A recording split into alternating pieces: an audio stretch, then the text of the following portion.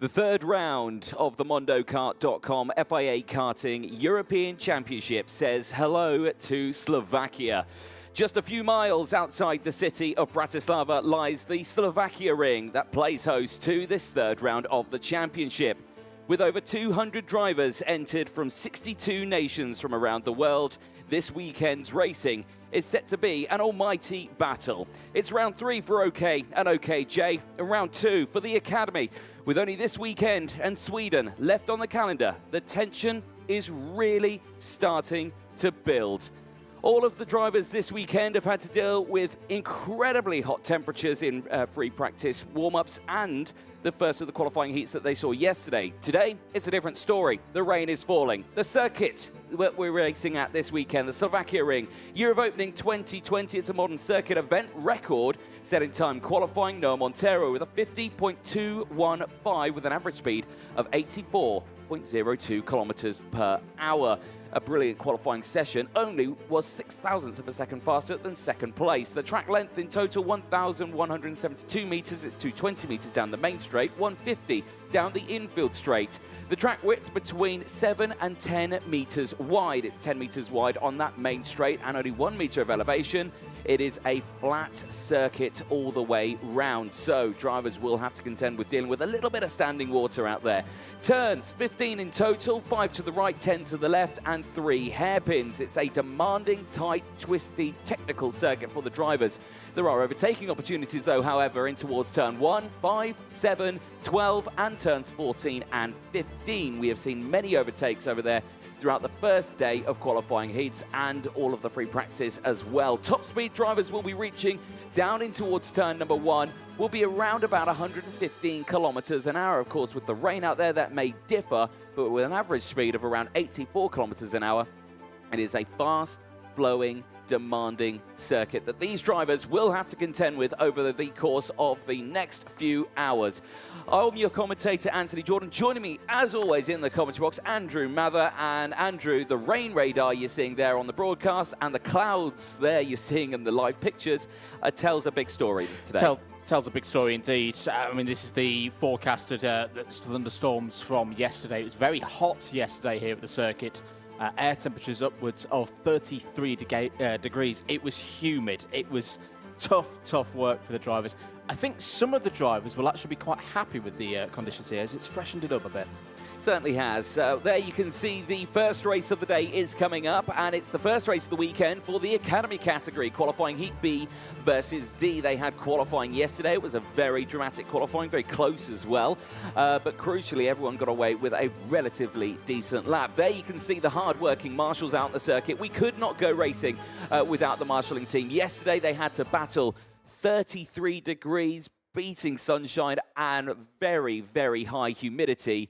Today, it is still quite humid. The temperature is still high. It's around 20 degrees. It's a lot cooler from yesterday.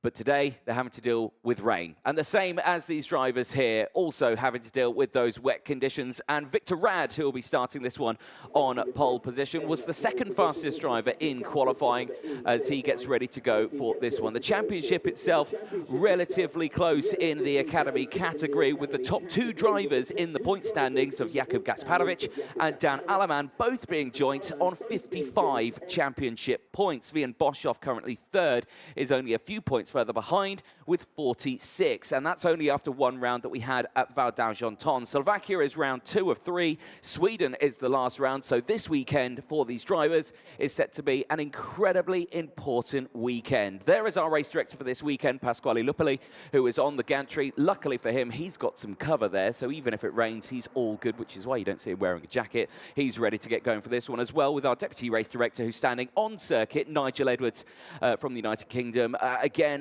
good eyes on track, and of course the 40 cameras that are around the circuit as well. These drivers are not going to get away with anything. Yeah, really expert team out there on circuits getting ready for this one. Green flag you can see there triggers the rollout for the formation lap for this first race of the day. Let's take you through the grid for the first heat in Academy. Victor Rad on pole position. Alongside him on the front row is Alex Pinera. Fausto Arnado and Fedor Neldikov start on the second row of the grid. On row 3, it's Japan's Simba Matoda and championship leader and home favourite Jakub Gasparovic. Rayan Darmadas has looked quick so far this weekend, starts on row 4 alongside Theodor Tobal. Eric Poulsen and Vian Boschov start on row 5. On row 6, it's Frederick Flood and Gebretsen and Ivan Simonova. Row 7 is Kasper Nisser from Denmark. Then it's the Czech Republic's Matis Vitva.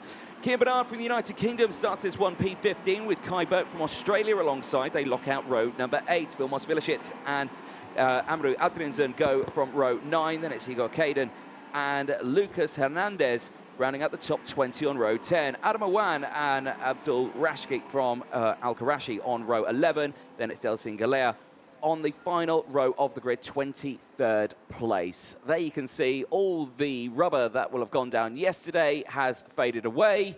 And there, unfortunately, being unceremoniously trying to get restarted is Amaru Adriansen.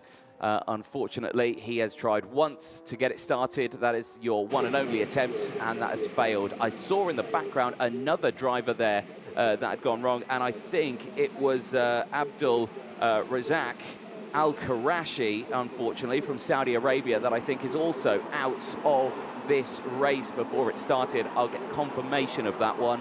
But yeah, I think it is those two. Now, that is a big shame.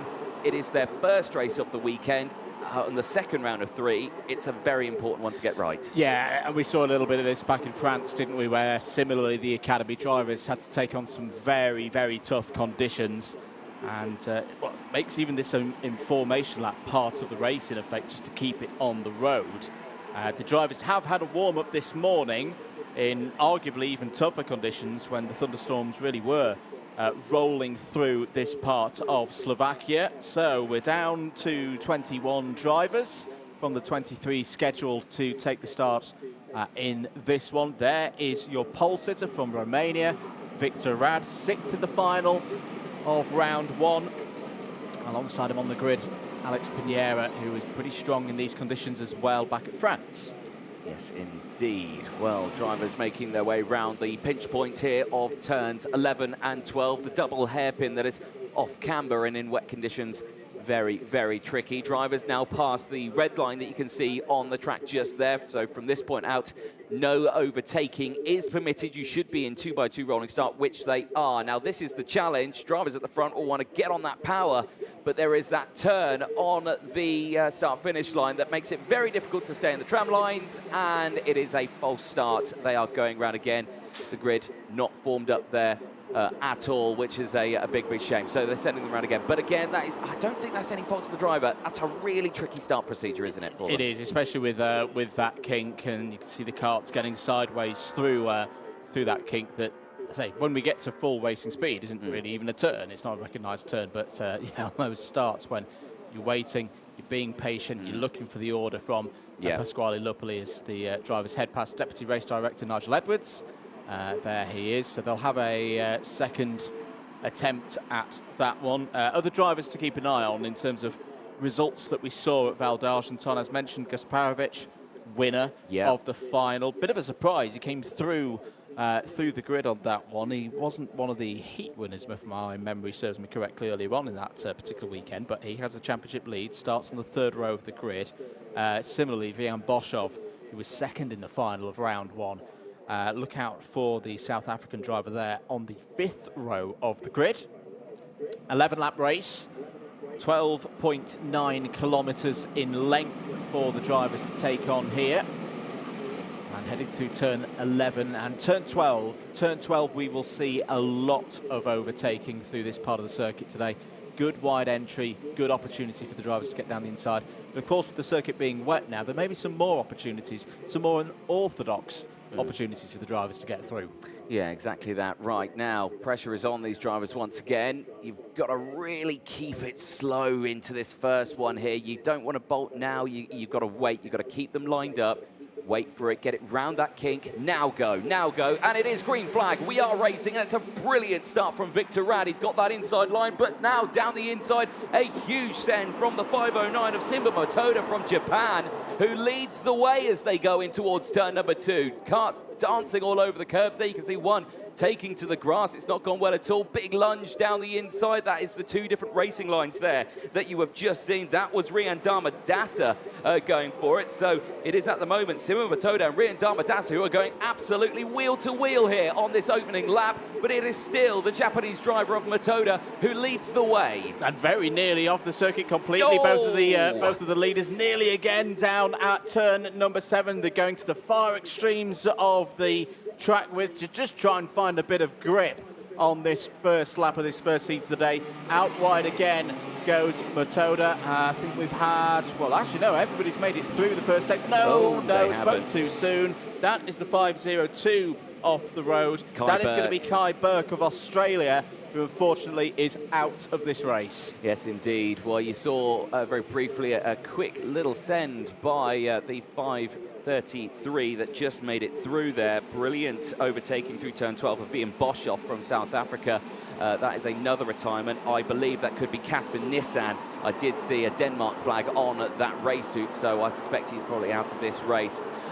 Racing lines going on. You're seeing very different racing lines here. You can see there, Simon Matoda on the inside line there. He tries to tuck back, and there you're seeing the wide outside line for Dharmadasa. So again, very different racing lines that we are seeing there between these drivers. But right now, it's just a case of they're all trying to find out where that traction is out on circuit. But Simon Matoda leads the way, 2.4 seconds clear from this second place battle. There, another different racing line down the inside. Eric Poulsen trying to find the traction on that inside, trying to grip that inside curb, but he lost the traction, it understeered off, and he can't get the power down at the corner. And we do know of this circuit as well from the pre-round, not with the Academy, but with the other categories here this weekend as well. This track does dry out pretty quickly once the rain has stopped, and if it has stopped, it's not heavy at the moment. Beautiful switchback there by Dharmadasa in this battle with Eric Poulsen. This is over third place. Poulsen goes for the inside line, but again, Dharmadasa again gets the switchback, gets that punch of the power off the corner, and retains that position as out. That was the kart, the 512. I think that might be Yvonne Simonova. She's fallen down the order in the 516, unfortunately. So again, testing conditions out there for these young drivers. Very difficult, but Simon Matoda seeming to take to it like a duck to water now. Fastest lap of the race, 1:10.6. Considerably faster, 2 seconds faster on that last lap than the rest of the field, leading the way. His gap is increasing sector by sector. Boshoff still there in third place, has got that clean air as well as down the inside. Big send from Kian Bernard, who's had a brilliant start to his race, up now 10 positions. He's fighting for P5. Well, Kian Bernard is used to these conditions, being from the United Kingdom. Had a bit of a challenge yesterday in the 33-degree heat.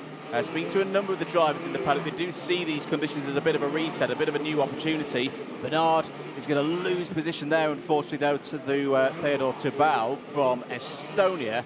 But that's some great progress from Bernard. Currently, the biggest mover in this race is up 10 positions.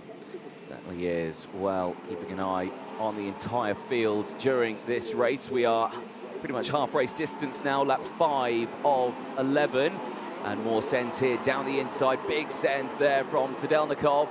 And trying to get past on Eric Poulsen. Poulsen's going to fight back, though, as they go side by side in towards the braking zone of turn 3. Poulsen back down the inside. They both take the same racing line. Trying to get a wheel down the inside. Not going to happen. Just can't get that power down. And that is where that outside wet racing line really pays off. I thought that was going to be carnage there.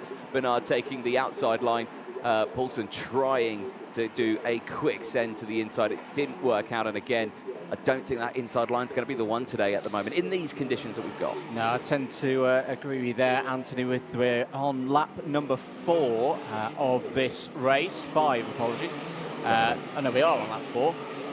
It's getting to the midway point of this race. The number 504 there Master Arnaldo from Argentina has got 7th place off of Fedor Sedelnikov. Look out for Vilmos Vilicic as well. The Hungarian driver is coming through the field. It's up into the top 10. Here's your race leader. 5 seconds clear now. This has been a brilliant drive from Simba Matoda. Yeah, absolutely superb. I mean, yeah, brilliant start. We saw at the start of that one, just the gap formed up straight down the inside of Victor Rad, who started this one on pole position. Now, Victor Rad has dropped down the order quite considerably. He's gone down to P15, so not worked out very well for him in this one. This is 2nd place. Vian Boshoff in the 5:33, also a driver who has had a superb start to the race. 8 positions gained. Clearly the drivers didn't have a good qualifying yesterday. Drivers who are really taking to these wet conditions, pulsing down the inside. A little bit row rusty there with Arnaldo there, trying to go wheel to wheel. A spin there, that is unfortunate for the 5:36.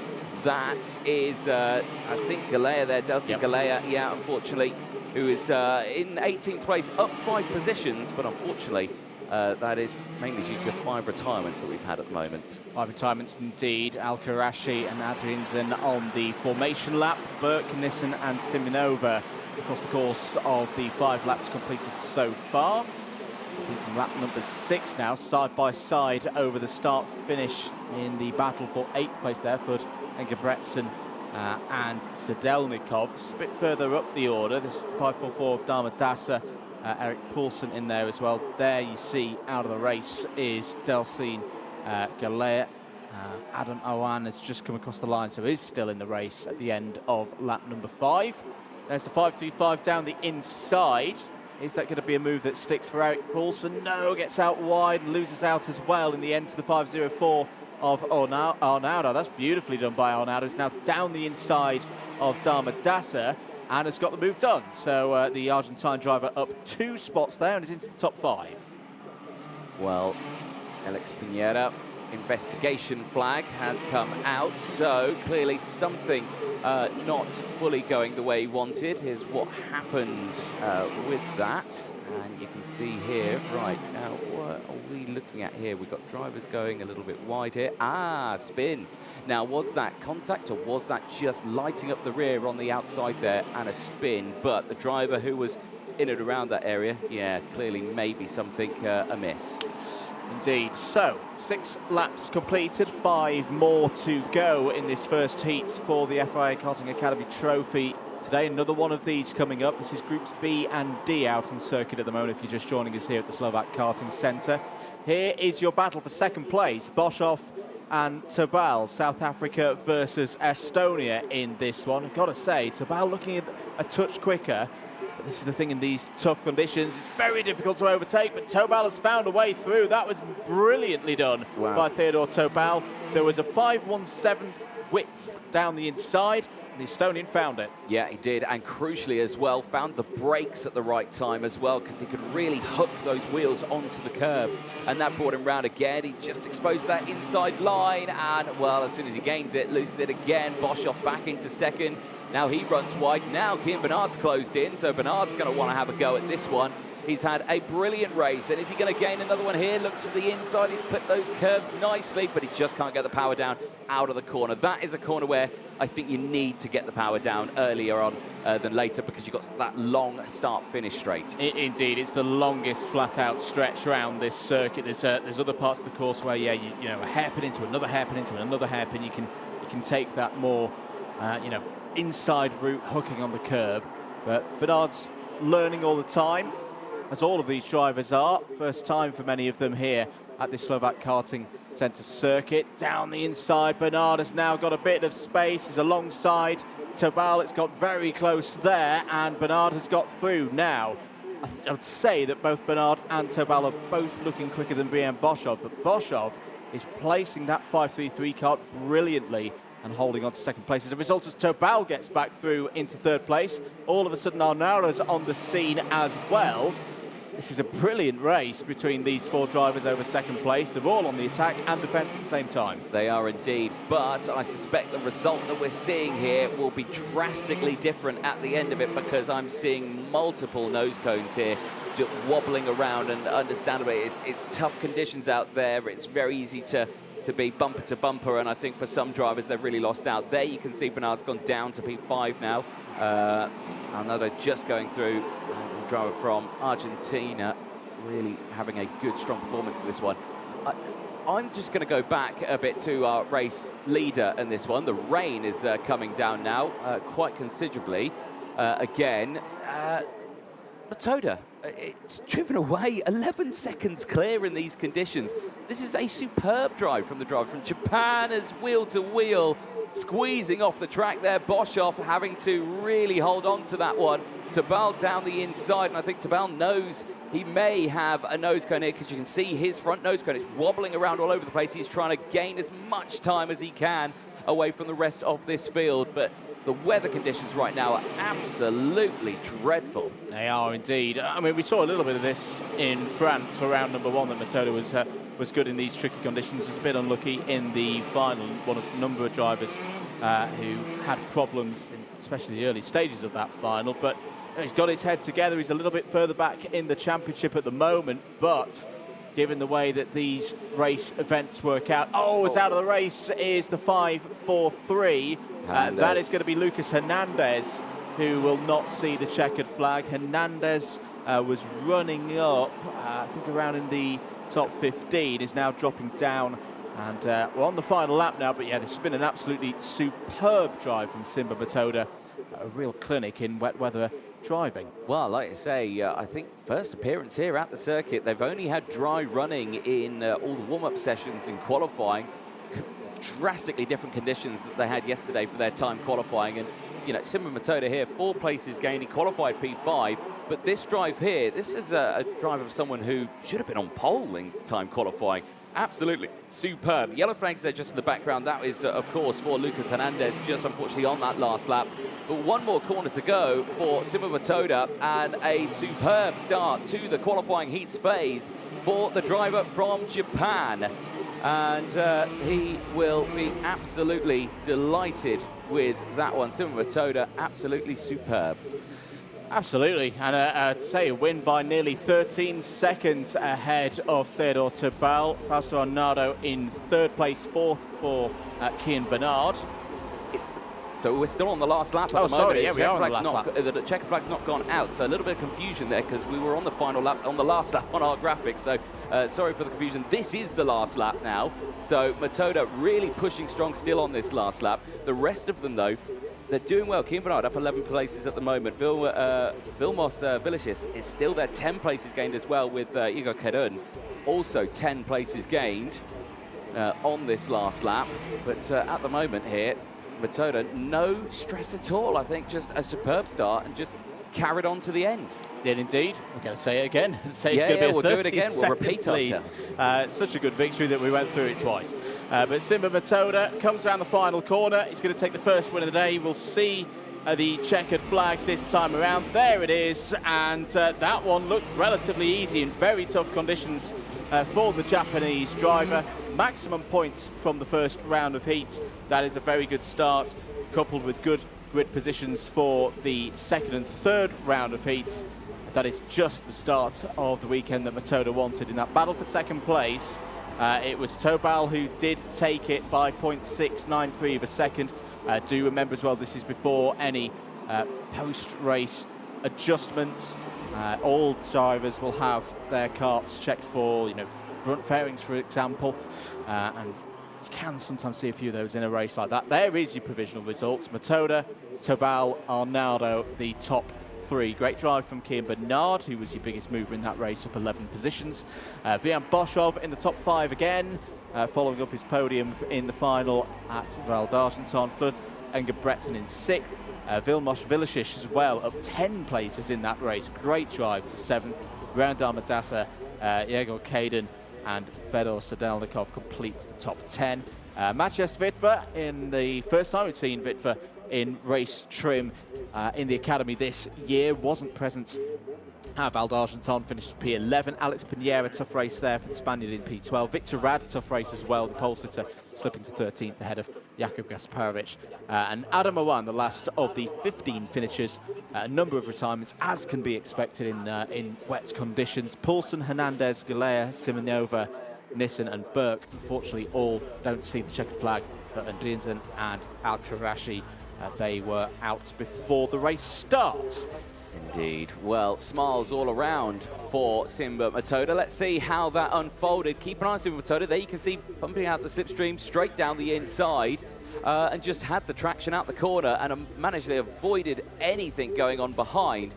So a brilliant start. I think in towards turn 2, that's where we saw drama. There you can see off the track. I think that was Victor Rad who really tumbled down the order at that point because he finished pretty far down into 13th place. That is not the start of the weekend the pole sitter would have wanted. No, this was the probably the closest moment for Matoda. Right out wide there, kicking up a little bit of dirt and grass, and Dharmadasa was out there as well. That was the end of the race for Kai Burke on lap 2. Unfortunately, the Australian would go no further.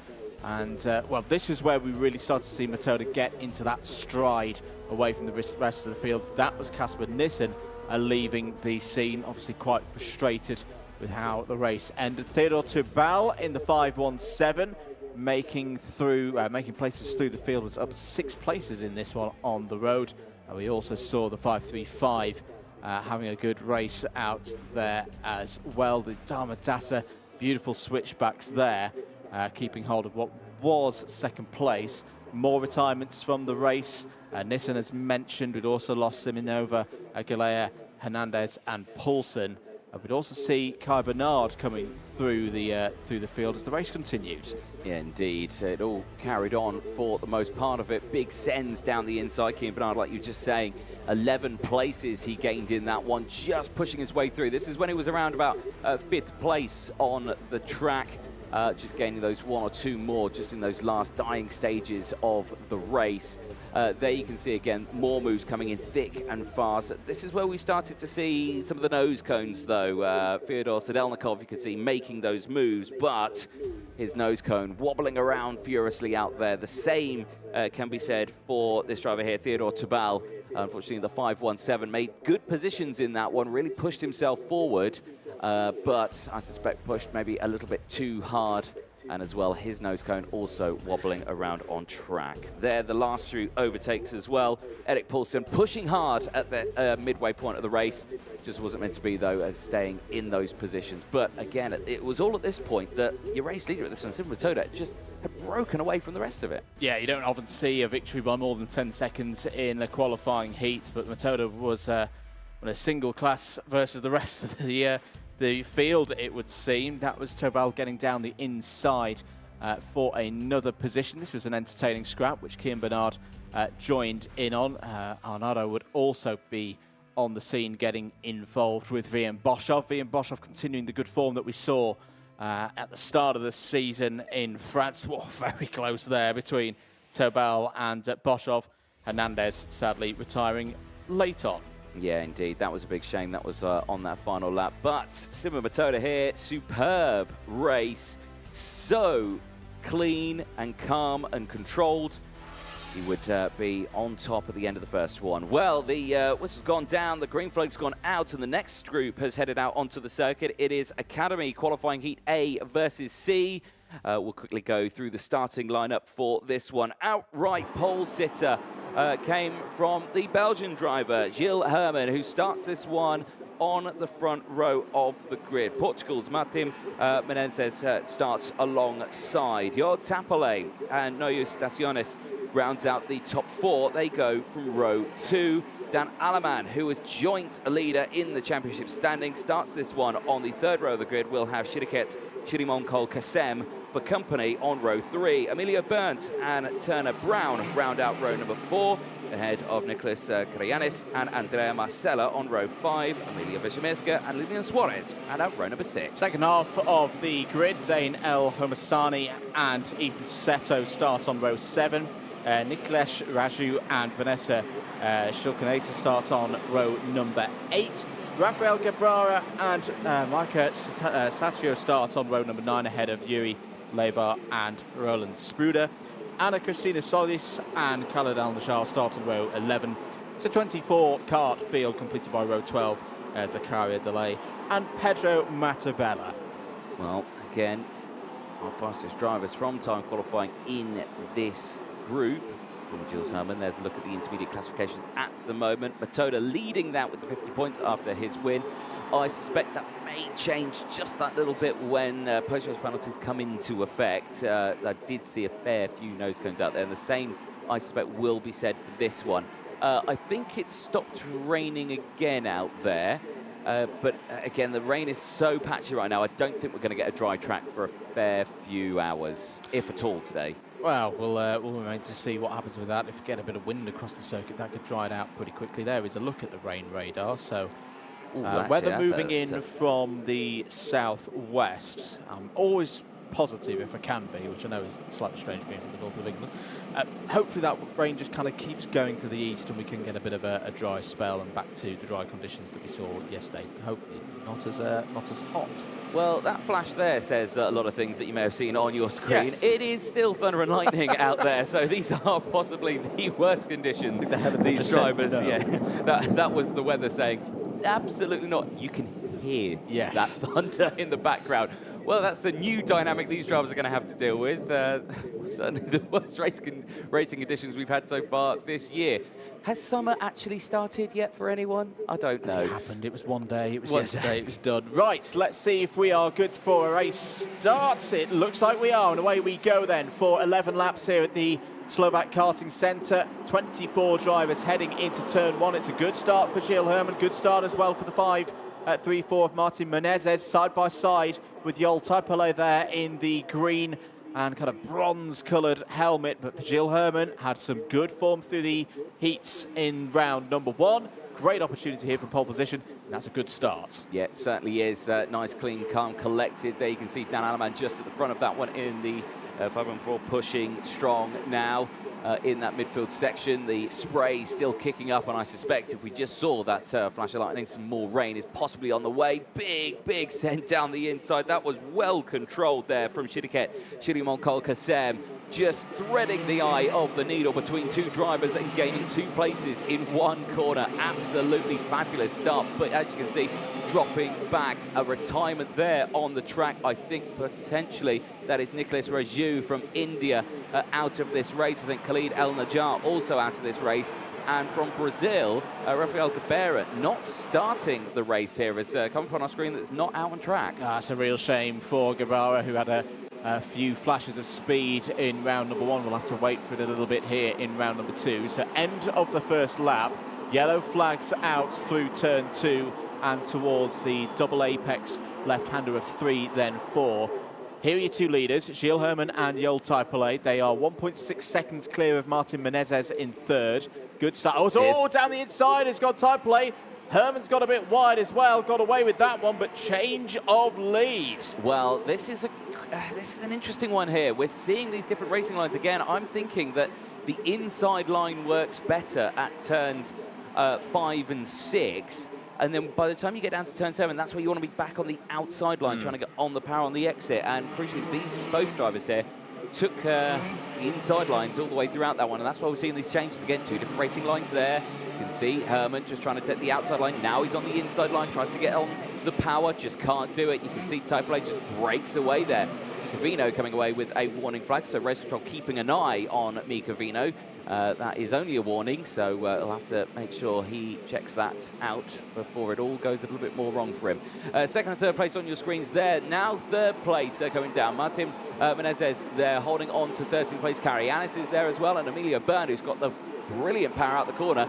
Very different racing line there. I don't think the outside line works too well there at turn 2, because you saw there already that Karayanis had just accelerated away while, Bernd was trying to slow down to get it on that outside line to squirt the power on the exit. It's a very dynamic racing line here in the wet conditions. And it keeps changing all the time whilst the rain continues to come down. You can see that, so I won't say dry line, but damp line as opposed to the full wet parts of the circuit.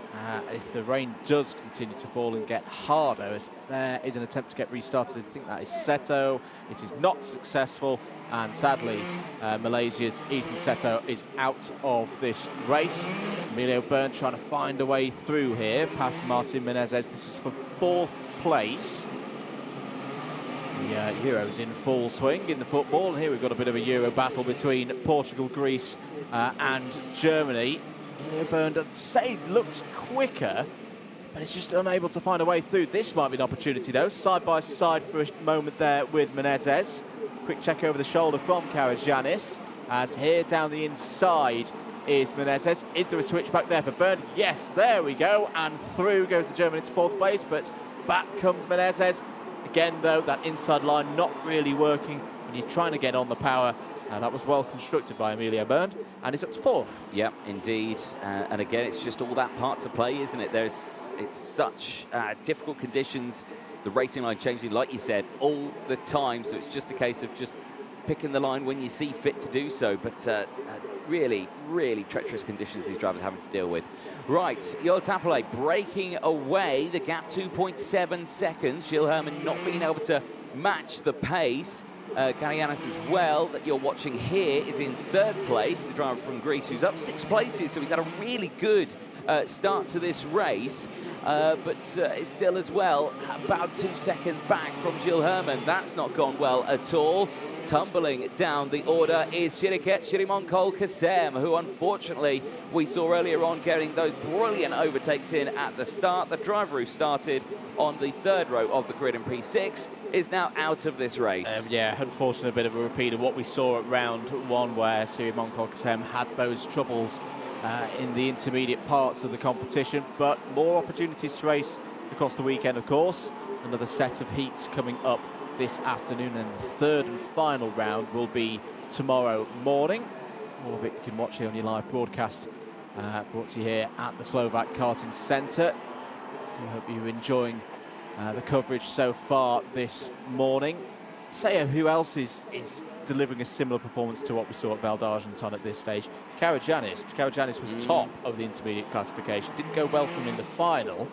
And, you know, but he's showing again that he knows how to construct these races. He's moved up through the field, a gain of 6. He's one of the biggest movers in this race. The biggest move in this race is Yuri Levar, up 9 places and into the top 10. Here is your race leader, Joel Tapole, who's gone purple through sectors 1 and 2, so showing that the track is getting a tiny bit quicker. Yeah, 1 minute 10.417 for the Finn there. That's a new fastest lap of the race. Certainly so, pushing hard in this race. Karajanis is closing in a little bit on Gilles Herman, but then also Emilio Byrne closing in on Karajanis as well. Tapole now with the fastest lap of the race. That clean air in front again, doing a pretty much carbon copy. That's what we saw there. Now, we were just talking about the biggest mover up there, Yuri Levar. Technical flag has just come out for Yuri Levar. Unfortunately, the driver from Slovakia, unfortunately, he was going to be dropping down the order there. That is a big, big shame for Yuri Levar. I think it's Slovenia, actually, I should say, who's dropping down the order. So big, big shock for him. Roland Sprud then will be now the highest driver, who is up also 9 places in P11. As we keep an eye on this battle here, Emilio Byrne closing in. This is the battle for 3rd place. Karajanis, despite his good start here, is starting to get caught up in the drive behind. Yeah, and Emilio Byrne has looked good. He's looked racy so far in this one. Still got a good number of laps to go. We're on lap number 6 of 11 into turns 14 and then 15. That tightening, that second apex considered turn 15. Over start finish once again. Spray being kicked up, showing that the precipitation keeps coming down to the sky. That was a bit of a wild moment for Emilio Byrne, but he made it work. Trying to find the grip out there off the normal racing lines. An investigation flag for the 545 with Ethan Seto.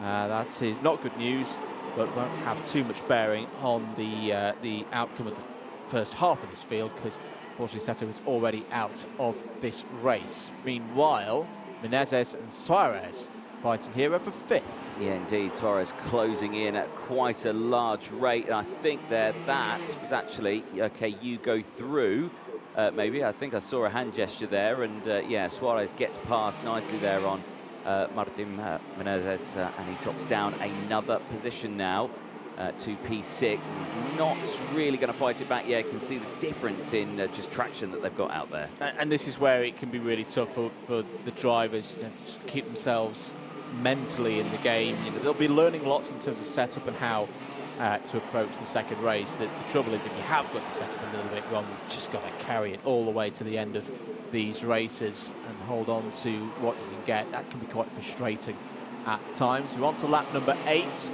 The old Typola's lead is 7 seconds. Well, he's seeing what Simba Matoda did in the first race and looking to get an even bigger lead in the second heat here. They would, at the moment, both be on 50 points at the end of the first round. That's a nice move. That's the 5:03 of Nojus Stasionis, the Lithuanian, going through and up into 6th place. Yep, again, hooking at those wheels on that inside curb just to kind of drag that kart round. Worked out very nicely. Now again under pressure, and is going to try and fight back here on this one. Can't get the line on the outside, has to try and sweep back through. And again, I think he will have to settle now for that position. Drops down to P7. Dan Aleman just behind now as well. We'll have Turner Brown from America. In fact, they've actually just swapped positions themselves. Turner Brown has got up into P8 now. So they're pushing strong still just in the background. Those dark clouds looming once again. I suspect we're going to get another dash of rain in a few moments' time on the green. In fact, actually, I think I can see it's actually now starting to fall. So that track and that dry line will be disappearing relatively quickly. And again, I'm going to repeat what you said earlier. It's not a dry line. It's a damp line. It's a damp line compared to the saturated line that's off the racing line. We're on lap number 9 of 11 at the moment, and certainly for our drivers here, Chapellet, it's a carbon copy of what we saw from Simba Matoda earlier on. At the front, clear track, it's just able to drive away here. And if the conditions do stay like this across the course of the day, that's going to be a battle to look forward to later on in the competition when Typollet and Matoda meet. Back once again with the battle for 3rd place, and Emilio Burns got down the inside. He's going to have the run into turn number 10. There's nothing that Karagiannis can do about that. Is there an opportunity for a reply into turn 11? No, that is burnt up to 3rd. Yep, certainly is. And again, well-timed maneuver there, not pushing too hard and really calculating the power that he puts down as well. That is the interesting one there, because you're seeing if you put the power down too much, it just, you know, the back end steps out too much, and then you can make a little bit of contact here or there, but you're not seeing that. Right, we go on to lap 10 now of 11. This is the final lap that we are on. The rain is tumbling down by quite some way, and, well, Tapole still controls this race. 7.4 seconds clear from this battle here was Gilles Herman, who's also another few seconds further up the order. But Emilio Burnt there, Karagiannis there as well. But let's just see what we do in this sort of stage here. So it's just treacherous conditions that these drivers are having to face. And I know they're wearing the wetsuits there, the OMP wetsuits that they get provided. I guarantee that they're only good for maybe a few laps, and then they might start to leak water a bit. Yeah, for a few laps and light rain, not heavy rain, not deluge rain. I've felt the pain of this, having driven many a lap in the UK in similar conditions to this. Typollet is going to come round, complete lap number 10. The lead at the moment stands at 7.1 seconds. I mean, particularly now, look at how the rain is lashing really down. That damp line that we were talking about, that's gone, well and truly gone. And the drivers will do very well to get round what is now the final lap. We're on to lap number 11. The old Typollet is holding that lead. Got to give it to Gilles Herman as well. The pace that Herman's got at the moment is pretty much the same as the race leader, and is due to get a good haul of points from this one. All of these drivers are doing fantastically to continue round in what are atrocious conditions here in Slovakia. No other changes of position in that top 10. Roland Spruder is still your biggest mover in this race. Vanessa Schulkaneto as well has also got up 5 places into 11th. A testament to the skill of the drivers here, all selected by their ASNs, of course. the old Type 8, he's done Finland proud with this drive into the final couple of corners. It's going to take race victory. Certainly is. Those wet tyres have certainly proved to be very important in this race, and a big wiggle across the line there for your Type 8. Just to confirm, I've got that win. I think just clip that curb on the inside there. That could have been disaster on the finish line. Gilles Herman crosses the line to finish in second place, some 7.5 seconds further down the road. Emilio Bern from Germany finishes in P3, up 4 places ahead of Nicholas Karianis, finishing in P4 at 5 places. Leon Suarez, 7 places gained, rounds out the top 5. And off the track on the last lap, who is that's gone right? Is that, no, it would be Yuri Levar. I think it may be Roland Sprut, unfortunately, who is tumbling down the order now on this last lap. I think he's going to miss out on that checkered flag. That is a huge shame. Yeah, it is indeed, and yeah, another driver fortunately made a lot of positions early on, but not quite able to convert through to the end. There's the rest of your provisional results with 17 drivers there on the lead lap, but it's a win for the old Type 8. Goes to the top of the intermediate classification alongside Matoda. Actually has the advantage at the moment, because then when there is a tie break on the points in an IC standing, we go back to the time qualifying performance. Type 8 is slightly better than Matoda. So he gets the advantage there. Let's have a look at the starts. Herman from pole position into turn 1. You can see that just there how much we didn't have standing water at the very start of the race. There's a good scrap in the early stages. Herman holding on to the lead. The 534 Menezes going side by side with Type 8. That was the first point at which we saw the performance level from Type 8 getting back down the inside and overtaking Menezes. By the time they got to turn number 3, the driver to keep an eye on in this one was the German Emilio Bern in the bright orange, white and black helmet there. Would come through the field. Fortunately early on though, Anthony would lose a couple of drivers, including Khaled Al-Najjar and Nicolas Raju. Yeah, indeed. Not the start they would have wanted. The same said for Rafael Guevara, unfortunately not starting the race either, so shame on that one. Just getting squeezed out wide there. That was Andrea Marcella just trying to find the traction, but unfortunately drivers sending it down the inside. Nowhere to go and just unable to get that power down. There, the moves coming in thick and fast from Dan Aleman. He would later tumble down, though, down 4 positions at the start of that race. That was the first change and the only change of the lead. Down the inside, Joel Tapale and the dying stages of the race, really getting that move done in the early stages as well. Unfortunately, the retirement, Ethan Setu not able to get it restarted. The back of the kart stepping out, engine stalling, get that restart, unfortunately didn't go his way. Emilio Bern making his way through the field as well. Superb drive for him. You can see on the outside here, you got the send down the inside there from the others as well. That was Martin Menendez trying to get the moves done. Unfortunately, that line not working out for him, puts himself under pressure.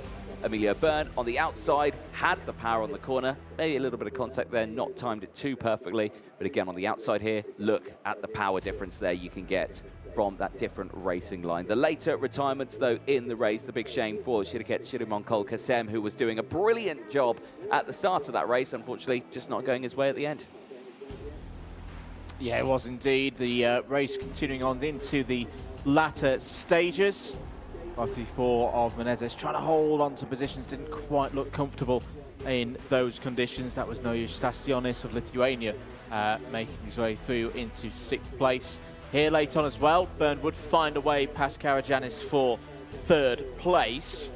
And good value there for that 3rd place for the German. That would be a gain of 4, but it was Joel Typelay's race to nearly lose there on the last corner as the rain really teamed down in the last lap and a half to turn the Slovak Karting Center track into more of a powerboat lake as we speak at this moment. But Joel Typelay took the race win, 7.6 seconds ahead of Gilles Herman, 3rd for Emilio Bern. There is a quick look into the pre-grid area, a very wet pre-grid area as we get ready for the next race, Anthony.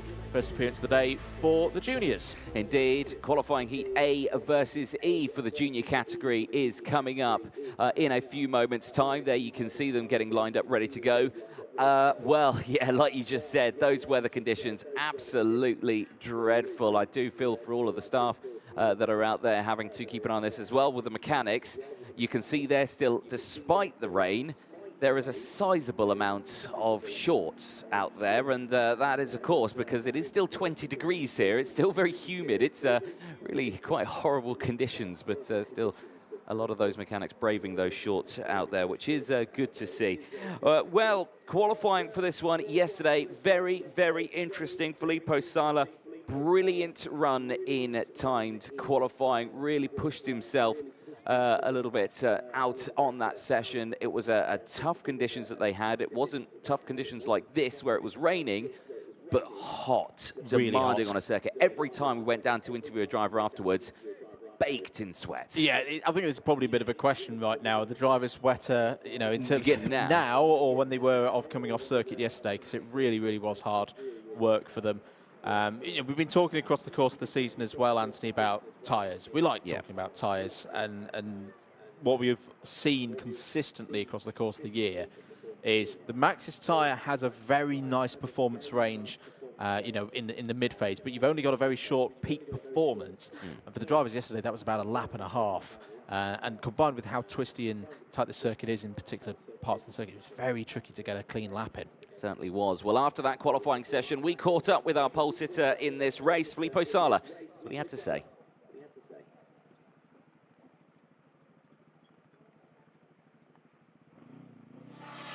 Well, qualifying practice Group 1 for round 3 of the FIA Karting European Championship is done in OK Junior. Filippo Sala, fastest in group. Congratulations. That must have been tricky, given how hot it is right now. Yeah, now it's so hot. It was so close compared to the other. The first lap was our best. Strange compared to the other week. Like, always is the second lap the best one. But I'm very happy about our result, and let's do again in the heat. Cool. Well, congratulations. Well done, and we'll see how you can do in those qualifying heats. Yeah, I hope it will be good.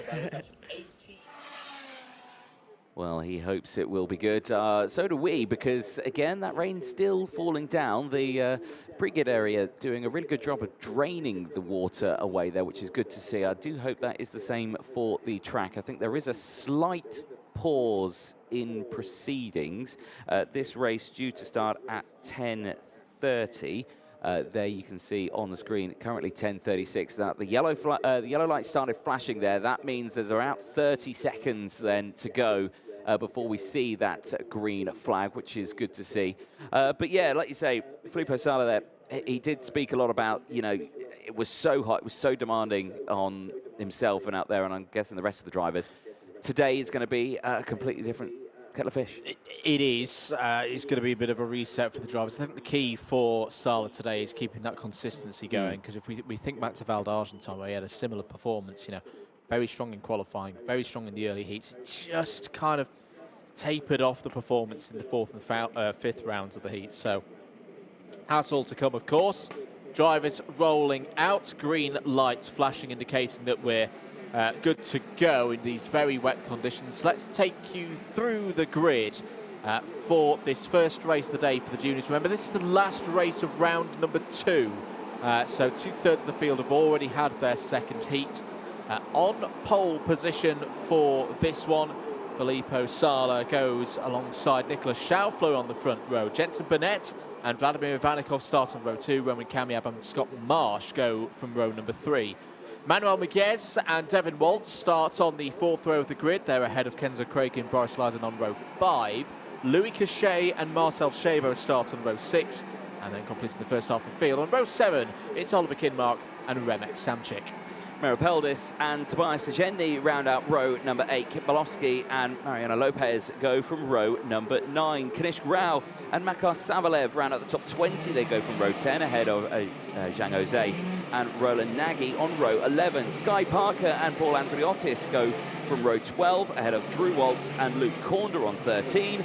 Then it's Mats van Rooyen and Martin Tock on row 14, with Francois Cadal rounding out the 29 kart grid in this race on that CRG. Well, all the drivers now having to, well, find out what's the best racing line. My suggestion, kayak.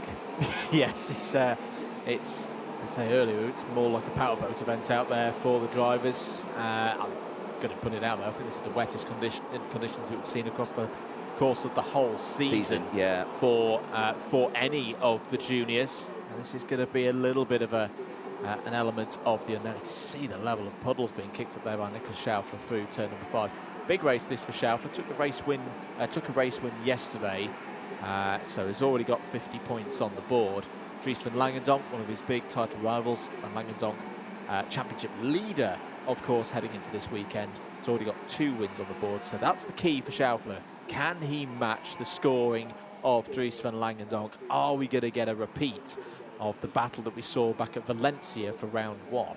Yeah, certainly so. Look at the intermediate classifications there. Dries van Langendonk leading it at the moment, the only driver to get those 2 wins out of 2 in the class, but doing exactly what he needs to do. We'll see him out later today. He's already had his 2 qualifying heats of the weekend so far. These drivers have not, and we are going to see a crucial one here. Filippo Sala is yet to win a qualifying heat this weekend. He came second in his first one yesterday. Nicholas Schaufler, though, who starts alongside, did win his first qualifying heat. So Filippo Sala really needing to beat Schaufler on this one, because Schaufler could be another driver who could break away from the rest of the field in the intermediate classification. Drivers slowed down and getting ready to go in here. Now Schaufler's got his hand up. He's not happy to go, and they are going to go round again. So not a clean start this time around, and the first full start for the junior category. Well, they make their way around again. I can imagine that's just,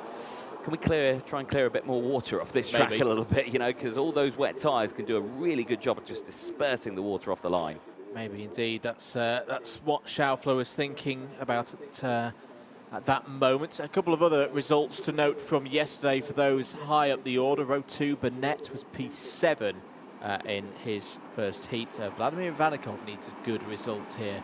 Anthony has had a disqualification from the first round of heats. Roman Kamyab, lead driver in the championship for those running out of the Ricky Flynn Motorsport awning, of course. Was 3rd yesterday in his first race. Starts this one on row 3 alongside Scott Marsh, who was very impressive in his first heat. Really fast starts for Tony Kart Works team driver. In the end was classified 5th.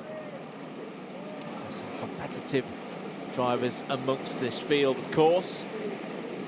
Through turn number 11. It does seem the rain's quite clearly still coming down, but it has got a little bit brighter out there, so hopefully that was the worst. Oh dear, as out of the race already before we've even begun. That is the 267 of Roland Nagy, the Hungarian who's due to start on row 11. Yeah, that is a big shame. So Zhang Jose from China will be on his own on that 11th row of the grid, so I need to be careful to make sure he leaves that gap. Right. Drivers again into the tram lines. This looks a little bit better. We wait for the lights to go green, and they do go green. We are racing down towards turn 1. Brilliant start from the 263, just slamming that door closed from Roman Kamyab, denying Schaufler to get the move. But despite that, Schaufler leads the way. Look at that. That is a superb start. He was all down in about P4 as he got the door slammed closed on him. And amazingly, he found the gap and he's got through into the lead. That is a superb start. A spin in the mid-pack, though, and everyone will have to avoid the contact here. It's 2 of the drivers there. I think that's Louis Cochet, who's one of them, and the 228 of Devin Waltz from America involved as well. And that has not gone well at all. Just getting kicked up there with drivers going onto the grass, but so much spray these drivers are having to deal with. But it's Schaufler who leads the way. Filippo Sala in 2nd place. And it is the fusion kart of, I think, the 237 of Jensen Burnett from Canada. They're in 3rd. Yeah, it's a busy track. It's a busy time for the drivers. I think it was Merrill Peldes running out wide as there's a problem for the 282. I think it was that one of the energy coursers in trouble. Yes, it was Makar Savalev who started this race 20th on the grid. Is out on lap number 1, or definitely in terms of contention. Also out the 266 and the 285. That's Kanish Ground, the 285, who started on the 10th row of the grid. The 266 of Sky Parker. So 2 Britons out of the race in the early stages of this one. I think the key for Schaufler there is he didn't fully attack turn 1, and with good reason. He wanted to make sure he had a good exit to break away from everything else that was going on behind him. It's very effective indeed. Change for 3rd. Scott Marsh has got through past Jensen Burnett, so it's another fast start from Scott Marsh for Tony Karts here into turn number 7. Can we see some more progress from Marsh? Will be looking to improve on his 5th place from yesterday. Yeah, and he has impressed this weekend, really come out of his shell, and he's really pushed forward on this. So clearly a fan of the very challenging conditions that they've had so far this weekend, but all going well. Kenzo Craigie up to P5. I think Roman Kamyab may have had an issue on that lap. He is tumbling down the order. What has happened to Roman Kamyab? And that is what's happened to Kamyab. He's stalled. Was it a spin? Was it contact? We're not too sure, but he's pushed it off the circuit. He is out of this race, and well, never a nice feeling. That's a real shame for Roman Kamyab. It's, of course, not the end of his weekend, but yeah, I just wanted to follow up the 3rd from yesterday. That is going to be somewhere around in the mid-20s in terms of final classification position in this race, and the points with it. I'll tell you who else is coming through the field. Kit Bolowski had a quick sight of him there. The 247 has gained 10 spots so far in this race. Likewise, Jan Jose has got up to 11th. Drew Waltz was up to 13th, but has just lost that spot to Mats van Rooyen. Mats van Rooyen was very quick in warm-up this morning in similarly treacherous conditions. Keep an eye out for the Dutch driver in the 213. Has gained 14 places so far in this race, and we've still got a long way to go. That kart is going along very, very nicely indeed. The CRG quite clearly liking these wet conditions. Certainly is. Well, we'll keep an eye on this race. It progresses. Again, I don't want to say it stopped raining, but it might just be a lot of spray that's kicking up. Is Sala closing in the gap? 0.6 of a second. A little bit on that last lap, actually. 0.3 faster was Filippo Sala. Purple sector 1, personal best sector 2, a little bit slower in sector 3, but was quite a bit faster than Nicolas Schaufler on that last lap. So potentially we could have a fight here on our hands. I don't think Schaufler's safe yet. I don't think he is. I think the problem for Sala, though, is if he catches, where does he get through? Because Schaufler, again, is making sure that all of his corner exits are very, very strong.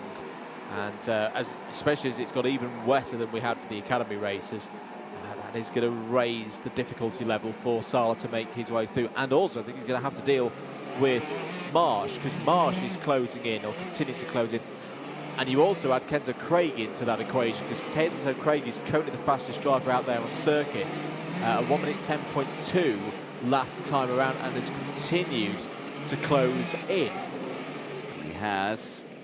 All 3 of these really starting to concertina up, and like I say there, Craigie closing in as well. Burnett's still there in P5, and Bolowski for company. Miguez inspired as well. There's Chenny in 8th place, Cebu in 9th, Boris Lyson rounding out the top 10 right now. This is Bolowski, who is up 11 places in this race, and the same can be said for a handful of other people as well. Tobias Chenny, 8 positions gained. Zhang Jose, 10 places. Matt van Rooyen, 15 places gained in this race. He's just outside the top 10 in P12. Yeah, it's continuing that progress that we spotted earlier on. Is in the 1 minute 10s, the mid 1 minute 10s. All the other drivers around the 213 at the moment are in the 1 minute 11s and 1 minute 12s. Back with the battle at the front of the order, though, here on lap number 5. 4 laps completed so far. No change. Still Schaufler ahead of Sala, ahead of Marsh, ahead of Craigie. But it is closing up. I do think the rain has at least dropped in terms of intensity level. Whether it's stopped is another question. You are starting to see that damp line come back, again demonstrating that this place can dry out pretty quickly if the, well, not there on the pit straight, there's a lot of water as through goes Craigie. What a move round the outside of Scott Marsh. Craigie's got a lot of pace here. And that, I think, was more confidence on the brakes there in towards turn 1. I think Marsh was really early on the anchors there. And, yeah, just Craigie sailing past on the start-finish straight. So, clearly, Marsh thinking, right, maybe I'll follow you, because you've caught up in these conditions, so you know a good racing line around here. Let's see what you're doing. And is he going to copy his racing line? Yes, a little bit late on the brakes there was Marsh. I think they came really close together. So, actually, Marsh seems to be a little bit more comfortable in this latter stage of the lap. maybe Craigie just a bit more confident down in towards turn number 2. We are on lap number 6 at the moment, and still Schaufler leads the way. 1.2 seconds. Sala, despite his best efforts of trying to close in earlier on, that gap has opened up quite some bit now. Good information to receive from the officials in terms of detail. Drew Waltz is under investigation. You'll see that come up on your screen. You've also just seen as well Mats van Rooyen is now under investigation. So no more defined news apart from that, but we'll keep an eye on that. There's a few drivers who have received some attention from race control and other officials. There is the 205 of Felipe Sala, who doesn't seem to be making much impression on Nicolas Schaufler at the moment. Schaufler's just gone and dropped to purple sector number 1 in, and I think he's found his rhythm now. He's just found 3 or 4 tenths through that first sector alone. The challenge for Kenzo Craigie now is going to be, can he find a way through? He did take a heat win in the pre-round here at the Slovakia Karting Center in wet conditions. Not quite as wet as this, but it does have a good feel around this circuit when grip is at a premium. In fact, Craigie's just gone purple through sector number 2. And he's right on the rear bumper. He's right on the rear bumper now, Sala. This is where he found the move past Scott Marsh a few laps ago. Can Craigie get a good exit? Can he draw up alongside? He's having a think about it down into turn 1, but Sala's able to hold on to second for now. Yeah, I think Craigie's just established that, well, okay, Filippo Sala is about the same on the brakes in towards turn 1 as I am, so wasn't able to get past under braking there. A slightly tighter racing line, trying to get his nose down the inside, but again, the power from that outside wet racing line playing strong on the exit. Contact there between the two of them, nothing major, all still fine. Another look to the inside here, though. Sala's going to keep the door relatively closed. Craigie goes down the inside and moves up now into P2. That is nicely done from both drivers there. A nice defensive line, but it just wasn't enough from Sala. And now Craigie, with a few laps left to go, do you reckon he could close a 1.6 second gap? Well, I think we're going to find out in the next lap or so. That was good racing. It was good racing, full stop between Craigie and Sala. Fair as well. The key right now is Craigie's looking so composed and so balanced on the brakes. Watching here into turn number 1. Let's see if he can close in. There is your race leader, Nicolas Schaufler. 2.2 seconds clear now. 1 minute 9.734 for Schaufler last time around. Craigie, of course, a little bit delayed. He was making that overtake on Sala for second place. The track is getting quicker and quicker, I'd say. I've just seen that Louis Cachet has gone purple through sector number 1. Unfortunately for Louis Cachet, he's down in 21st position at the moment. We're on lap number 9. Well, through the first sector, half a tenth taken out by Craigie. The trouble is he needs more full tenths, 2 tenths, 3 tenths a sector to realistically have a chance of pulling Schaufler in here.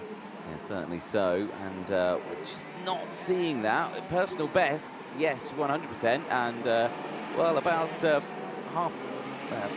tenths faster. Oh no, actually, tell a lie. 5 hundredths of a second faster than Schaufler just ahead. Just not able to get that power down. Rain still falling. Drier line forming. Again, the drivers are doing such a good job of clearing that water. They're doing so, but I suspect when this race is over and we wait for the next race, that line will go again and the water will cover the circuit.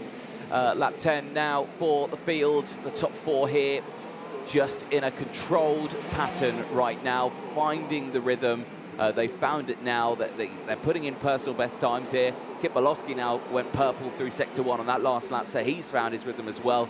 12 places came for Kip Bolowski in this race, who currently sits in P5. This was that overtake again for second place. Craigie down the inside on Sala, and again just was able to hook it on that inside curb, get that pass in, and because Sala had taken a similar inside line, he was also not able to get that power down to try and get a resend down the inside in towards turn 9. Yeah, I'd say really good placement of their karts, both by Sala and by Craigie. Scott Marsh is still there. At the moment he's on to beat his 5th place from yesterday's first round of heats.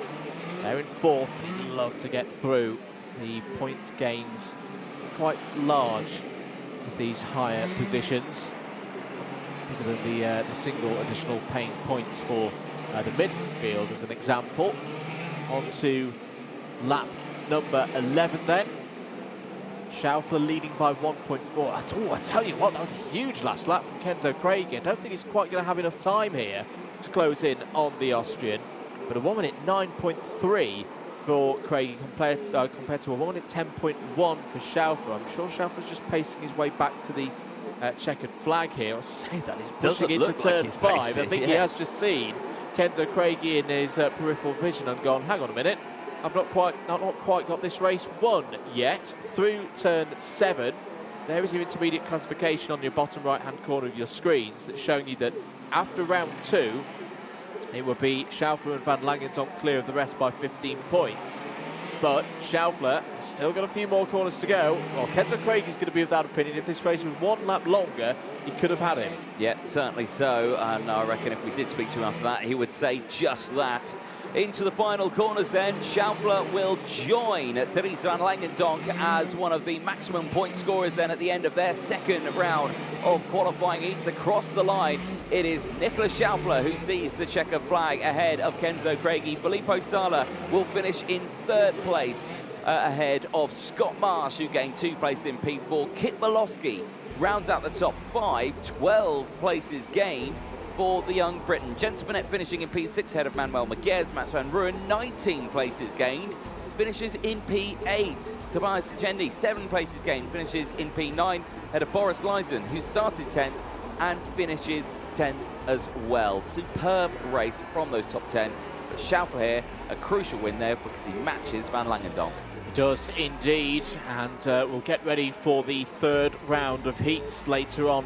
In the later parts of the morning and the early afternoon. There's your provisional results. Oliver Kinmark P11, Vladimir Ivanikov P12 ahead of Marcel Szabo and Drew Waltz. Completed the top 15 was Luke Cornder, who's just behind Drew Waltz there. Luke Cornder P16, Paul Andriotis, Meryl Peldes, Mariano Lopez, all in the top 20, completed by Remy Samchik. Louis Cachet with that first lap spin finishes P31 ahead of Martin Toth, the last of those on the lead laps in the checkered flag there retirements for Kamyab, Devin Waltz, Kanish Grau, Makar Sevelev, Roland Nagy, Sky Parker and Francois Cadal. Certainly indeed. Well, those drivers make their way back to Parc Fermé. They get weighed up there. Nicolas Schaufler for DPK Racing just getting off the scale there, and I can imagine calm, collected, but not, I would say, 100% satisfied, knowing the fact that Craigie was able to close in at such a fast rate. No, because he's such a competitive driver that he will be thinking about that. But I think the main thing to focus on there, job done. He's tied the point situation with Dries Van Langendonk. And we go back to the very start as well and say he didn't fully attack the start, but that outside line and the shoot off there, look at that, through the middle. Timed. Talk about threading the needle. That was between Burnett and Sala. That's what put Schaufler into the lead of this race. He didn't look back from there. I think that move worthy of getting into the lead. This one, though, not the same, however, unfortunately, for the drivers in the mid-pack there for Devin Waltz coming into contact with Louis Cochet. Cochet, though, able to get restarted. He kept going in that race, but he did finish in P21, some down 10 places. Drivers getting squeezed out wide on the exit of turn number 6. Then, unfortunately, the two Brits getting tangled up with each other there. Sky Parker, unfortunately, just getting involved with, I think it was Kanish Rao in the early stages of the race. Both of them out of the race. Scott Marsh had another bright start, getting past Jensen Burnett there for 3rd place on lap number 2.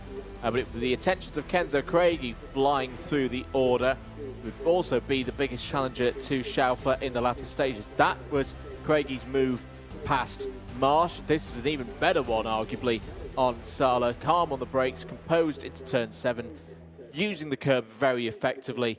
Craigie would push on to finish P2 behind Schaufler. Schaufler moves to a perfect score of 100 after 2 rounds of heats for all of the juniors. He's one of 2 drivers who is unbeaten so far today. And still later up today, of course, is the battle between Schaufler and Van Langendonk when they inevitably meet out there on circuit. Next race, though, Anthony, first appearance of the day, and this is a race I've been looking forward to, well, pretty much since we checked out yesterday. It's an A versus E race in the seniors in OK, but this is an absolutely stacked grid. It certainly is. Noah Montero, pole position, qualifying winner yesterday as well. Also having a really good run. But yeah, you got Jimmy Elias, who won on track here in the pre-round, but nose cone penalty for him, didn't get the win. That actually went to Joe Turney, who is also in this race. He's P6. Matthias Morgato, former world champion, there. Second row of the grid, P4. Kai Rillarts, who did really good yesterday. He took a race win. But, of course, in time qualifying, it was this man here. Noah Montero, fastest overall, is what he had to say. Well, qualifying Group 2 for the senior OK category done here at Slovakia. Noah Montero, fastest in group and fastest overall as well by a staggering 6/10 of a second, or 6/1000 of a second. I'll get it right the third time. Incredibly close time. Talk us around the lap.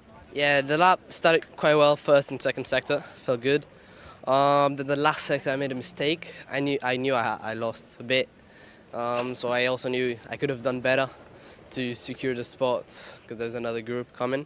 The track definitely felt very different from the warm-up and from the other practices. Much more heavier. It's quite different to drive, much more slower. Times were even slower, so yeah. Let's talk a little bit about these qualifying heats. The pace is very close between the drivers today in qualifying. The qualifying heat's coming up a little bit later on. Is that a worry to you, knowing how competitive the pace is at the moment? I mean, yeah, it's for sure very close, especially after the warm-up today. Yesterday in the practices it was a bit more big, the space, but today after the warm-up everyone's like super close. We know that in the heats it's something different, so let's see what we can do. Hopefully bring home most as possible, get a good place in the super heat and in the final. That's what we need, isn't it? But you're going up against some real talent out there. You're one of them, but let's see what you can do. Best of luck this weekend. Thank you so much. Real talent is an understatement, like we were saying. So many names in this groups that we've gone out there, and two of them are race winners so far this weekend. Noah Montero, who starts on pole position, and Jimmy Ellis alongside, both taking that race win and starting on the front row of this grid. Kai Rillarts and Matthias Morgato, both second place finishes yesterday. They go from the second row of the grid. David Cosma and Joe Turney, third and fourth for them yesterday. They start this one on the third row of the grid. Then it's Alexander Bondarev and Joseph Smith on row number 4. Yunish Peschel, who was disqualified from his first qualifying heat, starts this P9 ahead of Davide Pataro, who rounds out the row number 5 with Emilio Clovisto and Sebastiano Pavana on row number 6. Row number 7, Freddie Lloyd and Sebastian Carpeng. Dom Simek and Philippe Carras go from row number 8. Jensen Graham and Michael Adair go from row number 9, completing the top 20. It's Blake Nash and Kuba Rysky. Row 11, Jean Carras and Mark Brovko, welcoming Brovko up into the senior category. So is a wild card for this weekend. It's a 23-strong field completed by the sole driver on row 12. It's the 157 of Marty Rittinen. He is. Well, this race is going to be an interesting one. Rain seems to have simmered down a little bit here. I did get a notification on my phone saying that rain was due to stop in the next couple of hours, but that is, well, a couple of hours away. So we're just trying to get these drivers through. Conditions not going to improve for, I think, some time right here. There's a look at the rain radar. Yeah, we're just nearing the end of the sort of light rain there, and it might just miss us, that next big, actually quite threatening looking pink band on that rain radar. Hopefully that just avoids us here at the Slovakia Ring. I'm sure the marshals would appreciate that as well, more than anything. They're out there having to deal with all of these conditions as well. There's a look at the intermediate classification. Siba Ramikas, who's had both of his qualifying heats so far this weekend already completed. He has leading the points at the moment with 100. He'll have more races later on to go today. The only question is, out of Jimmy Elias or Noah Montero, can anyone join Ramikas on that top spot of 100 points in the intermediate classifications, or will one of the drivers just behind take the charm away from them. And this was something that we noted yesterday, that we get that feeling that there's going to be drivers taking points off each other throughout the course of today. Are we good to go? Yes, we are. Green light and away we go then. Good start from Montero. Oh, down the inside. No. That's going to get very close indeed. Off goes Montero. Off goes Kai Rillards. It's all going on off of turn one as well. Joseph Smith is involved in the 150, the 139 of Jindřich Peschel, who's had a terrible weekend so far. It goes from bad to worse. That is not the start that the seniors would have wanted. Absolute pandemonium through turn 1 and 2, and 4 drivers out of this race. If they cannot get it restarted, there's more drama down in towards there. There's karts going absolutely everywhere and into the gravel, and falling down the order there is Jean Carras from France. He will not be happy with that at all. And again, it's just when they're 3 wide on the exit, and yet it is retirement in this race. Rillards and Noah Montero both out at turn 1. Well, Montero's having a word there, just saying, what was that? I mean, you got Rillards, who's frustrated. I mean, Rillards was on the inside, another half spin there in the mid-pack. Round half spin there for Philippe Carras. Philippe Carras also having drama in this race. And now that group of 2 now becomes a group of 4. And there's more drama. Joe Turney's been in trouble on lap 1 as well.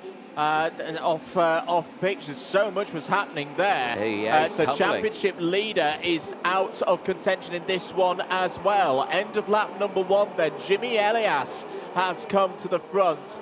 The driver who took the checkered flag but then had a bumper penalty taking the win away from him in the pre-round here at the Slovak Karting Center has been looking quick in all different conditions across the preparations for this 3rd round of the FIA Karting European Championship.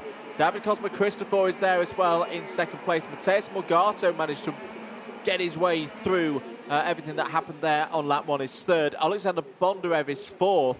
Some huge, look at the car park there. The 150, the 139, the 161, the 170. That's Montero, Rillards, Smith and Peschel all out of this race. Drivers who've made their way through as well. Kuba Rajski's up 12 places in the first 2 laps of this one into the top 10. Martti Rittinen as well just kept it calm from the back of the field, is up 11 to 12.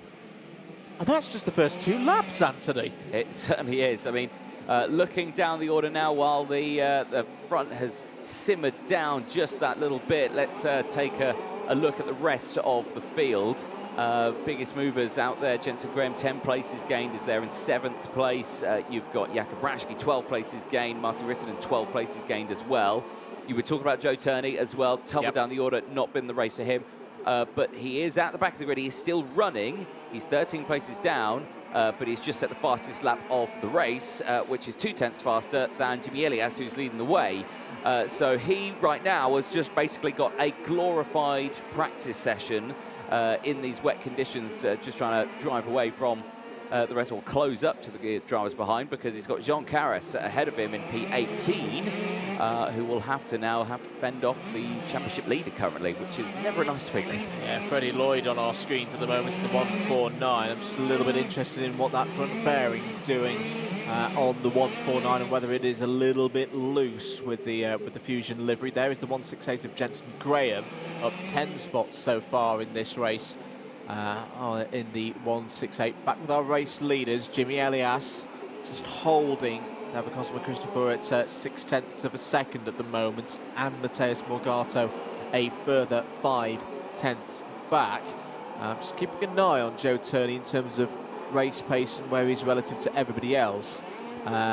He's 3 seconds quicker than the ones at the back of the field, so yes, it's a practice session right now, but it's soon going to turn into a damage elimination race to see how many of those positions he can claw back. Meanwhile, Morgato unable at the moment to find a way past David Cosma Christopher. They look at each other side by side, exiting turn number 7. Beautifully done by Morgato. Gets underneath, but returning the favour there is David Cosma Christopher into turn 10. Morgato wrestles his way through into 2nd place. Yep, Cosma just backing out of that one as they went through turn 10. Thinking against it, he'll take his normal racing line and maybe try again a little bit back, but Cosma still looking competitive there in 3rd place. I reckon could bring that fight to Morgato or stick with him as they close in on Jimmy Elias. 2.6 seconds is the gap this time around. We'll see what that does as this lap goes on, because you can see that the difference already that Morgato's got from Cosma. I reckon we could see some racing here. Blake Nash sees a warning flag in the race, so he's got to be careful. Doesn't want any more of those, and he could end up in trouble. But now Jimmy Elias has turned up the gas. He's fastest driver on circuit now, 108.448.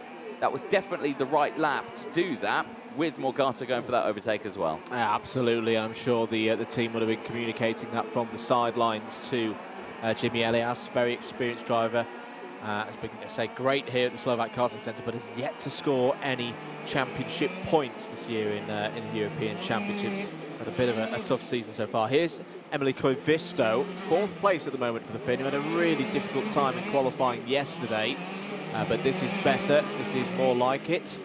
And the Falcon there, flying its way through the field. That's a gain of 7 so far for Koivisto. Yeah, certainly is. Really good race in this one. Some 6.9 seconds down. Investigation flag going out to Jean Carres. So Carres won't be happy with that. Brother of Philippe Carres, who both of them in this race, 15th and 19th currently. Different racing lines there coming in. Everyone filing themselves through. Currently watching here, Jensen Graham battle for P6, trying to close in on Alexander Bondarev. You can see him there on the Premier Kart, the Williams back driver in the 101. Pushing strong in this race, but again, calm on the brakes there. Graham looking a little bit more comfortable into the braking zone of turns 5 and 6. Any move there in towards 7, no, thinks against it. Takes the same racing line as Bondarev, no different outside line there, no trying to get the move done. Blake Nash as well now under investigation, so race control keeping an eye on a fair few of the drivers. Very different racing line there.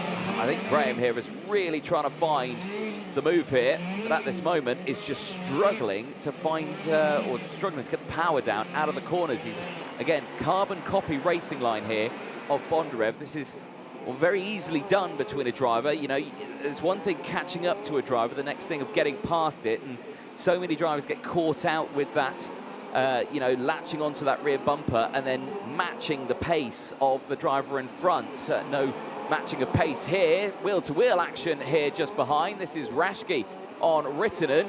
Rittinen, though, with that outside line, really got the power down out of turn number 2. And this is what the difficult conditions could do sometimes. It's the 118 of Sebastiano Pavan has got through past Raschke now, as in comes the 121 as well. 3 CRGs in close proximity there. That's Davide Battaro, who's taken advantage of everything there. So Raschke having a bit of a tough moment, a tough phase of the race now after that bright start. Here again, side by side, Pavan and Battaro, the 2 Italians, squirming round turn number 9. Up the inside as well goes the 163. The other CRG in the mix there, that is Kuba Raschke fighting back, and of course the 117 as well. This is all kicking off. This is all around 8th, 9th place. Back comes Pavan again. I think finally Pavan has been able to prevail in all of that, and can now focus on getting down the road. But good fighting there. Yeah, indeed. Pavan, very quick pedaler, as well as Battaro, Raschke and Adair as well. 3 CRGs still in a train between themselves here. This is where you would think teamwork comes in. No such thing from Michael Adair. Sends it down the inside of Raschke. Moves up ahead and moves up now into P11. Turney, once again, now with the fastest lap of the race, 108.3. Update on Joe Turney. Where is he? He's currently now P14. He's just got past Blake Nash. So again, he's pushing his way through the field, but he has to be careful. Again, at this sort of stage of the race, nose cone penalties can be a factor. Let's have a look at the start of this race. Now, who was the driver that was sandwiched? I'm going to say it was Morgado, completely sandwiched, and that is years of experience being able to control that kart and staying in this race. She's dropping down a little bit there. You can see the rest of the happenings that unfortunately saw Kyrie Lutz and Joseph Smith, Hendrix Peschel all out of that race. And yeah, that gave us that 4-kart pile up there. Well, this was, well, again, Lutz there is angry. Now, he went for a gap that was definitely going to disappear. But again, that is a tough one there. Both drivers seeming like, you know, no, I think you were at fault. No, you were at fault. And I think as well. Oh, that's got a little bit close, and out of the race goes the 163 of Kubarajski. Kubarajski, understandably, very, very frustrated about that. An innocent bystander in everything that was going on there, was having a brilliant race up to that point, but now will slip down to most likely 19th place. I think the other thing to consider as well is, did Montero know in the heat of battle at that point that he had two karts down the inside? I think he definitely knew that Bolgato was down the inside, because Bolgato had made that move into the middle. But did he know that Rillards was there as well? It's just one of those that 3 into 1 simply didn't go. Well, yeah, 3 into 1 didn't go, and then just here is exactly the same scenario. 3 into 1 don't go, and yeah, you just see there, unfortunately. Yeah, and I think quite an unfortunate hand gesture there that we just saw there. Apologies for that one, but obviously, as you can imagine, very frustrated driver. Yeah, and it was Joe Turney, you know, making a touch there with Dominic Simek. Obviously, both of those drivers trying to come back through the field, and again, so easy to lose it in these conditions. An investigation flag, the 1-2-1 of Davide Battaro. The officials are going to be a bit busy after this one. 149 of Freddie Lloyd has got up into 4th place ahead of Emily Koivisto. That's 9 places gained for Freddie Lloyd in this one. Now that's an interesting shot, because it's less umbrellas than we were seeing earlier, so maybe the conditions, the rain has stopped. It is still quite humid out there. Air temperature currently 20 degrees Celsius. Back with Freddie Lloyd here in 4th place to break away. Don't think he's quite going to have enough laps, though, to close in on David Cosper Christopher, who's 5 seconds down the road. Yeah, no, I think that gap's a little bit too much. We'll have to keep an eye on it. Koivisto just behind, I would say, is closing up the gap. Just over a second between the two of them. We'll keep a close eye on it. Morgado with the fastest lap of the race. That's a little further back in the order there. That was Blake Nash going across the line there. He's got Mark Brovko just behind, and Philippe Caras just ahead, P14, 15 and 16. Back here with Emilio Koivisto, and again, just trying to push forward. So the gap was just over a second, and well, that is why Blake Nash has gone through. That was Philippe Caras going through relatively robustly through turn 14 and 15. Yeah, Blake Nash lost about 3 or 4 seconds there, and obviously the position as well. It's been a tough race for the American. But Jimmy Elias continues to lead this race, 1.7 seconds clear of Mateus Morgado. There is the race leader into turn 1 once again. I'll tell you what, this young Frenchman continues to impress me here at the Slovak Karting Center, Anthony. Seems like a new driver after the difficulties of Val d'Argenton. Having said that, though, that nose cone doesn't look fully secure there on the front of that one for Jimmy Elias, and he's only 1.6 seconds clear of Morgado. Turney's now under investigation in this race. That was to be expected with that unfortunate incident that we saw 3 into 1 at turn 2. Yeah, no, well, Jimmy Elias again leading a race and is plagued with a nose cone penalty that is potentially, of course, it might not have dropped, it just looks it from our position, could plague him by the end of this race. Yeah, it's a shame, but you know, the good news is if, and that is a big if at the moment, we're just saying what we can see here in the comments box. It's not confirmed, of course, that it has activated the clipping device. If he gets a +5, he only drops to 2nd place. It's still a very good haul of points at this stage. There is Mateus Morgado. Everything looking good on the CL, the Charles Leclerc chassis. Real Art technology, of course, the baseline for the 116. And this kart seems to be getting better and better the more I see it. You know, from the start of the season at Valencia, it was in the top 10. It really is a proper contender here this weekend. Morgado started the round 4th in the championship points, but only 11 points behind Lewis Werrell. Could very much be moving himself up that order depending on how the rest of the day goes. New fastest lap of the race from Joe Turney. We are on the final lap, 13th of 13.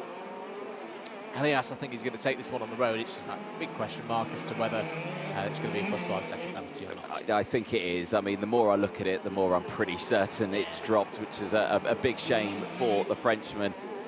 Disaster for him, but still a superb race in that one. So Morgato there in second place will, I suspect, inherit that win, but Elias on track certainly seems to be on form in terms of knowing this circuit well and is in still good form to potentially come away at the end of this weekend with some good points. That will be a second place finish, as they are some 8 seconds ahead, both of these drivers, from David Cosma Christopher in third place. So it's Jimmy Elias on track ahead of Morgato. David Cosma Christopher in third place. Lloyd finishing in P4, 9 positions up, ahead of Miliko Visto, who wasn't able to close in. Alexander Bondarev finishing in P6, ahead of Jensen Graham's 10 positions gained in 7th place. Joe Turney recovered back to 8th, but is under investigation. He also may tumble down that order a little bit more. Martti Rittinen, 14 places gained. I reckon Martti Rittinen may have got behind Joe Turney and followed him, because that is a huge amount of positions gained there for the driver from Finland. Sebastiano Pavan rounds out the top 10, 2 places gained, ahead of Michael Adair, finishing in 11th place, ahead of Davide Bottaro. Dominic Simic, Philippe Carres from Blake Nash, Mark Brovko from Jean Carres. Then it's Sebastian Korpeng rounds out the 18 finishes in that race. Jakub Raschke, a retirement. Noah Montero, Kai Rillarts, Joseph Smith and Junic Peschel all out on that opening lap, and they are the karts you can see there in front of your screen. Well, certainly a dramatic start to the senior category. But Jimmy Elias there, well, first on track, but yeah, I think that nose cone may just be disconnected there, and I think he will tumble down that order just that little bit. Big shame for him, but still, knowing that he has that outright pace, he is a strong contender here this weekend, and certainly, I think, a worry to a lot of those other drivers, Andrew. Definitely, the very definition of a disruptor in terms of championship standings. Let's have a look at the highlights from that race. It sure was dramatic. Here we go at the very start. Out would go Montero, out would go Rillarts as well, with that bold move down the inside. Out as well would go Joseph Smith and Yuri Peschel, involved in a second incident. Joe Turney would also be in trouble on that first lap, and Montero, understandably, with Rillarts, a little bit annoyed by that one. Morgato, the other part of that moment in turn 1, was able to continue. This was later on in the first lap there. You saw Yuri Peschel, unfortunately, his attempt to get restarted would fail at that point. Off circuit as well would go Jean Carras in the 1-2-8. Jean Carras, one of quite a few drivers at the end of that race who are under investigation. There's Philippe Carras also having problems in the 1-7-5. Mark Brovko trying to improve as well in the 6-1-4. Learning the ropes here in the seniors. This was the move for the lead at the end of lap number 1. Jimmy Elias down the inside of David Cosma Christopher. David Cosma Christopher would come back. This was another angle of that same move through turn 14 and then finished through turn 15. At that point, Jimmy Elias, well, I think the front bumper was already down at that point for Jimmy Elias. But in terms of on the road, he would continue to impress. Mateusz Morgato, I enjoyed this battle side by side with David Cosma Christopher. Morgato just holding back a tad there through turn 8 and into turn 9. He would get the job done by the time the two of them were through into turn number 10. Entertaining battle as well. Martti Rittinen was a star in this one, flying through the order from the back of the field. Kuma Räikkönen had a bright start as well, then got involved in this fight with Sebastiano Pavan, Davide Bottaro in there as well. It was all going on. It was 3 versus 1 at this point with the Tony Karts versus the CRGs. Yeah, it certainly was. And then you could see there Davide Bottaro getting it down the inside and trying to get past his fellow teammate. Sebastiano Pavan also getting through as well. He would get past all 3 of them at that point of the race, but clearly no love lost between the drivers here. Big move down the inside there.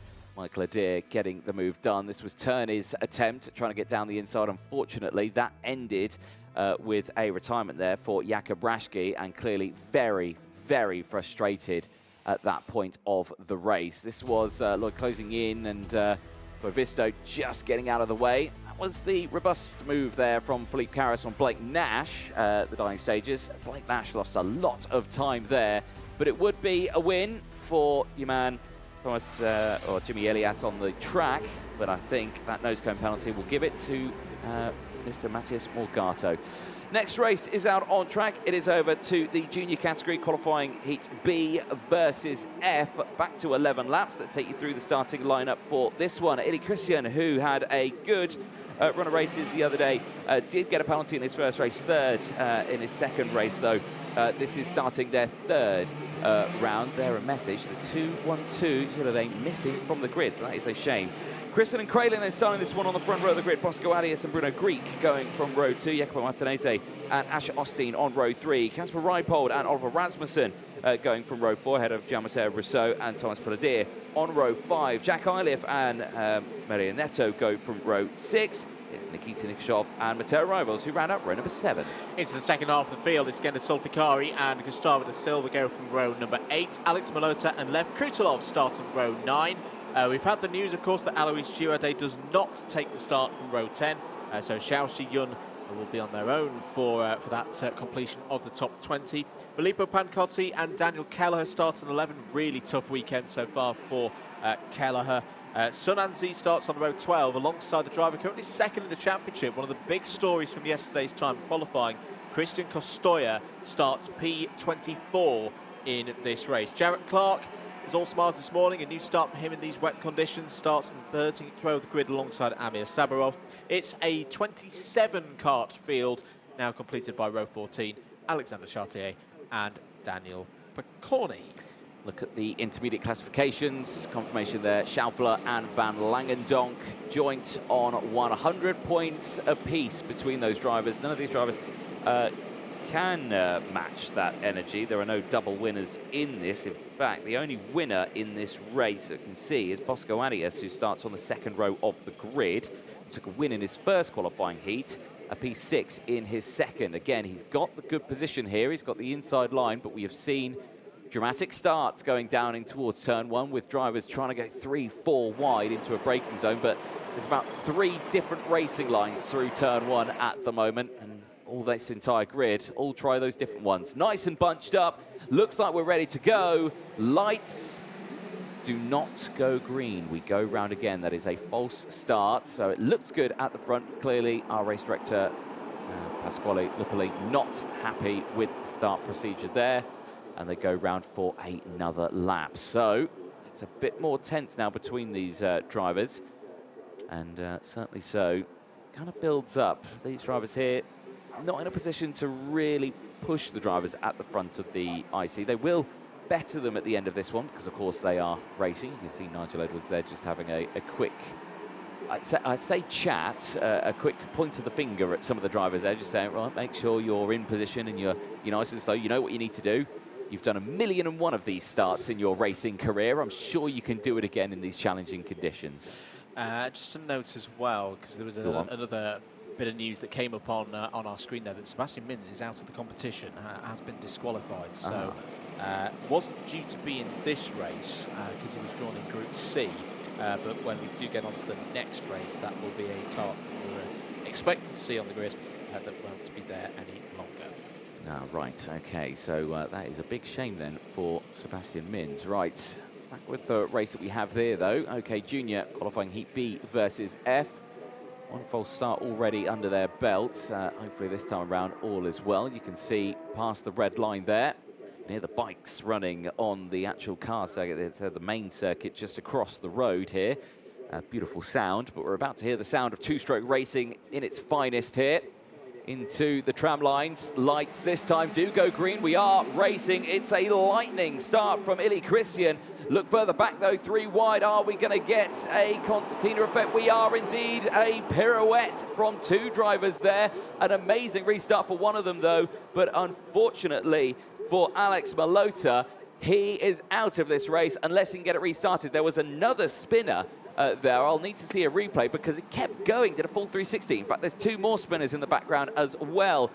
Drivers falling down the order. That is the 226 of Filippo Pancotti, as well as Alex Malota And I think Zhao Zijun also involved. That is the 255 that's just had a spin. That's Kasper Reipold, who was right up in the order as well. He will not be happy with the start of this one. Again, it's a very up and down story so far this weekend for the juniors. The conditions biting those not quite able to get tyre temperature up on those formation laps. This is a good scrap as, again, we're going to be getting a bit of a kart park going on down at turn number 1.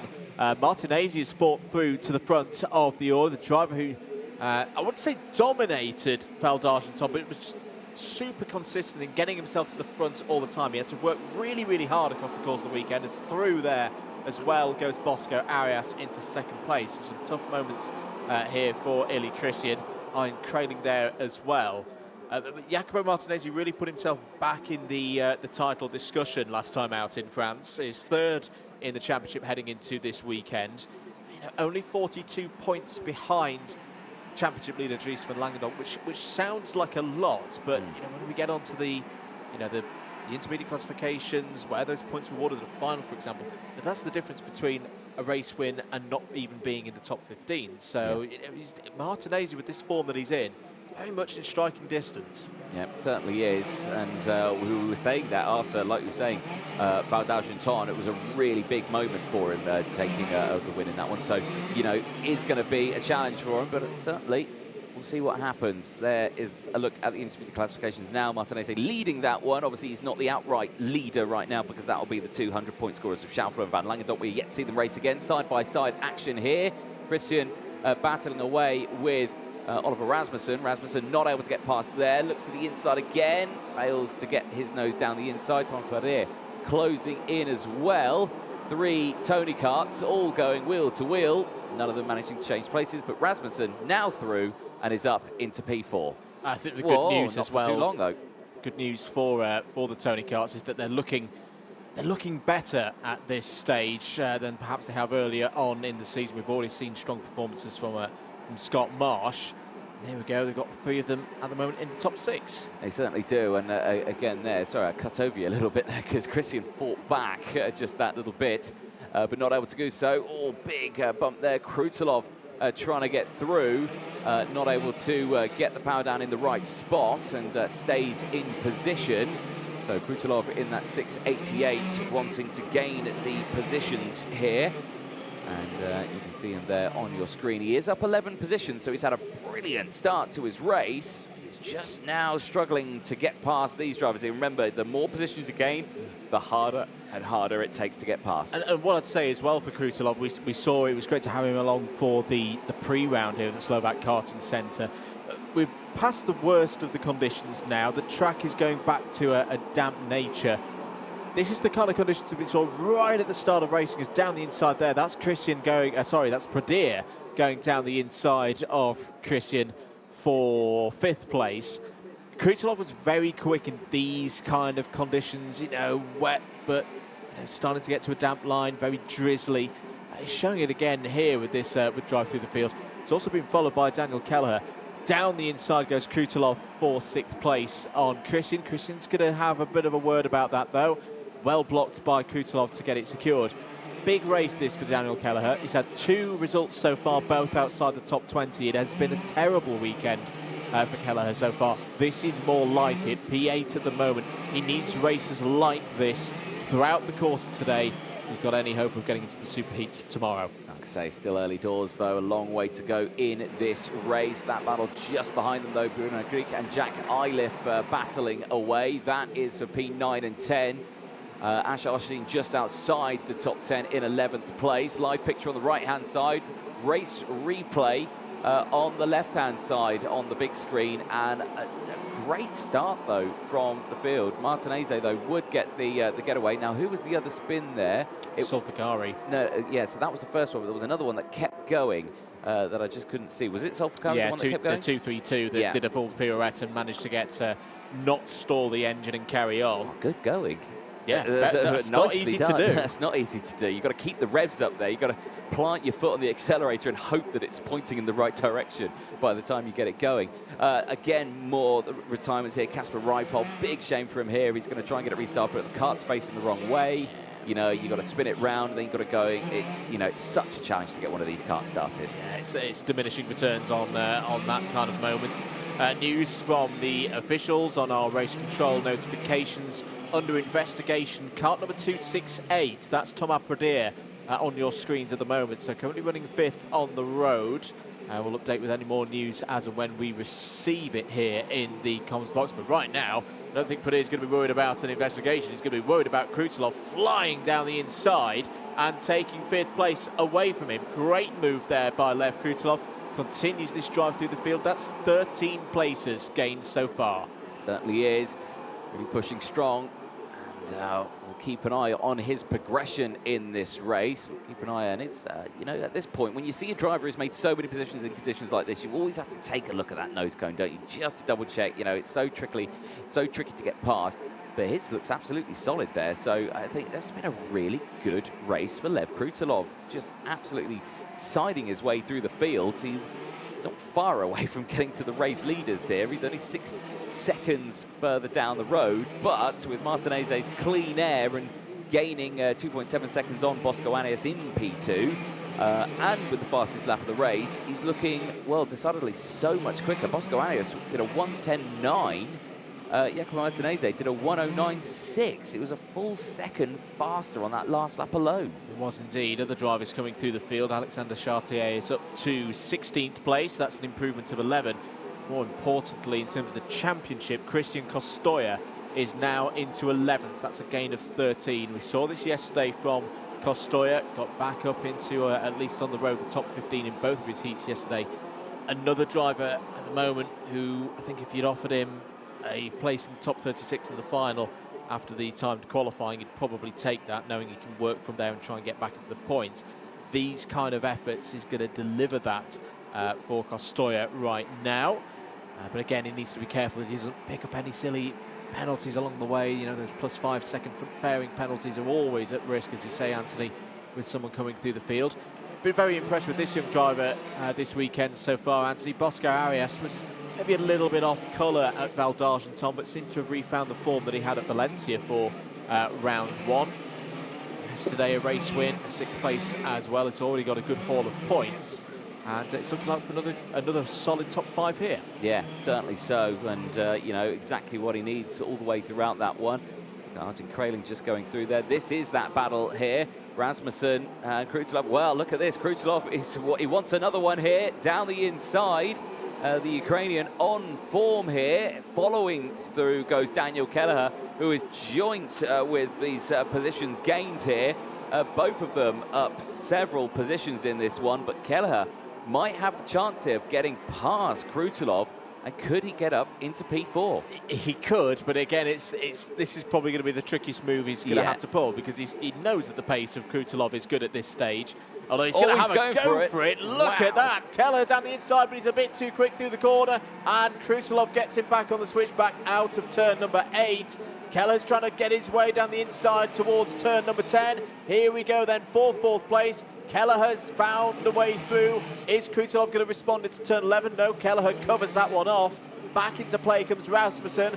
Back into play comes Pradier into turn number 12 now. Brilliantly defended by Daniel Kelleher. He's up to 4th. Yeah, he did not want to wait at all for that one. He knew that Lev Krutulov was being so quick there. And he didn't want him to get that clean air and try and break away. Through there goes Thomas Pradier. He's got past Rasmussen as well. So Rasmussen's dropped down to 7th place now. Bruno Greek all on his own is there just behind as well. But yeah, I think that was a smart decision from Daniel Kelleher. He's gained so many positions in this race. He just didn't want to let Krutulov break away. Needed to get that overtake done straight away. He just did that. Right, this is Bosco Arias, who is in 2nd place. And he's got, for him, the very unfortunate company of Arjen Kraling, who's closed in. Now, Kraling will be loving this because he's closed right in. And can he get 2nd place? Another one of the Kart Republics who's looking very strong here this weekend. It would be more than useful in intermediate classification terms at the midway stage through these qualifying heats. This is not just a battle for 2nd on the road, it's a battle for 2nd place in the IC right now as alongside draws Kraling. Is there going to be a switch back on the exit of turn 12? No, well dealt with there by Bosco Arias, down into turn 14, then immediately into 15, after that little short shoot into the final corner. 9 laps completed, 2 more to go. These two 4 seconds behind Martinez. Oh, a bit wide there for Arias, and through steps Ian Kraling, calm at the wheel, forced the mistake from the Spaniard, and through goes Kraling into second place. Yep, that was Factory Kart Republic Team Kart versus Satellite Kart Republic Team Kart there at work. We know that the satellite teams here are just as fast, and sometimes even faster than the factory karts, but sometimes just that little extra knowledge of a circuit from a team can really play dividends here, and that is just showing here. Kraling able to sail past, and now will have to close up to his fellow teammate Martinez, who is still 4 seconds further up the road. A superb drive. Here on your screen, 2:31, Daniel Keller in 4th place. He's dropped the likes of Lev Krusilov. I think that's why he wanted to get past so quickly. But he is 4 seconds down from Bosco Arias, who's there in 3rd place now.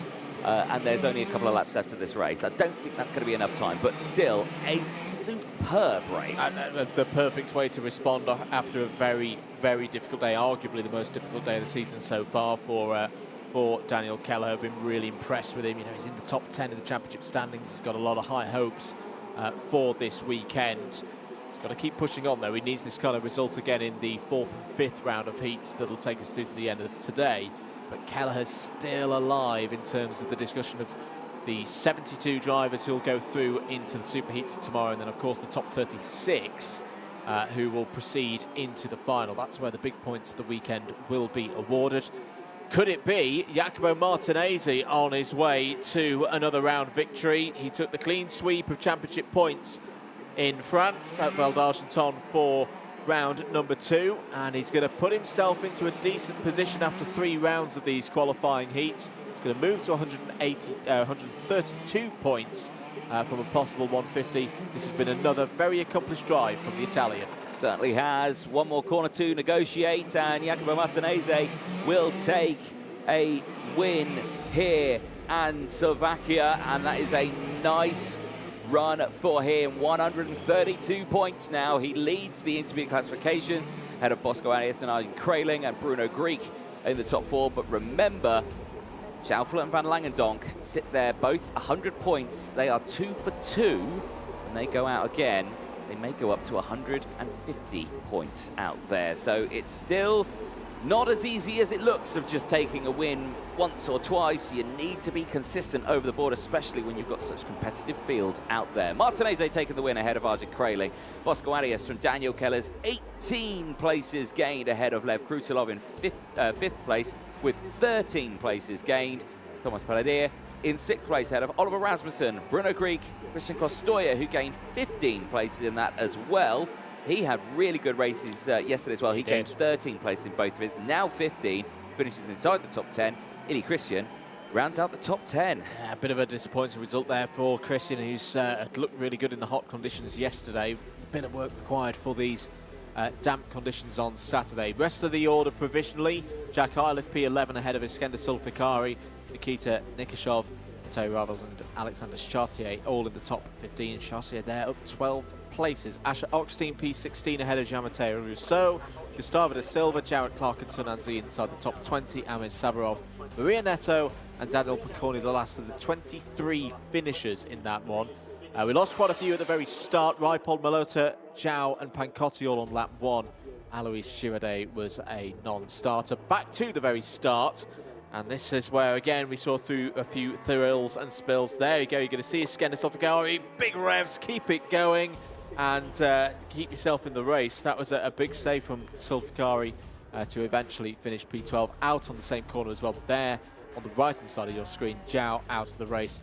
Filippo Pancotti as well would go no further than lap number 1. Kasper Reipold would also retire in a separate incident on the first lap.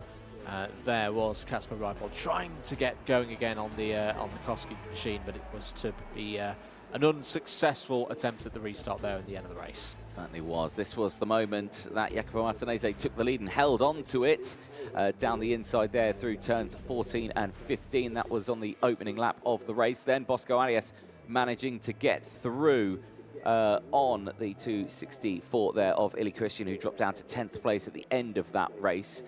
Then you had the likes of Ian Kraling trying to get through as well. Then you had this battle here, Oliver Rasmussen, Bruno Grieg, Lev Krutulov, Thomas Pradier, all in that area, all fighting through. But there you can see the 688 of Krutulov just behind this battle, was seeing it unfold and was just slowly closing in and in and in. And, you know, that's what you see here. You've got two teammates there that are battling away, thinking, you know, I'm getting positions, unaware of the impending doom that was coming in behind, you know, the likes of Lev Krutulov and Daniel Kelleher close in as well. Absolutely, and for Krutulov, he was very precise with all of the moves out there. That was in getting past the first of the Tony Kart machines. There he goes through past the next one as well, past Pradier, on his way to a very solid P5 finish. This was, again, he was overtaking Tony Kart's left, right and centre. That was him getting past Oliver Rasmussen on lap number 8, and Daniel Kelleher as well used Krutulov almost as like a wedge in the early stages to just get through the field, and then when they got to the very front of the pack, Kelleher immediately pounced, made life pretty difficult for Krutulov here through turn number 9, and then eventually would get the move done through turn 10. Krutulov tried to get down the inside, but simply couldn't do so because the 231 was fully alongside into the last 3 laps. Unfortunately for Kelleher, there wouldn't be enough time to close into Bosco Arias, but a race-changing, a weekend-changing race perhaps for Kelleher there to get through into 4th place. There was one more change at the front of the order, as through would go Kraling for 2nd place, but nobody would challenge Jacopo Martinezzi, the Italian, continuing the form that we saw in similarly difficult conditions in France. He moves to the top of the IC. Certainly does. Qualifying heat B versus F for the senior OK category is now out on circuit. Back to 13 laps. Let's take you through the starting lineup for this one. Leon Nilsson, who starts this one on the front row of the grid. 11th and 3rd in his races so far. Needs another good one in this. We'll have Scott Lindblom, wildcard junior, who started the season, now stepping up into the seniors for the first time, getting that good bit of practice in. Starts this one alongside. Dmitry Matveyev, who took a win yesterday, starts on row 2. I'll have Lewis Francis alongside. Then it's Miguel Costa and Lewis Werrell on row 3. Zach Drummond and Luna Flusha. Flusha, who suffered from a penalty in her first race, finished P18. The Spaniard doing better in race 2, though, wants a good result in this. We'll have Vangard Clementson and Elliot Kaczynski starting on the 5th row just behind them. Vivek Kanthan and Ludovico Busso round up row number 6. Jakob Kamenik and Kasper Henriksen, they start on row number 7. Hugo Marti and Guy Albach. Albachino starts on row number 8. Tom de Sol and Javier Avramidis start on row 9. They're ahead of Santino Panetta and David Volta on the 10th row of the grid. Nico Lachnelate and Maros Halatki start on row 11. It's a 23 kart field completed by Luxembourg's Guillaume Bouzard. Well, as drivers get themselves all formed up, these are groups that did complete 2 qualifying heats yesterday as well. So again, the points that you see here differ just that little bit more there between these drivers. Again, no one in this race taking a double win. You've got Dmitry Matveyev, of course, on the 2nd row of the grid, who did take a race win and a 3rd. He is the highest in those points there. You can see the rain radar. We are, well, there's pockets of it around, but we're at the edge of it, I think, is the crucial side of it. That might be a little bit delayed on that one. So I reckon the rain at the moment could have cleared away. It could have cleared away, but I'm a bit concerned about those dark clouds off behind turn number 10. I think they're the ones that passed us. So into the tram lines. Ooh. Don't think we're going to be good for a start there. Yep, we're going to go around again. Reminder, this is the start of round 3, yes, for all of these drivers. So the intermediate classification that we saw on your screens a few moments ago, that is everyone with 2 races, nobody with a race in hand or anything in those kind of descriptions. So Ramikas and Elias, as you say, tied on 100. I think Matveyev, if we can see a similar kind of performance to what we saw from Matveyev yesterday, really put a bit of scoreboard pressure on those 2. You know, if he can take another top 3, move to the top, start to put the pressure on. You do sometimes see drivers getting fixated on the IC and going, oh, well, that driver's done this in this round, I need to match that. And that's when, especially when the conditions are tricky like this, you can start to see, obviously, drivers get into their own heads sometimes and start to make mistakes out on circuit. 13 laps, of course, scheduled for this one. Really interested to see how Scott Lindblom deals with this as we have a quick look into race control. Chris Lambrecht in the centre there, head of race control this weekend, flanked by Joanna Falcao and Sarah Blanco. Looking over all of the action, all of the details, all the cameras, the CCTV around the circuit, and then working with the other officials as well to make sure everything is run correctly. 40 cameras they have got in their deployment to watch the racing here. So honestly, you really can't get away with anything, which is why we're seeing so many investigation flags coming out. Right then, here we go into the tram lines. This looks better, and it is better. Green flag, and we are out and racing. Great start for Nilsson. Holds on to the lead of that one. Diving in as they go through the 186, but around the outside is Scott Lindblom. That outside line works so much better through turn 1, and Lindblom takes the lead. But here is Dimitri Viev, who took a win yesterday. He's looking for another one here. He slots into second place. Around the outside there was Lewis Francis. He had a big dive around the outside there to try and gain positions. Did it work out for him? I don't think it did. No, the trouble for Francis, he had a big pocket of karts right in front of him as he was shooting through the gap. Drummond's had a good start as well there. It's down the inside. It's the 146 on the move. That's Vivek Kanthan. Vivek Kanthan started on the 6th row of the grid, has gained a huge number of positions in the early stages of this one, but loses 2 there to Costa.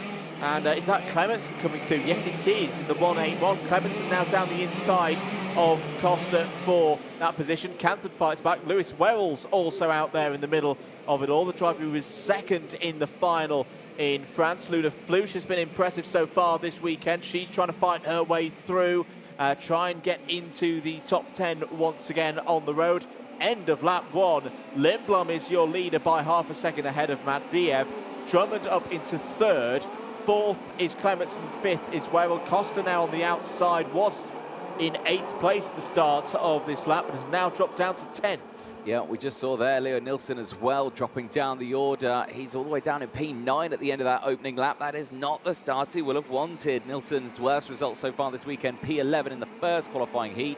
Does not want to, well, break that record. He wants to beat that record. He wants to get these positions down in this order, but hopefully he's found his rhythm now and can try and close back in. So Lindblom, like we were saying, brilliant stuff for him. Matviev as well. They're trying to close in, but the gap's around a second. Zach Drummond, 3rd. He's had a fantastic start to this race. Same as Flucia. She looks again down the inside of Vivek Kanthan for P6. Not able to find the gap just yet. Nilsson there in 8th place. He has gained another one. He's got past Francis. So again, he's found his rhythm again, just needs to push forward. I tell you a driver that we need to keep an eye on in this race, Anthony. Denmark's David Walter. This is exactly the kind of race where he can charge through. He's already gained 10 positions. Driver who was up in the top 3 last time out at Val d'Argenton. There he is just at the back of this group, behind Lewis Francis in the 174. Is he going to have a look down the inside? Yes, he is. Francis gets a bit wide there through turn number 2. So that's another spot for Walter, trying to push himself into the top 5 in the championship. Started the weekend 6th, some 19 points behind Louis Iglesias. Had a difficult start to the season, a few technical issues on the 1-1-2 for David Walter, but since they got those resolved back at Valencia, he's just really got into his stride. Difficult qualifying earlier on today, but he's showing again in race pace. David Walter, one of the fastest out there. Yeah, exactly. It knows how to get an overtake done as well, as we see another one there for him, getting past Leo Nilsson and moving up into P8 now. Again, yeah, he has those pockets of just brilliance, doesn't he? All the way throughout these weekends. But again, it's just that consistency. You've got to keep it nailed down all the way throughout. Francis trying to get the move done as well now on his fellow Kart Republic teammate. Tries to get alongside on the exit. They go wheel to wheel. But at the moment, Nilsson holds onto it. Flucia now up to P6. Kanthan has gone down, and David Walter smells an opportunity, sends it down the inside. Yeah, gets himself up into 7th place now. Pace out there, 1 minute 8.780 from your race leader, Scott Lindblom. Had a very fast start yesterday in one of his earlier heats, but just lost out some positions to some of the more experienced drivers in this field, the likes of Turney, Mugato and others. And I think he'd learned a lot from that race. Still been strong finishes for Lindblom so far this weekend are 4th and 6th. As through goes Walter, past Luna Flusha. That's 6th place now for the Dane.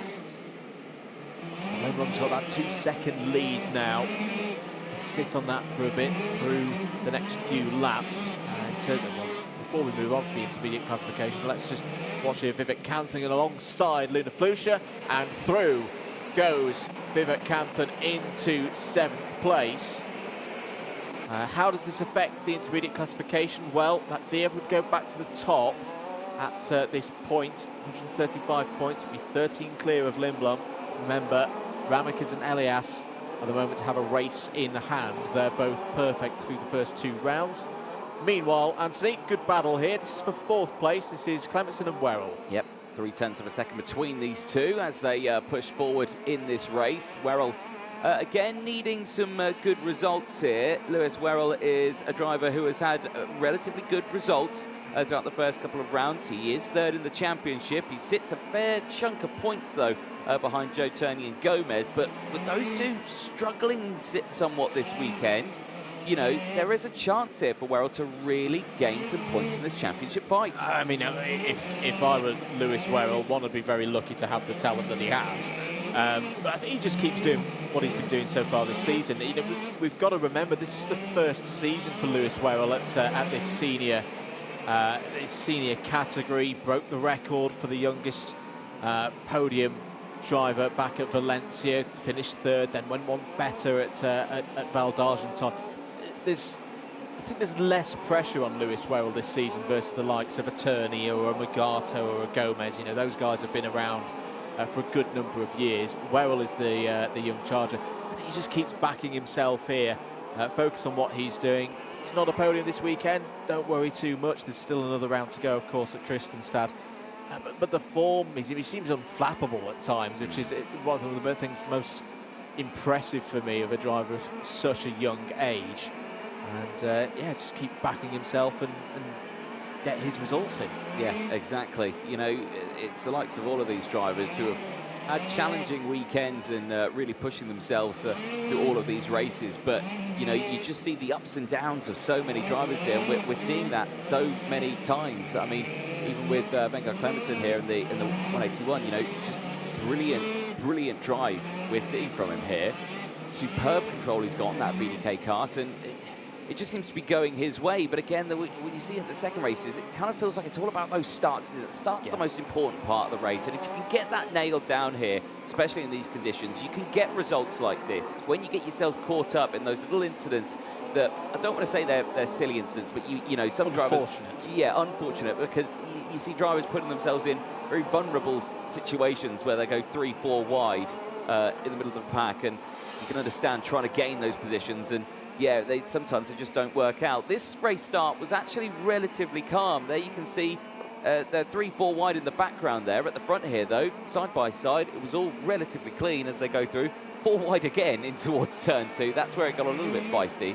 But, you know, initially for everyone, it was a pretty good start. No one getting caught out in silly moments. Yeah, and Lindblom using the advantage of that wider line of attack around the outside. Got to remember, you know, everyone has done formation laps, but the tyres are still a little bit cold.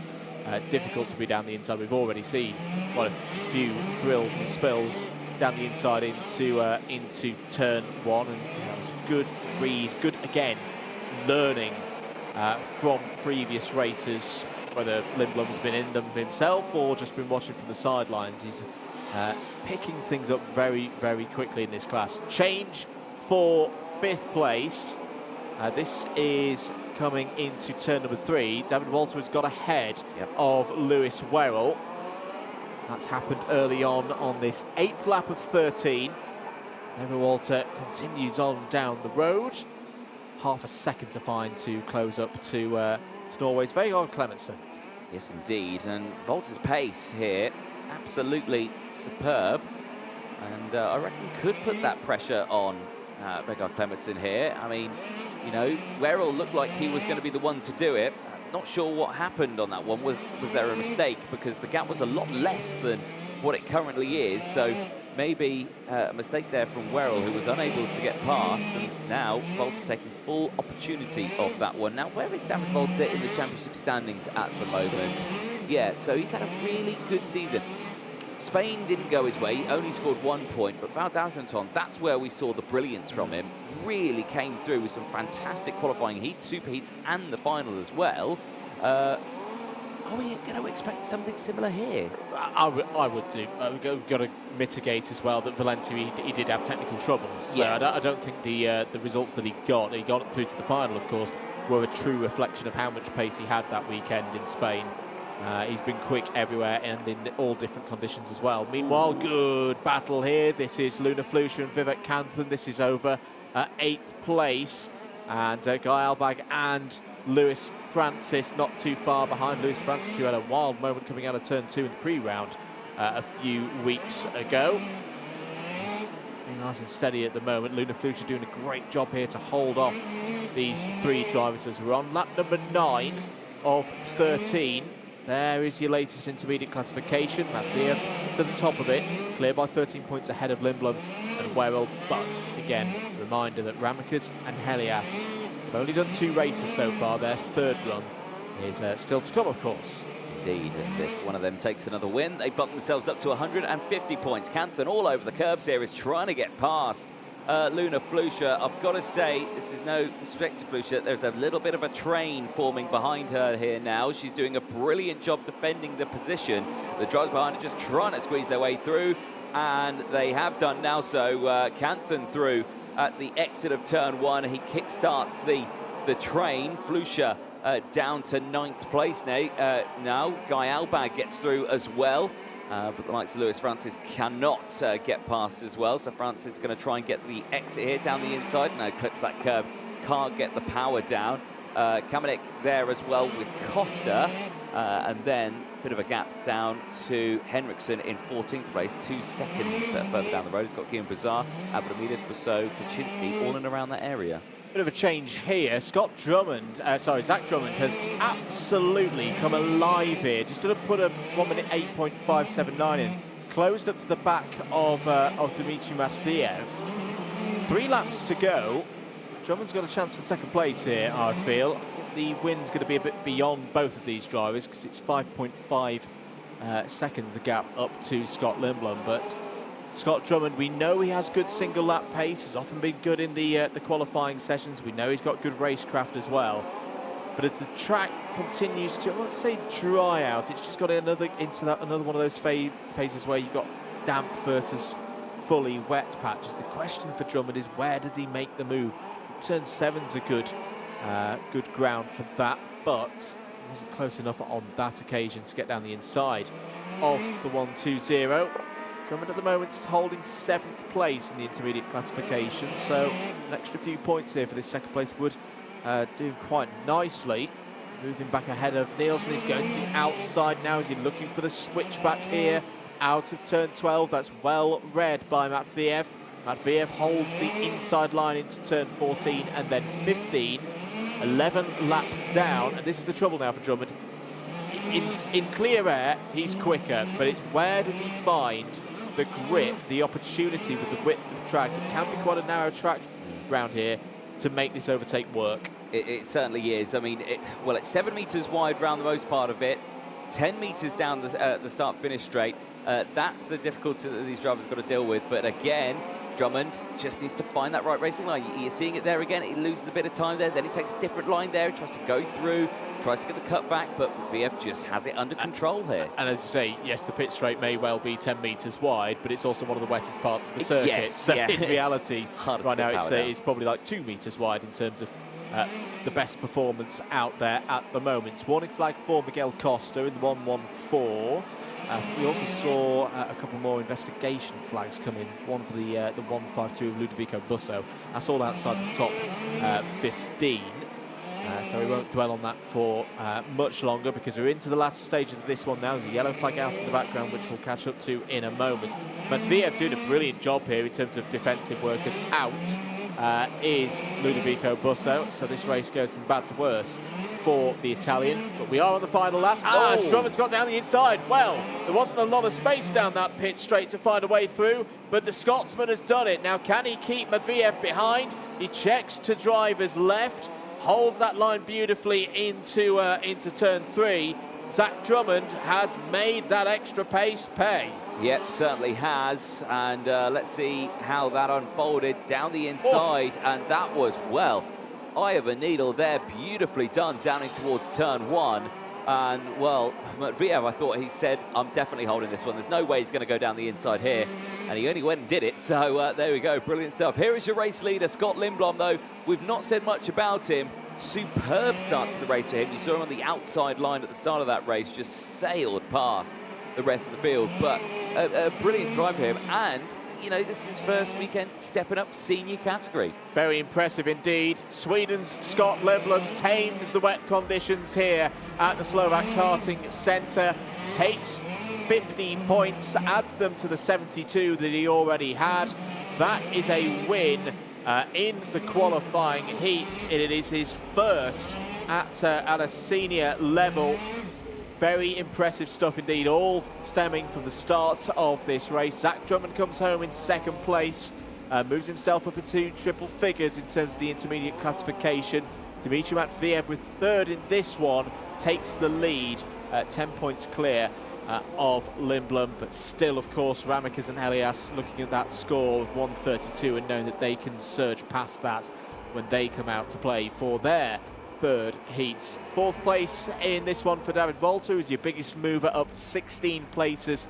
Great race there for the Dane. And Vegard Clementson completes a very good race for the Scandinavians, 3 of them in the top 5. The Norwegian VDK Racing bringing home another haul of points and holding off Lewis Werrell as well there, who finished in 6th. Leo Nilsson 7th, Vivek Kanthan, Guy Albag and Luna Flusha all in the top 10. Flusha in that top 10 for the 3rd time in a row in terms of on track. Jakub Kamenik P11, Guillaume Buzar, good drive there from the driver from Luxembourg, up 11 spots to 12th. Kasper Henriksen, Javier Avramidis and Elliot Kaczynski complete the top 15. Lewis Francis, unfortunate there, fell down to 16th place again ahead of Miguel Costa. Nico Lachnalate 18th, Hugo Marti and Sina Panetta the last of the top 20. Yep, Tom Dusolaki, and they finished the top runners, only with the one retirement bus. So this is the start of the race, and check that out, around the outside for Scott Lindblom. Absolutely superb, completely under control. Risky move, though, because you saw how much of that exit curb he took. He could have ended up on that grass, and he could have ended up out the race. He could have ended up on the grass if he'd stepped in a little bit too hard. He could have had a little tap on the rear left. That was absolutely spot on from Scott Lindblom, and a big part of his race-winning efforts. The other drivers in the midfield just trying to make sure that he stayed on the tarmac. This was Vivek Kanthan looking down the inside of Miguel Costa. Vegard Clementson there in the 181 with the best seat in the house. It would actually go back against Kanthan that, so Costa would get back down the inside. Clementson would follow through. And then Clementson himself would go on the attack down the inside of Costa into turn number 11. Kanthan would sneak through. Werrell would get both of them. Another very composed drive from Lewis Werrell on his way to 6th place. Yeah, 2 teammates there focused on each other, not aware of a opposing team member alongside. So, yeah, that is a bit of a shame for them. This was the textbook drive. David Walter straight through the field. I mean, what could you say about this? I mean, position after position after position, and they were all relatively calm and well collected. Yeah, David Walter's shown that spirit that we've seen across the course of the season, coming back from adversity. Really difficult timed qualifying session yesterday. Was a bit unlucky. But it's showing that, again, in terms of race pace, he is one of the fastest out there and can't be ruled out for more great results across the course of the weekend. This was him getting past Lewis Werrell, as I say, on his way to a top 4 finish. Yeah, indeed. Flusha as well, having a good race, but the train started to form behind. Vivek Kanthan trying to get past. This is what brought the rest of that pack in. It was then this moment down here in towards turn 1. Much tighter entry, and then was able to get the power down and up into that position. Then that allowed the likes of the drivers behind to all close in as well. Francis closed in They all managed to get past, but, you know, Felicia having to deal with that, never a nice thing. And then this final overtake here from Drummond. Yeah, Drummond down the inside. It had to be inch perfect to get through past Matviev for second place, and that's exactly what Zach Drummond did. But for Scott Lindblom, a really, really good victory, continuing to build on the promise. Good work there from Fusion Motorsport as well to prepare the machine. We've got to move on, though, because next out on circuit, it's back to the juniors. It's Group C and E heading out for their third heat of the weekend. Let's take you through the starting lineup for this one. Rocco Coronel starting it on the front row. Now, good start-ish for him. Penalty and 21st place in his first qualifying heat for Rocco Coronel. Then came back strong with a race win. Exactly what he needed. So it's been a chop and changing one for Rocco Coronel. He needs a good one in this one. He starts alongside Nicholas Schaufler, who is at the moment on those 100 points. Andrea Mani, who has had a dismal weekend so far, not registering the first one, a DNF in his second one. He starts this one on the second row of the grid with Vladimir Ivanikov, who got disqualified from his first race. Sebastian Letomaki and Scott Marsh go from row 3 ahead of Jesse Phillips and Devon Waltz on row 4. William Kalesia and Boris Lysin go from row number 5 of the round at the top 10. Sebastian Mins and Marcel Sebu go from row 6 with Clark Kowalczyk and Remy Samchek on row number 7. James Anagnostiadis and Tobias Czezeny go from row 8. Florentine Hattemer and Mariano Lopez go from row 9. Dean Hugendorn and Makar Savalev complete the top 20 on row 10. Max Endicott and Roland Nagy start on row 11. Cara Furhand and Paul Andriotis start on row 12. They're ahead of Jagger de Troja and Luke Cornder on row 13. Philip Planeta and Martin Toth complete the 28 runners in this one. There are your live points. Martinezzi from Arias, Kraling, Greek, and then the two drivers perfect so far, Schaufler and Van Langendonk. This is Schaufler's opportunity to elevate himself back up to the top of the IC. 1 point I will make before we get going, though, Anthony. It's the first time this weekend that we arguably have a significant tyre difference, because everybody on the anti-pole side of the grid will have done one race on their wets already. For Coronel, Mani, Letomaki, Phillips, etc. on the pole side, this is a fresh set of wets that they've most likely got on here. We're going to go round again for one more formation lap. The question is, though, I don't know whether you do want a full wet at the moment. You know, one that's had a little bit of tread taken off for these conditions might be better. I will agree with you on that one, you know, because, of course, these tyres are really good even in drying conditions, these tyres. You see some, you know, tyre manufacturers with their wet tyres where they would just disintegrate at the first sight of a slightly drying line, and then they would look like slicks on the way back into Parc Fermé.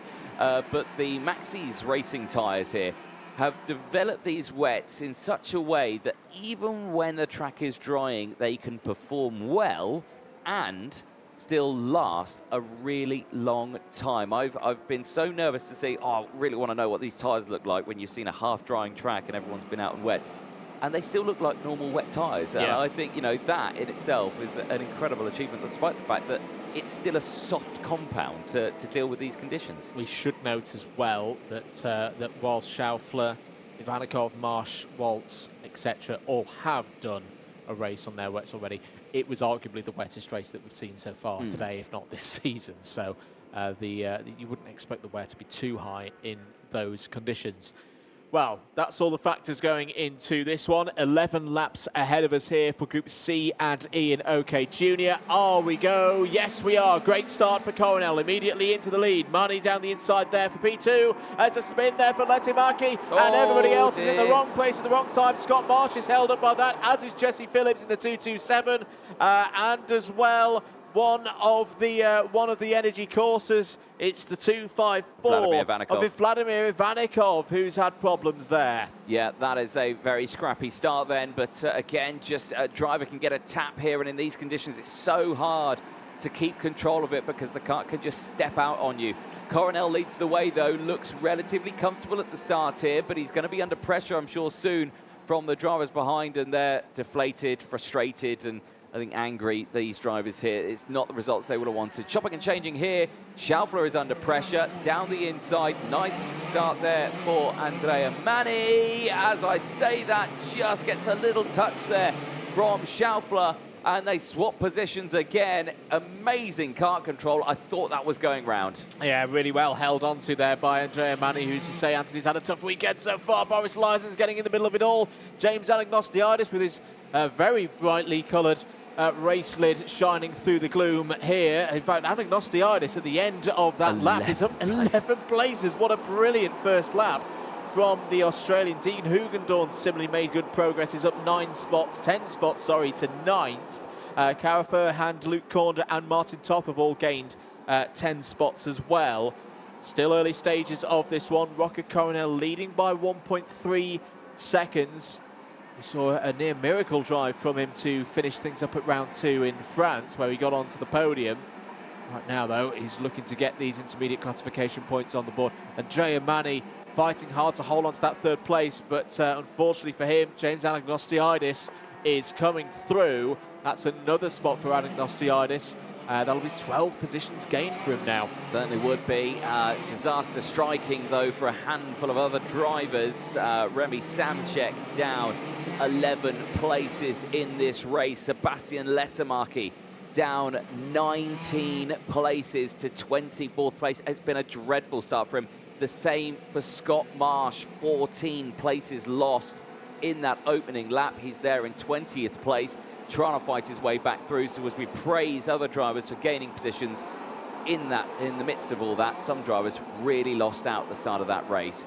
Action going on here. We cut back to the race lead, though. Coronel and Schaufler. Schaufler's found his feet now and is closing in. Fastest lap of the race, 109.242. That was a 10th faster than Rocco Coronel just ahead of him. The gap is half a second. We could see a battle here, and remember, Schaufler is looking for a win here. More action here down the inside. This is Dean Hugendorn on Andrea Manni, and Andrea Manni dropping back another position here. It's still in a good spot here.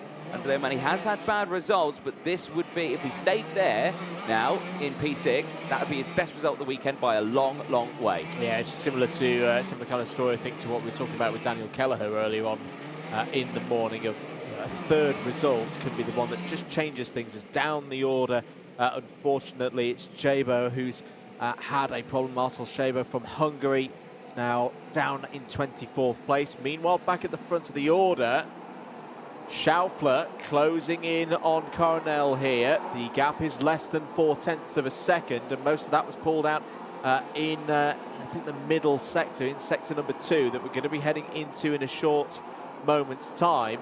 Coronel finding the need to defend into turn number 3. Very different lines being taken here. That's a good run. Oh, just on the power there. Schaufler wasn't quite able to get the level of speed that he wanted. He wasn't quite in striking range there, but you feel with Schaufler and the confidence that he's in at the moment with his racing, that he's just biding his time before he has a go here for the lead. Yeah, exactly. He is on that rear bumper. Coronel will hear that kart right behind him. Can imagine pressure building, but both these drivers very, very talented in their own right. Coronel, who did a brilliant job as well at Val d'Argenton, again, is another driver who knows how to pedal. So again, he's putting himself in a really good spot here. Do I dare say it? It was a bit of sunshine breaking through there. I think these drivers may have to switch to an iridium visor here. They might get caught out with these clear visors on for the rain. So Coronel still leads the way from Schaufler. Anagnostiadis is there in 3rd place, and I would say in his own right, is closing in on the drivers ahead. Yeah, he's having a really good run here. They're just behind. A few investigation flags and notifications coming in. One of them for Sebastian Letemarki. I think the 257 has also received one as well. That's Max Endicott, who's coming down in 21st place. Here's Dean Hugendorn trying to find a way past Boris Lysen here. The 272 Sodi performing strongly once again. This is over 4th place. James Anagnostiadis just ahead there in the 242 Prema Racing entry. But I've been impressed with Boris Lysen throughout the course of the season. Always good fun to watch him race. Loves a battle. Great racecraft as well. But Dean Hugendorn, rising star throughout the course of the season, hasn't had the best of luck all the way through 2024, but this is another opportunity for Dean to shine. It is drastically different racing line there for Dean Hugendorn, and well, so far, like you say, it's worked out for him. 14 places gained. This time around, though, Boris Lysen and his racing line seems to outmaneuver Dean Hugendorn here, as Hugendorn tries to find his way through, and there you can still see the likes of James Anagnosianis just ahead. This might be a chance here. He's wheel to wheel, and Boris Lysen's going to close the door, but Anagnosianis will have the inside. Hugendorn latches onto the curb, and he says thank you very much, and he moves up another place. Yeah, good racing once again there between Hugendorn and Lysen. Lysen tried to defend it, realised Hugendorn's too far down the inside there, and made sure that they got round the corner. Still in that top 5, still a good 2 seconds clear of William Kalija as well. Kalija's gained 3 places in this race so far. Luke Corner coming back through the field again. That's not the first time we've said that this weekend, Anthony. Up 16 places, is into the top 10 now. Brilliant run for Luke Corner. Meanwhile, back at the front, Coronel withstanding the pressure from Schaufler at the moment. This result would put Schaufler back to the top of the intermediate classification, but it would open the door for Dries van Langendonkers out of the race. That's Andrea Mani. Well, this awful weekend for Mani goes from bad to worse. That is a 3rd result in a row outside the top 25. I think that's going to be a weekend over that one. You know, 1 bad result is bad, but it's manageable. 2 is where you're like, oh no, this is not good at all. I need to really shape up here. 3, that's a weekend over. Yeah, even if you got top 3s in rounds 4 and 5, I think that would be too much. It's not going to be enough to make any impression later on into the weekend. Warning flag for Tobias Suzeni. And we're on lap number 7 now. What do you think will be going through the mind of Nicolas Schaufler right now? I think Rocco Coronel is in good form here and likes these conditions as well, where it's a bit tricky on the tyres. Well, I think Schaufler at this point is just probably thinking, the maximum points is right there. I'm in 2nd. I'm going to lose out on 6 points here. It's a big chunk of points. Another thing that he's got to think about here is, you know, Van Langendonk. Van Langendonk's going to be out a bit later on. He will have a chance of going for it. That is the Andrea Mani move, and no fault of his own there at all. Gets rotated at turn 14, and, well, he is not... I'm not going to be a happy bunny, and I think that reaction there is just like, yeah, that weekend has just not been his. And to add insult to some level of misery, I think that was one of his teammates also involved in that incident, but you can't quite see from that angle whether the 3rd kart was significantly involved in our drift. 4 laps to go, including the one that we're on. I'll tell you what, Anagnosiadis and Hugendorn, they're closing in here. They're closing in quite quickly. 1 minute 8.6 for Anagnosiadis last time around. 1 minute 8.3. Hugendorn's the fastest driver on circuit here. We could have a 4-way battle. But have you spotted, Anthony, is somebody's bumper in the incorrect position, perhaps? And it's Mr. Hugendorn's one. And that, again, is to be admitted because, of course, 15 places he's gained. That's a change just behind. Is that William Kalija getting past Boris Lysen, I think, for P5. So he's up another position now. Yeah, Dean Hugendorn, again, 15 places gained. He's made his way through on a damp track against a lot of drivers. It's so easily done, you know, where you have to contend with that one. The only thing that you can get away with here is that, you know, 5 seconds added onto him now would put him up to 7 seconds behind. He would drop to 6th place. Yeah, is his worst thing. If he stayed where he is now and all the gaps stayed where they are. Yeah, the worst news for Hugendorn would be if this front trio started to fight. He kind of wants this to remain as a bit of a time trial all the way to the end of this one. There's your live points in the bottom right-hand corner of your picture if you're watching at home or around the circuit on the live feed. Schaufler would move to 144. He'd have 12 points over Martinez. Martinez a further 7 ahead of Arias. Kraling still there as well. Coronel would move up to P5. Again, just shows how quickly it can change with a couple of good results, because Coronel had an awful start in terms of the races yesterday, having been one of the fastest drivers in qualifying. P21 in terms of classification. You know, if he can hold 2 wins here, he's properly back in the picture now. at the moment, he'd be up in 5th place in the IC. Yep, certainly so. Really helping himself out here. And, you know, that's what we were saying further back. You know, I'll go back a little bit to Andrea Mani here, where we're talking about 1 is not good, 2 is really bad, 3 is no bueno.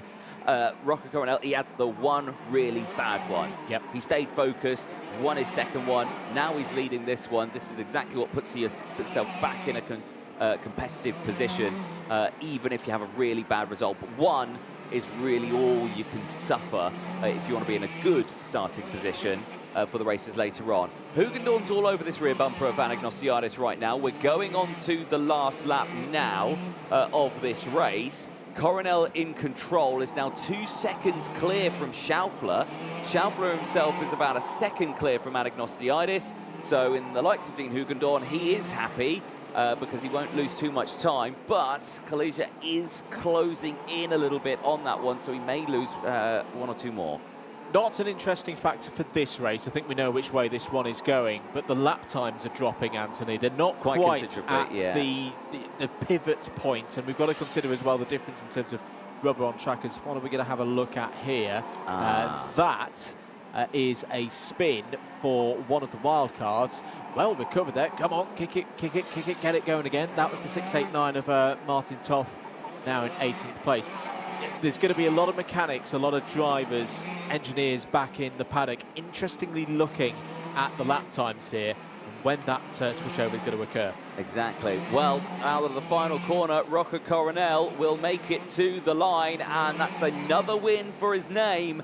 Bumps himself up to 5th in the intermediate classifications ahead of Nicolas Schaufler, who still maintains a lead, but that is his first loss of the weekend. Dean Hugendorn did get past James Agnostaiadis, but will lose that position again when that post-race penalty for the nose cone comes into effect. Agnostaiadis finishing 4th on track ahead of Kalija. Leisen from Waltz in 7th place. Jenny in 8th place ahead of Kornda. Luke Kornda, 17 places gained in that race. The German driver was absolutely on fine form in that one, just ahead of Klara Kowalczyk, who rounded out the top 10. Yeah, really good stuff from all of those drivers. Good points for them as well in their intermediate classification efforts. 11th for Kara Furhand, up 12 spots. Likewise, Paul Andriotis on his way to 12th place. Sebastian Letomaki, after the early first lap spin, recovered back to 13th. Was ahead of Jaguar Destroja, who gained 11 in that one. Top 15 completed by Florentine Hattemer. Scott Marsh as well, a bit of a recovery back to 16th for him. Mariano Lopez, Martin Toth, Maka Savalev and Max Endicott all finished inside the top 20. They're ahead of Philip Planeta and Roland Nagy. Retirements in that one: Andrea Mani, Marcel Chebo, Remek Samchik, Vladimir Ivanikov and Jesse Phillips. Sebastian Mins, of course, did not take the start in that race. The news, if you're just joining us, is that Mins will take no further part in this round. Highlights then, Anthony. Very good start for Rocco Coronel from pole. Yep, certainly so. Seeing that line there, that unfortunate spin for Sebastian Letomaki. Unfortunately, then just the ricochet effect there. Vladimir Ivanikov going off. And, of course, Jesse Phillips as well, just getting caught out in that one. Not the start they will have wanted, but the race continuing. Andrea Mani at the start of this one looks so strong. Second place, there was that touchy moment there as down the inside would go Nicolas Schaufler. Boris Leisen then going to the outside, trying to get past as well. Yeah, just this sort of early stages, I thought it was going to be a real turnaround for Andrea Mani. It just never went his way, though. Yeah, the hopes were high at the start of this one. James Agnostaiadis was fighting his way through as well. Was already up into the double digits of positions gained by lap number 2. That was him getting past Andrea Mani. You sometimes see it when one driver gets overtaken. They almost become like the prey to the rest of the herd for the rest of the race. That was the exit of Remek Samchik from the race. Another driver who's been a tough weekend. Hugendorn down the inside of Andrea Mani. Dean Hugendorn on his way to finishing 3rd on the road. This was another one of his battles, this time with Boris Leisen. Leisen would get more points on the board, virtue of his 6th place finish on the road, and you never know, might inherit some more positions based on if anyone does have some drop downs. That was the end of the race and possibly the weekend for Andrea Mani in terms of hopes of racing through into the superheats and, of course, the final, a third finish and classification outside of the top 20 for Andrea Mani. Very, very difficult to see how he'll come back from that. Through as well, the 239 of William Kalesia. Good race for Kalesia up into 5th place. And another little spin. This was Martin Toth. You see the rear wheels being spun up there, not wanting to stall. He'd keep going on his way to another finish. Well, across the line it would go the way of Rocco Coronel. Helps himself out. That's 2 race wins now and a 21st after a penalty. Of course, 5th in the intermediate classification. Schaufler controls the intermediate classifications. But of course, Dusan Langendonk will be out later on today, who is also on maximum points. The next race, Groups C versus E for the Senior OK category, is now lined up ready to get going for this one. And this is going to be an interesting one here because we've got the likes of Thibaut Ramekers, who has got maximum points so far. He is looking to do his third race of the weekend. Of course, Jimmy Elias earlier on, who did take a win on track. I just want to cast your mind back. I don't know if he did get a nose cone. I'm sure my colleague in the commentary box will find out for us there if he did at all. But there you can see everything getting ready to go for this one. Everyone looking like they're still going for the wet tyres, understandably. It's still a very wet track out there, but like you say, it is drying now quite considerably out there on circuits, and confirmation, Andrew, yes. It was. Yeah, Jimmy Elias did pick up a +5 second penalty post-race, but only dropped it down to 2nd place because both him and Mateus Magato were well clear of David Cosmo Christopher. Remembering back to the pre-round, on the data front, I think yes, a wet tyre is the right way to go. But is this next race and maybe the race afterwards where we could see the transition point? And we'll talk a lot about tyre temperature. Let's move on though, because let's have a quick catch up with Thibaut Ramekers from yesterday. Well, qualifying practice Group 3 is done in the senior category. Thibaut Ramekers, fastest in session. Félicitations, congratulations, well done. Thank you. I'm really happy because it was a really hard quali. It's really hot, so yeah, it's really difficult. And I think our session was a little bit slower than the others, so yeah. Not bad. It's tough out there. The temperature really came down now, and you know it's hard conditions out there. Do you feel like you could still come strong in the qualifying heats? Do you reckon they can go well still? Yeah, I feel strong. We have the speed, all the practice, and now in the quali. So yeah, I'm really happy for this. Well, congratulations, well done. We'll see you out there in the sessions. Thank you. Great to hear from Thibaut Ramekers. English getting better every single round we visit, so there we go, great to see. Confirmation, whole grid has got wet tyres on, understandably. You can see their shorts coming out. Rain jackets are off though, there's no umbrellas in the air. I think everyone pretty settled, and the clouds are lightening up just that little bit as well. I think any rain that we did see coming on that rain radar, I think has just bypassed us, just missed us that last hurrah that we saw on the rain radar. So good to see, and now we can go for some challenging conditions with a now drying track. This was always the talking point at the pre-round, was going from that one to the other, but this time around everyone on those wets. Let's take you through the starting lineup for this one. Thibaut Ramekers, 2 wins out of 2 for him so far. Can he maintain that momentum? Jimmy Elias starting alongside Noah Wolf and Matis Morgado going from row 2. Ahead of Stelios Kolovos and Joe Turney on row 3. Finn McLaughlin and Joseph Smith go from row 4. Ahead of Alpac Soy and Davide Bottaro on row 5.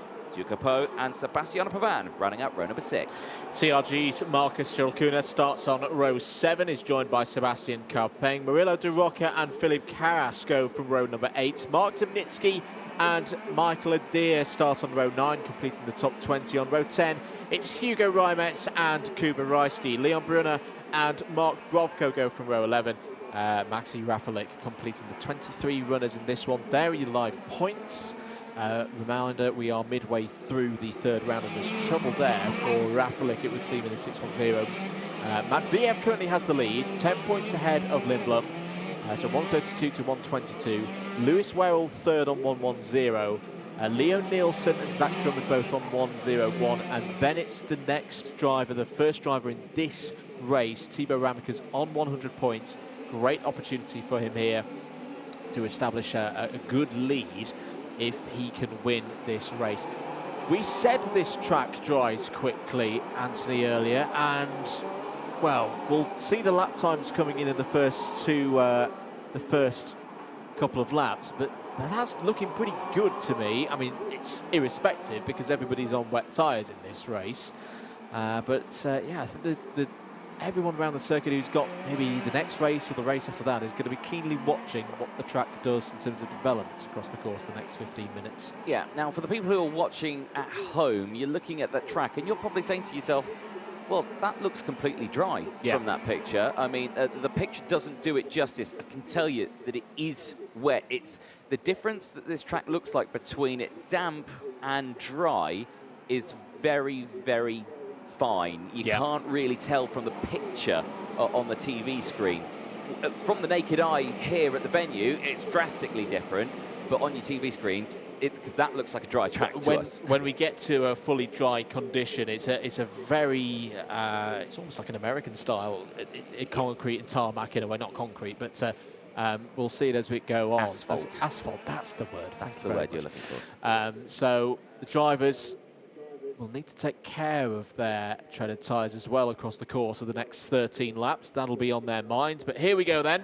Ramekes versus Elias on the front row with some company behind as well. We're going to go around again for another formation lap. I think the drivers were just startled there because the sun broke out from the clouds right into their eyes just as they were coming through there.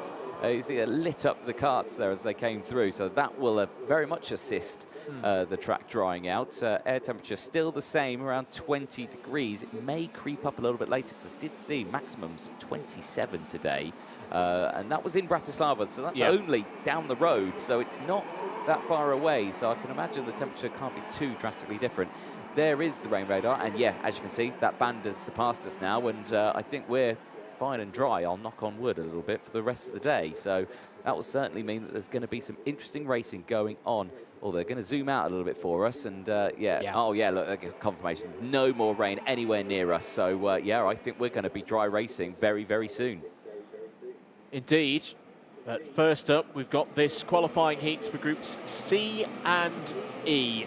Charlie and Echo for the OK senior category. Thibaut Ramekes. Simple job in terms of mission statement. Win this race, get to 150 points from a possible 150, and hold a lead of at least 18 points over those who've already completed their third heats. But as I say, Jimmy Elias, the fastest drivers around this part of the world, the last few weeks is alongside him on the front row. Noah Wolf's been in good form as well so far this weekend with 2 second places. Mateus Morgato a second and a first. Are we ready to go racing? Yes, we are. 13 laps away and running. Good start for Ramekes. Elias is going to try and search around the outside. Yes. Oh, as Elias gets all crossed up, holds it 3-4 wide as they're going towards turn 2. There's the evidence as Ramekes has run wide. Oh, dear. Oh, and there's 2 karts, 3 karts, 4 karts in trouble towards the back of the field. One of them, I think, is Kubarajski in the 163. Well, that shows you that, yes, the track is not dry yet. There was a lot of drivers having understeer moments through turn 1. Yeah, certainly so, and that was a lot of damage to the CRG there of Kubarajski there, and that's going to be another bad race result for him after earlier on. Big send around the outside there. That is a huge lunge for Yuka Po, who's trying to get through. The driver from Hong Kong having a brilliant start to his race. This is the race lead, though. Noah Wolf, you can see, look at the working on the wheel there, trying to get temperature in the tyres, and look at the drive he had out of turn 11, gets that move done, but Ramekes is going to fight back, goes wheel to wheel, but he'll have the inside line, and Ramekes gets squeezed out wide, and through will go the driver in third place as they go wheel to wheel. It's McLaughlin fighting for the lead alongside Joe Turney. Turney now leads the way here, taking full advantage of that one. Morgato's there as well. He's got through. And look at this train. The track is getting faster and faster here with that sun beating down on the circuit now. Lap times already quicker after that first lap, which definitely wasn't the fastest or the paciest lap that we've seen in terms of the race conditions and everything that was going on. But we're already quicker than the laps that we saw at the end of the previous heat. Turney has the lead.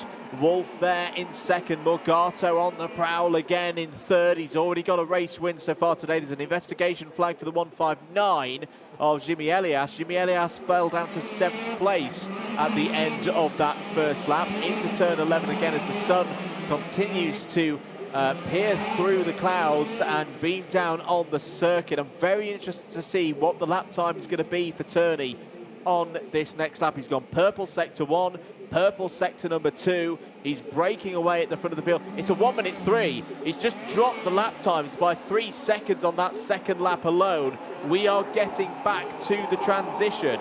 Yep, we certainly are, and well, he's got the clear track as well, but I think these drivers haven't realised that it's getting to that moment here because they're still struggling for track temperature. You can see that they are, you know, they're hugging that inside line as Morgato looks to the inside of Wolf. Wolf gets spat out wide, and through goes McLaughlin. So Wolf down 2 positions now into P4. McLaughlin looking like he's trying to get involved on this one, but great to see McLaughlin right up at this sharp end here. There's green flags at turn 7, which means at turn 6 possibly is a spinner. We haven't seen anyone tumble down the order just yet, but we might see that when they come through here. And who is tumbling down the order? I think it might be Davide Bottaro. No, he's lost a couple of positions, but no one really making a dramatic fall out of that section. Mark Brovko has fallen down a couple of positions. He'd had come from the back of the field, but yeah, it's not come through sector number 2. So Joe Turney, a 1:02.962, 2 seconds clear of Morgato and Finn McLaughlin. You know, I like the look of Finn McLaughlin in terms of this race. We know he's got good experience around this circuit of changeable conditions. He made an inspired tyre call during one of the pre-round heats when he was one of only 3 drivers on slick tyres in similar conditions to these, so he knows how this track can evolve. Everybody's on wets, remember, if you're just joining us here at the Slovak Karting Center, but it's looking like it's getting to that point now where you need a slick tyre. And you can see how much understeer both Morgato and McLaughlin had through turn number 7 there. As out is Mark Brovko in the 6.14. Will go no further than lap number 3. Well, they're seeing damp, dry patches out on the circuit now. And another aspect that you're probably hearing out there is the tyre squeal. That is an indication of the fact that it's now really scrubbing on some dry surface there. That is an indication that it is drying quite some way, and there is a much lighter dry line forming very clearly through turns 1 and 2 and down in towards turn 3 as well here. But again, it's going to get to the stage where these drivers might have to start think about going off the racing line to try and cool these tyres down, just to make sure that, there, and that was just a complete mistake, a huge oversteer moment. So that is a sign that the track isn't fully there yet, despite the fact that he's on wet tyres. The track's just a spin, and it's the same for McLaughlin. He's just done the same here. It's front. For me, it's the initial turn in. The tyre is not giving the grip through the corner, and it then kicks into oversteer. This is going to be a tyre temperature thing for all of these drivers. They will be punishing these Maxxis wets badly now, and if they do need to use them later on in the weekend, they've got to take that into consideration. Now look at this, so they initially turn in, nothing there, then the rear end kicks out as well for Morgato. He does incredibly well to not completely slide off the circuit, and there you see again, you can see McLaughlin bite, please get into the corner, but the front tyres simply cannot give him what he wants. Indeed, it was Alpac Soy and Sebastiano Pavan we saw in the background, the 2 drivers getting caught out in an incident, and they've dropped to 18th and 19th, both out of this race. They join the 4 other retirements out there of Romets, Brovko, Kolovos and Rashki. back here with 4th place. This is Jimmy Elias closing in on Noah Wolf. Elias just left the door open there, and through goes the 1-1-5 of Mark Dubnitsky. Just absolutely sent it down the inside and moves up now into P5. Is up 12 places in this one, but the track, again, we'll keep talking about it. I reckon it's going to be slicks on the next one. It's got to be. The slight shame is as Dubnitsky's going to squeeze through, and Wolf does very well to keep himself pointing in the right direction. Back comes Ramikas as well, who's in 8th place at the moment, side by side with you. Joseph Smith's in there. Do you know what? I know it's all hindsight and all of that. The inspired call would have been in this race to go for slicks and try and survive for the first 3 or 4 laps, because right now you would probably be 8, 9, maybe 10 seconds quicker than everybody else out there struggling on their wets. Turn 5 in particular is looking really difficult right now. It's one of the worst corners in terms of loading on those fronts.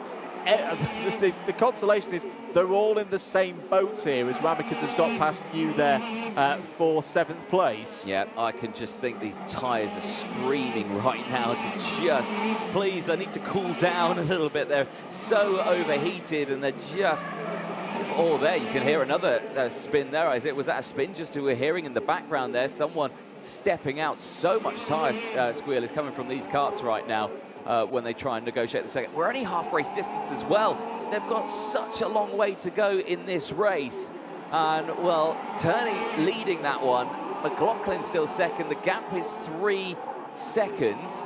But we've not really spoken much about Thibaut Ramikas, the driver who's won both his races so far. He was leader of this one, and he currently sits in P7. It's not been the race for him, has it? No, and he would lose the lead of the intermediate classification. Oh, somebody was off there further up the road.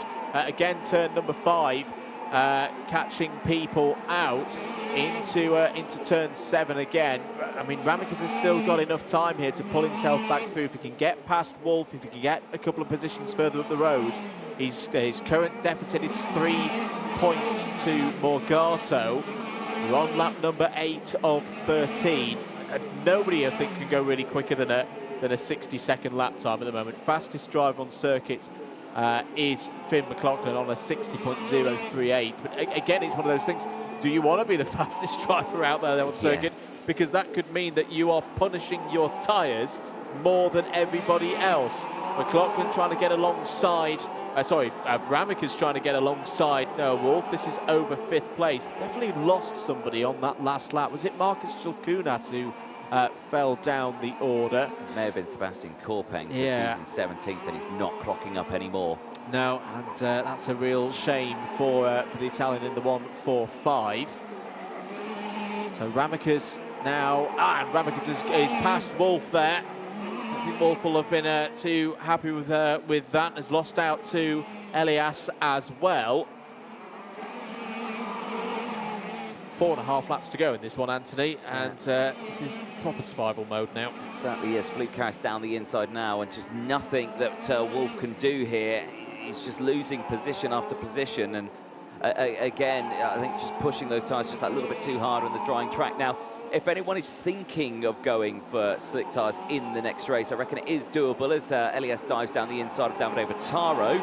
That is for P6. You know, you just got to think at this stage, it's going to be a risk to it because there is a single dry line out there that these drivers are using.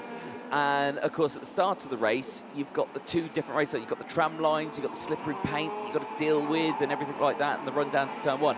There is a very big risk of going for slick tyres in the next one, but I reckon it is doable. It is doable. It's where, as we saw at the pre-round, the formation lap, strangely, becomes one of the most important set of laps of the whole race. You've got to keep it on the road.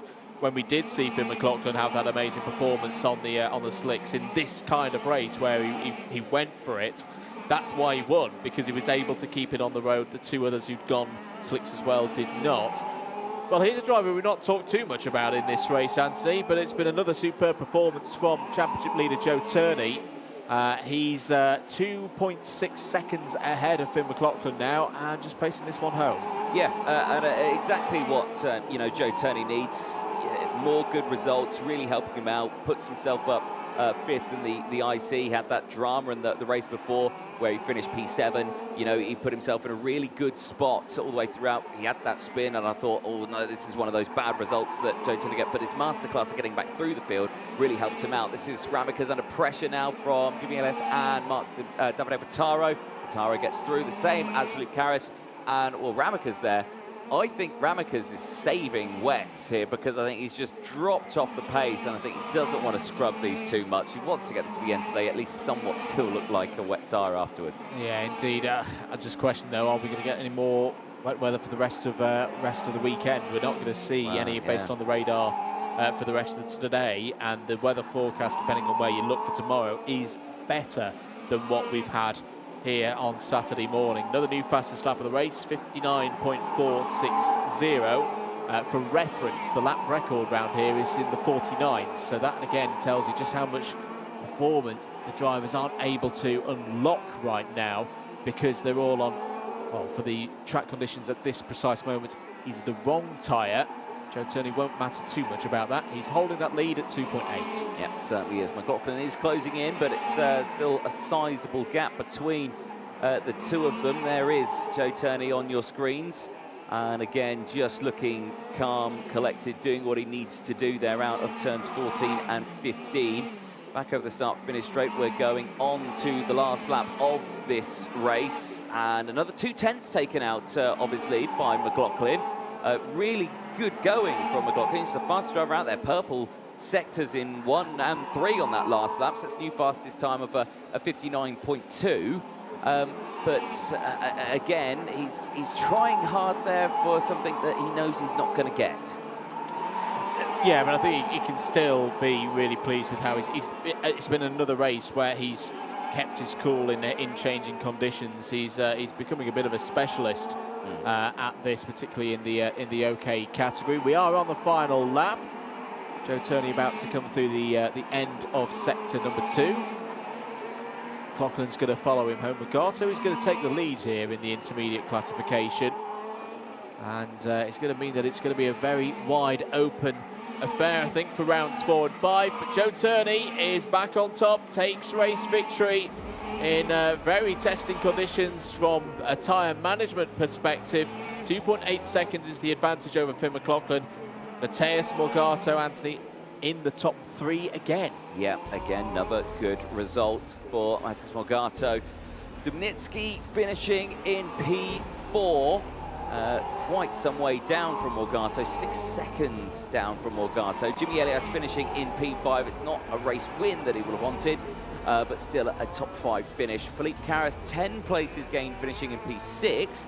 Finishes ahead of Davide Bottaro in 7th place. Ivo Ramicas, the end of that one, dropping to 8th place, down 7 positions. Noah Wolf as well, just behind in 9th, with Joseph Smith rounding out the top 10. Maximum Rafalek, 12 places gained, finishes in P11, ahead of Yuka Pau. Michael Adair from Marilla de Roca, and it is Leon Brunner ahead of Marcus Schilkunis, and Sebastian Korpeng rounding out the 17 finishers in that race. The retirements: Alpak Soy, Sebastiano Pavan, Hugo Razmajets, Mark Brovko, Stilianos Kolovos, and Eko Brashki, unfortunately out of that race.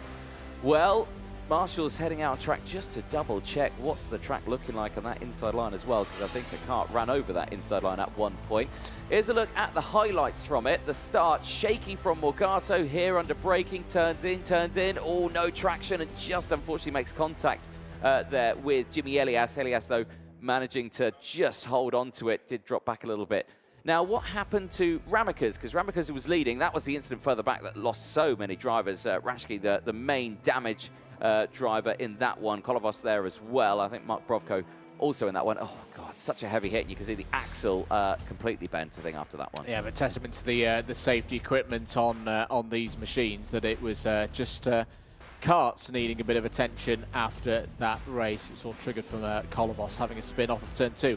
This was the initial change of the lead. Noah Wolf getting through past Thibaut Ramicas on the exit of turn 11. Ramicas would fight back, but then neither driver wanted to yield there. That was the start of the problems for Ramicas. This is what opened the door for Joe Turney to get effectively 3 drivers in the space of 1.5 corners. You can see him there Wolf and Ramica's compromising each other. McLaughlin ran a little bit deep off of a corner exit. Turney would step through and disappear up the road. This earlier phase of the race, front end, the real problems for the drivers, especially as the track dried out. The wet tyres simply not able to get the pilots round the tight corners. Here was Finn McLaughlin having a similar moment. He was able to hold on to second place ahead of Matthias Morcato. Everybody knew at this stage it was all about taking care of the rubber, because you never know when you're going to need it later on in the weekend.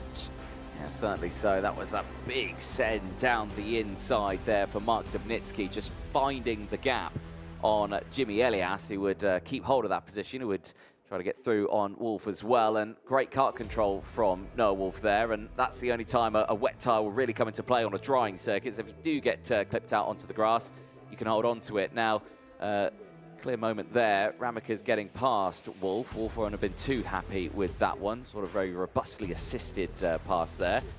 Down the inside, nice little move there for Felipe Carras as well on Davide Bataro. Wolf would fight back at that point. Again, there was great battles all in that mid-pack area there, wasn't there? But all of the meanwhile just chewing up those tyres and really not putting them in a good state of affairs. Yeah, for Joe Turney, he'll be quite happy to see the end of that one. I've had one experience of it, of an overheating tyre on a race circuit. I think it's one of the most frustrating things you can have, because you turn in and you're just like, please get round the corner. And it's that element of you've got to open the steering to back the temperatures back down on the tyres. Anyway, we move on to Groups A and D in juniors. A good number of slick tyres on the wagons. Understandable. This next race, Anthony, 11 laps, 12.9 kilometres. Confirmation. Whole grid has gone for slick tyres, so they're deeming that the track is good enough. It looked good enough, but of course, there is still damp patches out there, so the start of this race is going to be vital for drivers who are off the actual racing line going in towards turn one. There is a look at Filippo Sala, the driver who's starting this one on pole position. Well, relatively good running for Sala over the course of this weekend. Some fairly good results, but again, probably not the most confidence of performance he'd have wanted. I think still yet to come away with that outright win. He's had a second, he's had thirds, all of that. He's just looking to take a pole and keep it there. And now the conditions are drying, I reckon this might be his best opportunity to do that. Yeah, he's got a great opportunity from the front of the grid. I think as well he's wanted to look for that longevity through the course of a whole weekend. We've seen him be able to do it at the start. We've seen him be able to do it towards the end of a competition. I think just so far in 2024 he's not quite been able to get it all together. Here's another very interesting driver in terms of this weekend. Roman Kamiab for Ricky Flynn Motorsports. We caught up with him earlier on this weekend. Yeah, so the points weren't amazing at Valencia. Val Argenton was strong. I'm going to try my best to get in the top 3 and hopefully a victory this weekend. I'm going to give it my all and try and make it happen. It's a very nice track. It's quite narrow. You've got a lot of corners to focus on, and it's quite physical on the body since it's quite hot and there's a lot of grip. Not so many people like this track, but it's one of my favorites. Turn 4 and turn 5 are both hairpins and a lot wider than all the other corners. And turn 7 and 8, they're quite narrow, but you have to kind of brake late and try get up the inside as early as possible before you reach the corner. I don't really like a boring track, so yeah, you can have loads of corners to drive around and it's quite fun. I'm going to try my best to get a top 3 because that's what I've been trying to do from last year and the start of this year. And yeah, I really need to make that happen soon. Well, certainly seems to be going for him so far this weekend. Still coming away with some relatively decent results there for Roman Kamiab. Great to catch up to him before the start of this weekend. There you can see the yellow light flashing at the front of the pre-grid, indicating we've got around less than 30 seconds until we see that green flag head out. The sun is shining once more here, and we're starting to see similar conditions to what we had yesterday with sunshine, 33 degrees. It was very humid, but clouds everywhere. We've got the clouds everywhere. The sun's out, but we just ain't got that temperature just yet. But yeah, I think the drivers will be quite thankful of that they don't have to deal with that at this moment. Let's take you through the grid then for this next heat in OK Junior. Filippo Sala and Noah Baglan on the front row. Jensen Burnett and Alfie Slater go from row 2. Rowan Kamiab, you just heard from him there. It's alongside championship leader Dries van Langendonk on row 3. Manuel Miguez and Joel Pokela go from row 4. They're ahead of Kenzo Craig and Henry Domain. That is your top 10. Row 6, Louis Cachet starts alongside Efim Durinov. On row number 7, it's Oliver Kinmark and Archie Lovett. Maro Peldis and Jus Mulder round out row number 8, ahead of Kip Bolowski and Bogdan Kozma. On row 9, Kanish Grau and Martin Lickner go from row 10. The Slovakian driver seeing what he can do from that 20th spot on the grid. Zhang Jose and Armin Carrier Osman round out row 11, ahead of Sky Parker and Alexander Dahlstrom on row 12. Revolts ahead of Theo Battisti on row 13, with Mats van Rooyen and Lucas Konopka on row 14. It's a 29-kart grid, and is round out by Francois Cadal from Switzerland on that 15th row. A look at the intermediate classifications. It's Nicolas Schaufler leading that with 144 points from Jacopo Martinez with 132, Bosco Arias with 125, and Arjen Kraling with 124, with Coronel and Greek rounding out the rest of them. But, like we were saying, Dries van Langendonk is a driver in this race who has maximum points and is in a position to really do some work here and maybe lead that intermediate classification at the end of it. And he's going to be thankful of that timed qualifying, I think, now, because this is the kind of opportunity that he did not have at the pre-round when he had a weaker qualifying. He was having to start, 15th, 16th, all around that region. He's still, of course, got work to do from that third row of the grid, but the fact that he can already see that key position that he needs to emerge as the sole driver on a perfect score after 3 rounds is going to be a big boost to him. Nevertheless, 5 very quick drivers ahead of him on the grid. Roman Kamiab and Alpha Slater, the 2 Ricky Flynn Motorsport entries directly ahead. Slater took a heat win around this stage of the competition in the pre-round. Jensen Burnett as well has been on good form for Fusion Motorsport. Noah Baglan has gone from strength to strength so far this weekend, and of course Filippo Sala, your pole sitter, who's got good experience around this track as well. We're going to go into the tram lines. Over to you, Anthony, for the race start. Thank you very much. Yes, drivers getting themselves sorted out. There's a little bit of squabbling in the background, and something tells me that that's going to be a false start there. So, well, crucially, what you're seeing there, no one's dropped off the track. The track has dried out so quickly. Yeah. And compare that to a few weeks ago, the pre-round, with how long it took about 3 or 4 races for it to really go from a wet tyre to a slick tyre.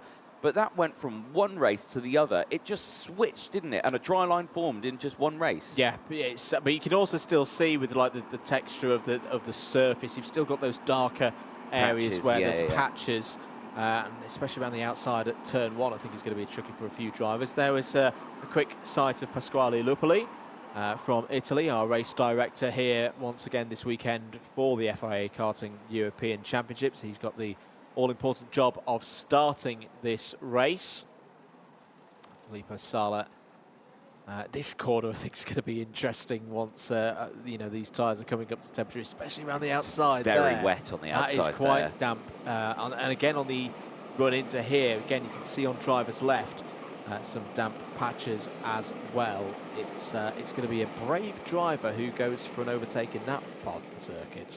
Brave is just a kinder way of saying another word. But we'll see what happens in this one.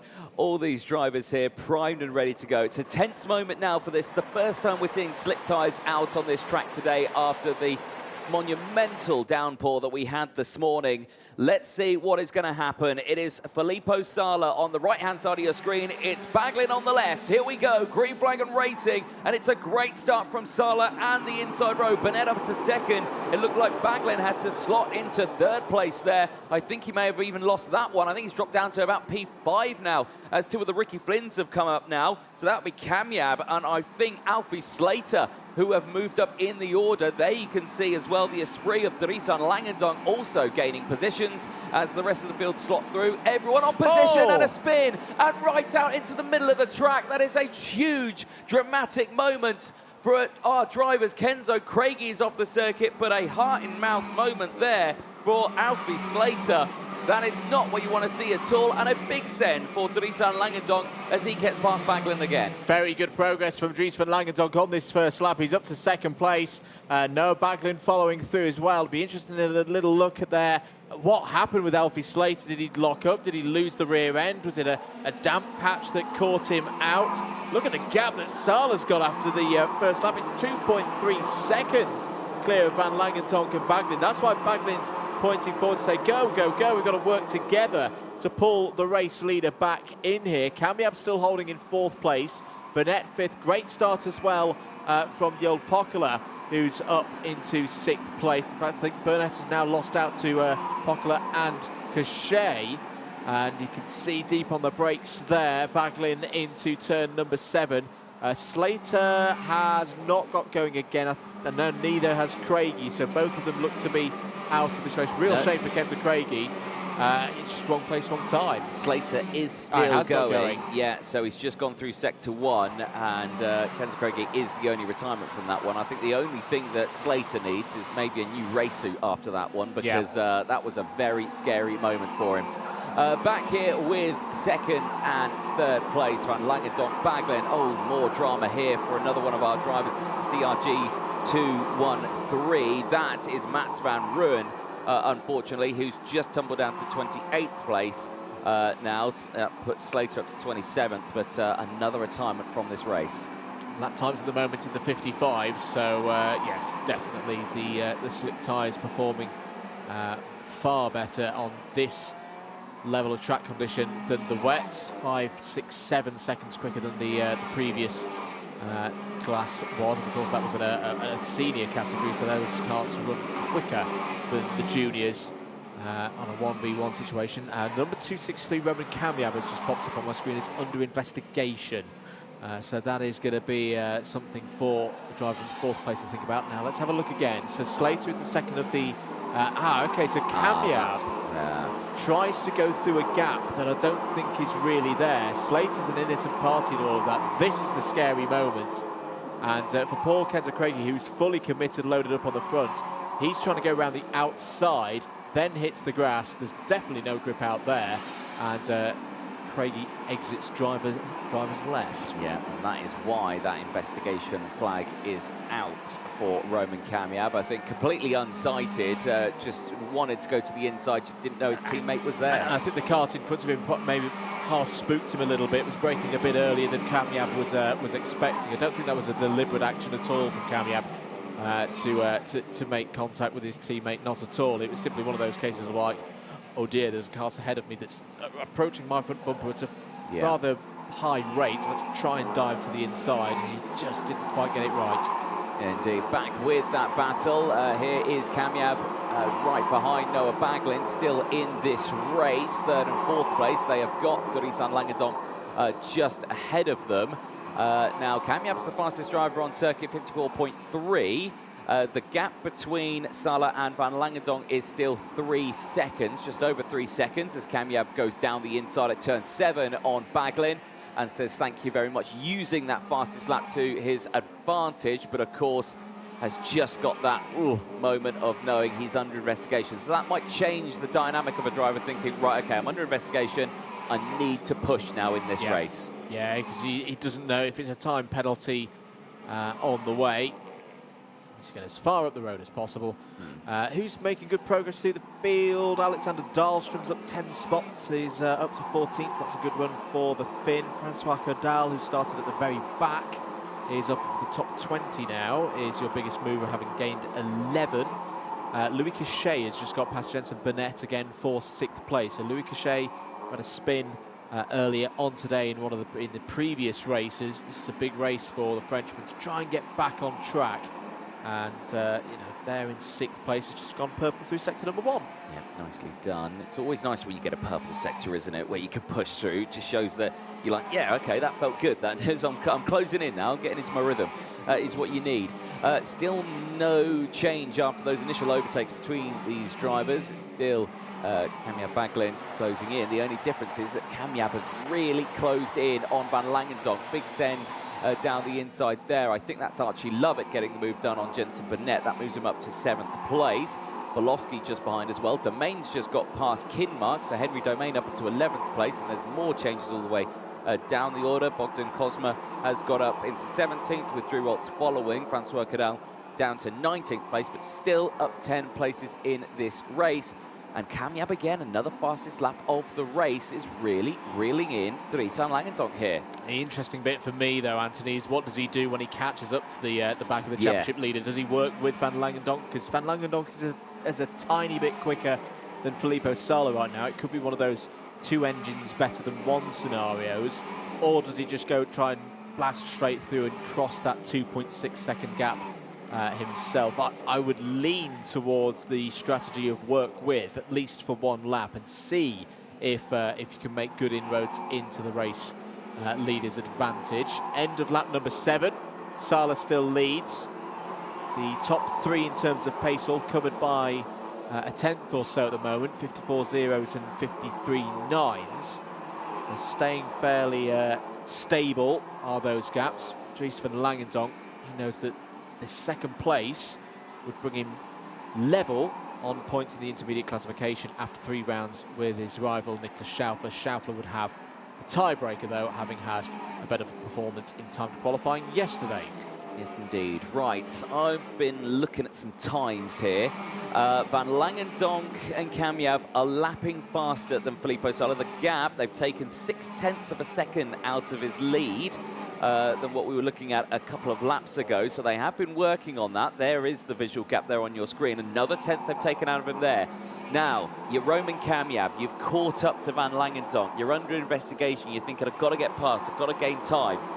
But you're already closing in on the leader at a good chunk of space. An overtake here would undo that work and then put you back at square one with only a couple of laps left to go. Yeah, I'd agree that keep formation right now, because if there is something coming, you're stretching out that advantage over the likes of Baglin, Pockler, Cachet and further down.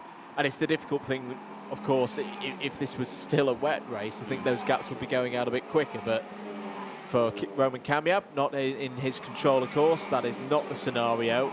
They are continuing to chase Sala down. The gap is down to 2.2. Van Langendonk has just gone fastest of anyone through sector number 2. 2 laps to go. That was lap 9 that we just completed there. Sala starting to dig deep, starting to hit personal best himself. He is. We'll stick with this battle. The last lap board will be out this time to the drivers. So they'll have 1 more lap after this one. And Kamjab again with that fastest lap of the race, pushing these 2 along. Baglin still there in 4th from Cachet, Pockler, Lovett, Bolowski, Burnett, Domain, Kinmark, Rao, Duranov, Mulder, who has just got up to 14th place at the expense of Manuel Maguez. No change between these 2. And Van Langendonk, the gap now down to 2.1. It's not going to be enough time to close in, despite the fact that they are closing in. There's 2 seconds between them. You know, it's not going to happen with just 1 lap remaining. Yeah, they're going to run out of time here. Sala checks over his shoulder, sees that he's got a good gap, just needs to bring this one home with no mistakes and take his what would be his 4th qualifying heats win of the season. Add to his tally of 3 from Val d'Argenton at round number 2. Gap for Kamjab back to Baglin is currently 1.4 seconds. See there in terms of pace, the track's definitely not perfect yet. You know, we saw lap times in race trim yesterday into the 52s. But for the drivers running through the rest of this morning and early afternoon session, they've got good track conditions to race upon. Filippo Sala keeping things nice and tidy, nice and calm. Continuing this good form here at the Slovak Karting Center. Certainly is. I think a first race win of the weekend for him. He'll be happy with that one. Bumps himself up to 3rd in the intermediate classifications. The driver who put it on outright pole position in time qualifying now sees himself take a win in the qualifying heats phase. For Ricky Flynn Motorsport, Filippo Sala takes the win ahead of Dries Van Langendonk by 1.8 seconds. Kamjab stayed in 3rd place. I think, knowing that he wasn't going to close in. I think just bring it down, simmer down, and look after those tyres a little bit, make them last a little bit longer. Baglen finishing in 4th place ahead of Louis Cochet, who gained 6 places in that race to finish P5. Archie Lovick gaining 7 places to finish P7, ahead of Jensen Burnett, and Kip Bolowski's 8 places gained. Henry Domain rounds out the top 10, not gaining or losing any places in that race. Kinmark finishing in 11th place from Dudanov, Rao, Mulder from Maguez, and it's Peldis from Waltz, who gained 8 places to finish in P17, ahead of Cosma. Then it's Battisti, Zhang Jose, Parker, Dahlstrom, Lickner, then it's Cadell, Konopka, and Armin Kaya Osman rounding out the 26th. Alfie Slater finishing in 27th, not able to do the result he would want. 2 retirements, Mats van Rooyen and Kenzo Craigie. A calm race, but clearly showing that the track and slicks definitely the right choice, and the track has transitioned. Yeah, definitely we're into that phase of the afternoon that all the drivers enjoyed. There is your race winner, Filippo Sala, up to 3rd place in the intermediate classification. Let's have a look at some of the highlights and see how the Italian did it. This was the very start of the race. A little bit of the unknown into turn 1. How much grip would there be? And I've got to say, I think the juniors dealt with this very, very well. All of them keeping away from those darker, wet patches on drivers' right. This was one of the main flashpoints of this race. Yeah, again, I just think that Cambiab was caught out by Burnett's braking point there. That put Slater into a spin. Poor Kenzo Craigie was simply in the wrong place at the wrong time. That would be a retirement for the Briton, who'd made a bright start as well. This was a different angle of it. So lucky that Slater was able to find that gap between and that not to be a more significant incident. This was a big move, though. Dries van Langendonk down the inside of Jensen Burnett. And the big story from that first race, from that first lap of the race, though, Anthony, was the sheer size of the gap for Filippo Sala. Yeah, but that's just a driver who can just push at the lead of that breakaway, not worry about anything. That was the retirement for Mats van Rooyen, who would have joined Kenzo Craigie at that marshal post there. Yeah, like you say, just having the clear track and the, you know, you can be on the normal racing line, you can just put in time after time after time, and you see those moments there. You see the drivers just managing to break away. That was Lovick getting the move done on Jensen Burnett, moving him up to 7th place. But then a cool, calm, collected race later. Filippo Sala comes away with his first win of the weekend and puts him in a good position there. He's up in the intermediate classifications. Well, seniors are coming up next. Qualifying Heat A versus D for the Senior OK category is back out on circuit. And again, names joining us on this one. Noah Montero, Louis Iglesias, Kai Rillarts and Suleiman locking out the front 2 rows of that race. David Cosma with Peter Stiller alongside. We saw Peter Stiller gain so many positions earlier on in the wet conditions. Can he do the same in the dry conditions? Alexander Bondarev and Gabriel Gomez, who is looking for good results here right now as he's fighting for that championship, is on the 4th row of the grid. They'll have Idris Peschel and Andrea Dube on row 5. Emilio Coivisto and Ian Eichmans will round out row number 6. Freddie Lloyd and Andy Consani go from the 7th row of the grid. Dom Simek and Dante Vinci are there on row number 8. Jensen Graham and Maciej Konik go from row number 9, completing the top 20. It's Blake Nash from the United States of America, joined on that 10th row by Poland's Ivo Becerra. Jean Carras and Radek Vavra starts on row 11. Are we going to see more overtaking heroics from the 23rd and last driver on the grid? It's Finland's Martti Rittanen. Quite a number of drivers in this race, Anthony, who I think it's fair to say have not had perfect weekends or the strongest kind of weekends that they would have wanted at this stage. I'm thinking the likes of Gomez, Duke, Eichmans, Coivisto. They've all had at least one race where things have not gone their way. Again, with the conditions of the tyres and the track as it is now, I'm expecting a bit of a feisty one here. Yeah, we're getting at that stage of the weekend where you see these drivers who have had bad results here and there really start to put themselves in a position now where they can gain the points, really put themselves up, because there are drivers who are thinking, right, I'm on the edge of a super heat here. I'm on the edge of not making the cut through to the drivers, because remember, it's only the top 32 in the top 72 that go through into the superheats phase. The rest of them go through, and way more than 72 entries in for the senior category. So we are going to lose a fair chunk of drivers, and the drivers who are in that sort of ballpark area really need to start to think on these last few qualifying heats they have today to push themselves forward. And even more so if you're a championship contender, never mind top 72, you're thinking top 36 for the final on Sunday. And of course, it's only the top 15 at each point scoring stage that are awarded something to their championship tallies. That's all to come, of course. Into the tram lines. Are we good for green? Yes, we are. Away we go for 13 laps again here in Slovakia. Down into turn 1. Good start for Noah Montero. Good start for all of the field. They're all through the first corner and now into turn 2. It's getting a little bit bunched in the second half of the top 10, but that's an absolutely spot-on start for Noah Montero. Yep, certainly is. Nice clear track in front of him, no drama whatsoever, and not having to deal with an understeering kart going on a wet track. So the first dry conditions, the seniors will have raced on now with slick tyres, and Montero taking full advantage of it. Louis Iglesias there in second place, having to deal with the likes of Kai Rillarts, who again didn't have the best race earlier on, leaves the door open just that little bit, and Iglesias goes through, and so does the Prema kart there of Salim Hana. So Salim Hana, who's up now into third place, is starting to gain some place now. Kai Rillarts down to fourth. Bogdan Kozma is, David Kozma, I should say, has got Alexander Bondarev there. Peter Siller, seventh place. Yuri Peschel there with eighth place, as well as ahead of Andrea Dube. Gomez has dropped down to 10th place. He won't like that. He's dropped down 2 places down the inside. David Kozma looking for the move here and retakes the position back with Alexander Bondarev fighting very, very closely, and now under pressure once again. Oh, nicely timed from Yuri Peschel. Exactly what he wanted. The driver who was pole in qualifying and did great things here at the pre-round is putting himself back in a really good state of mind here. No, that's more like it from Yuri Peschel. He's not quite been at that high level that he showed at the pre-rounders. Down the inside, Gomez on Bondarev. Bondarev losing a lot of positions here as through goes Dupe, through goes Eichmanns as well.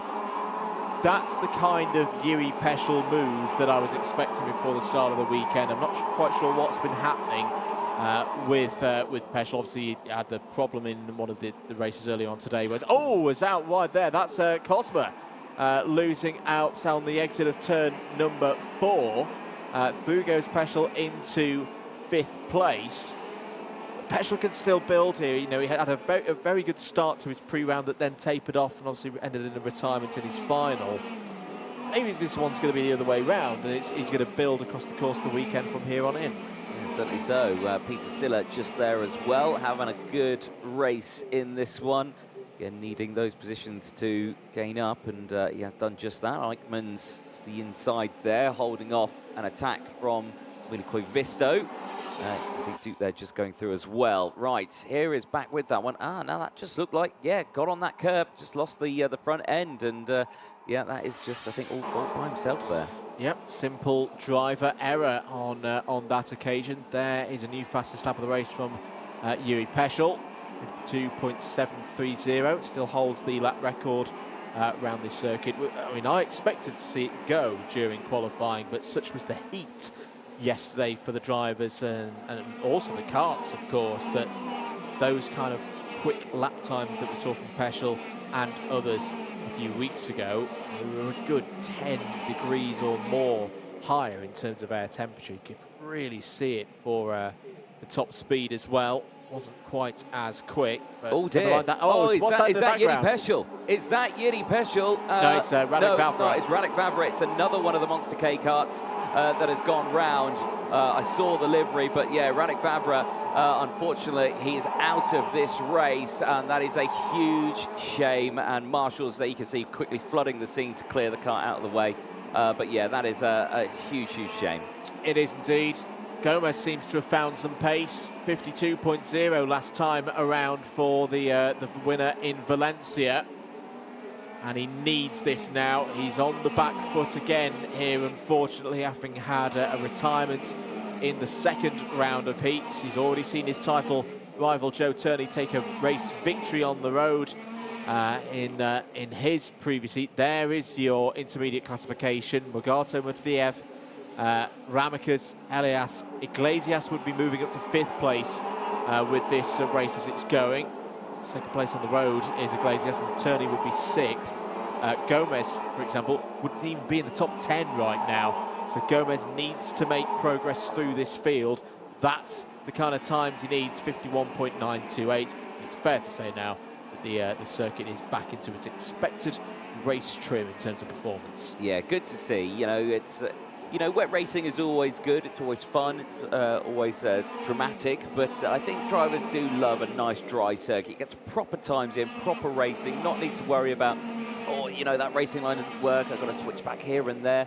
But for the spectator at home, the karting fan probably loves a wet race out there. But I'm sure these drivers are very thankful.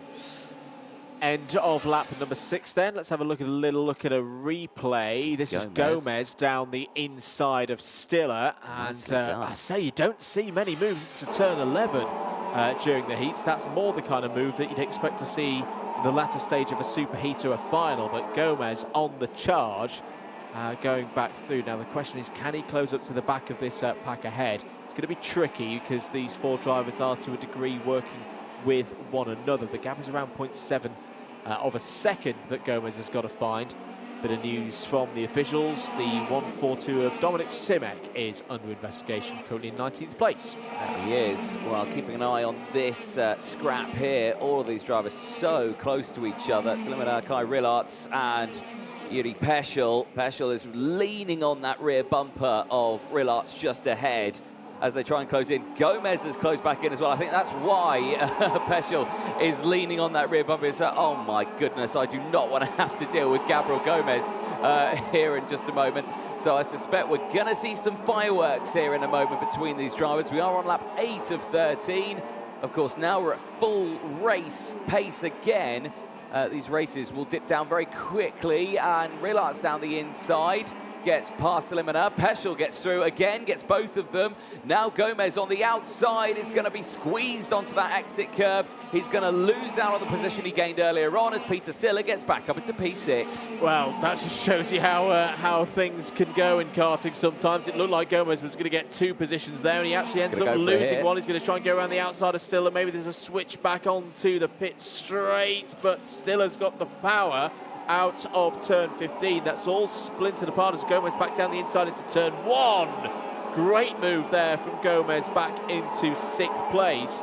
But he's now got to do the hard work all over again. And the bigger problem now is that group of what was 4 are now probably spreading across the course of 2 seconds up the road. Yeah, but he's closed into Silmana quite nicely now as they go down in towards turn 7. Big moment there under braking for Silmana. You saw him working the wheel. He had no traction at the front there. And I think maybe is that a temperature struggling to get into the tyres? Or maybe struggling to get into the tyres, or he's taken them too far in this particular race. That's the 2nd lap in a row that Silmana has not looked comfortable at all through the braking zone of turn number 7. End of the 9th lap. Montero is clear by 1.5 seconds. Here comes Gomez. Is he going to go for a move into turn 1 again? No, he just elects to stay behind for now, knowing that every position is important. He does not want to throw this one off the road. He's already had 1 retirement so far this weekend. He's taken away his margin of error, arguably. New fastest lap of the race from Emily Koivisto as well, 51.773. Koivisto currently 9th place. Here goes Gomez, well timed. Oh. He'd seen the last 2 laps that Hanar was not comfortable into turn 7 at all, so that's where he chose to go for the move. Stiller nicely through as well into 6th place. Hanar now having to deal with Ian Eichmans, who's been on the scene. It's had a tough weekend so far, has the Belgian, but this again is more like it up there in the top 10. Certainly so. You can see how much the karts just lifted up here. Watch this moment there. So there you can see that was the moment for Silmana just struggling to get the grip on those front tyres. And this is a kart that definitely had grip on the front tyres, because watch the rear tyre lift off the ground just here. The same for Peter Stiller as well, just showing that it was like grip, grip, grip, it's got it, it's lifting, and it's landed again, and then we can put the power down. It just shows the difference in traction levels out there. It really, really does. Now the question is, can Gomez charge up to Kai Rillerts? This is the battle for 7th place.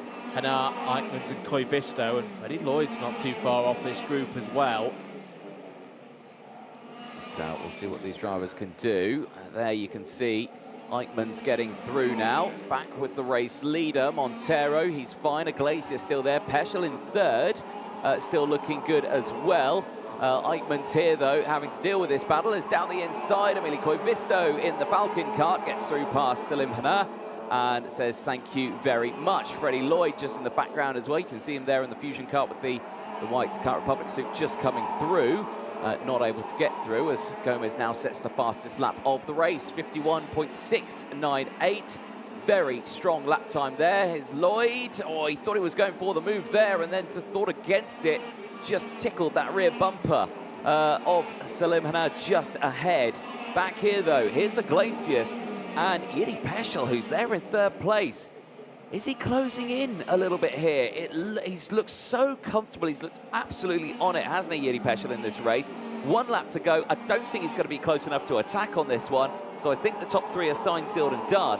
But that's been a superb race for Yuri Peschel. Yeah, this has been him back to his best, which is a good indicator for the rest of today's qualifying heats. Good indicator as well for Noah Montero, who has had a fair amount of bad luck across the course of 2024 so far, and it hit him again in the previous round of heats. Another very good response to adversity from a driver here in the senior category. Into turn 11, this will elevate Montero to 9th place in the intermediate classification and not too far off the likes of McLaughlin, Limblom and Turney. He can do something from here in the 2 remaining races. Noah Montero takes it from pole position to the flag, and 50 points at this stage of the round. Luis Iglesias P2, Yuri Peschel is back, P3, Kai Rillerts 4th, and a useful top 5 as well for Gabriel Gomez. Yep, indeed. Superb race then, and definitely back into full dry running, which is what we like to see here at the Slovakia Karting Center. Peter Stiller, he finishes in P6, didn't lose any, didn't gain any, but still a very good result. Eichmann's finishing in P7, 5 places gained ahead of Emilio Koivisto. Freddie Lloyd finishing in 9th place, and Salim Hanar rounding out the top 10. Consani finishing in 11th ahead of Cosma. Then it's Bondarev from Dupe. Then it's Vinci from Graham, Bestrada from Konik. Rittinen, Simic, Karis and Nash round out the 22 runners. Only the 1 retirement. That's in the form of the 611 of Radek Vavra on that Monster K kart at the exit of turn 11. The results there on your screen, but still you can see there's sun coming down. It's looking like a lovely day now compared to what we saw this morning. A vast difference. And far better than yesterday as well. And far better than yesterday. And it was a little bit too hot. Horribly hot, wasn't it? Yes. And good news, for the first time today, we've gone up a degree in temperature. Aha. 21 degrees now. Broken cloud confirmed. There, Noah Montero, he'll be happy with that one. Another win to his name. Let's see how it all unfolded. The race replays, the highlights from that race. And Montero at the start of that one, going in towards turn 1 again, just tucking it in. No drama from him, no side-by-side moments, not having to fend off anyone. Normal racing line through turn 2, and was just able to break away. It's this battling here that caused him to open up that gap, because Iglesias having to fend off Salim Hanar, and then Salim Hanar was dealing with the likes of the Sodi kart of Kai Rillerts. And then it all started to kick off with everyone starting to close in. Bondarev going wheel to wheel here with the likes of David Cosma. Then Peter Stiller closing in. Then Peschel, who closed in as well. And Peschel with the masterclass here. Watch him here on the outside. Tucks in. Beautiful. 2 in 1. Nicely done. Yeah, he's read the situations ahead of him really, really well indeed. As all of these positions in the top 10 were being decided. Curious as well that for the primers, we saw the difficulties, of course, for Hanar, but also, of course, issues for Bondarev. I just wonder whether they went the wrong way in this particular round on setup. Out of the race would go Radek Vavra, the single retirement in this race. Teammate Yuri Peschel will continue to go forward. Key races for Gabriel Gomez. Already had a retirement earlier on today. He was racing through, would get back up into the top 5. You can see how much that Selim Hanar was having to wrestle with the kart through what it seemed like every single corner. It didn't seem to want to turn in. It didn't seem to want to grip mid-corner. It didn't seem to want to get off a corner as well. It was a horrible time out there for Selim Hanar. Here again, Gomez just eyeing up the opportunity that would come one lap later. This was for another move into the top 5. Very good reading of the situation there by Gomez to know that Hanar would not be strong into turn 7. Not at all, but again, doing his best to hold on to positions. Eichmanns would fight back, and Emilio Koivisto getting involved. Koivisto would go down the inside here into turn 1, and again, you're just seeing he's got absolutely no traction. There's clearly something not right there. Maybe the pressures were just not on. Checker flag would go out, though, and it would go the way of Noah Montero, adding to his tally, helping him out in that intermediate classifications.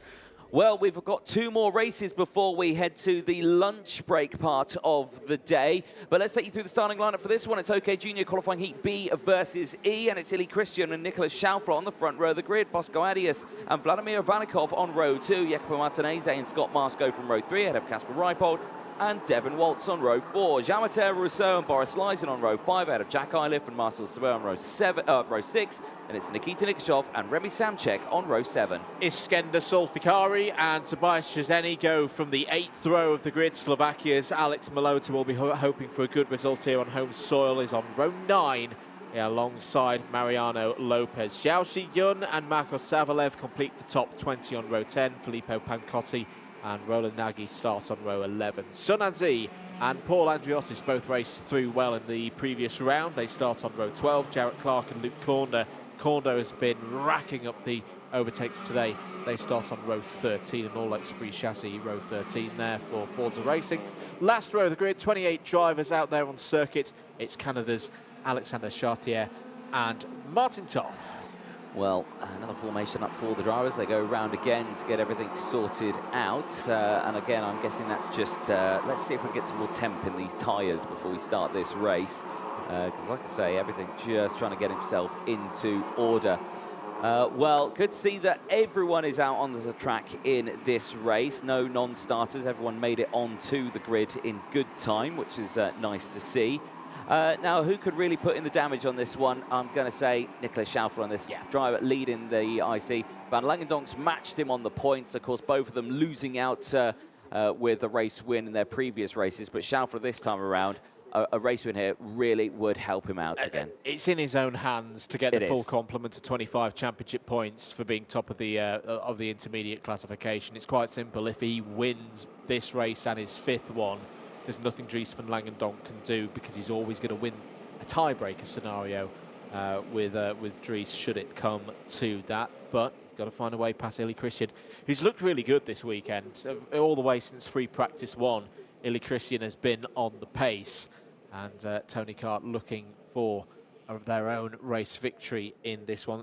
Got to keep an eye on Bosco Arias as well. Bosco Arias currently 5th in the intermediate classification. He has that inside line on row 2. Pretty decent place to start one of these races. Exactly so. It's all down to Ili Christian. Can he get a good start off the line here and fend off the likes of Schaufler and Bosco Arias? Lights go green, and it is a great start from the Canadian, who holds on to the race lead as they dive down into turn 1 for the first time. Schaufler did not get the start he wanted. He has gone down to P4 on circuit, which promotes the likes of Bosco Arias, Jacopo Martinez, and I think that's Kasper Reipold, who's up into P4. So that is a perfect start for them there. Scott Marsh this time around hasn't got a good getaway as the 232 gets squeezed out wide there. That is Iskander Solfikari, who did the full 360 earlier in the wet conditions.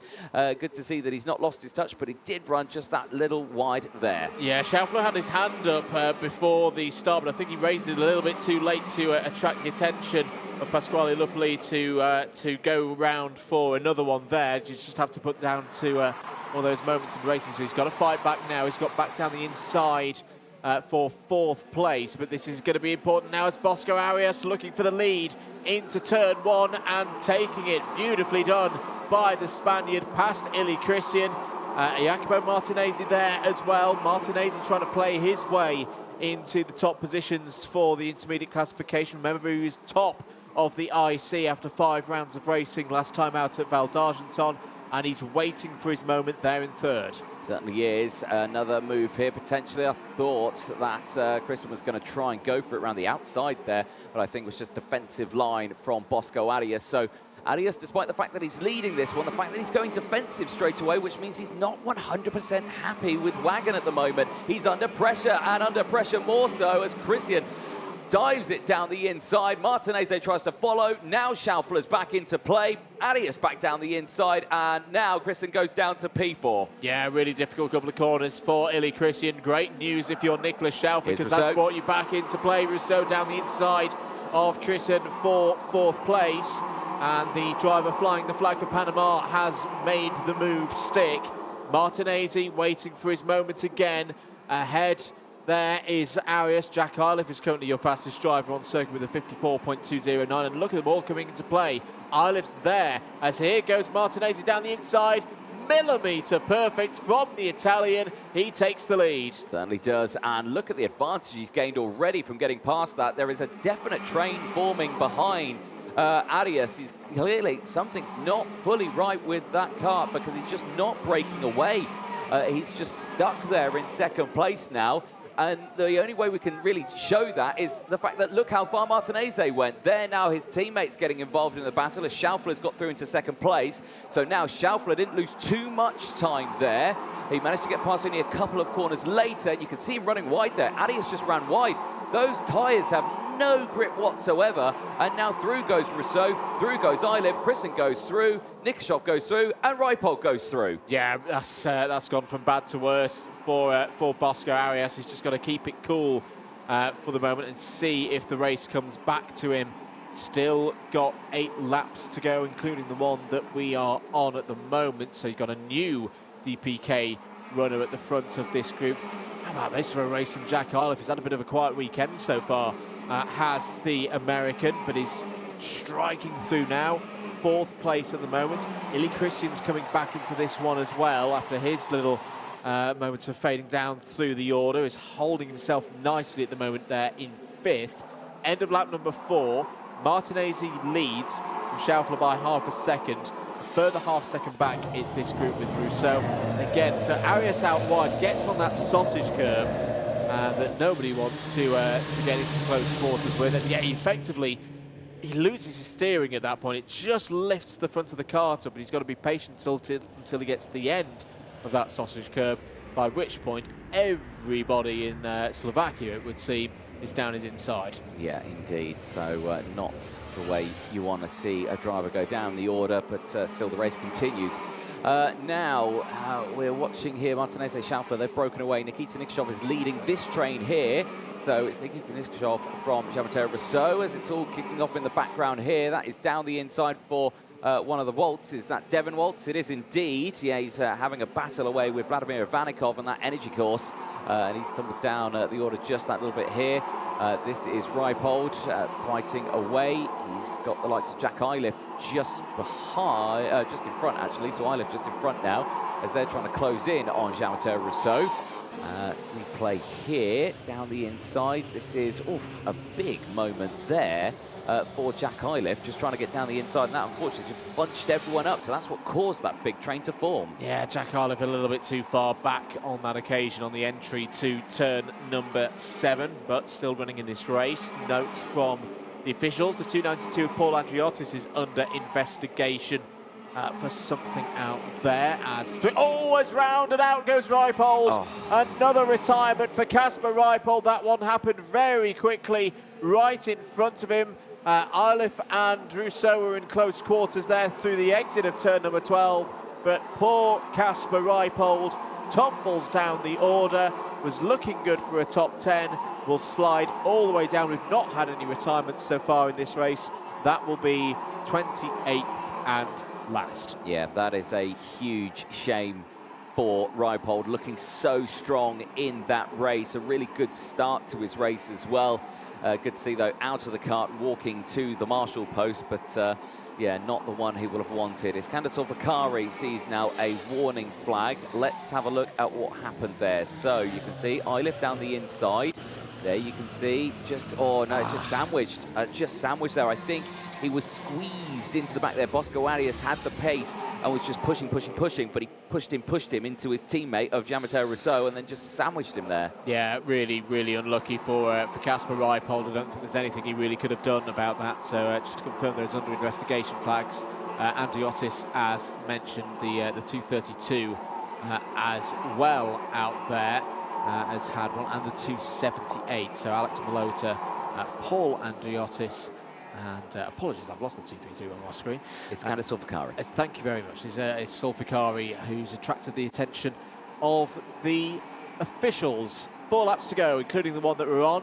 Martinez looking in control at the moment, 3.5 tenths clear of Schaufler. So this result wouldn't put Schaufler back to the top of the intermediate classification, but it would open the door for Dries van Langendonk again after the lunch break, similar to what we saw in the previous round of heats, round number 3. But it would all be as to whether Dries van Langendonk can take advantage of it. Martinez, though, is moving himself very nicely into second position, only 6 points behind Schaufler if it was to stay this way. Here's your fight for third place on your screens, going through turns 3 and 4 and towards 5 now. This is Nikashov and Eilif. Eilif a little bit further down at the moment in terms of IC, wanting to get points back. Is there going to be a move? Nikashov defends into turn number 7. Eilif's not able to find a way through there. Is there going to be an opportunity into turn number 10? No, not this time. I think Eilif will wait for turn number 12. That's the place of best returns, arguably, around this circuit. He's got to be brave on the brakes if he's going to do so. Great positioning by Nikashov. Just fend off any thoughts of a move there from the American. Yeah, I think Nikashov is on the defensive here as down the inside, the 2 teammates go wheel to wheel. Bosco Arias gets past Jean-Matteo Rousseau. Yeah, no, you know, Nikita Nikashov here, he's up 10 places right now. He's having a good race. The same can be said for Jack Eilif, who's also up 7 places in this race. So both of them want to just gain those one more and not lose another one. So, you know, it's just one of those, it's a fine line. Both of them, their mentality right now is to probably attack for Eilif, defend for Nikashov, despite the fact that they know they're not going to close up to Schaufler. That's an interesting one. Schaufler, the gap's down to 0.4 of a second. Has it closed in even more? Yes, it has. Schaufler has gone a 10th faster in Sector 2 alone. It's down to 0.2 of a second. It's the lead battle. Here it is on your screens into the final corner. Jacopo Martinez leads the way. Nicolas Schaufler in second place on this final lap is just 0.2 behind and is in a position here to go on the attack. The only question is that can he do it? And if he can, where's he going to do it? This is the first opportunity under braking in towards turn number 3. Thinks against it here. Down in towards turn 5 is another. Not close enough here at all. You get the good exit out of here, though, and a big dive can be happening for this one, but he's not got the pace here. I think Martinez has just waited for this last moment now to pull the pin because he's gone personal best in Sector 1. Yeah, Schaufler showed his card on the penultimate lap of the race, and Martinez has managed this one magnificently. He's held enough in reserve to just push. Now, 0.5 tenth here, 0.5 tenth there to fend off Nicolas Schaufler in this one into the final corner. It's going to be pretty close on the line. Is a big kick out of the corner as Jacopo Martinez takes another victory in the 200, another 50 points added to his tally in the intermediate classification. A close second place there, 0.2 behind is Nicolas Schaufler. Schaufler takes the lead, in fact holds onto the lead, extends it there at the top of the IC. Martinez for now goes up to second place. Nikita Nikashov finishes third, Jack Eilif fourth. Got to give it to Bosco Arias. He did dig deep there. He came back, held in the top 5 through to the end of that one. He'll be third in the IC over the lunch break. But remember, Dries van Langendonk is not too far behind and has a race in hand over those top 3. Devin Waltz in 6th place ahead of Scott Marsh, Boris Lyes and Illy Christian. And Jarrett Clark, what a great drive from Jarrett Clark back in the dry conditions. A gain of 15 into that top 10 for the Briton. Jean-Mathieu Rousseau faded, unfortunately, the second half of that race, finished P11. Iskender Sulfikari was one of a few drivers under investigation. P12 on the road. It's Remy Samchik in 13th place ahead of Vladimir Ivanikov. Alexander Chartier as well, up 12 and into the top 15 for the Canadian in that heat. Paul Andriotis, another driver under investigation, up 8th to 16th, was ahead of Mariano Lopez, Marcel Shabo, Alex Malota, the last of the drivers under investigation. If memory serves me correctly, Roland Nagy completing the top 20. Filippo Pancotti, Marcos Avalev, Chelsea Hyun, Tobias Ugeni, Sun Anzi, Martin Toth, and Luke Corner, the last of the finishers. Unfortunately, no drive through the field that time for Corner. One retirement, which was Kasper Reipold. Look at the highlights then for that one. Initially, great getaway for Ili Christian in that race. It would drop down to 9th at the end of the 11-lap qualifying heat. Action happening, though, in the mid-pack there. We were talking about the running out wide for Iskender Sulfikari. This was a change for the lead. Bosco Arias sending it down the inside. Then you had the likes of Jacopo Martinez started to close in. Martinez would try and go around the outside here, would get the switch back, would look to now the inside, would get wheel to wheel, would move up to second place. This allowed the likes of Jean-Mathieu Rousseau to close back in as well, Schaufler to close in as well. Schaufler tried to go wheel to wheel with Bosco Arias, it didn't work out. Nikita Nikshov making his way through the field, 10 places gained in that one. Really good, strong showing for him in the early stages of that race, gaining those positions. Schaufler again, change here, a change there, getting into second place, and then that positions would stay the same. They would slowly work together, try and close back in between it. Bosco Arias, this was the moment here where I don't know what it was. Was it just tyre pressures? Were they set too hard in the early stages and then they overheated and then they got really, really hard and then they just lost traction out there because it's so easily done? Yeah, I wouldn't be surprised if that was the case. And again, those next few laps, Arias was just able to bring the tyres back in because he finished the race strongly. Kasper Reipold really unfortunate there, sandwiched between the two DPKs. He would retire from the race. Has had a really tough weekend. I'd say back would come Bosco Arias up into the top 5. That's where Jean-Mathieu Rousseau ran a bit wide as well. And Schaufler gave it a good attempt, closed in that gap on the penultimate lap, but it would be Martinez holding on for the win. Right then, last race of the morning and early afternoon session. It's Groups B and E in the OK category heading out on circuit for their 4th qualifying heats. 13 laps, 15 kilometres to decide it. Let's have a look through the grid. Leo Nielsen has pole position. Jimmy Elias is alongside on the front row. Dimitri Matveev and Mateus Morgado, they start on row 2. They're ahead of Miguel Costa and Joe Turney on row 3. Zach Drummond and Joseph Smith form up and all. UK row 4. Vegard Clementson and Davide Battaro form up row 5. Vivek Kanthan and Sebastiano Pavan, they complete the first half of the field on row 6. Row number 7 sees Jakub Kamenik and Sebastian Korping. Then it's Hugo Marti and Philippe Carras on row 8. Tom Dussel and Michael Adirgo from row 9 with Santino Panetta and Jakub Rashki, who needs a good result on this one. He's had a couple of bad ones in those last previous races on the 10th row of the grid. Nico Lanalati and Mark Brovko go from row 11 with the 23 kart field rounded out by Guillaume Bouzard. Very key race this in terms of intermediate classification. Out on circuit, you have 4 of your current top 6. Those 4 being Morgado starting 4th, Elias starting 2nd, Matveev starting 3rd, and Joe Turney starting 6th. So that was in intermediate classification order. 13 laps due then for the seniors. We're going to go around again for another formation lap. Yeah, a bit scrappy at the back there, and Morgado was ready on the throttle there. He got an overtake on Jimmy Elias there at the start, but obviously he'll give that back. So, but yes, it was yeah, very dramatic start there for the drivers. Some drivers going, some drivers not, and yeah, false start declared.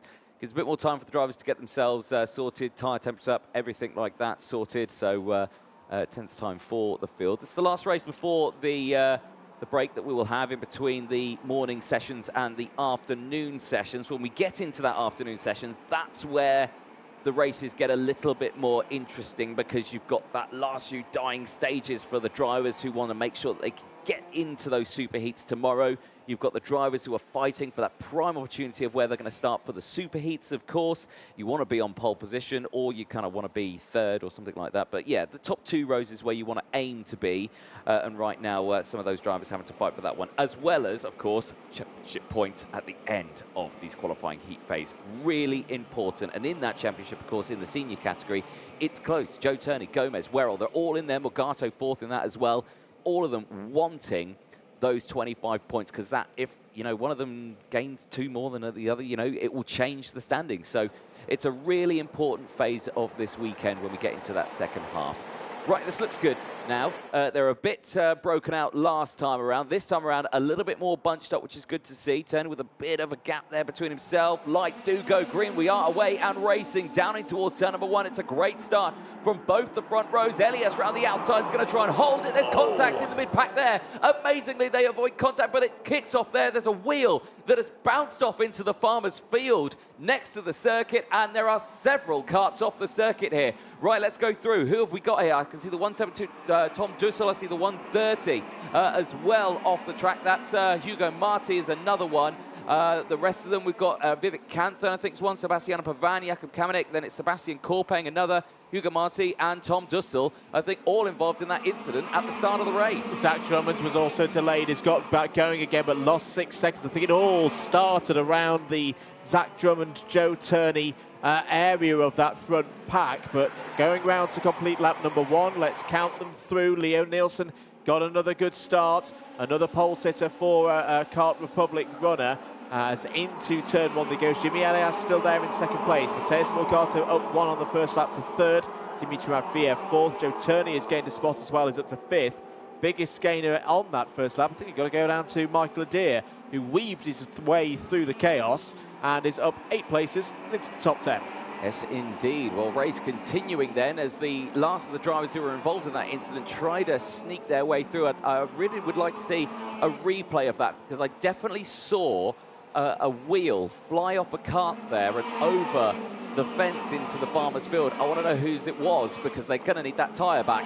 Morgato down the inside through turn 11, gets the job done on Matveev, and through goes Turney as well. Says thank you very much, and Matveev will dive down to P5 now. Costa just behind as well, but Nilsson leads the way as they go across the line. Morgato there in 2nd, ahead of Elias and Turney, now all starting to fight their way through. I just wonder whether it was a tyre or a Paralin black chain guard, because both Zach Drummond and Vivek Kanthan are out of the race. Let's have another look at it again. Very even start. Really just look a little bit further back. Yeah. There's Drummond having his moment, and then something's going to come flying off there. Yes, I think it was a chain guard. Oh no, it's a pod. It's one of the side pods on the rear bumper that went flying off. Right, okay. Well, then they might need that back, or they'll just replace the bumper, and I don't actually think it went over the fence in the end, so there we go. Good thing we've got replays, because it gives us a second chance to really see what happened there, but clearly just not the thing you wanted. And, I don't want to say,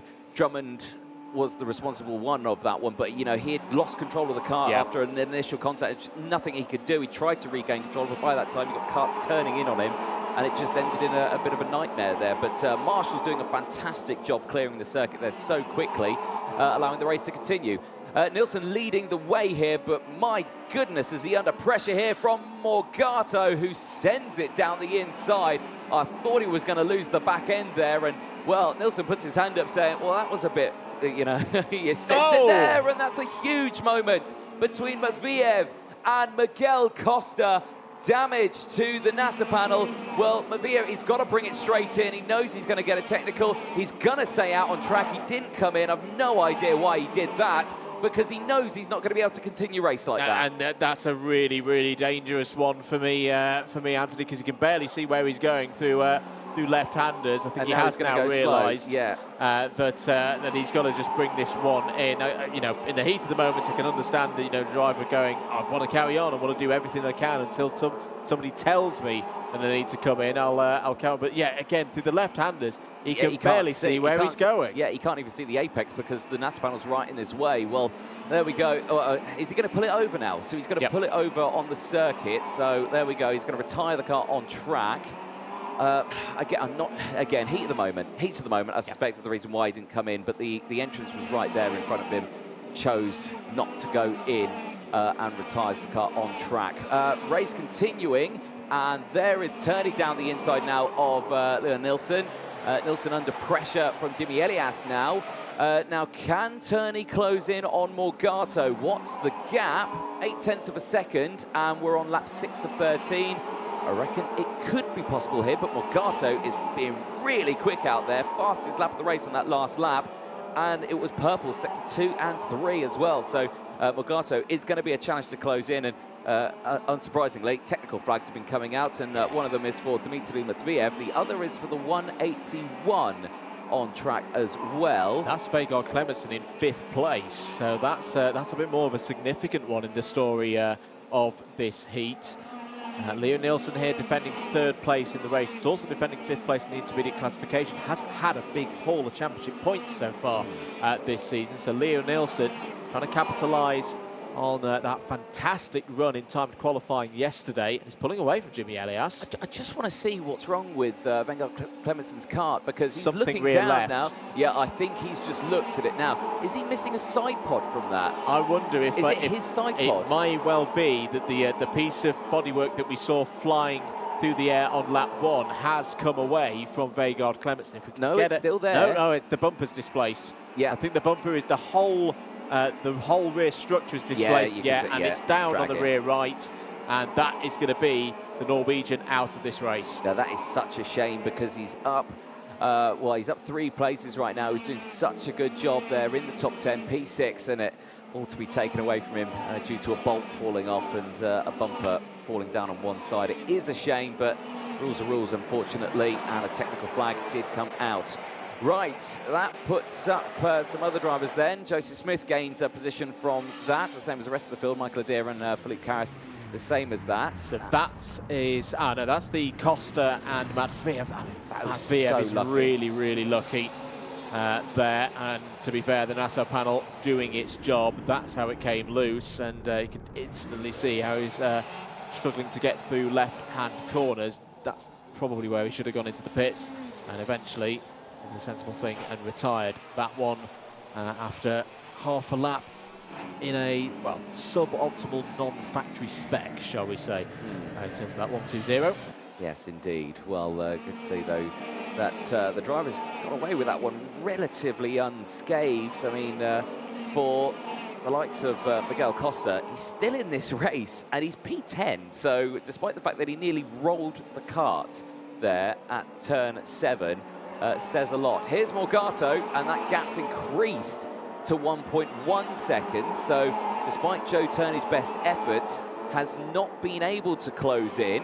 There is Joe Turney, and if anything, he's not broken away fully from the likes of Nilsson, Elias, Smith as well. They're right there just behind.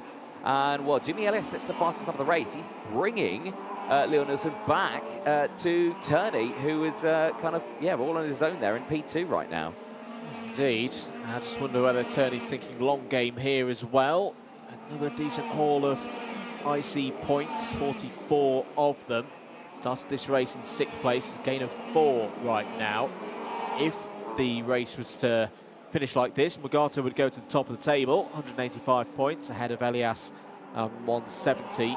Further 3 points back would be Joe Turney, considering as well that he had one very much compromised race earlier on today in the wet conditions. Not a bad return at all for the championship leader. Here's your battle for 3rd place on the road. Nilsson and Elias. And Elias, as we've seen so many times here at the Slovak Karting Center this weekend, and in the pre-round, of course, before this round of the FIA Karting European Championship, is looking quick, is looking racy, is looking in a fine trim here in race pace. Certainly is.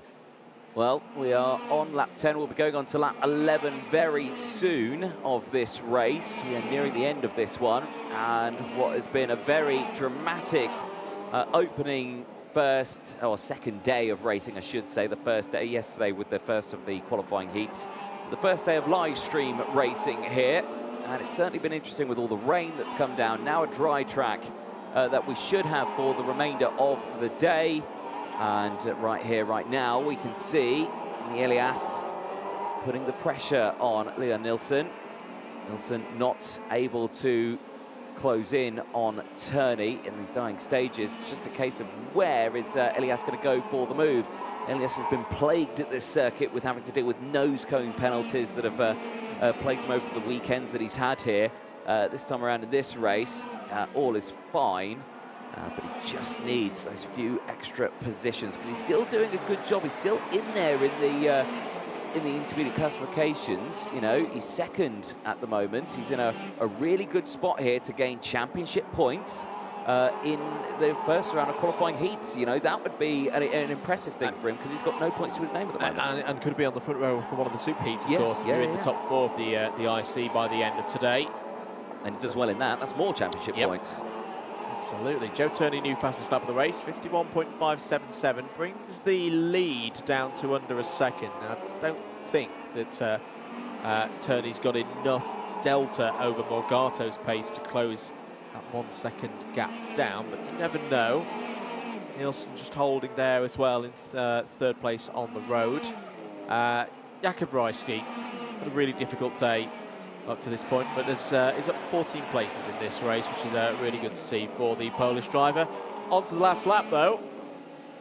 And Morgato holding that lead, Anthony, at 1 second.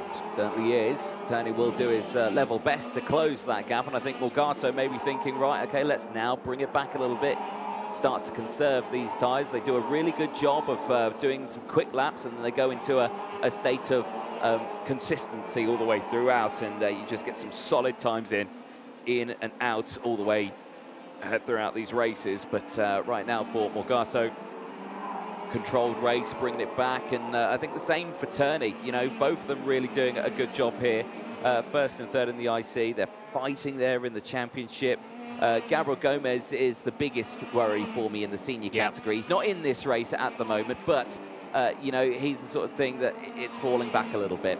Checkered flag goes out, and Matheus Morgato will see that checkered flag. He will take a win and 50 intermediate classification points. The Brazilian back on top. And like we were talking about earlier, that Charles Leclerc Racing team and the chassis looking so much stronger in the second half of the season. It's drastically improved. Worlds apart from where we saw them at the start of the year at Valencia, and that looked relatively easy for Matheus Morgato, and that's a danger for the rest of the competition that the former world champion may well be holding something in reserve for later on. Certainly so. Turner then finishes in second place just behind. Then it's Leon Nielsen from Jimmy Elias. Joseph Smith finishing in 5th place ahead of Jakub Rajski. 14 places gained. We didn't say much about him, and that's a good result, one that he will have needed. Miguel Costa, despite nearly rolling the kart in that race, finishing P7, so he actually gained 3 places in that last section of the race, but down 2 from his original starting spot.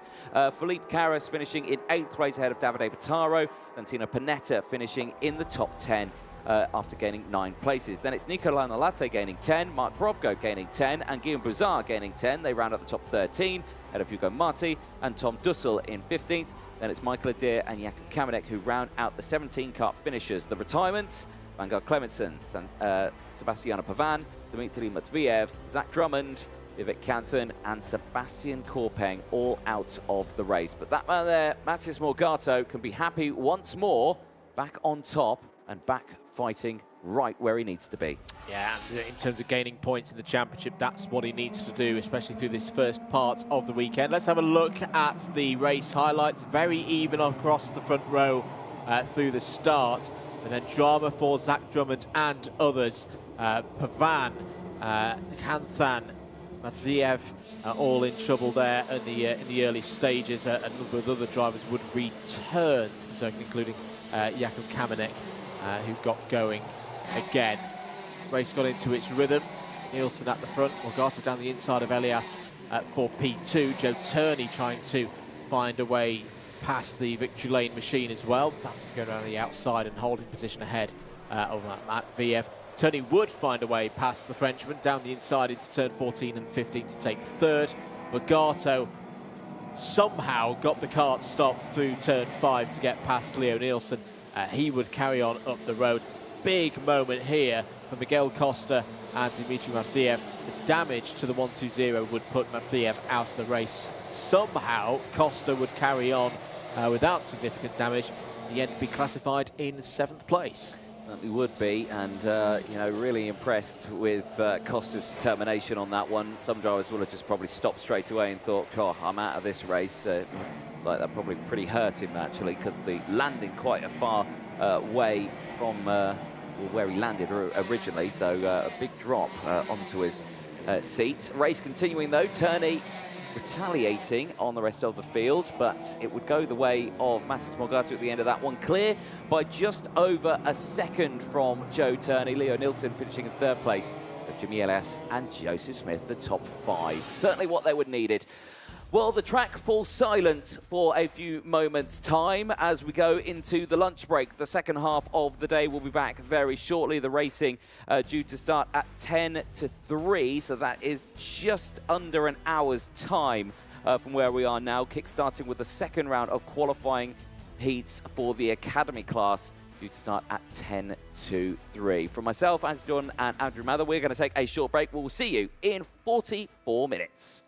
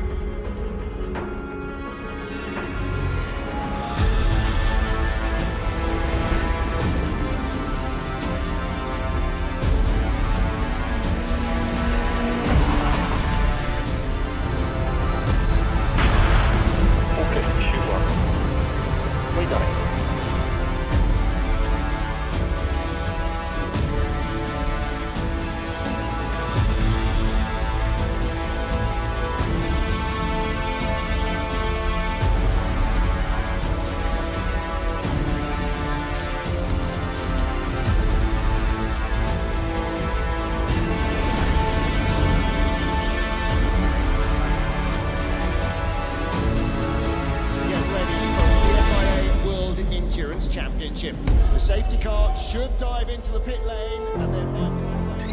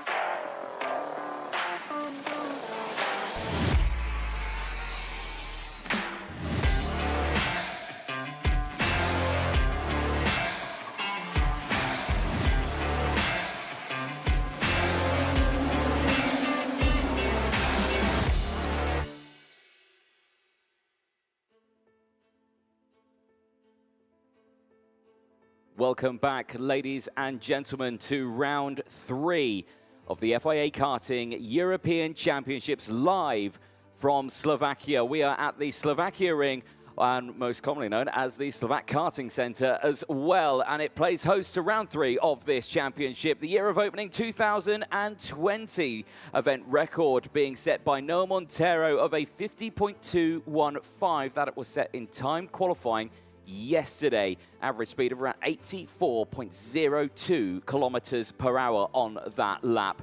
The track itself, a fabulous venue, one of the shorter circuits that we visit over the season, 220 meters down the main straight, 150 meters down the infield straight. Total track length, 1,172 meters. Track width between 7 and 10 meters wide. It opens up to 10 meters wide on the start-finish straight. Elevation, only about a meter or so. It is a flat circuit here in the countryside, just a few miles outside the city of Bratislava. Turns 15 in total, 5 to the right, 10 to the left, and 3 hairpins out there in total as drivers negotiate their way around this circuit. Overtaking opportunities, there are quite a few. Down towards turn 1, into turns 5, the hairpin of turn 7, turn 12, and turns 14 and 15. We've also seen overtakes in towards turn 11 as well, and on the exit of 7 in through turn 8. But certainly you have to be fully committed on every overtake that you do. Top speed that drivers will be reaching on this circuit would be the run down in towards turn 1, and the drivers will be reaching around 115 kilometers per hour. Average speed around 84 as drivers negotiate around about 50-second lap times in those seniors. We have seen drivers dipping below and around that area, but certainly it's a very fast, very flowing circuit, but it's also tight, twisty, and technical as well. We've already had the first half of the day. The second half is coming up very soon. We'll be kick-starting with the Academy again for their second round of qualifying heats before their all-important finals that you'll see tomorrow on the broadcast. Myself, Anthony Jordan, and Andrew Mather in the commentary box. Andrew, this morning the weather was, well, short of any better words, it was horrible. It was awful, but it produced some pretty good racing, some interesting scenarios for the drivers. I'd say right now, we've probably got the best racing and driving conditions that we've had for the whole weekend, because we haven't got the rain, we haven't got the heat, we haven't got as much of the humidity that we had yesterday as well, which is good news for our first set of Academy drivers heading out for their second heat. And there is Victor Rad from Romania, due to be on pole position for this next race. We caught up with him earlier on in the weekend. Well, the first qualifying session for the FIA Karting Academy Trophy here at Slovakia is done, and Victor Rad, fastest time in group and at the moment overall. How was it feeling out there? It looked like a good time for you. Yeah, obviously, but you know, all the emotions, it's hard to. Sometimes it's hard to make a time just because of the emotions, you know. Yeah. Also, the grip is it's changing very fast, and you need to adapt. Which is why I want to thank my mechanics, because they were able to do that very well. Obviously my sponsors, because that's how I got here. And yeah, I hope for the best in the future races. Yet to score championship points at the moment so far. This will help you out quite nicely starting at the front. I hope so, yeah. Well, let's see what you can do. Congratulations, well done. We'll see you out there in the qualifying heats. Thank you. Great to chat to Victor Rad out there. Certainly looking forward to seeing what he can do from the front of this field. Certainly had a tricky start, though, to his days of racing. Victor Rad jumping down a little bit in that order.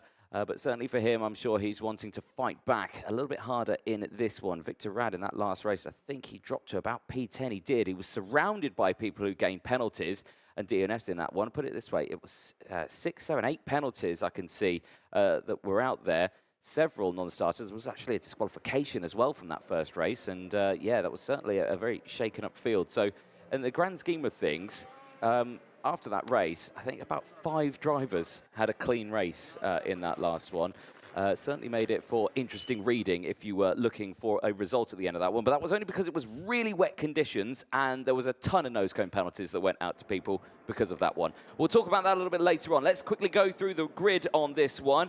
Victor Rad starting on pole position. We'll have Martin Menezes starting alongside. Fausto Arnardo going from row 2. We'll have Noya Estaciones alongside. Simo Matoda, who had a brilliant race earlier on, came to the front of the field and dominated, winning that race by about 12 seconds. He starts on that 3rd row with Chiriket Sirimakol Kasem alongside. Rian Damadasa and Turner Brown from the United States of America go from row 4. Then it's Eric Paulsen and Andrea Marcella on row 5 with Fredrik Flood Engebretsen and Lilian Suarez, who round out row number 6. Kasper Nissen needs a good result here. Retired from the first race, starts on row 7 alongside Ethan Seto. Kian Bernard and Vanessa Shilkinator start on row number 8. Vilmos Vilicic and Micah Satrio start on row number 9. They're ahead of Egor Caden. And Roland Spruder, they complete the top 20 on row 10. Adam Owen did well in the first round of races. The Omani racer starts on row 11 alongside Bahrain's Khaled Al-Najjar. The 24 kart field is completed by row 12.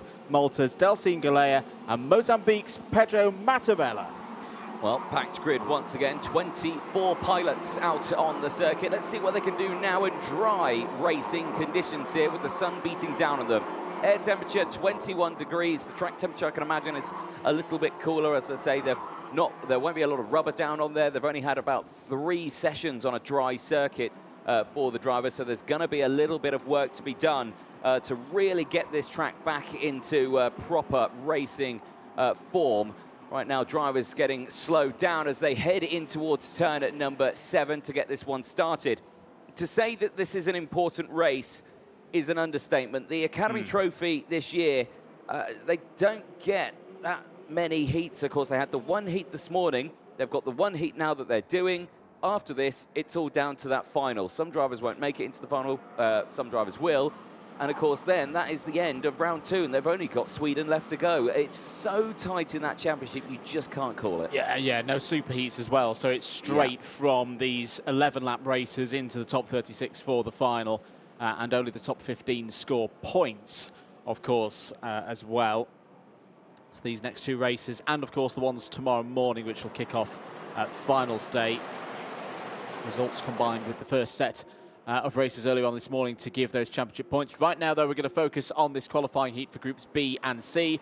Is the start to Pasquale Lupali's liking? The answer is no.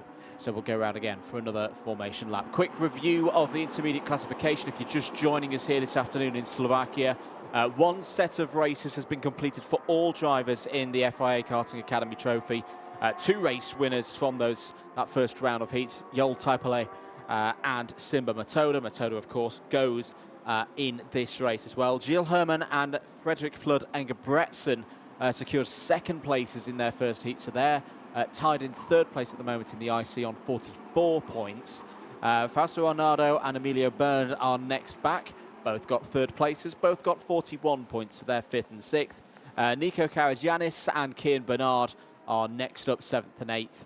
And Vian Boshov and Lilian Suarez complete the top 10 at the moment in the intermediate classification, all having secured top 5s in their first heats. But as we get ready for this 2nd round of heats, in very different conditions to what we had earlier on this morning, the thunderstorms have disappeared. They've swept away from the circuit.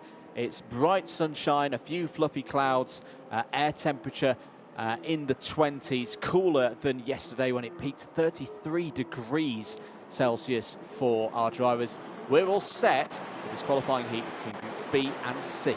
We certainly are. As the revs raise, the drivers make their way into the tram lines. Is it good 2nd time around? The answer to that is yes. Green flag goes down, and we are away and racing down towards turn 1. Good start for Victor Rad. He holds on to the lead of this race as the rest of the field slot through turn number 1. Out of turn 2 they go. There's a clear breakaway for Victor Rad. That's an absolutely superb start for him. The Portuguese driver, Martin Menezes, is there in 2nd place, holding on to it, slotting there into 3rd place, I think. think that is Fastero Ronaldo from Argentina. Oh. That's not gone well at all. 2 drivers into the barriers. The 549 is one of them. That is a little further down in the order. It's Adam Awan. There is another driver involved there, and that is Igor Kaden. Unfortunately, the driver from Ukraine also out of this race. Yeah, Igor Kaden had tough times in the first race as well. Switchback being done there by Victor Rad. Challenge for the race lead with the 534 of Martin Menezes. There as well is Fausto Arnaldo. If that top 3 can work together, they can break away. Oh, I think Rad caught the curb there, coming through the final kink, which officially isn't a turn, but definitely a challenge if you catch that curb at the wrong angle. Victor Rad did very, very well to keep that kart under control. So, end of lap 1, it's Rad from Menezes Arnaldo, but not for much longer. Here goes Menezes down the inside, but he's running a little bit too deep through 5 and 6. Rad calm at the wheel, gets back underneath. Menezes is going to have another go into turn 7. That one's looking better. He's got an assist from Arnaldo as well, who pushes through into 2nd place. So Menezes is your new race leader. Arnaldo P2, Rad down to 3rd. That's brought into play as well. Damadasa in there in the all-white helmet there, racing from Sri Lanka. Turner Brown as well. The United States of America has had a good start there in the top 5. Yep, Turner Brown just had a move as well through turn 11. I don't think it worked out on the exit though, and they stay in position. And it is actually Matoda who's got past Turner Brown as well. So despite his overtake efforts on Damadasa, actually lost out a little bit there. Eyes on these top 2, and Aldo still piling on that pressure of Menezes, who's leading this race. Nuno Estaciones, fastest driver out on circuit as well. He's a little further down in the order. He's currently in P7 at the moment. He's down on position. So again, despite the fact that he's gone down, he's still the quickest driver out there. So something tells me he could gain some more positions in this race. Drivers making their way out of turn 10 into that double hairpin. Now this is where we've seen many overtakes through this, the left and then the right double hairpin of 11 and 12. This time around, no such overtakes have happened, but still, Arnaldo is all over this rear bumper of Menezes and is really piling on the pressure here. And down into turn 1 go the race leaders. No move from Arnaldo at the moment. Looking a little bit further down the order. Good progress from Cian Bernard. Biggest mover so far in this race, has gained 5 places, the young Briton, the youngest drivers in the competition. Gained a lot of positions in the wet conditions earlier, but it's going to be more difficult now that the dry conditions have come back. There's a bit more margin for error when the circuit is in this condition. For Menezes at the front of the order, though, it's looking relatively calm at the wheel. The body language is good for the Portuguese driver right now. Arnaldo just quite happy to sit there at the moment in 2nd place. They're pulling away from the likes of Victor Rad and Rayan Damadasa behind. Change for 7th place. Eric Poulsen has got past Simba Matoda. Yep, change down there. Eric Poulsen has actually just come away with a warning flag there. So race control keeping an eye on Poulsen, so he'll have to be careful throughout this. And yeah, I think this is a smart drive from Fastero Arnaldo here. Just not trying to battle, trying to get past straight away, you know, putting him in a defensive posture or anything like that. Keeping him in a nice, calm position is allowing them to just edge away slightly from Victor Rad. Victor Rad this time around, much better start to his race. He had tumbled down the order already at this point, and he had fallen down. So he will certainly right now be in a favourable position to really try and hold on to that one in 3rd place. He does not want to allow Damadasa to overtake. He does not want to lose touch with these drivers in front. He just needs to focus on where he is right now in 3rd place. Absolutely. Bit of a scrap going on now between Menezes and Arnaldo. Arnaldo points forward to say, let's keep working together. This progress is pretty good right now. Tell you what, these leaders need to keep an eye on Turner Brown as well, because the American in 5th place is going along very nicely indeed. Did have the fastest lap of the races. Oh, out. That's Seto. That's the Malaysian in the 5.45. Ethan Seto, who had problems in the 1st round of heats as well. That is no good for the 2nd round of heats. That's going to be very, very hard now for Ethan to find a way into that top 36 and into the final on Sunday. It certainly will do. Well, that is a big shame for him there. Still no change here between these two. A look at the intermediate classifications. I think I know why we're not seeing any change here. Well, Arnaldo at the moment would lead the intermediate classifications, of course. in that position, 85 points, only cleared by 3 points from Martin Menezes, who's there in the race lead. Matoda is third at the moment in the IC. Now remember, he was the driver who won earlier on in this group, so he had the 50 points. That's dropped him down joint on 82 points, but because Menezes out-qualified Matoda, he would get the jump on those points. So it all kind of falls down to really what happens in the next race, isn't it? Because that's the one that's really going to shake things up. The winner in that one, of course, will certainly have to pile on the pressure, and that was Joao Tapale, remember? He had the win earlier on, so he needs to really think, if I can get the race win in this next one, I'm leading that, I'm getting the points, I'm in the right spot, and that will certainly help him out in the championship standings as well. It'll help him out in the championship standings. It'll also help him in terms of frame of mind for the third round of heats tomorrow.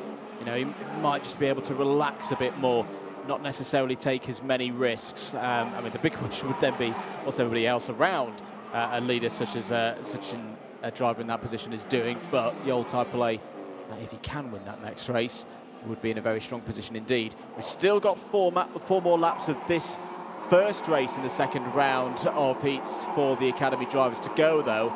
No change from Menezes or Arnaudo. They've just held this position. They've got a 1.3 second lead over Victor Rad. Turner Brown has got past No Eustathionis for 4th place. A little bit further down the order, changes for 12th place. Vilicic has got past Suarez. Marcella has also got past Nissan. So Marcella, the Italian, a good time out at Val d'Argenton for round number 1 of this series, gaining positions in that second half of the field. Just starting to get a bit of an impression, though, Anthony, from the way that Martin Menezes is just positioning the kart left to right across the width of the circuit, that he's starting to get a little bit more defensive now. Well, yeah, I'll agree with that one. Someone else who needed to get defensive there was Victor Rad, because he's actually just tumbled down to P6 here.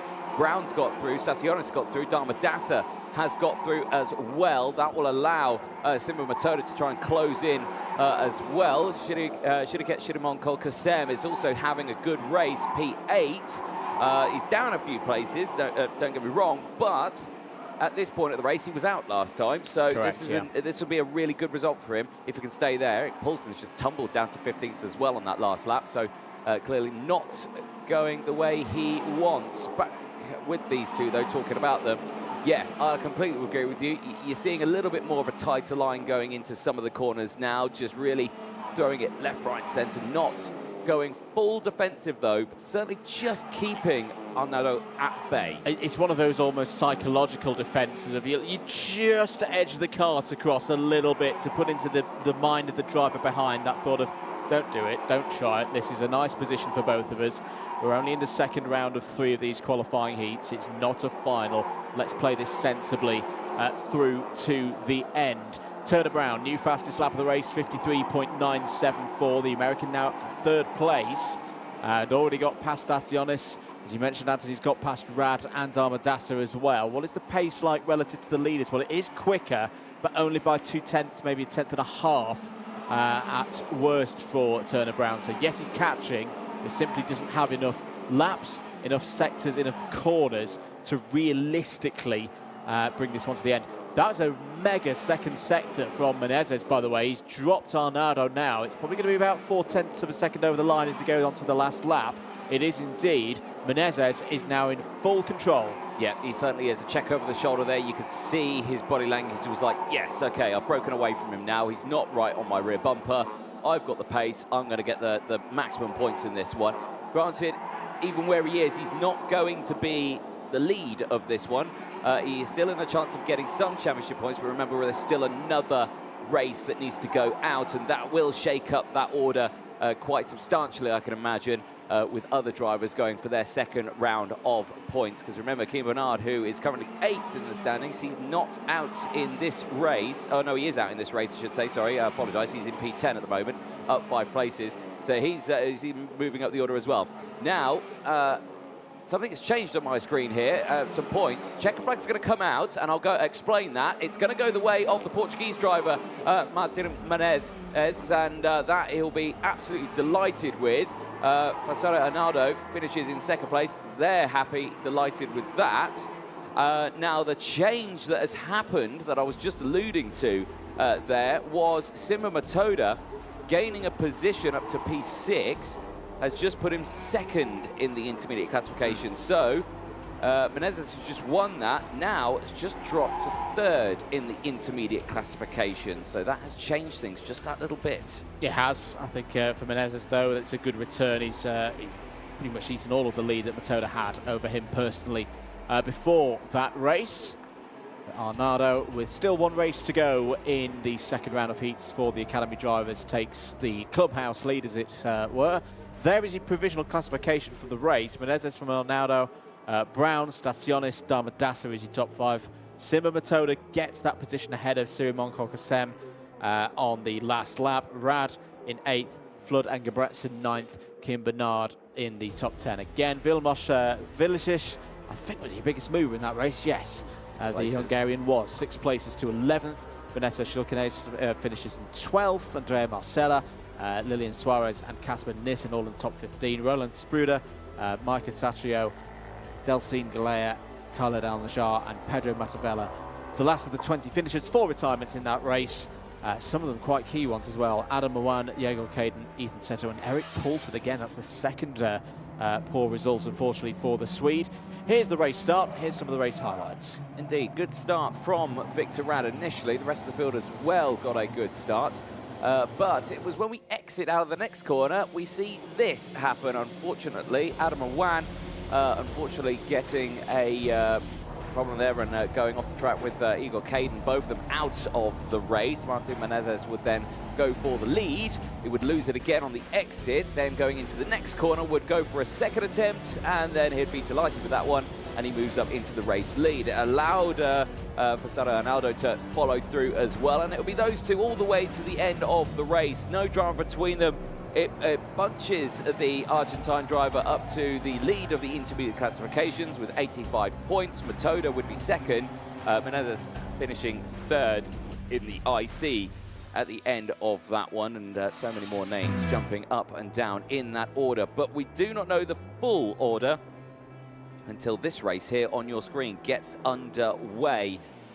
It is qualifying Heat A versus D for Academy, and a reminder, Joel Tapele taking the win in that one earlier on was certainly the driver that needed to be beaten, but the field unable to do so. He certainly had an absolutely fantastic run with the fastest lap of the race as well. Took that win by just under 8 full seconds of the race. There you can see the CRK FIA Karting president in the middle of the grid there, just inspecting the karts there on the grid and getting ready to get going for this race. Akbar Ibrahim there on your screens, just having a quick run through of the field. Always good to see him here, as well as John Ryan, the vice president as well of the CRK FIA, is also here to show his support to the field as well. I'm sure we'll see a little bit of those tomorrow.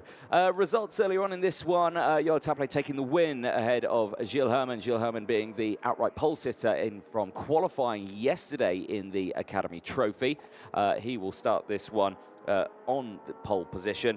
We'll have Alex Pinera alongside, who joined him on the front row of the grid. Pinera, though, not having the best results in his race. He tumbled down the order just a little bit, so it was a little bit of a shock for him. But certainly for the rest of the field, it is what they needed. It was Emilio Berndt who finished in 3rd place ahead of Nicolas Carianis. Lilian Suarez from No Estaciones. Martin Menezes finishing in 7th place from Turner Brown and Dan Alaman. Vanessa Shilkanek rounded out the top 10. That was groups A and C earlier on today. That is how they finished. Of course, these grids all getting mixed up just that little bit to give them racing against other drivers out on the circuit. But right now, that pressure just building up. Now, this race due to start at 3:10. There you can see that is at about in a minute's time. The minute board goes up at the front, so mechanics get themselves primed and ready to get going for this one. Again, reminder of the championship standings for the Academy Trophy. Jakub Gasparovic going into this round was leading joint on points with Dan Alaman. Because Gasparovic won the final on track, it means that he got the jump in the standings. That is why Dan Alaman sits second, despite the fact that he is joint on points. Savian Boshoff third in the championship standings with 46 points ahead of Andrea Marcella's 38. Then it's Alex Piñera's 36 points ahead of Gilles Herman's 27. So Gilles Herman in a good position here to really come away with some good championship points available to him. But we're going to head down to Parc Fermé. Looks like we're ready to chat to our winner from that previous race. Here with Martin Menezes and his mechanic as well, who's going to translate for us. Martin, did you enjoy the race? Sim, adorei. Tive dificuldades, que o quarto também não estava muito bom. Mas de resto estou muito feliz por ganhar. Eu acho que é isso. Yeah, he's really happy for his first winning. The kart setup wasn't all that, it wasn't perfect, but it was enough to manage the win. How have you found the change of conditions from wet to dry today? A mudança de seco para molhado, o que é que tu achaste? O molhado também não estava grandes coisas, estava muito complicado para o nosso lado. Mas já sei que já estava rápido e pronto. On wet conditions, we wasn't very comfortable because we didn't get to train on wet surface. But on a dry, yeah, he was really happy and comfortable with it. Well, very good stuff. Well done, Martin. A great race victory, and best of luck for the next race. Thank you. Thank you. Anthony, back up to you in the box. Thank you very much. You know what, fair play. I'll take my hat off to Martin Menezes, mechanic there, for translating that one, and accurately as well, agreeing that his setup wasn't the best setup he'd given his driver for that race. If I was his mechanic, I'd have said, no, the setup was perfect.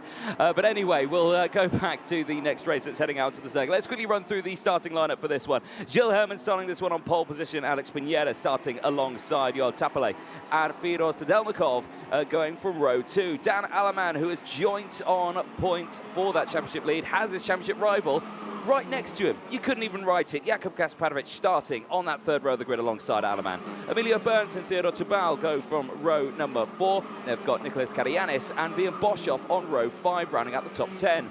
Avilia Vijamirska and Ivan Simonova going from row number 6, with Zain Al-Harbasani and Vladimir or Matis Vitva on row 7. Nicholas Raju and Kai Burke go from row 8. Rafael Gabera and Amru Adriansen going from row 9. Then it's Yuri Lavar from Lucas Hernandez. Ana Cristina Solis with Abdul Razak Al-Karashi on row 11, with Zachar Dole rounding out the 23 kart field. Another look at the intermediate classifications on your screen.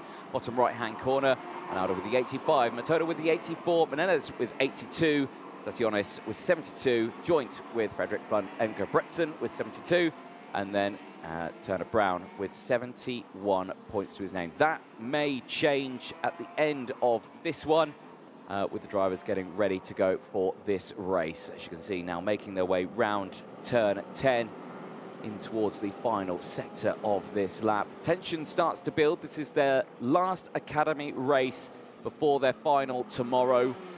We do not know who's going to be starting on pole. We do not know who's not going to make it onto the grid for that final. Of course, a handful of drivers will be eliminated from entering into that final. Remember, it's only the top 36 that get into it, so pressure starts to build for the drivers who are starting at the back of this grid, who have not had the results they have wanted in that first race. Here we go then. It's Gilles Herman on the right-hand side of your screens. It's Alex Piñera on the left-hand side as they enter into the tram lines. The lights go not green. We are going around again. It's a false start. So drivers not starting this race. Couldn't see the problem from my angle, but race director Pasquale Lupoli saying, no, that is not a clean start, and will send the field round once more time.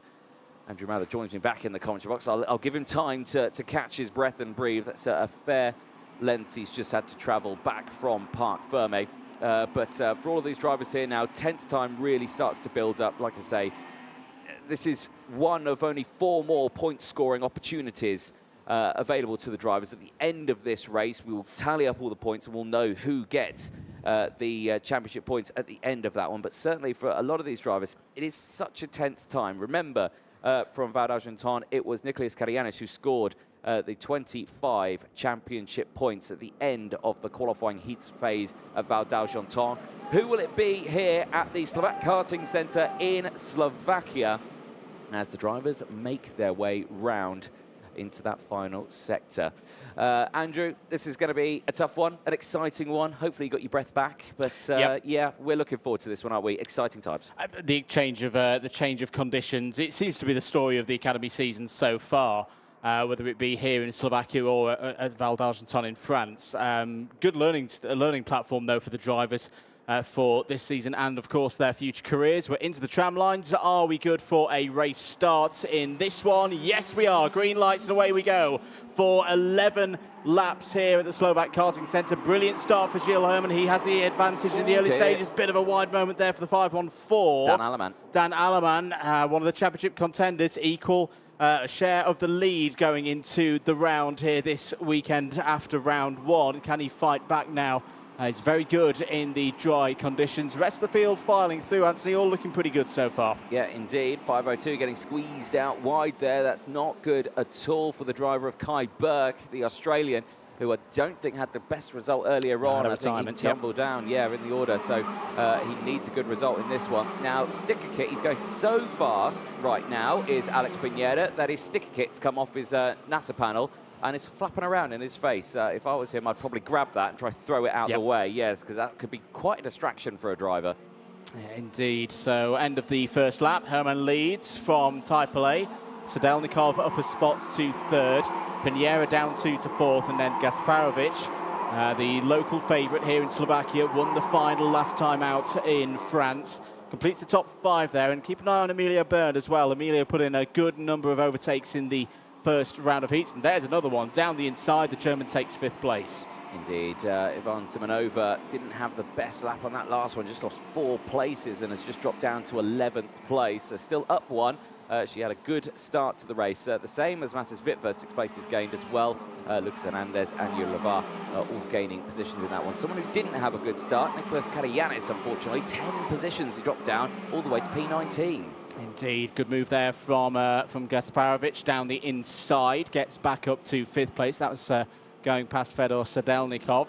End of the second lap, still Herman leading, 54.490 for the race leader. Pulled out about 3/10 over Yol Taipale in that one. So as things stand in terms of the intermediate classification, that would tie things up at the end of round 2 of 3 of these qualifying heats. We'll come back to that in a moment because Pinera is side by side with Bernd into turn number 5. Is there going to be a switchback for the German on into turn number 7? That piece of sticker kit still flopping around a little bit on the front of the Spaniard's kart. Bernd is down the inside into turn 7. Textbook overtake, and continuing progress up the field. Is now up to 4th. Yep, indeed. Very, very nice start. Now, investigation flag going out to Fedor Sadelnikov.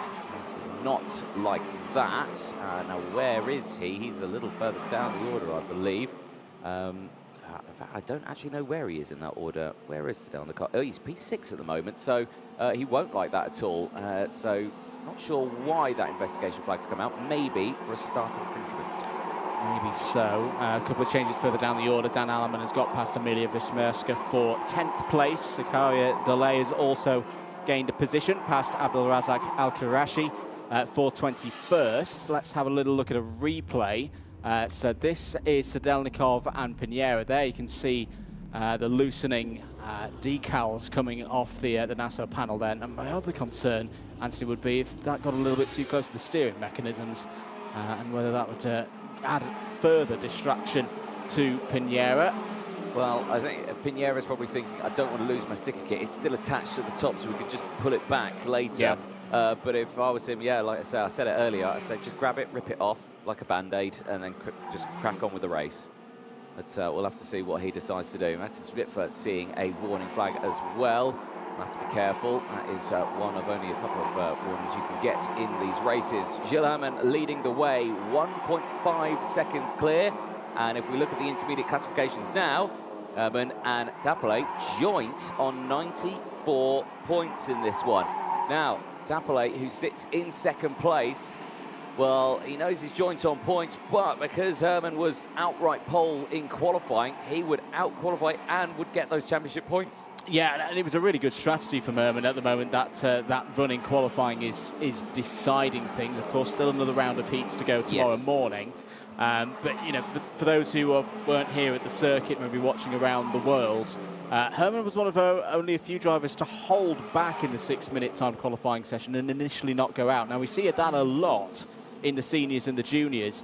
With the formula here in the academy, a bit more longevity in terms of that peak performance that we talk about in the time qualifying session, but it's still limited, more like 2.5 to 3 laps as opposed to 1.5 laps with the faster junior and senior classes. But what impressed me with Gilles Herman yesterday was his plan of like, no, I'm going to hold back here, I'm going to wait.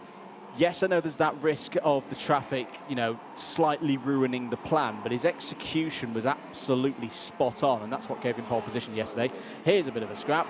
That's Sadelnikov down the inside, getting a position and instantly losing it again as Ritva comes through into 6th place. Down the inside goes to Schmierska. Great move by Amelia there. She's up to 10th place. Yep, Boshoff getting past as well. You just saw Dan Alaman making the move as well. Tabal in the crosshairs as they make their way back across the start-finish line. Sadelnikov, like you say, there in 9th place. So it's all kicking off just a little bit here, but it's all kicking off in the wrong place for a lot of these drivers. They are down in the order right now. This is the battle for 5th, 6th, 7th, 8th and 9th out on track and further down as well. So again, it's all good racing around and gaining that one position, but you kind of need to work together here because you've got Herman, Tapale, Bern, Pineda, and Gasparovic all there and are breaking away from the rest of the field. And one of these drivers really working hard here. They've just got to focus right now and just keep pushing, see if they can close the gap. They've got time.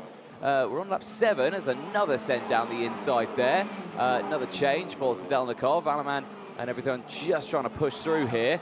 And all the meanwhile, the pressure again just building as the group ahead start to break away more. Yeah, Alaman just got a little bit wide out of turn number 11 and off the racing line. The amount of rain that we've had this morning will have washed some of the rubbered-in line away, but not all. Not as dramatic as perhaps we saw earlier in the season at Val d'Argenton. You can still very much see that rubbered-in line from a lot of the hot running that we had here yesterday, the 33-degree temperatures the drivers had to deal with. But still, if you get off that rubbered-in line at the moment, you know, off of it is going to be very, very green and a little bit slippery still with just how much rain we had earlier on.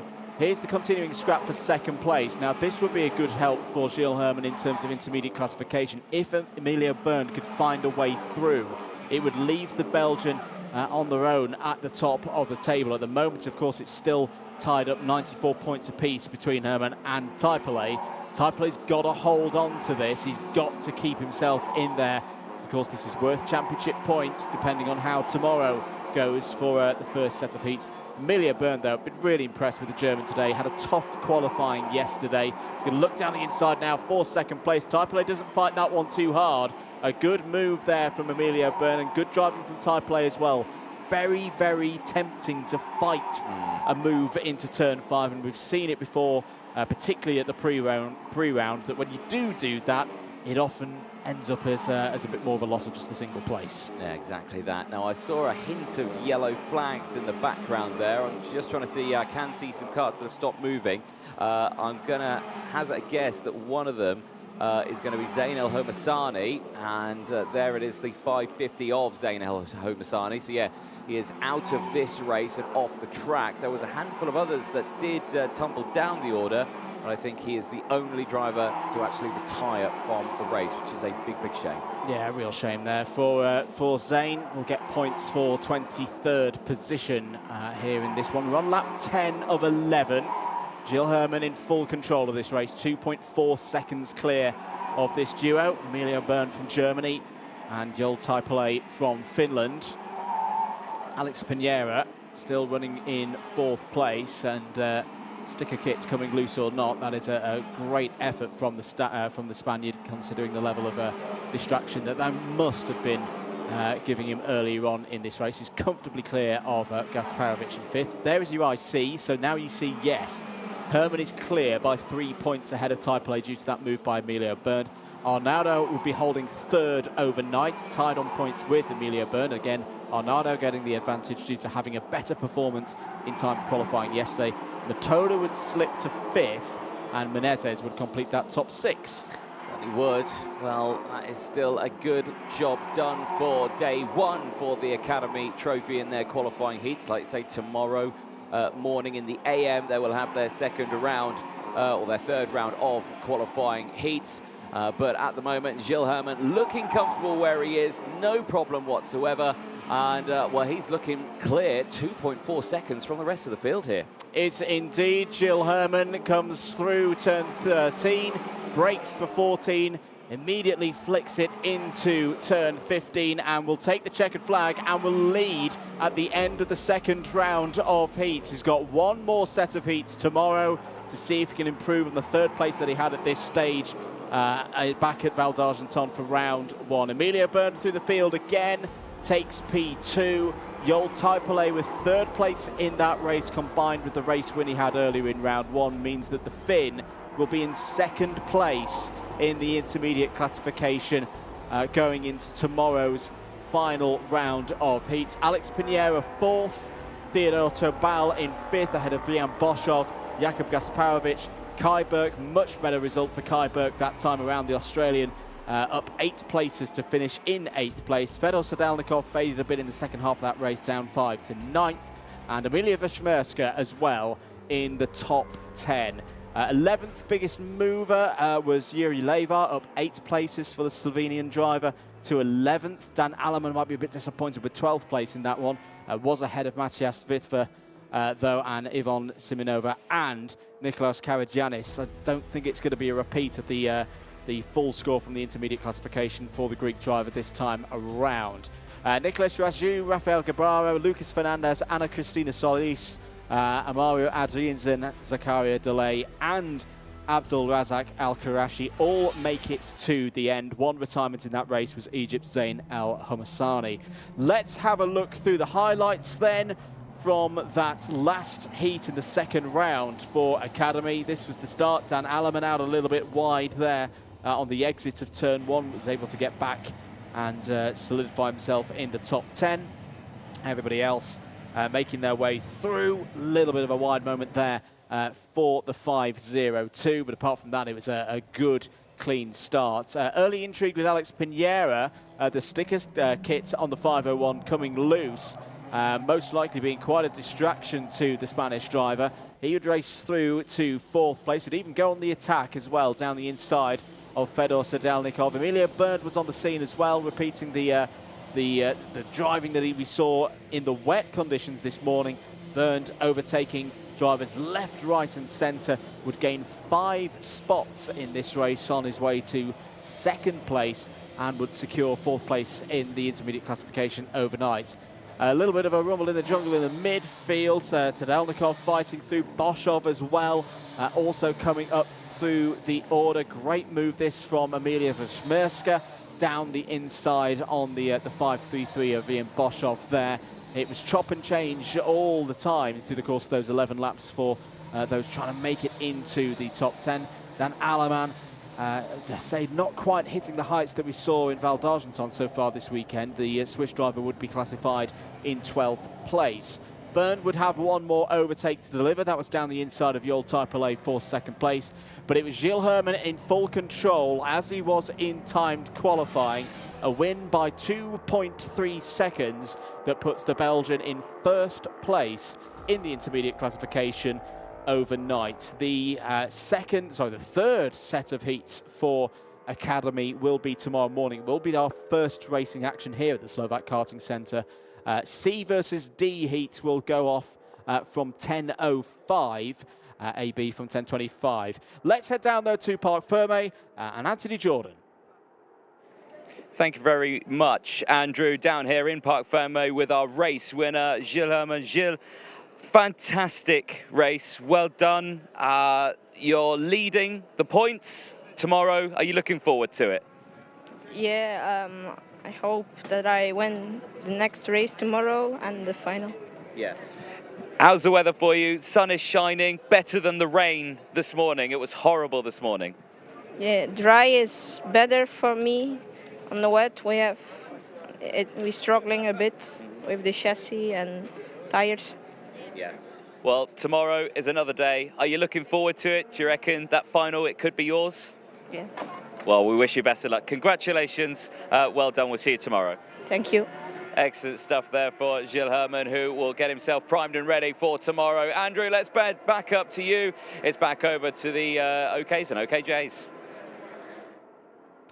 It is indeed, and the juniors head out on circuit for the continuation of round 4 of the qualifying heats here this weekend for round 3 of the FIA Karting European Championship. Groups D and F, drivers determined in those groups from time qualifying yesterday. They're out next, and this is going to be another key one in the story of this weekend's round and, of course, this year's European Championship for OK Junior. In terms of the situation, just as getting us back up to speed after the lunch break, it's Schaufler leading by 385 over Martinez 182, Arias 161. Here's your grid for this next race. Noah Baglin on pole position for this one, looking to have another good race, is joined by Arjen Trailing alongside on the front row. Alfie Slater and Bruno Grick on row 2. Dries van Langendonk, championship leader, starts on row 3 on the inside alongside Asher Ockstein. Joel Pokela and Oliver Rasmussen start on row 4. Henry Domain and Thomas Pradier start on row 5. That is your top 10. Efrem Durinov and Maria Neto start on row 6. Archie Lovett and Mateo Rivals start on row 7. Just Mulder, the Dutch wildcard for this weekend, starts on row 8 alongside Gustavo da Silva. Bogdan Kozma-Kustafor and Lev Krutilov start on row 9. Great race from Krutilov in the previous round. Ahead of one of the local drivers, Slovakia's Martin Lichner on row 10 is joined by Alois Girardet, and I do understand that Girardet does make the start for this one, missed out last time round. Amit Kara Osman and Daniel Kelleher start on row 11. Kelleher needing another good run here after a difficult weekend so far. Alexander Dahlström is on row 12, and he's joined by the driver second place in the championship heading into this weekend. Christian Kostoya again needs a big drive from 24th on the grid.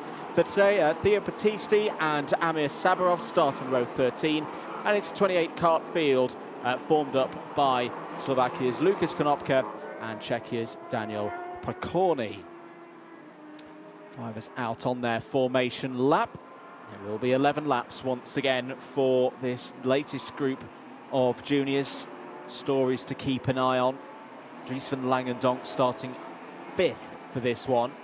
If he wins this race, would move up to 194 intermediate classification points. That would be a lead of 9 points ahead of Niklas Schaufler. He can also take the lead at the end of round 4 with a second place. And again, like we've said earlier today, start's very important. Pretty much a fully dry circuit now, but things can quickly go wrong, especially through those tight first couple of corners. Keep an eye out for Alfie Slater as well, who needs a good race here after a difficult previous one in round number 3. And Arjen Trailing, of course, has looked pretty quick this weekend as well. Baglin has elected to go onto the opposite side. We're going to go around for another formation lap. But that is Baglin's choice. That is his right as the pole sitter. So conventionally in dry conditions, the pole sitter would start on driver's left, the right-hand side of your screen as we're looking up from turn 1. But Baglin has chosen, he has to elect to nominate it, so everybody can be aware. But Baglin going for the outside. Did see Rocco Coronel do that in one of the races yesterday, and it didn't really work out at all. So for Noah Baglin, it's a bit of a risk, but we have also seen the wider outside line, almost like the more conventional racing line, be advantageous for a pole sitter or someone on the front row if they can get that run into turn 1 right. Anthony Jordan rejoins me in the commentary box, fresh as a daisy from down in Parc Ferme. I think we were both quite glad that that humidity of yesterday is not with us again. Oh, yeah. When I was going down to do all the post-qualifying interviews yesterday, just standing was horrible. Yeah. Just standing there, even in the shade, because you were just sweating everywhere, was horrible. I couldn't even imagine how the drivers were feeling in all those race suits and helmets on and everything like that. But yeah, right now, back with the OKJs now, and looking forward to this one, because this is where it starts to get a little bit heated between these drivers. Like you were saying, Baglin switching the side. He's looking good, though. I don't think this is going to be a start. No, very eager on the throttle there. Yeah, I say the race director, Pasquale Luple, is looking for parity across the front row. Yes, Baglin still has the advantage of being on pole position. It's not just a case of, you know, Kraling being on the inside can go, aha, I'm on pole position now. No, that's not the rules. He has to cross the start line behind Baglin. But on the flip side as well, Baglin is not allowed to just shoot off in the distance and be several kart lengths ahead of the anti-pole side of the grid by the time they get, you know, 50 meters down from start finish. So there'll be a third go at that one. There's a quick view into race control. Chris Lambrecht in the centre, head of race control for this weekend, flanked by Joanna Falcao and Sara Blanco, and busy monitoring all of the goings on out there on circuit, as you say, Anthony, with their bank of 40 CCTV cameras. Oh, indeed. You honestly couldn't get away with anything out there, including us. I tried to cross-track earlier on, and they said, no. But no, that's only a joke. But no, like I say, they really do have a good eye on everything. And I'm talking about like 3 angles of the same corner. Of every single bit of the track, yeah, sort of thing. So we get an opinion of what we can see on our screen here. They get the facts of what they see on their screen, so they really have the final say in all of it. Absolutely, far more educated view of things. Right, are we going to be third time lucky here for the start of this heat in OK Junior? This is already looking a lot better. No. So that's their third false start. Now they could be in a bit of bother here. They might get a bit of a telling off. Now, of course, you've got Pasquale Luple, the race director, but that's not the person they should fear right now. It's going to be Mr. Nigel Edwards they're going to fear, which is the deputy race director, who is on the ground there on the circuit. Now, the red flags have been shown. They will be stopped, and they will be getting a little bit of a telling off. There's a third thing that I'd be fearful of in this situation. It's clipboard. It's Nigel's clipboard. It's Nigel's clipboard, His famed clipboard across Europe and races back in the United Kingdom may be coming out for some re-education and directing of what the drivers should be doing and currently are not doing. So, red flag out after 3 aborted starts. And I think we'll have a stop on the pit straight here. And then we'll have a little bit of a chat. Yeah, I don't think we'll get a camera down there, unfortunately, to listen in and have a look. That will be the cameras that we have at turn 1 that will see the action here. But you can imagine the conversation basically you're going to have is just like, why are you accelerating so early? Or in that case of, why are you not keeping with him, sort of thing. You know, I'm not saying it's one driver or the other's fault in this one. Sometimes it's a collective effort of the entire grid's fault that might be causing this to be happening. Well, they're lucky here because they've got Pasquale down there to kind of for now to give him a quick word. Now, obviously, this is going to be a lengthy delay on this one, not because of the proceedings, but because of the fact that these karts now need to be restarted, and the only way they get restarted is being pushed. Right, there is Pasquale Luple. We have got cameras down there. Let's listen in. What's being said?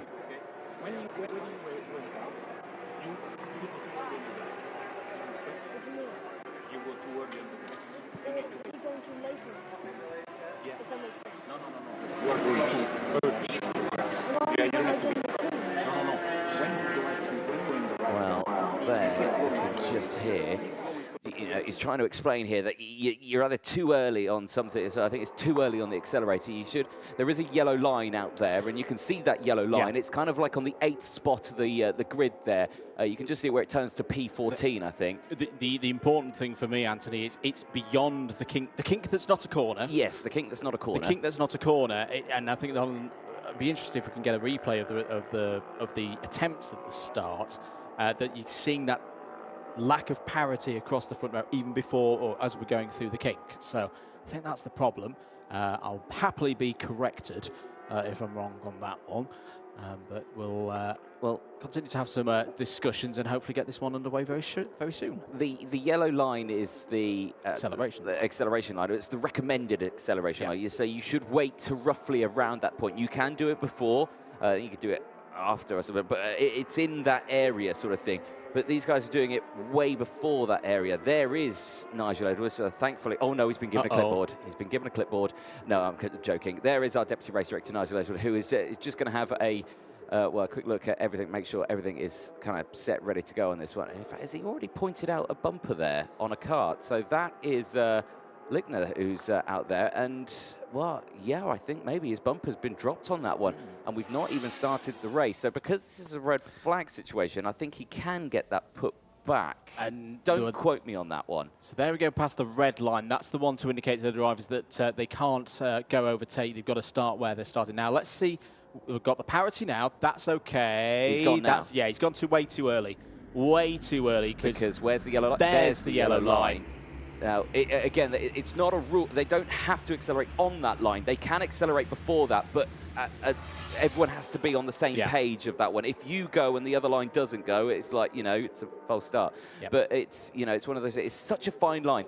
Starting a karting race is not easy. No. There's so much to think about. Where you're positioned, you've got to stay within the tram lines. Where are you accelerating for? Then you've got to think what you're going to do into turn one. Where's the person next to me? Where's the person behind me? There's all these sort of things you've got to think about, all while not trying to stall your own kart because you're going slowly. So we're going to take a short break. Don't go anywhere. Hopefully by the time we get back, these karts will be refired up and we should be racing. We'll see you in a few moments.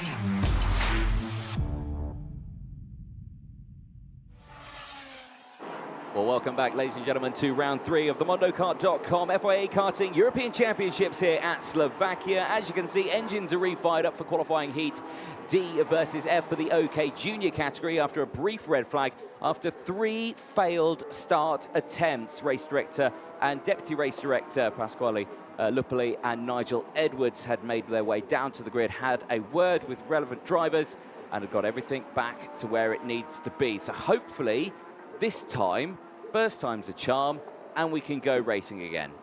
Hopefully.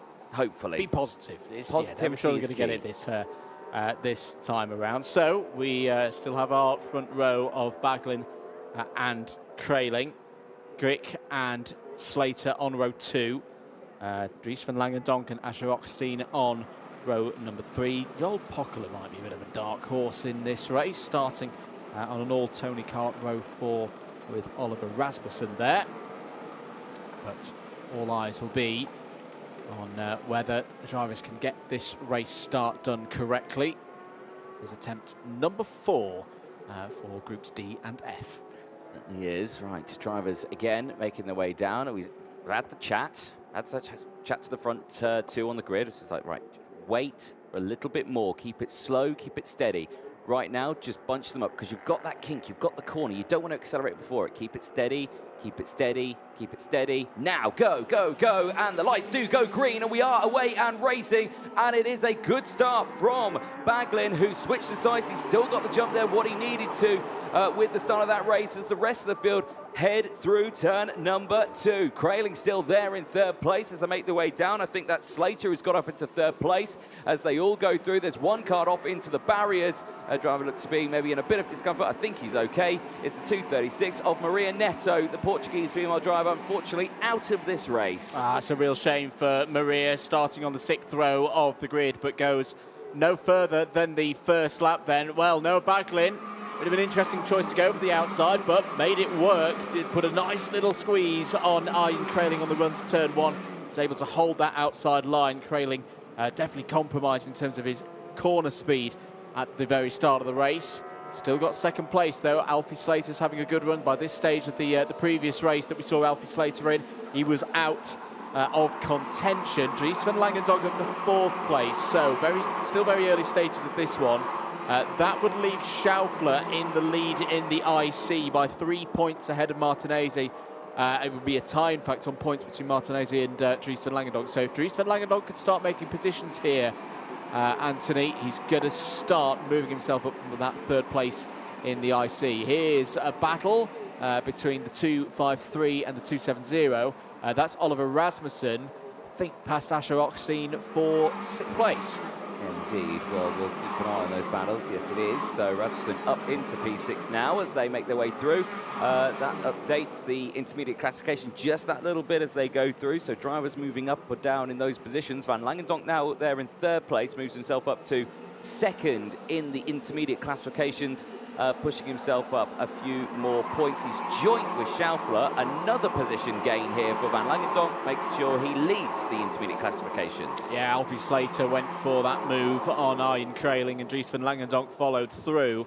Dries van Langendonk looking good in the tighter, twistier parts of this circuit. Had a really, really difficult pre-round in preparation for this 3rd round of the European Championship. But I tell you what, if he comes out of this weekend with a sizable lead as we head to Kristianstad for the season finale, I think he'll say that all of his troubles a few weeks ago were worth it. He's delivering right now in 3rd place. He's got to find a way past Alfie Slater to take the lead in the intermediate classification with 1 round of heats to go. Indeed, right. Lap 3. And he's done it. 4. Yep, he's done it. Yeah, indeed. So that is what he needed to do. And now it updates. There it is, and Van Langendonk now 188 points from Nicolas Schaufler's 185, so that's exactly what he needed. That's not what these two needed, though. That's gone terribly wrong for 2 of our drivers at the back of the grid. Amir Sabrov, the 162, and it is Daniel Pokorny, who is joining us for the first time this weekend. Unfortunately, both of them out of this race. They started 26th and 28th on the grid, which is a big shame for them. Indeed. New fastest lap of the race, Slovakia's Lukas Konopka, 53.794. We'll be starting to get into the stage of the event on the tyres, where they're still in that stable phase, but the performance will be starting to drop off. But pretty much everyone's in the same boat on tyres. I don't think we've had anybody deploy new boots yet. We're saving that for maybe round 5 or these super heats. 4 laps down then. Baglin still leads, but is being caught by Van Langendonk. The gap is less than 0.4 of a second, and last time around, Van Langendonk took 0.4 out of Baglin's lead. Slater's going with the championship leader as well. Track continuing to get faster and faster. Alois Girardet has set the new fastest lap of the race. Should remember though, Girardet's tyres 1 race younger. Indeed, yes. After this one, of course, these grids only get the 1 more race to go, and there's a change for the lead. Van Langendonk going down the inside. Slater follows as well and moves up into P2. Baglin, despite that good start in the race, he is now down to 3rd place. He has not been able to break away as fast as he'd like. Now, Ian Krayling is there in P4 as well. He's certainly going to be another driver who's going to pile on some more pressure here. But at the moment, all is well with Van Langendonk leading the way. He will extend even more now that lead on Schaeffler, bumping his score up to 194. Yeah, it would be a 9 points advantage over Schaeffler going into the final round of heats. The other thing it would guarantee as well, it would mean that Van Langendonk, even if Schaeffler was to win his fifth and final race, wouldn't need to win his own. He could take a second place, for example, and still be ahead of Schaeffler. That's all still to come, though. More than half of this race, this fourth race for all of these drivers, and of course that final round of heats still to run. And we've seen so many times over the course of this season just how quickly things can change. Dries Van Langendonk has not been at the top of an intermediate classification so far this season. He was second in that great battle with Schaeffler back at Valencia. And he didn't even make the top three at Val d'Argenton. Had to fight his way through before taking second place in the final. New fastest lap of the race, the driver in second place there, Anthony. Alfie Slater, 53.2. Yep, indeed. Well, we'll keep an eye if he can try and match the pace. He will not want Van Langendonk to break away. He knows he's got the pace here. Let's see what he can do. Stats there from Dries Van Langendonk. Forza Racing started P5, coming in the lead, gain of 4 places. Jadade seeing a warning flag as well. Jadade, who didn't make the grid earlier on, if I remember speaking. Correct, yep. So must have missed the gate or something has happened. Fortunately, right now is that, who's that? Because Bruno Griegs just tumbled down the order, and is that Gustavo da Silva? I think it might be, because he has also tumbled down the order as well. Now, was he involved in an incident there with another? Amin Kara Osman has also fallen down there. Yeah, both of them haven't come through sector number 2 on lap number 7. Meanwhile, I don't think this one's done yet for these top 3. Van Langendonk, I think, has hit the turbo button by his standards. And yeah, he's just put in the purple sector number 2. He's decided, right, I don't want to have any stress here in these last couple of laps. Let's get a bit of a gap up towards the second and let everybody else fight for second. And they are going to fight for second here, because Noah Baglin has closed up to the rear axle of Alfie Slater. 3 more to go. Christian Kostoya we should keep an eye on this race as well, because of course the driver's second place in the championship trying to fight his way through. He's up to 13 spots. That's pretty much par for the course for Kostoya so far this weekend. I say that horrendous qualifying he had has really hampered him through these heats, but at least he's been able to do this every time, getting solidly up into the top 15, sometimes even into the top 10. Yeah, not once or twice, and then the rest of them have been like, you know, or 25, 26 or 21 or anything like that. No, consistently putting himself up there. Yesterday in his 2 heats, he gained 13 places in both of them.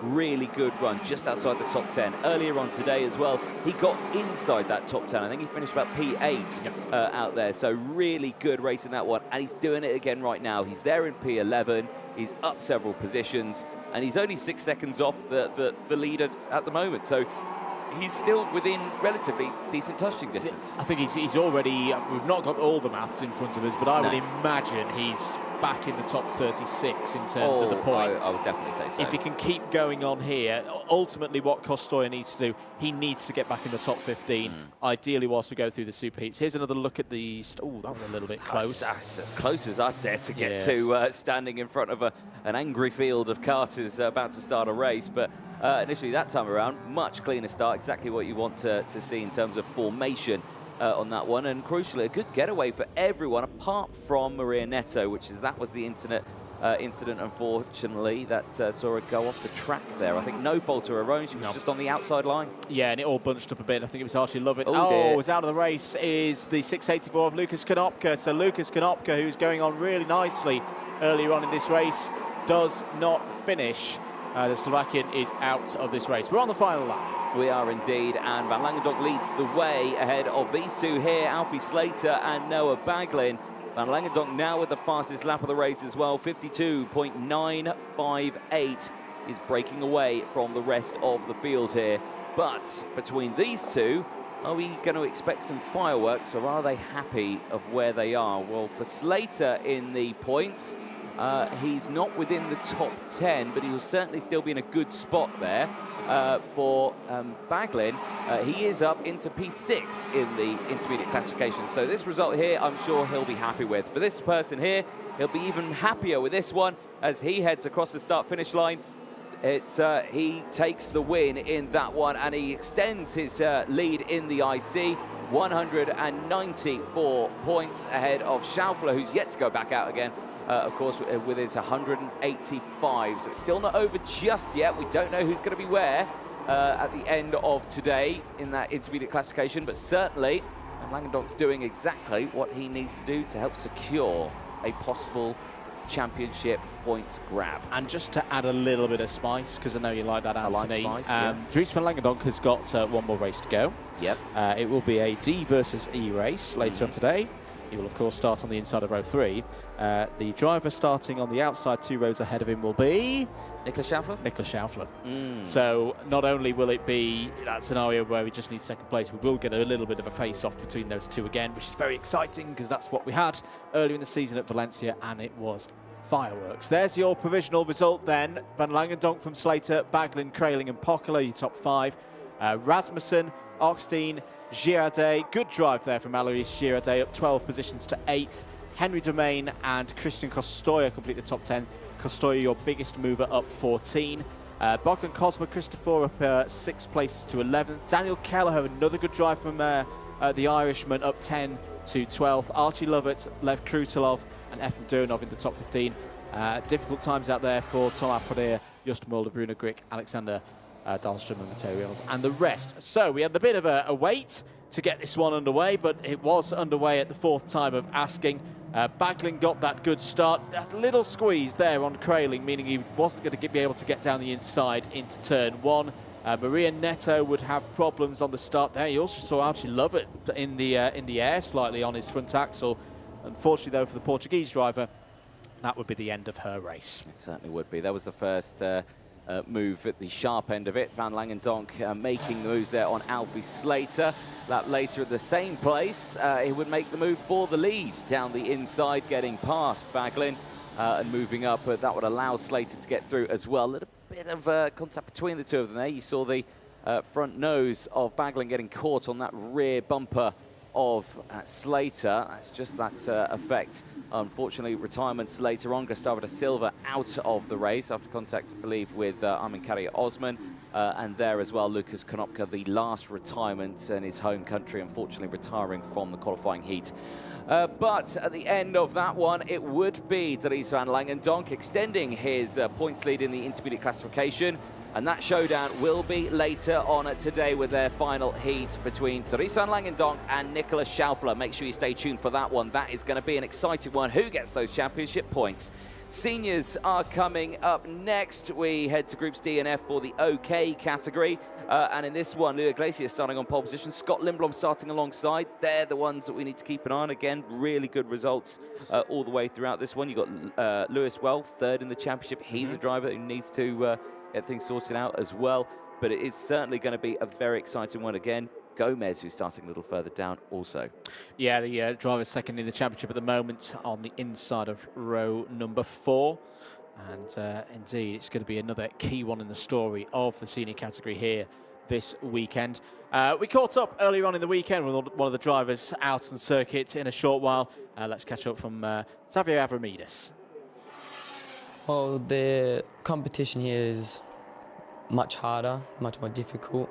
I feel like racing over here, over the past years, I've learned a lot more than I have racing in Australia. And yeah, it just feels like a more realistic, more enjoyable, harder racing over here and learn a lot more. Well, the pace in Valencia was quite good and we managed to put everything together and get a good result. Slovakia, the pace is struggling a little bit, but we are working every session to improve that, trying many things, and we're hoping if we can get everything sorted, I'll be able to be contending in the top 10 again. And if we do that, I'll be happy with the result over every round. As long as we keep improving, I'm happy with that. Obviously, my expectations are higher than last weekend because we've now done more laps, more sessions, improving, trying different things, and hopefully before qualifying we can find the right package. And if I can put it together in qualifying, I think that will be beneficial because over here at this track it's quite narrow, quite small. I think the higher up I am in qualifying, the easier it would be to maintain a position higher up. And if it all goes to plan, I'm hoping for a top 7 result in the final. Well, as Avramidis said, the key was to try and get that good qualifying in. Unfortunately, wasn't quite able to do that. Avramidis starts on the 9th row of the grid for this one, but can race through. May have some help from directly behind as well, because David Walter, the Dane there, starts directly behind 20th on the grid. So keep an eye out for both of those Tony Kart runners trying to move their way through the field. Time is just coming up to 4 o'clock local time here in Slovakia. Welcome to live coverage of the 3rd round of this year's FIA Karting European Championship. Andrew Mather and Anthony Jordan on commentary duties for you here today, taking you through to the end of the qualifying heats for both the OK and the OK Junior categories. This is the final heat of round 4 coming up as the yellow light's on, indicating we're 30 seconds and counting before the start of the formation laps. Yes, indeed. Well, the green flag will be out very, very shortly. This is going to be a tense time building for these drivers. Like you say, it's getting to that part of the day. Points really do mean prizes for these drivers in terms of championship points as well. So everything is really getting sorted out. You can hear the fabulous noise there in the background of the bikes racing around the Slovakia Ring circuit, but we don't care about that one. We care about the karting on this track at the Slovakia Karting Center as we get ready for qualifying heat D versus F. It's Louis Iglesias and Scott Lindblom starting on the front row of the grid, with Salim Hana and Lewis Francis on row 2. Peter Stiller and Lewis Werrell go from row 3, with Gabriel Gomez and Luna Flusha running up row 4. Andrea Dub and Elik Kaczynski round up row 5, with Ian Eichmans and Ludovic Abuso on row 6. Andy Gonzani and Kasper Henriksen go from the 7th row of the grid. Dante Vinci and Guy Albag go from row number 8. Maciej Konik and Javier Avramidis, we heard from Avramidis a few moments ago, start on row 9. Ivo Restera and David Walter complete the top 20 on row 10. It's a 22 kart field, completed by Radek Vavra and Maroš Hladký. There is a quick look at the intermediate classification on the bottom right of your screens. Morgato leads. As far as I'm aware, that is locked in. Nobody in this race can go past Morgato at this stage. So Morgato will go into the final round as the leader. Joe Turney second on 167.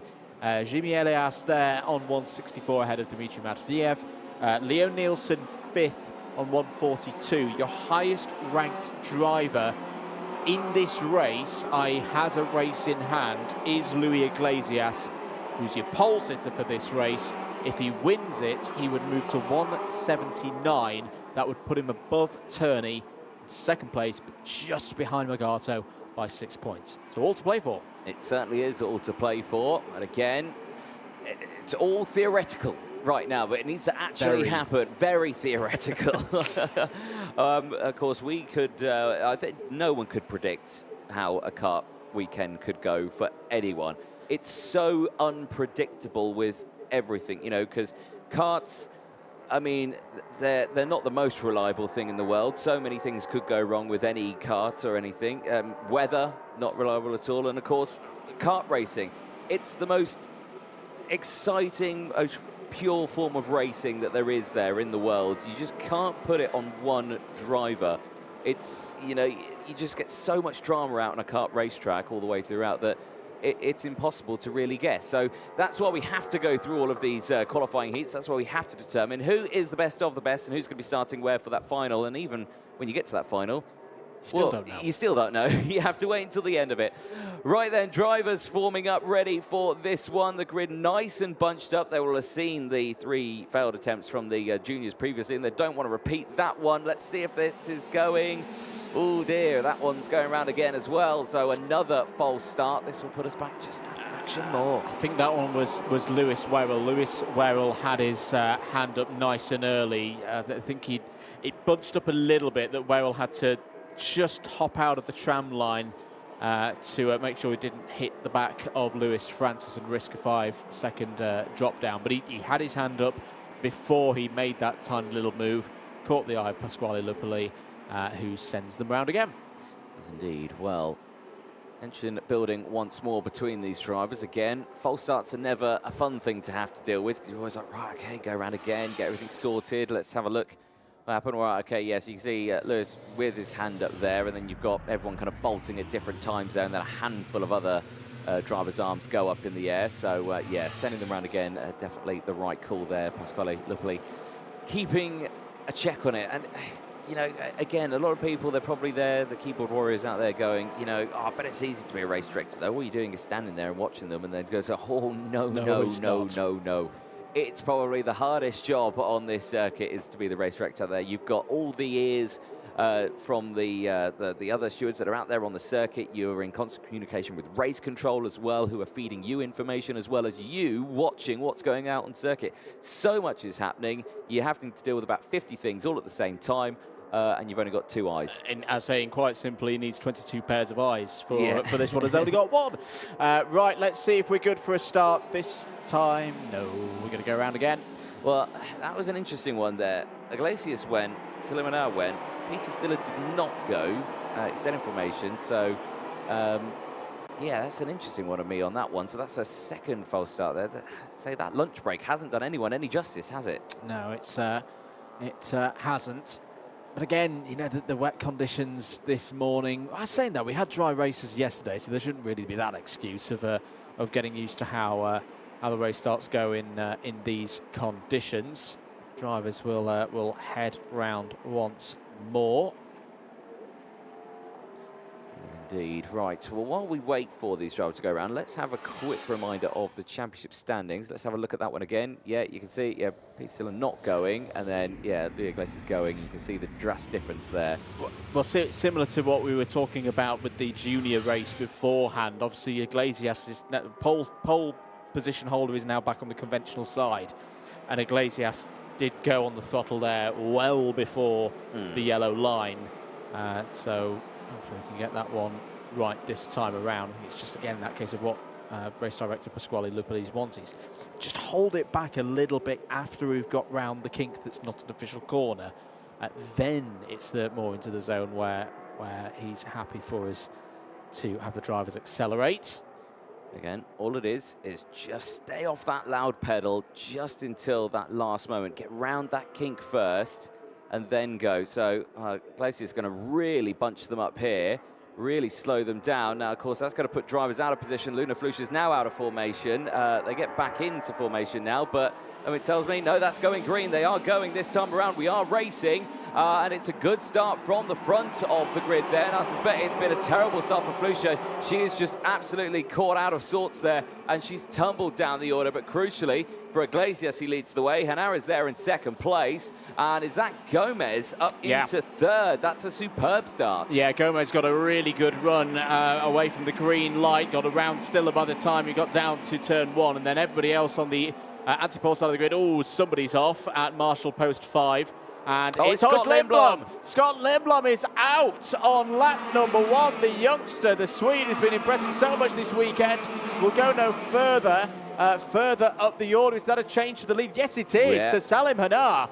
Well, the Prema looked absolutely awful in terms of handling last time around. They've obviously worked on it hard over the lunch break, and now it's flying again. Hanar to the lead of the race, ahead of Iglesias. Gomez there, P3, still a P4. They've got 1.3 seconds over the rest of the field.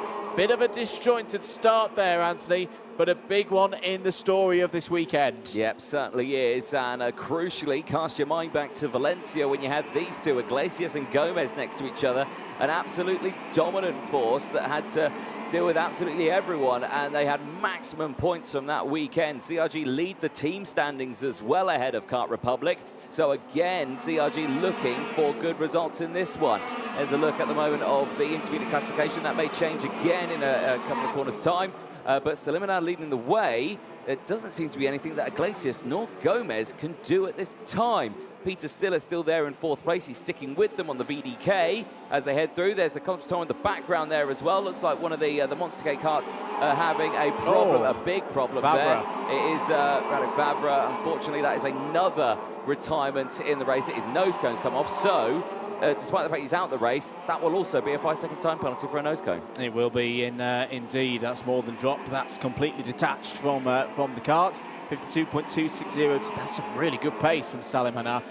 Gabriel Gomez, just body language-wise, I wonder is he caught in two minds here, because I would imagine he feels he's quicker than his teammate at the moment.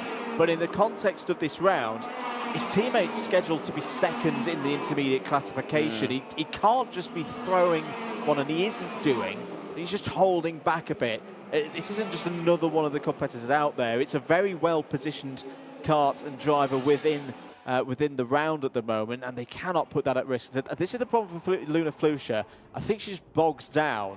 No, I think she pulled out there because she didn't want to get a nose cone because she was being pushed into the karts behind, and then everyone else hit the loud pedal and she's not, and she's obviously absolutely fuming at that point that the start's just not happened. But I understand she would say that that's not my fault. The drivers behind me were pushing me. What happened to Scott Lindblom here? Here we go. Carbon copy here of maybe what happened earlier on to Alfie Slater, if you cast your mind back. And but this time around, not onto the inside of the grass. And that's just unfortunate. He's off. I don't think this camera angle just sees it. You might see a glimpse of it in the corner. Yeah, you do. And how on earth has that happened? How's he ended up there? That looks like it started a lot further back. I thought there was a Kart Republic involved, as there goes the bumper of Radek Vavra, and he looks at his front bumper and like, why are you there? Why are you sat there? Why do you do these things? That's him out of the race.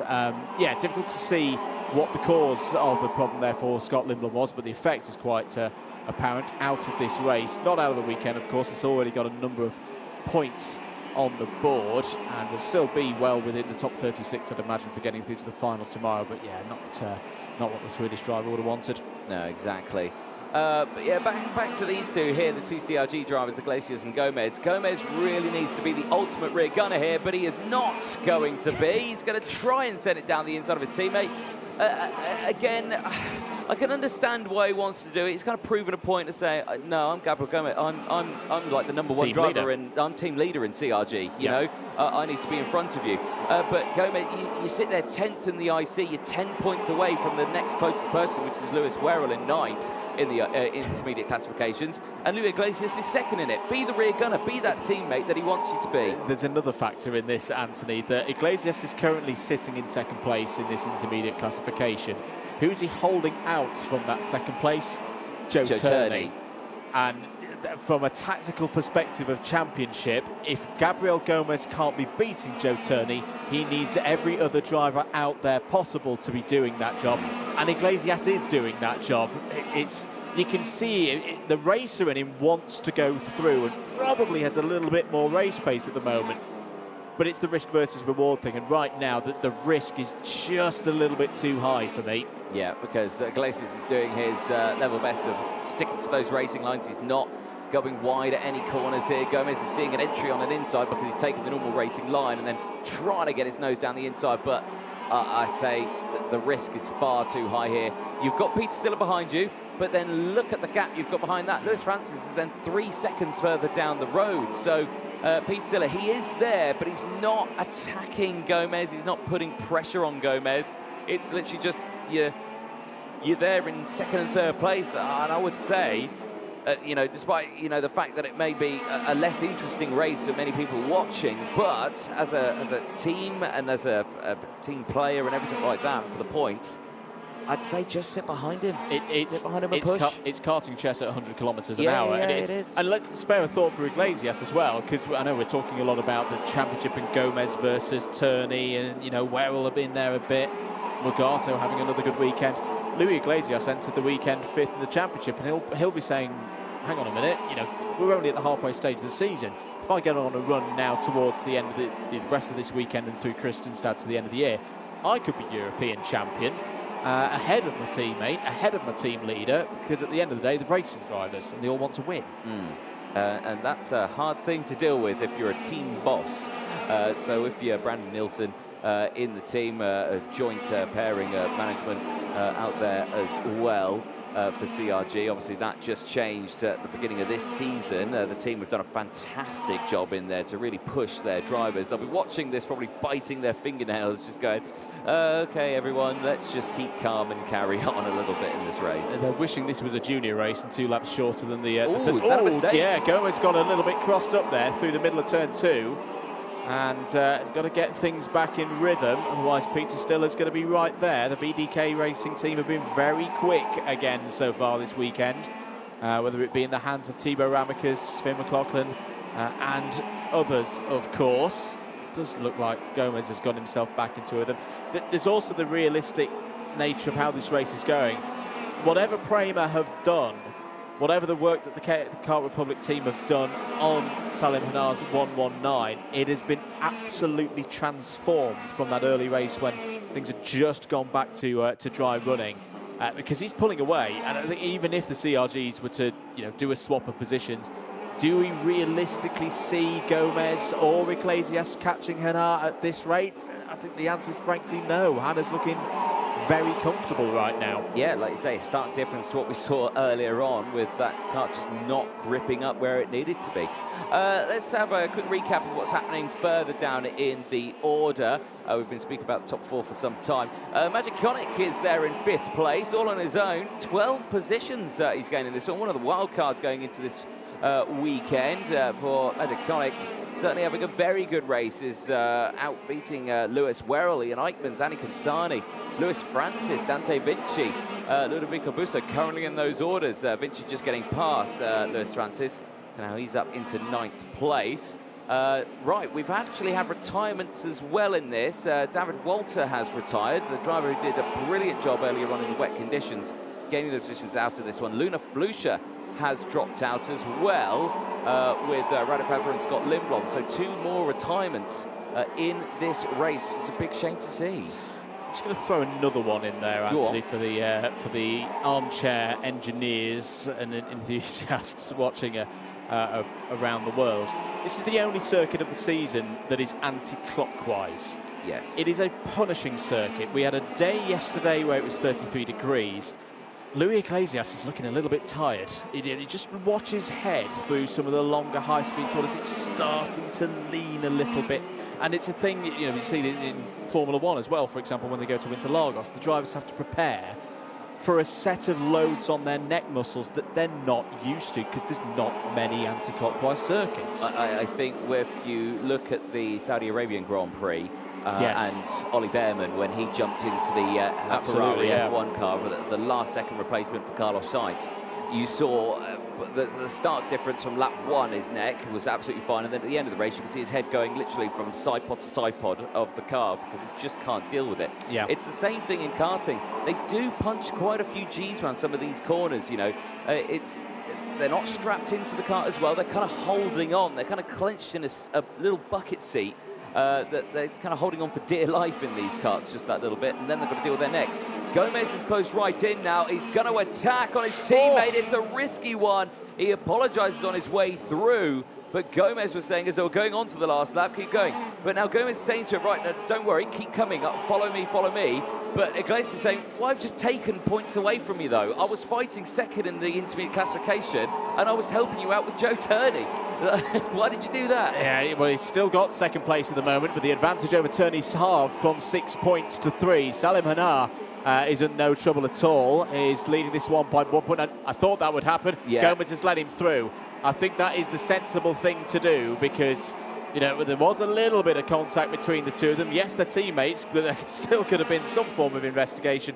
He's now no longer, for me, got a lasting advantage. So maybe, I'm going to throw this out there as a conspiracy theory, maybe Gomez was just saying, you're a bit wide in the entrance to that corner and I could go down the inside. Checker flag's going to go out anyway, and it's going to go to this man here. Salim Hanar crosses the line and gets his first qualifying heat win of the weekend, and he shoots up against a few more places in the intermediate classification now into 6th place. Iglesias finishes in 2nd place. Gomez finishes 3rd. Gets a warning flag for good measure as well across the line for that one. Peter Stiller finishes in P4 with Magic Conic finishing an impressive P5, 12 places gained. Yeah, really good drive there from Maciej Conic. Can be proud of that one, pushing himself forward. could be on a run to making it through to the final in his home country. Well, for Salim Hanar, he'll probably get back to the pits, have a little chat with the team, say, well done, guys. That is far better than what we had in the previous round. And then we'll probably ask, well, what was going on behind? Why was nobody there? And be able to watch that back with a good level of entertainment. There is the provisional results. Hanar from Iglesias Gomez, Silla and Konik in the top 5 as well. Werrell, Consani, Eichmanns, Vinci and Busso all scored decent points in the top 10. Lewis Francis P11, Elik Kaczynski ahead of Andrea Dupe, Guy Alberg and Xavier Avramidis. That takes us down to 15th. 3 more finishers, Halatki, Bastera and Henriksen. 4 retirements in that race. David Walter, Luna Fluger, Radek Vavra and Scott Lindblom. Big shame for those 4 drivers. Not the start to the second half of the day they would have wanted. It is the perfect start for this young man here. Salim Hanar getting away with that top score and taking 50 intermediate classification points. So that is what he would like to see there. Helmet comes off and he's primed and ready. Well, certainly more interesting racing due to come up. The next race heading out very, very soon. OK Junior qualifying heat A versus C is coming up next.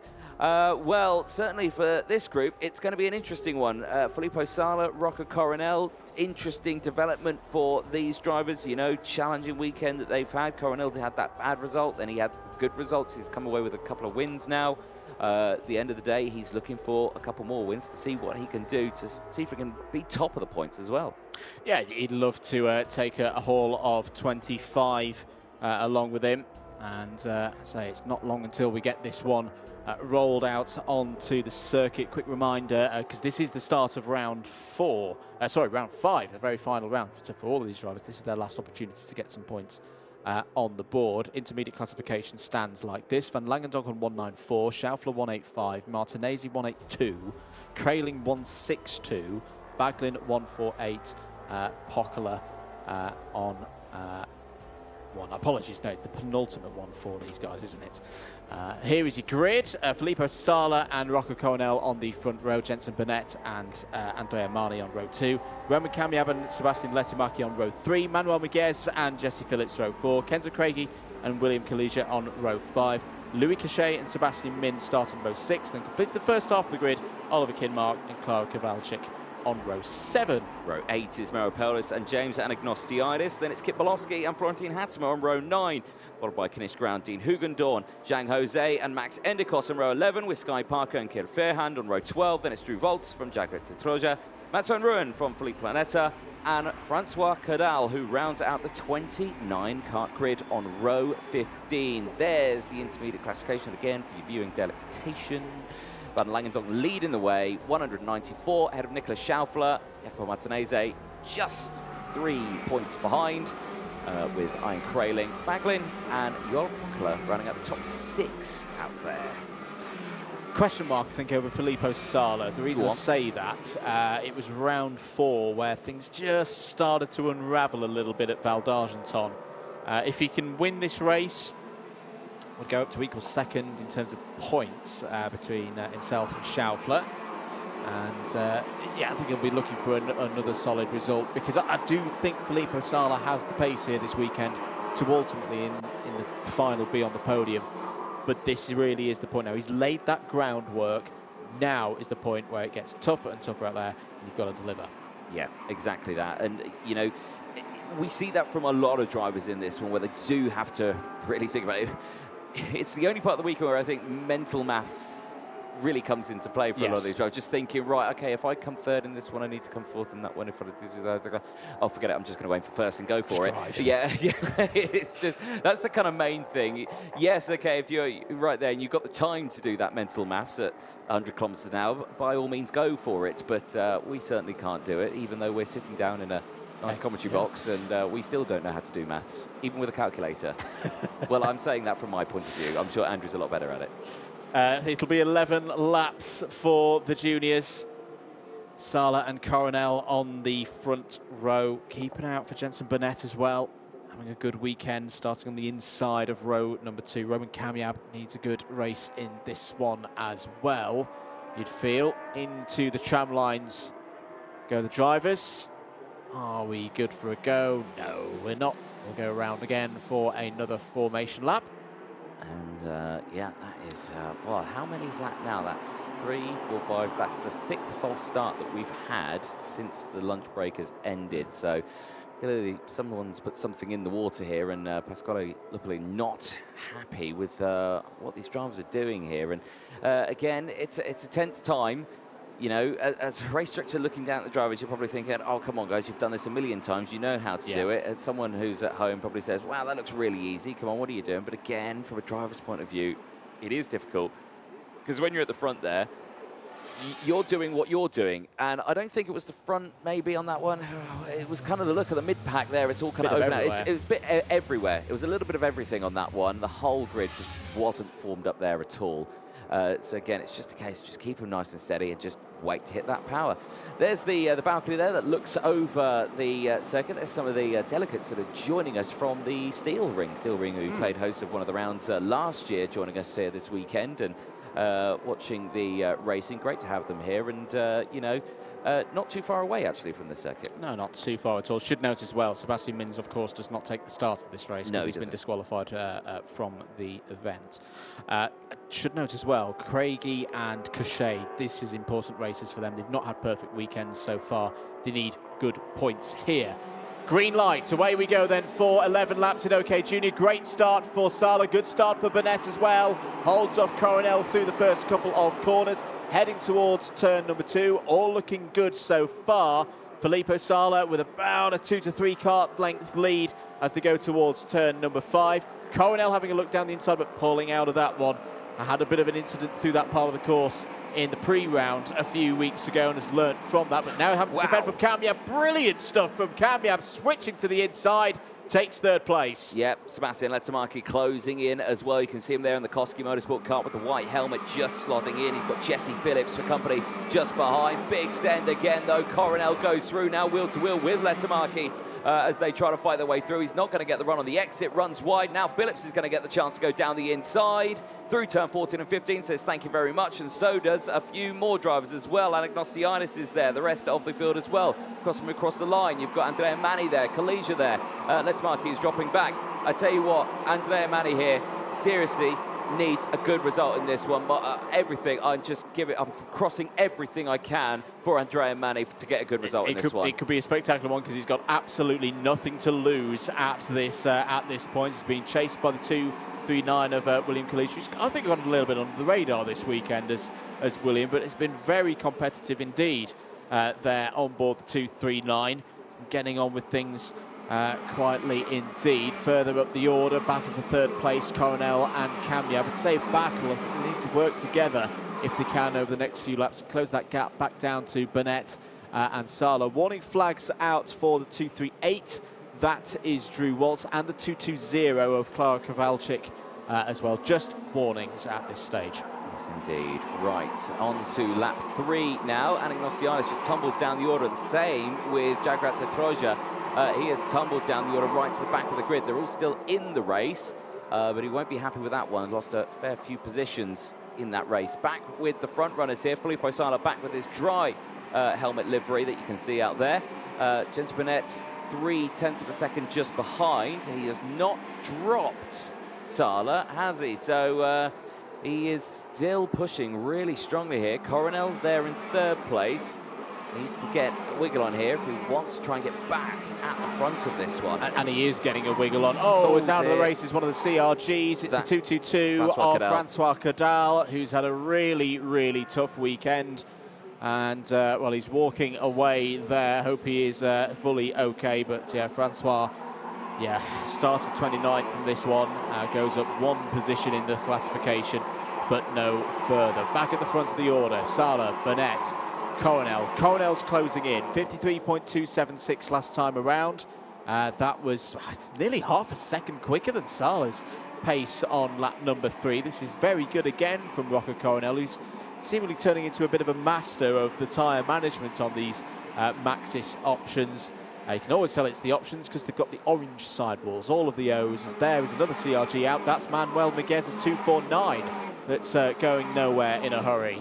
Yeah, indeed, that Marshall really trying to pull that off, but that rear axle's locked up. That could be an engine seizure there, because if he can't turn the rear axle, that means it's locked, it's seized, it's not going to move. So that is a big shock there for another one of the drivers. Back here with this one, Burnett is right on that rear bumper here. He is not letting Sala get away, but the other thing is that he's not broken away as well. Great job by the Marshals. They cleared that actually quite quickly.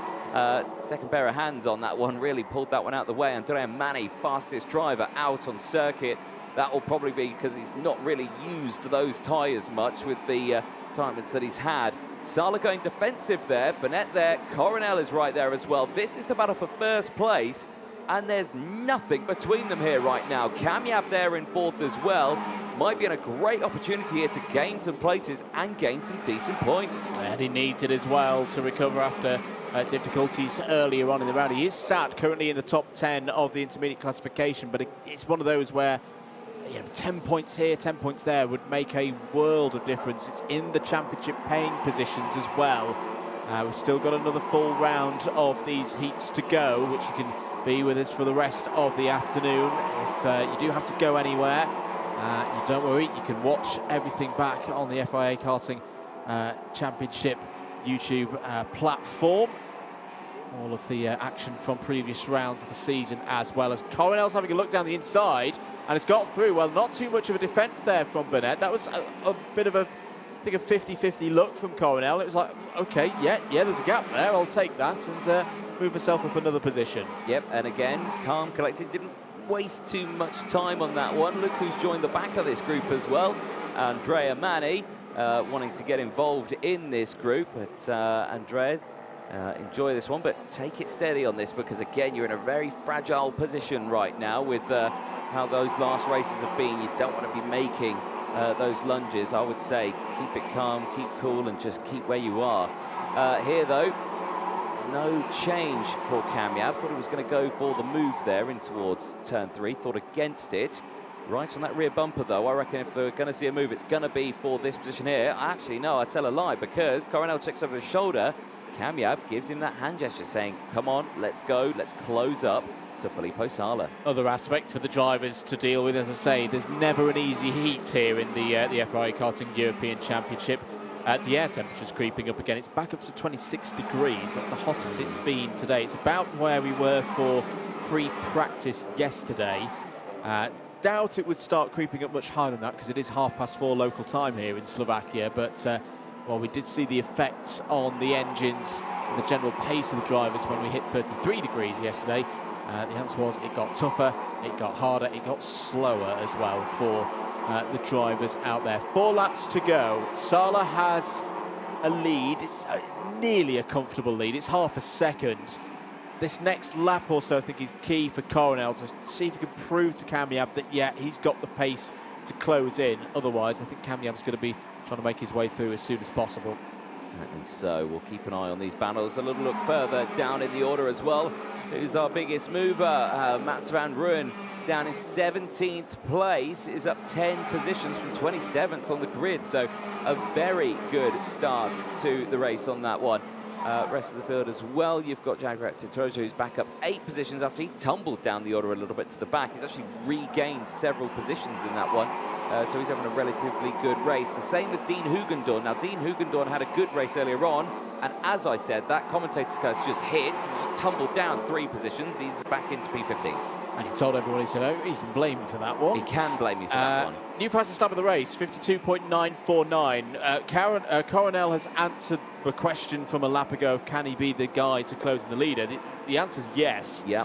Now, has Sala got something in reserve? Because we have seen this is something you can do around this circuit. It's almost invite a little bit of pressure on yourself. Make those behind chase you down. Use their tyres, use their materials, use their energy, especially on a weekend like this. And then defensive. Kick hard. But I think the answer is that Sala's got nothing left, because he's having to defend hard now. 2 laps to go. Checks over the shoulder. No move from Coronel into turn 1. Sala takes a slightly defensive line. Thought Coronel was going to try and get down underneath him towards turn number 2. Is there going to be a chance into 3? Coronel, we know, likes to move into 5 as well, but it's got to be turn 7 for me. That's the best opportunity. Coronel didn't get the best of exits off the 4. It's down the inside. Burnett slips through into second place. Kamyab went for the move. Coronel's down to 5th. Mari's now on the attack as well. There's another thing that we've seen people be able to do around this circuit in the pre-round and here this weekend, Anthony, and that is back the pack up, get them to start fighting, and then hit the loud pedal. That was expertly done by Filippo Sala. Down the inside goes Coronel again, this time on Manny to get through. Craig is also past the Forza Racing driver. Well, if it was a planned tactic, Sala executed it perfectly because he goes onto the last lap of the race with a 0.6 second lead. Yeah, again, superb tactics there. It's difficult to do something like that when it's just you and one other, but when you know that you've got, 3rd place, 4th place, 5th place, all the way there as well, you know you can bunch them up, back them up, and you know that someone in that pack's going to try and go for that lunge. Exactly what happened there with Kamyab doing that, which brought Jensen Burnett into it, and yeah, Coronel tumbling down. All of that's absolutely superbly timed. On that last lap as well, Jerry Rector, another person who I'd said getting lots of positions, just dropped down back again to P25. So I'll commentators curse that one as well. I do apologise. But final lap one here, Filippo Sala, absolutely superb performance, exactly what he needed. Bumps himself up 2nd in the intermediate classifications, joint on points with Nicolas Schaufler. Now, are they back out in the same race later on? I don't think so. Actually, yeah, I think they might be. We'll see. But it is Filippo Sala who takes the checkered flag ahead of Jensen Burnett and Roman Kamyab in 3rd place. Rocco Coronel finishes ahead of Kenzo Craigie. And then it's Sebastian Lettermarchi from Andrea Mani. Andrea Mani's best result of the weekend is inside the top 10. Superb. Louis Cochet finishes in 8th place ahead of William Kalija. And then it's Klara Kowalczyk who rounds out the top 10, 4 places up. Indeed, good results for all of those drivers. Jesse Phillips, P11, Kit Bolofsky up to 12th place, a gain of 5, as was Florentine Hattemer in 13th. James Anagnostiadis, P14, ahead of Meryl Pelders, who completed the top 15. All gaining positions inside the top 20. Mats van Rooyen, Dean Hugendorn, Kara Furhand, Drew Watts and Zhang Haozei. Tough races for Oliver Kinmark, Max Endicott, Sky Parker, Kanish Grau and Jagger de Troja. A really tough season so far for the Indian driver. Philip Planetta was the last of the finishers, 2 retirements, and it did not start in that one. Manuel Miguez and Francois Cadal both started, didn't see the checkered flag. Well, those drivers will make their way back to Parc Fermé, and they will get themselves sorted out, ready for their next racing coming up later on today. It's just one more round of qualifying heats for Groups A and C. Later on, Groups A, they'll be back out on track in the junior category at 5:30. There may be a slight difference to that one. Let's go over some of the highlights in this. Confusion in the background, but not so at the front. Filippo Sala, brilliant start to his race, breaking away. No drama for him from anyone around him. And he actually opened up quite a nice gap. Jensen Burnett had to deal with the likes of this one here. This was a superb move from Roman Kamyab down the inside. Sebastian Lettermarchi trying to get involved as well. Slater, though, would have other ideas. He would go for the move as well. Coronel would react.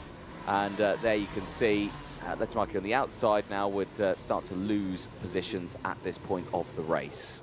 Jesse Phillips went for the move down the inside of Lettermarchi into turn 15. I really feel like Jesse Phillips is having a bit of a turn of the page this weekend as he continues to grow into the junior categories. Andrea Mani has had 3 awful results, none of his own fault so far this weekend. This was a bit of a fight back up into 7th place. We'd unfortunately lose Francois Cadal from the race. Manuel Miguez in the 249 would also not see the checkered flag. Rocco Coronel went on the attack, first down the inside of Jensen Burnett to take 2nd place. Roman Kamyab following through there.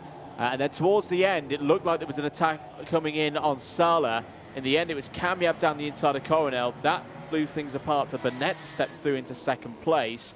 And with that, Sala was down the road and gone. Coronel would fight back down the inside of Mani. Craigie would go through as well. Filippo Sala, another 50 points, puts himself in 2nd place going into the last round of heats. And the good news, you asked the question, Anthony, who does he face off in that last race? It's a Group F race that he'll be up against, so he's already cleared the battle with the likes of Van Langendonk and Schaufler. He'll be in pole position for that one as well, in a very good position to get one of the pole positions in the Superheats tomorrow. Yep, he certainly will be. We'll have to wait a little bit longer, though, to see exactly who will finish where in the juniors. Back to the seniors, though, qualifying Heat A versus C coming up next. There you can see the grid ready to get going. The local time here, 38 minutes past 4. This race due to start at 4:30, so we are a little bit behind schedule at the moment. But nonetheless, we are still running as best on time as we can. The sun beating down on the mechanics there, like you were saying. Beautiful temperature now, 26 degrees. It's a little bit warm out there, but we are going to take a short ad break. Do not go anywhere. We'll be back with the next qualifying heat soon.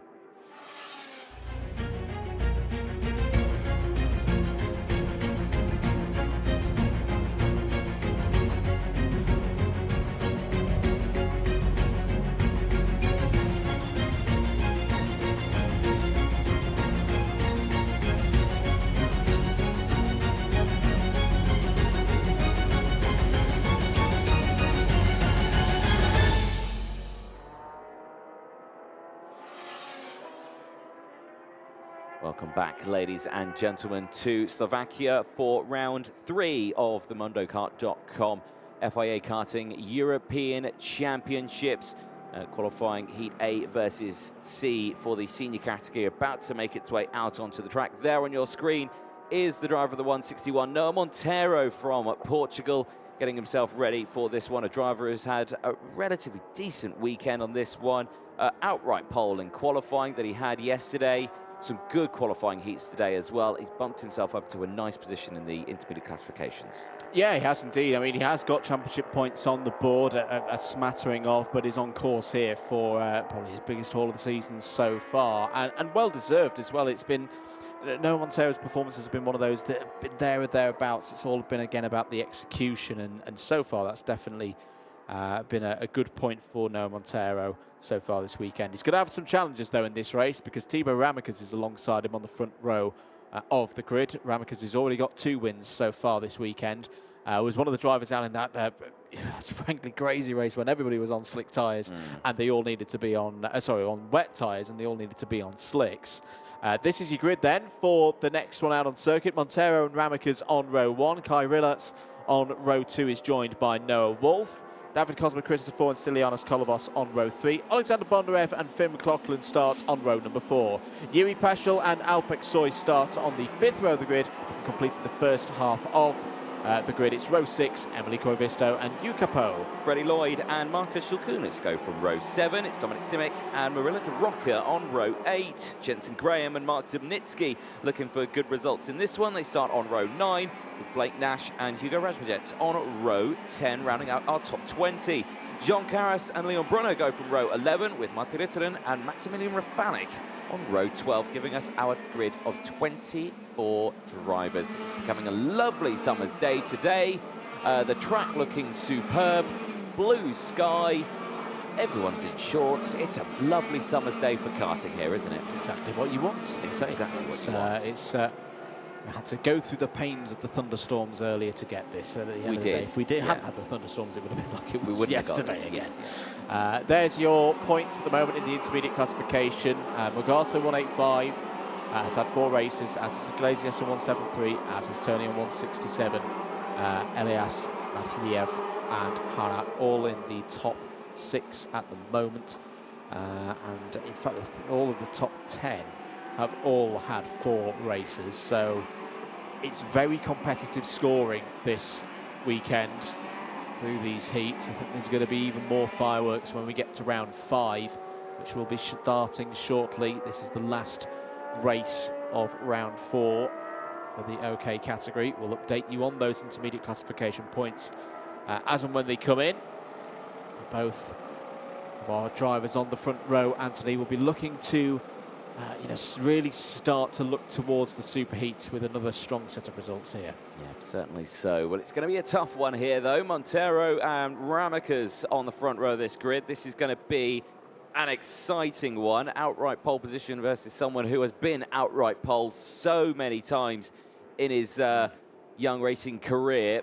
It's going to be a really, really tough one here. Kai Rillatz as well, Noah Wolf, Darren Cosmo, all of these drivers have had really good results. Bondarev as well there, Finn McLaughlin, all of them have had superb results in their previous races, and the same could be said for so many others. Into the tram lines, lights go green, we are racing. It's a great start from Montero. Where is Ramikas? He's there in third place, or is he going to be in fourth? It's all gone wrong in the mid-pack there. That was an incredibly close moment there. I think that was Yuri Peschel who tried to get down the inside. But amazingly, he's still in this race. It's a three-car breakaway at the front, and it's being led by Noah Montero. Kai Rillatz is there, and then it's Thibaut Ramikas in third. Yeah, Yuri Peschel had 2 wild moments on the way down into turn 1. I'd love to have a look at a replay of that one, what was going on there. But Montero has the early lead. Rillatz there in second place. Rillatz, who had really good pace here in the pre-round in similar kind of conditions to this. He'll look to stretch things out now across the course of these 13 laps.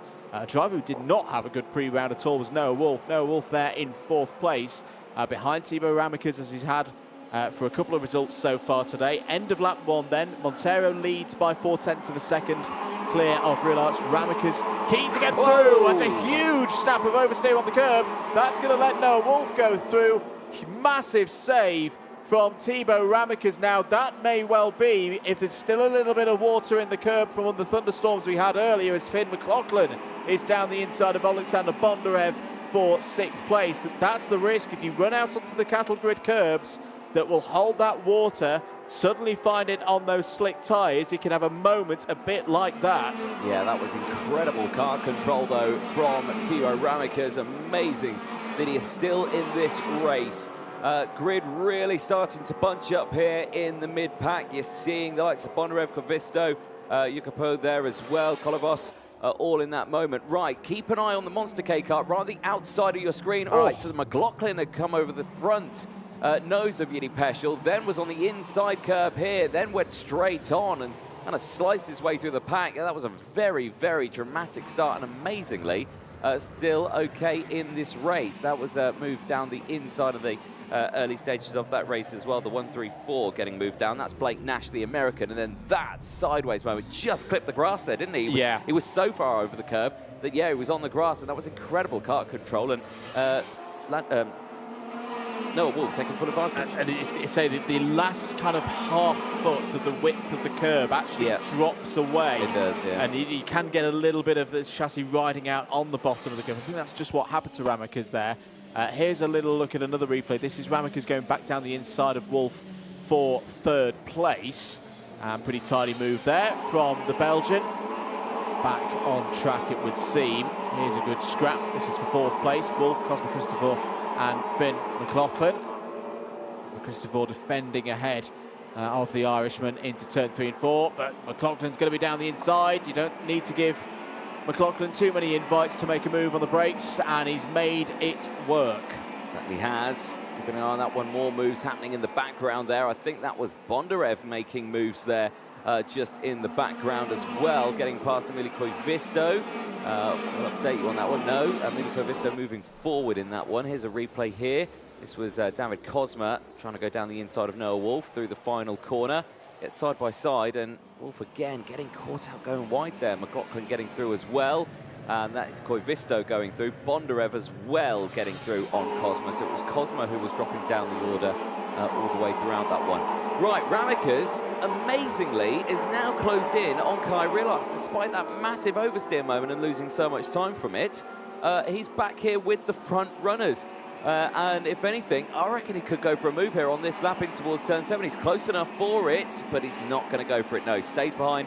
I think if he's going to do it, it'll be on the last corner or on the next lap. Ramikas at the moment 5th place in the intermediate classification. If he found a way past Rillatz, he would elevate himself up to at least 3rd. He's only 2 points behind Turney and Montero, and there is the move. Not much that Rillatz could do there. He got off the rubbered-in racing line. Had a bit of a slide mid-corner. Ramikas back. Oh, big move as well there. Was that Yukapo going for a dive down the inside? What's happened to Noah Wolf? What has happened to Noah Wolf? He's fallen down the order. The 187 of Yu is also having a spot of bother there, being overtaken. But where has Noah Wolf gone? He's only gone all the way down to 17th place. Yeah, something clearly has not gone his way. Big send again for Blake Nash on Yuri Peschel. Yukapov still there just behind this one. Kolovos in the battle as well. He's going to look for the move down the inside. Is Freddie Lloyd, gets the switch back, wheel to wheel banging, and Kolovos gets squeezed out there, and now he's going to lose out to the likes of Dubnitsky and Alpak Soy, who both get through now. Through 11 and 12 they go, no changes here.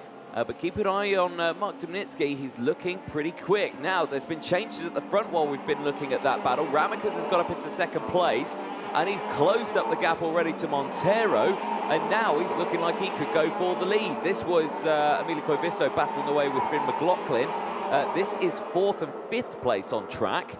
But check that out as well. Fastest lap of the race, 51.291 for Timo Ramikas. He's absolutely flying in this race. Yeah, he's a good 2.5 tenths quicker per lap than Montero, and there's the effect of it. It's the young Belgian closing in now. We've often talked this season about, you know, he's a bit smaller than the other drivers. You know, he's only just stepped up into the senior category. It does mean that sometimes a slipstream that the Belgian gets is very effective indeed. Let's see if he can draft up behind Montero here. It's a little bit wide out of turn 15 there, so I don't think he's going to have an opportunity on this occasion. 7 laps gone, 6 to go. Montero holds the race lead by just short of a quarter of a second. He would put himself in 4th place in the intermediate classification as things stand. He'd actually be winning out in a tiebreaker against his teammate Joe Turney at the moment. But that is still, of course, to be decided in the 5th round of heats. I've got to say, Montero soaking up the pressure at the moment from Ramikas. Certainly is, but long way to go in this race. We are on lap 8 of 13 right now. There is plenty of time for this to be done, I think Ramikas is saying, but Montero probably thinking, no, I'm going to hold on to this one as much as I can. I'm doing exactly what I need to do here. You know, we are racing against each other in the intermediate classification. There is 1 point between us, and if you get another one, then, well, yeah, you get a bit more of a lead on me. So he certainly won't want to give him that. He'll try his best to, well, hopefully back him up a little bit. But again, this is that sort of situation where we'll talk about it earlier on. We saw it earlier on where, you know, there was a big group available at the front and they were able to hold on to it. Like we're saying, Filippo Sala doing that one, holding it off. But Montero can't do this because it's just him and Ramikas. Yes, Relats is there. That's not enough to cause an effect. Yeah, he needs some more support from the likes of Relats and Koivisto to be the ones to attack Ramikas, and quite simply, they're not within range. They're nowhere near that kind of range at this stage of the race. Looking a bit further down the order. Oh, there goes Ramikas down the inside, and he's got it done in turn 12. Really good stuff again from Timo Ramikas. And now let's see him really light on fire now and push away. There's been some stunning pace for Timo Ramikas through the first 2 rounds of heats yesterday. He was a well-deserved leader of the intermediate classification overnight. Had a tough time in the wet conditions earlier on today, but back here in round 4, this is more like it. Ramikas on form once again. That move moves him not just away from Montero in the intermediate classification, it moves him past Iglesias as well. So Ramikas right now is holding one of those pole positions for a superheat tomorrow. Well, it wasn't just a case of, you know, Ramikas gaining points. Montero was going to lose points as well. So that's why it's opened up such a drastic difference there. Next to the driver's name is the points that are up for grabs for these qualifying heats. It's 50 points for a race win. It's 44 for a second place, so you lose out on 6 points, and that's a big jump, isn't it? It's not like where you would see, like, you know, it's only 1 point difference or anything like that. No, 6 points, and that can make a really big difference to a driver. Especially a driver who's maybe not had the perfect weekend. You know, that move for a lead is worth 6 positions in the midfield, as an example. We've got 3 laps to go, including the one that we're on. How's Finn McLaughlin getting on? He's in 5th place at the moment, just ahead of David Cosmo Christopher. McLaughlin is just outside the top 6 at the moment in terms of IC standings, 4 points behind this man here, Noah Montero. I think Noah Montero will still be pretty pleased. He's not had a perfect run through the heats so far this weekend. Had one incident on one of the first laps earlier on in the weekend. So, you know, 6th place at the moment. looking pretty good and still within striking distance of the likes of Elias and Turney going into round 5. Now there's a green flag waving, and I thought I heard someone go into the wall. Now that is Dominic Simic, unfortunately, out of this race. The driver of the 142, you can see the tyre marks, and he's made heavy contact at turn 10 with the barrier, but thankfully he's up and out of the car and he's okay. Yeah, that will not have been a pleasant one at all for not just the driver, but anyone positioned down there at turn 10. I say turn 10, it might have even been turn 1. No, I think it's turn 10. Yeah, you can see the kart there as well. Yeah, in the barrier. So right underneath the camera position there at turn 10. But still, that's a scary moment because we were listening to the camera audio from that camera, and you can hear the tyre squeal and the impact into the barrier. But like we say, thankfully he's okay. On to the final lap. Ramicas leads the way. Clear by a second from Noah Montero. As there's more drama, Blake Nash is one of them, and it's the 147 off the track as well. It is, yeah, the Greek national driver who started this race in P6, also out of the race. Yeah, so we're down to 20 then on the last lap. Thibaut Ramicas, he's not going to take the lead back in terms of the intermediate classification. Yellow flags, of course, out through turn 10, and will be as well through 11 and 12. Slightly disrupted end to this race, but he's going to put himself in striking distance of Mateusz Morgado. Will be 9 points behind Morgado heading into the finish. Here he comes around the final corner. Thibaut Ramicas takes his 3rd win of the weekend so far. Another brilliant performance from the young Belgian. 2nd for Noah Montero, 3rd for Kai Rillarts, 4th for Emilio Koivisto. Finn McLaughlin completes the top 5. Well, the rest of the field, though, still a good result for them. Just the 4 retirements at the end of that one. But 6th place, David Kozma ahead of Alexander Bondarev. Jacopo finishing in 8th place after getting 4 places. Freddie Lloyd finishing 9th, getting 4. Yuri Peschel rounding out the top 10. Mark Dubnitsky gaining 7 places, finishes in 11th place ahead of Jensen Graham, Alpak Soy, Ulrich Rocker and Marcus Shokunas, Hugo Rashmajets and Leon Brunner. Then it is Jean Caras ahead of Maximilian Rafalek. Marty Rittinen rounds out the 20 finishers in that race. The 4 retirements, Blake Nash, Stilianos Kolovas, then it's Dominic Simic and Noah Wolf. Unfortunately, the retirements in that race. Not sure where Wolf went off the track. I did see him tumble down the order. I guess he must have pulled back into park firmly at the end of that race. Yeah, do hope that's not a repeat of the technical issues that blighted Noah Wolf during the pre-round. Was on a good run of form up to that point. How does that leave the intermediate classification at the end of round 4? Everybody has got 1 race to go. Morgado leads on 185, Ramicas on 174, Iglesias a clear 3rd on 173, Turney likewise clear in 4th place on 167. Elias on 164 completes the top 5. Montero on 161.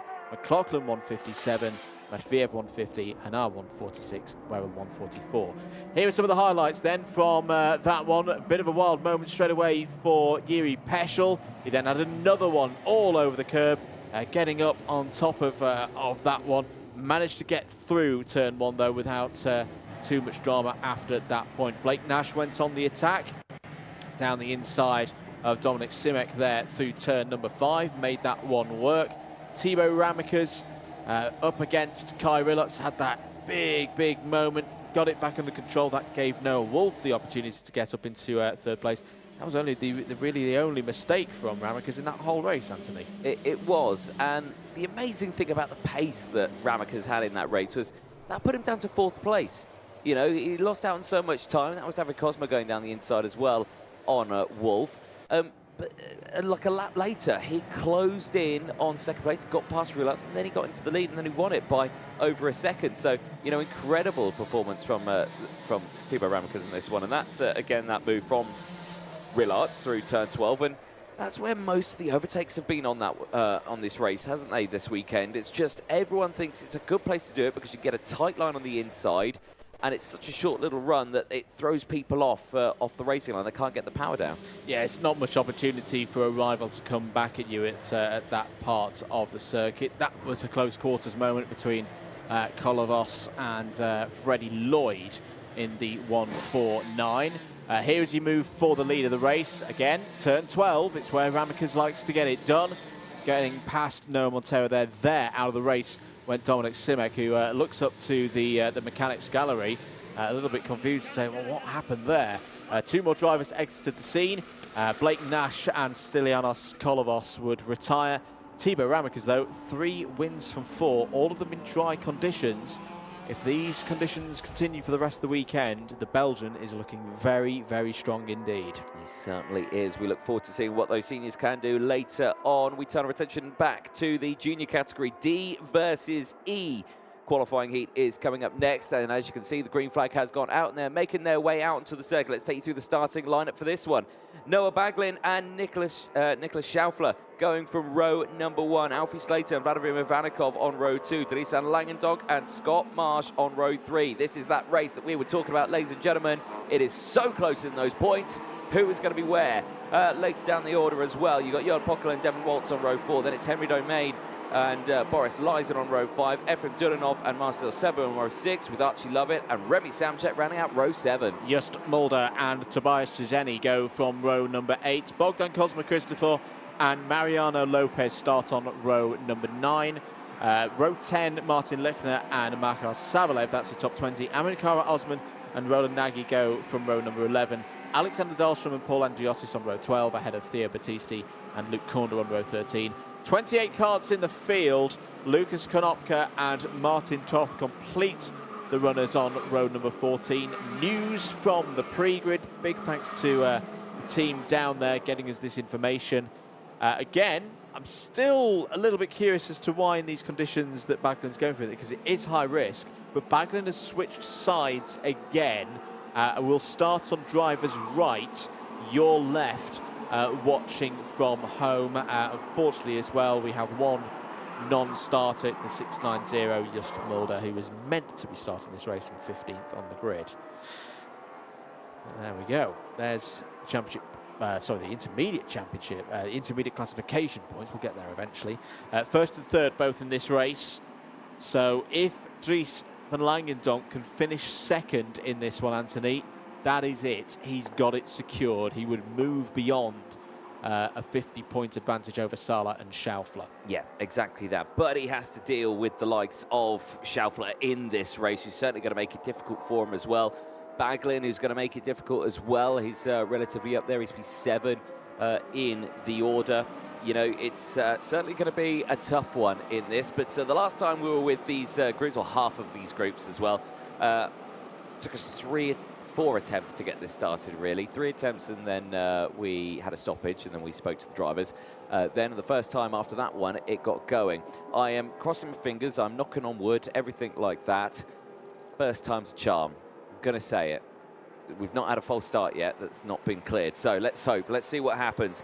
Drivers make their way out of the final corner. Keep them nice and slow. Keep them nice and steady. Wait for it. Wait for it. Wait for it. Now, are we going green? Yes, we are. And it's a perfect start. First time of asking. It's a great start for Baglin as he slots in front. Schaufler goes across as well. He holds on to that inside line. He holds on to second place as they all go through. You can see there it's the Lando Norris chassis of Alfie Slater, who's there in third place. The Energy course of Vladimir Ivanikov, who's there in fourth place as well. And it's that Scott Marsh, I think it is. The driver on the Tony kart is up into fourth place as well. A fairly average start from Dries van Langendonk by his lofty standards. Is down in around 7th place right now. Meanwhile, his rival in terms of the intermediate classification right now, Nicholas Schaufler, is up there in 2nd place. This is going to be a fast one. This is going to be one of those where nobody's particularly worrying about keeping the tyres in check for the latter stages of the round, because we are in the latter stages of these qualifying heats now. Marsh down the inside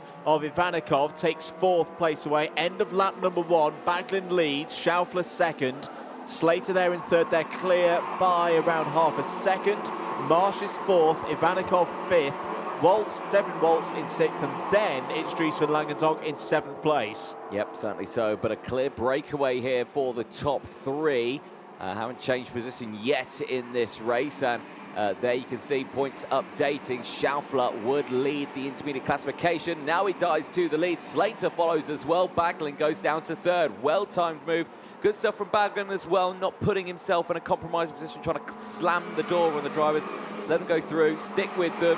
You're in a big train. If you'd done that, you may have lost more, but Slater is in the fray here, and now he's going to go through. Baglin's going to go through as well. Marsh is going wheel to wheel. Schaufler on the inside of Vanikov is still there as well. Where is Dries van Langendonk in all of this? He is right behind this pack right now. Well, it's all kicking off here, wheel to wheel. Baglin trying to go down the inside. Schaufler's going to fight back. This is what we mean when it gets to the end of the day. Baglin gets squeezed down to the exit curb. That's one more position for Dries van Langendonk. He's now right behind Scott Marsh. What is this going to do to the intermediate classifications? It does change it a little bit. Sala drops down to third. Martinez goes down as well. But it all kicks off here. Defensive goes Devon Waltz as they all try to hold on to position here. Marsh can't get past, but Vladimir Vanikov is looking very strong in third place. But Slater has broken away from the rest of the field. That's good news, but also bad news at the same time for Dries van Langendonk, because the opportunity for those points is breaking away. Remember, in terms of the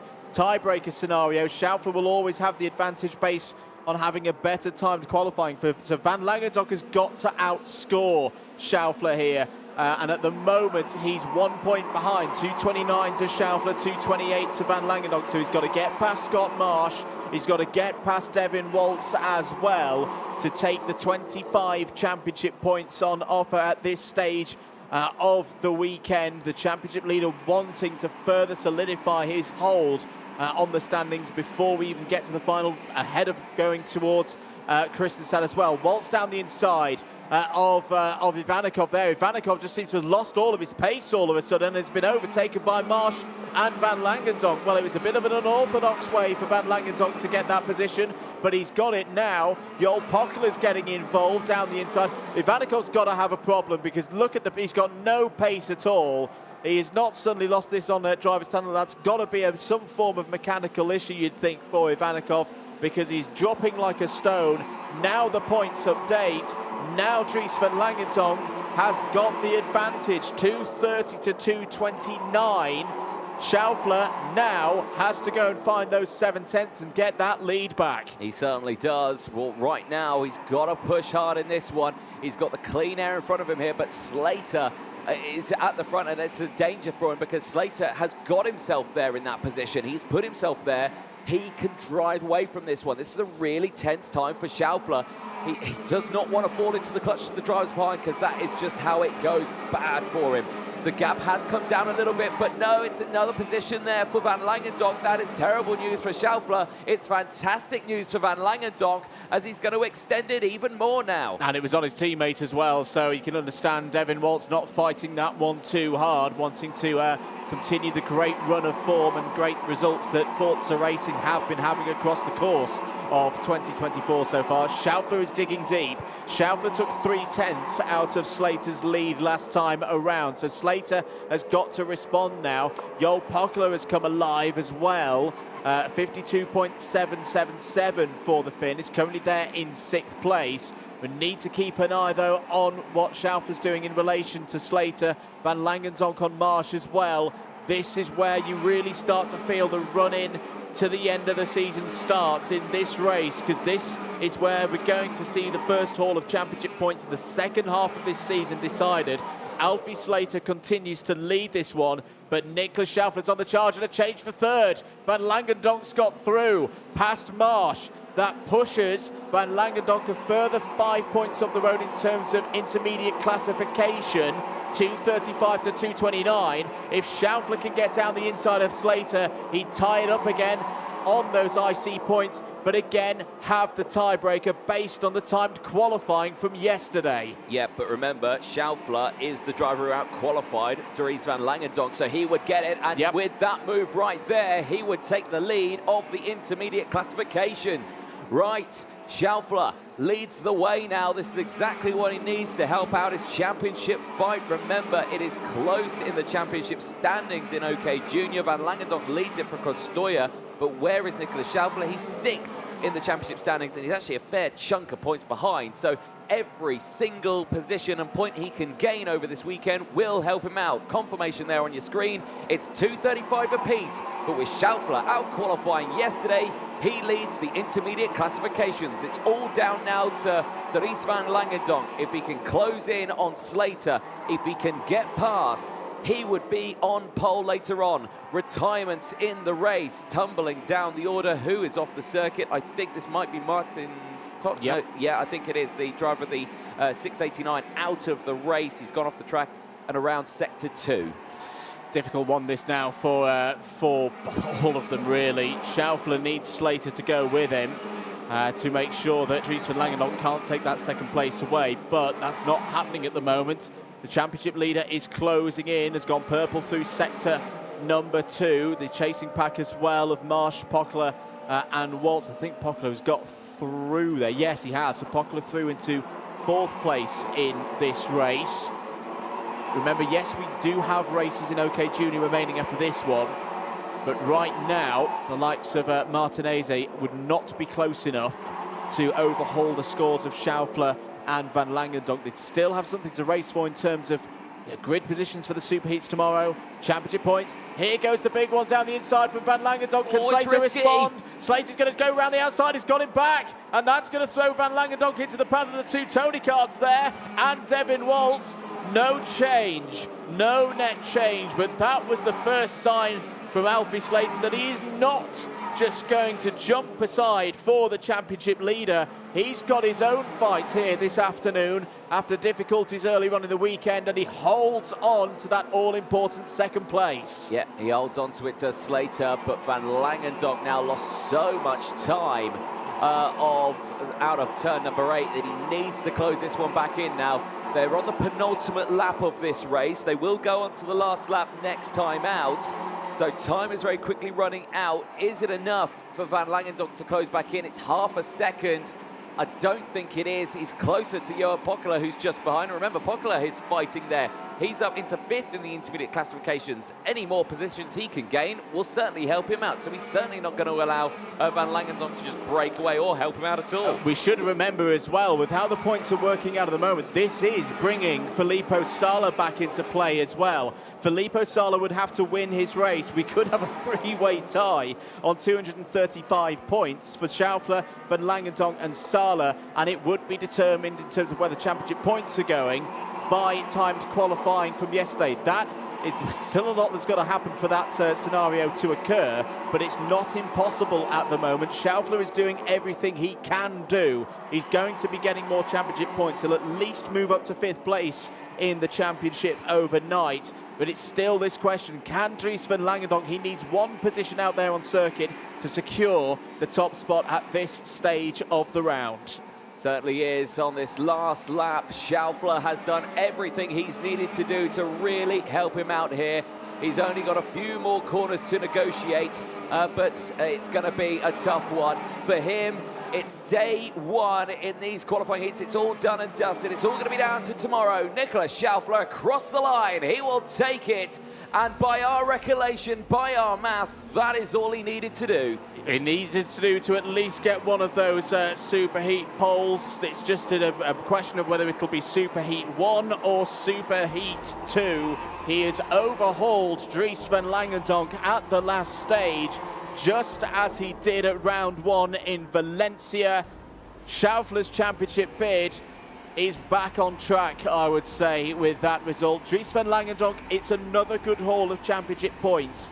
It could be second place in the intermediate classification. That would give him 22 championship points. We've just got to wait and see what Filippo Sala can do in his last race. If Sala's able to haul himself through, it'll be at least 19 championship points for Dries van Langendonk. And we should remember as well, his nearest championship rival, Christian Costoya, is a little bit further back in terms of the IC, may not even score championship points at this stage. There's a provisional result from the last race for Groups D and E. Schaufler from Slater, what a drive there from Alfie Slater, his best result of the weekend so far, ahead of Dries van Langendonk. Joel Pockler showing that there's some performance there for Tony Kart that they can build on overnight. He was flanked by his teammate Scott Marsh there in 5th. Devin Waltz P6, Durinov, Domain, Ivanikov and Lovett in the top 10. Let's have another look at the highlights from that very important heat in the context of the OK Junior story for 2024. Great start from Baglin, arguably an even better one than he did last time around. Maybe we'll keep trying the outside line if he gets an opportunity to start from pole position. Scott Marsh started quickly, was up to 4th place. Ivanikov, well, I say had a problem. It must have gone away because he, in the end, recovered back into 9th place. Slater was on the attack, down the inside of Baglin, then on Schaufler as well. Alfie Slater to the lead of the race. Alfie Slater looking to get himself back into the top 10 in the intermediate classification. All this squabbling was good news for Dries van Langendock. He was able to pull his way back in. But all the time, eyes on his rival this weekend, Nicolas Schaufler, who kept getting overtakes done. Baglin out wide, lost a number of spots there as through went Pokala and Marsh and others as well. That put Schaufler up into 2nd place at this stage. This is when we started to see the progress from Dries van Langendock. That was him getting past his teammate Devin Waltz. Then Schaufler went for the lead, and it was anything you could do, I could do better through this phase of the race. Each of them knew that as the other gained a spot, they needed to do likewise. This was the close moment. If Dries van Langendock had been able to hold on to that overtake past Alfie Slater, he would have taken the points in the intermediate classification he needed to overhaul Schaufler, but it wasn't to be.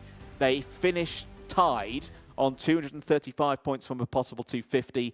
Schaufler gets the advantage due to time qualifying. Let's head down to Parc Fermé and to Anthony Jordan. Well, thank you very much, Andrew. A brilliant end to that race. The sun is shining on our drivers, and Dries van Langendock, a joint on the points there. It all fell down to qualifying, but you put yourself in a really good position to potentially start on pole position for one of these super heats. Yeah, I think just like if I made a move stick for P2, obviously I felt like maybe I haven't seen it yet, but I felt like I got hit a bit in the rear, which made it unsettle a bit, and how he got back past. But obviously, I haven't seen the video yet. Still joint P1, I think. So yeah, it's still good championship points. So just a little unfortunate, but yeah. It's going to be a tough one, isn't it? But congratulations, well done. We will see you out there tomorrow. Well done, Dries van Langendock. I do want to bring in Nicolas Schaufler as well. Thank you, Dries. Nicolas, let's talk to you quickly as well as the next karts are out there. Exactly what you needed, joint on points, but you out-qualified yesterday on Friday, meaning you're leading the intermediate classifications and are in line to start on pole position for the superheat. How do you feel? I feel good. The team has made a really good job so far. And yeah, there are still some more heats incoming, but we will see what will be over the points. And yeah, that's it. It's going to be a close fight for you, but you're in the right spot that you need right now. You're number one with only a couple of heats to go, but we'll see what happens. Congratulations, well done. Thank you. Excellent stuff there. The seniors are out, though, on track. So, Andrew, let's head back over to you. Thank you very much, Anthony. Karts out on circuit for the next race. It's Groups D and E in the OK category. 22 drivers on circuit ahead of this 13-lap race. This is the last heat for all of these drivers. Let's take you through the grid and show you how they line up for this one. Louis Iglesias and Jimmy Elias on an all-French row 1. Salim Hanna and Mateus Morgato on row 2. Morgato leads in the intermediate classification at this stage. Peter Stiller and Joe Turney on row 3. Gabriel Gomez and Joseph Smith on row 4. Andrea Dupe and Davide Battaro on row 5. Ian Eichmanns and Sebastiano Pavan start on row 6. They're ahead of Andy Consani and Sebastian Carpeng on row number 7. Dante Vinci and Philippe Carrasco from row number 8. They're ahead of Mathieu Konik and Michael Adair on row 9. Ivo Basteda and Kuba Brajski start on an all-Polish row 10. And then row 11, completing the 22 runners in this one, it's Radek Vavra and Mark Brovko. There are your intermediate classification points. Very simple scenario for Morgato.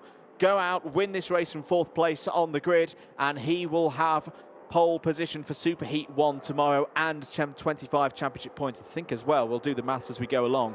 2nd place would also guarantee that scenario. Are we ready for a start? Yes, we are. 13 laps underway then for the seniors. Brilliant start for Iglesias. Morgato struggling to get through the first couple of corners, but has managed to do so. He's on the outside, will lose a spot to Stiller and go down to 5th place. But a very fast start there for the seniors. Again, you can tell that it's that's the last round of the heats now, because everybody is going flat out here at the Slovakia Ring, at the Slovak Karting Center. Iglesias ahead of Elias then at the start of this one. Elias has had a decent start, has been able to hold 2nd place, which is not always an easy thing to do here at the Slovak Karting Center, but has done just that. Where is Salim Hanar in all of this? We saw some great pace from Hanar in the previous race. He's still there in 3rd. There's a battle going on for 4th place as well, which Morgato has been able to take ahead of Stiller. Gomez has had a good start, it's up to 6th place. Joe Turney, not such a good start, down 2 spots and is into 8th. So, what does that do to the intermediate classification? We're still in the early stages, but on the live points, Iglesias takes the lead. He's tied on points at the moment with Morgato, 223 apiece. So if Morgato can find a way past Hanar, that would shift the advantage back in the direction of the former world champion. Iglesias and Elias, at the moment, looking quite happy to just work together. Two French drivers who started this one from the front row. As look at Hanar, is fighting all the way to keep Morgato behind. This must be quite frustrating for Mateusz Morgato, because he can see that that's the position he needs. Again, if he starts going for moves, the risk is that it brings the likes of Gomez and Turney back into play. Turney has got past both Dupre and Peter Stiller. I think we're going to get another one of those battles, Anthony Jordan, of Gabriel Gomez versus Joe Turney. They are also together closing in on Morgato and Hanar. Morgato makes the move. Looks a little bit frustrated there to me, Anthony, but never mind that right now. Morgato is through into 3rd. Certainly is. Nice little start for him, and already you can see he's opened up a little bit of a gap. Gomez isn't going to waste any time. He goes for it. Joe Turney's going to have to follow suit as well. They both get through. You know, I'm going to say fair play to Silimanar. I think he noticed who was right there, and it's like, there's no way I'm getting involved in that scrap. I will just leave them to it and let them get away. That's exactly what they've done. It's getting close here, though. Jimmy Elias right on that rear bumper now of Luis Iglesias. And this is certainly going to make things interesting here between these two. I mean, there's 23 points against them, so even if Elias got past, it won't affect the order at all. It's only if Iglesias tumbled down the order with. Right now, I don't suspect that's going to happen. A little wide there for Jimmy Elias as he tries to get on the power a little bit too soon out of turn number 6. Misses out on opportunity to go for the inside move in towards turn 7. Doing the maths at the moment, this would be enough for Morgato right now with 3rd place. He's holding 226 points. As Elias down the inside takes the lead of the race. That was a bold one from the Frenchman racing for victory lane, and he's got through again, back into the lead. He's been in this position before in this round of the European Championships. He was here for the pre-round as well. The difference this time, though, Anthony, I think that front fairing is all good, all okay for Jimmy Elias. Is he finally going to get that overdue win? Well, that is the ultimate question, isn't it? That's what we'll have to wait and see, but there's still a long way to go in this race. But like you said, for Jimmy Elias, this will be exactly what he wants. He is still there, 3rd in the intermediate classifications. There's only a couple of points between themselves and Luis Iglesias. Morgato, though, with where he is in 3rd, is pushing himself along. Turney's got himself a warning flag out there. So has Gabriel Gomez. So what's been happening with that battle? I can only wonder. From here in the commentary position, they're still line astern in 5th and 6th places. Although Peter Stiller has got or is still ahead of them. Back to the mental maths. Get the abacus out. Biggest threat to Morgato's lead in the intermediate classification right now is a driver not even in this race. It's Timo Ramikas. The crucial thing, though, is Ramikas is 52 points behind Morgato. So Morgato with this 3rd place, this is enough just by 2 single points. That's on the basis that if Ramikas went and won his final race of the evening. But Morgato won't mind a little bit of a fight going on behind between championship rivals, because it's just further relaxing his position. He's got a good gap to Peter Stiller and your two top drivers in the championship standings, Gomez and Turney, on your screens now, going through turn 13. Yeah, exactly like that. He just needs to stay with exactly what he's doing, which is being in third place, having a really non-interesting race in his mind. He's not battling with Elias and Iglesias. He's not got Peter Stiller, Gomez or Turney right on his rear bumper. He's all on his own, and he's getting to the end of this race. That is exactly what he wanted in this one. For us, makes it a little less exciting for us, but we still get these fantastic battles here. And Turney, well, he just needs to squeeze that a little bit harder, and he's going to squeeze it a little bit harder down the inside. Gomez is going to fight back instantly, though. Wow, there is no love lost between these two. Turney fights back. There's contact between the two of them, and they go wide. Now Andy Consani goes through into P5. Pavan goes through to P6. Turney's down to 7th. Dupes in 8th, and Gomez has gone down to 9th place. Oh, that is going to be a dramatic moment to look back upon, that Gomez and Turney have come together again.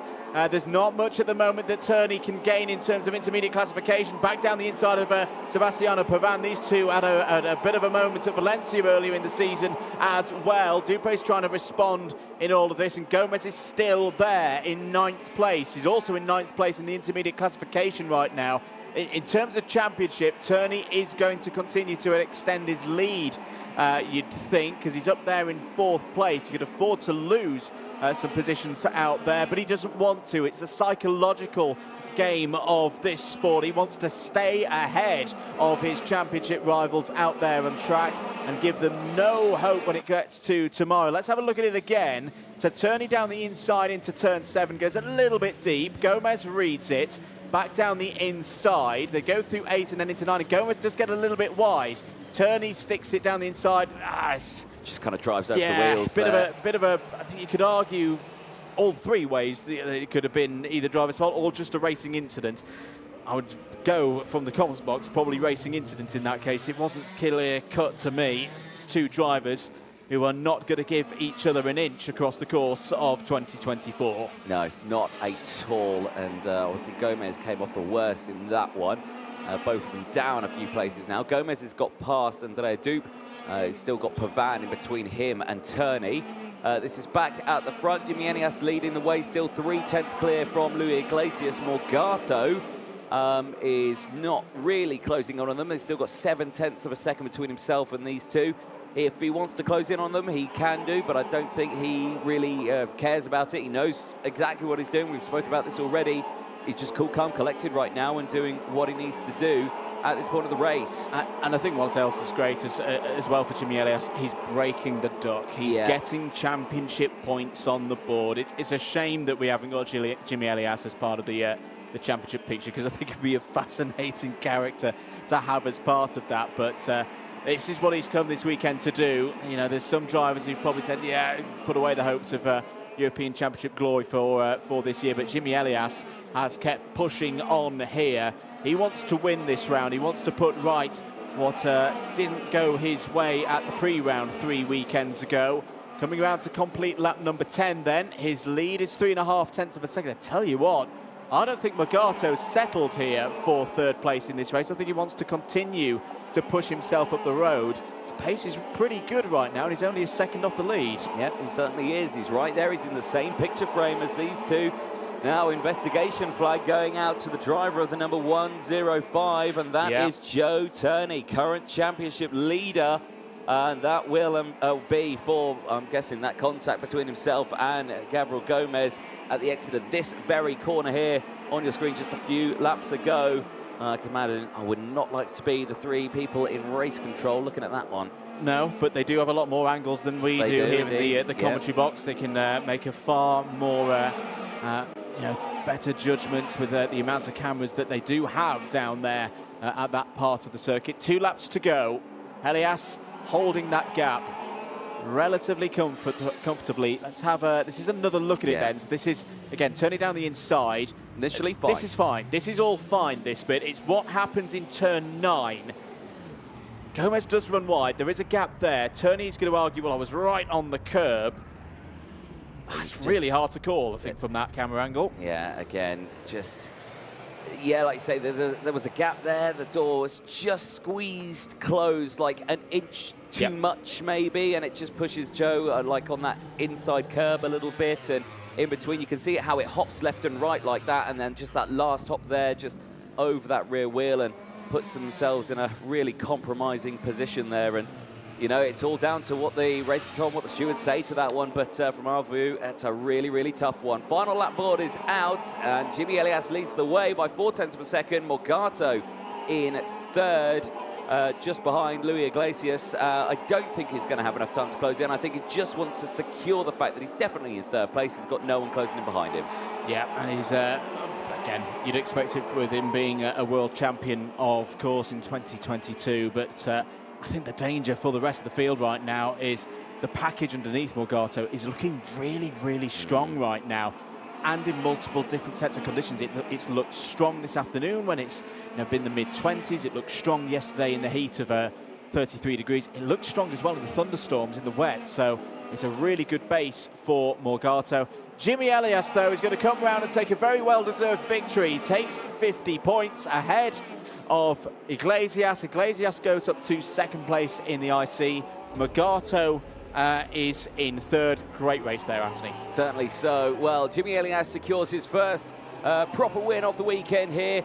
He's really putting himself in a good position to gain his first championship points of the season.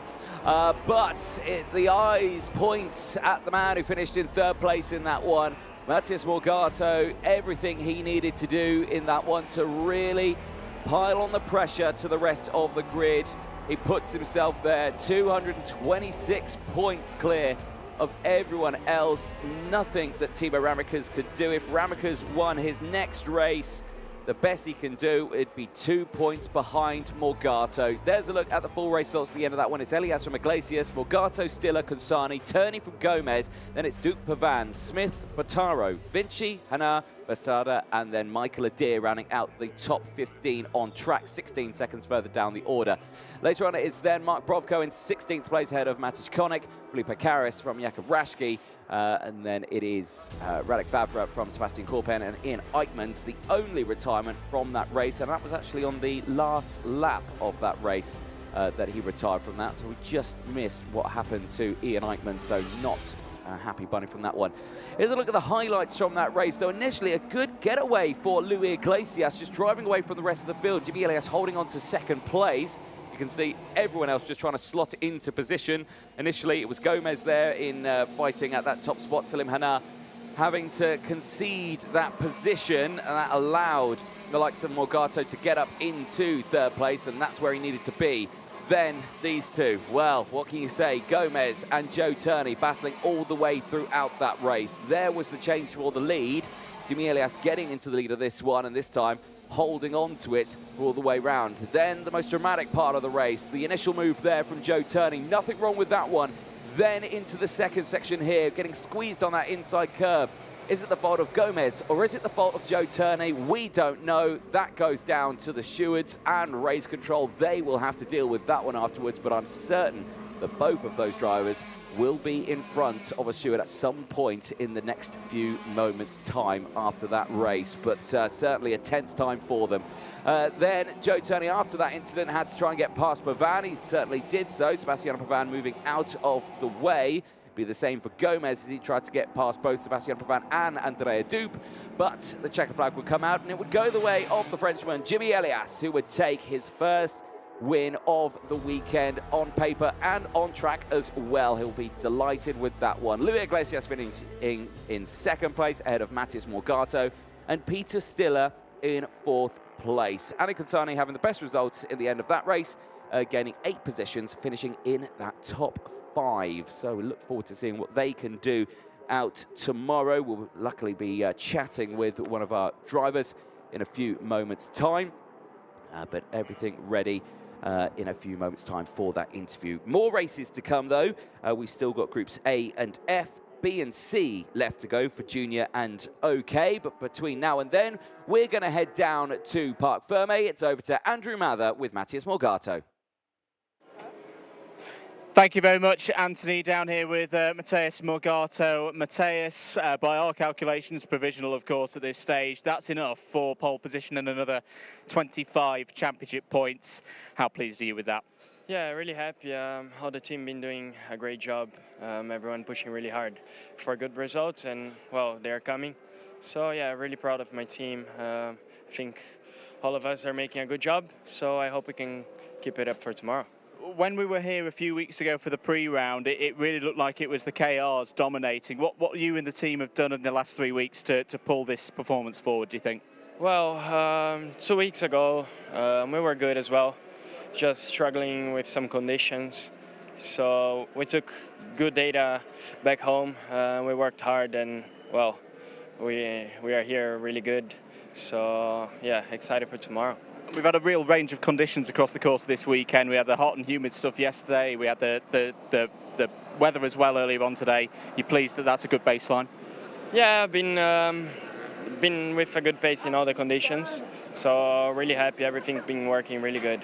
Good stuff. Well done for tomorrow. We'll quickly bring Louis in for a quick word before we go to the next race. Louis, give us a little bit of a rundown of that last one. Happy? Yeah, really. We do a good work. I think we have to work a little bit more to maybe win tomorrow, but thank you to my team and to BM Engine. Last question, you're happy that CRG have pulled back? You've had a big turnaround since 3 weeks ago. You happy with that? Yeah, really good. Good stuff. Well, best of luck for tomorrow. Anthony, we're going to head up to you in the box. Next race is out on track.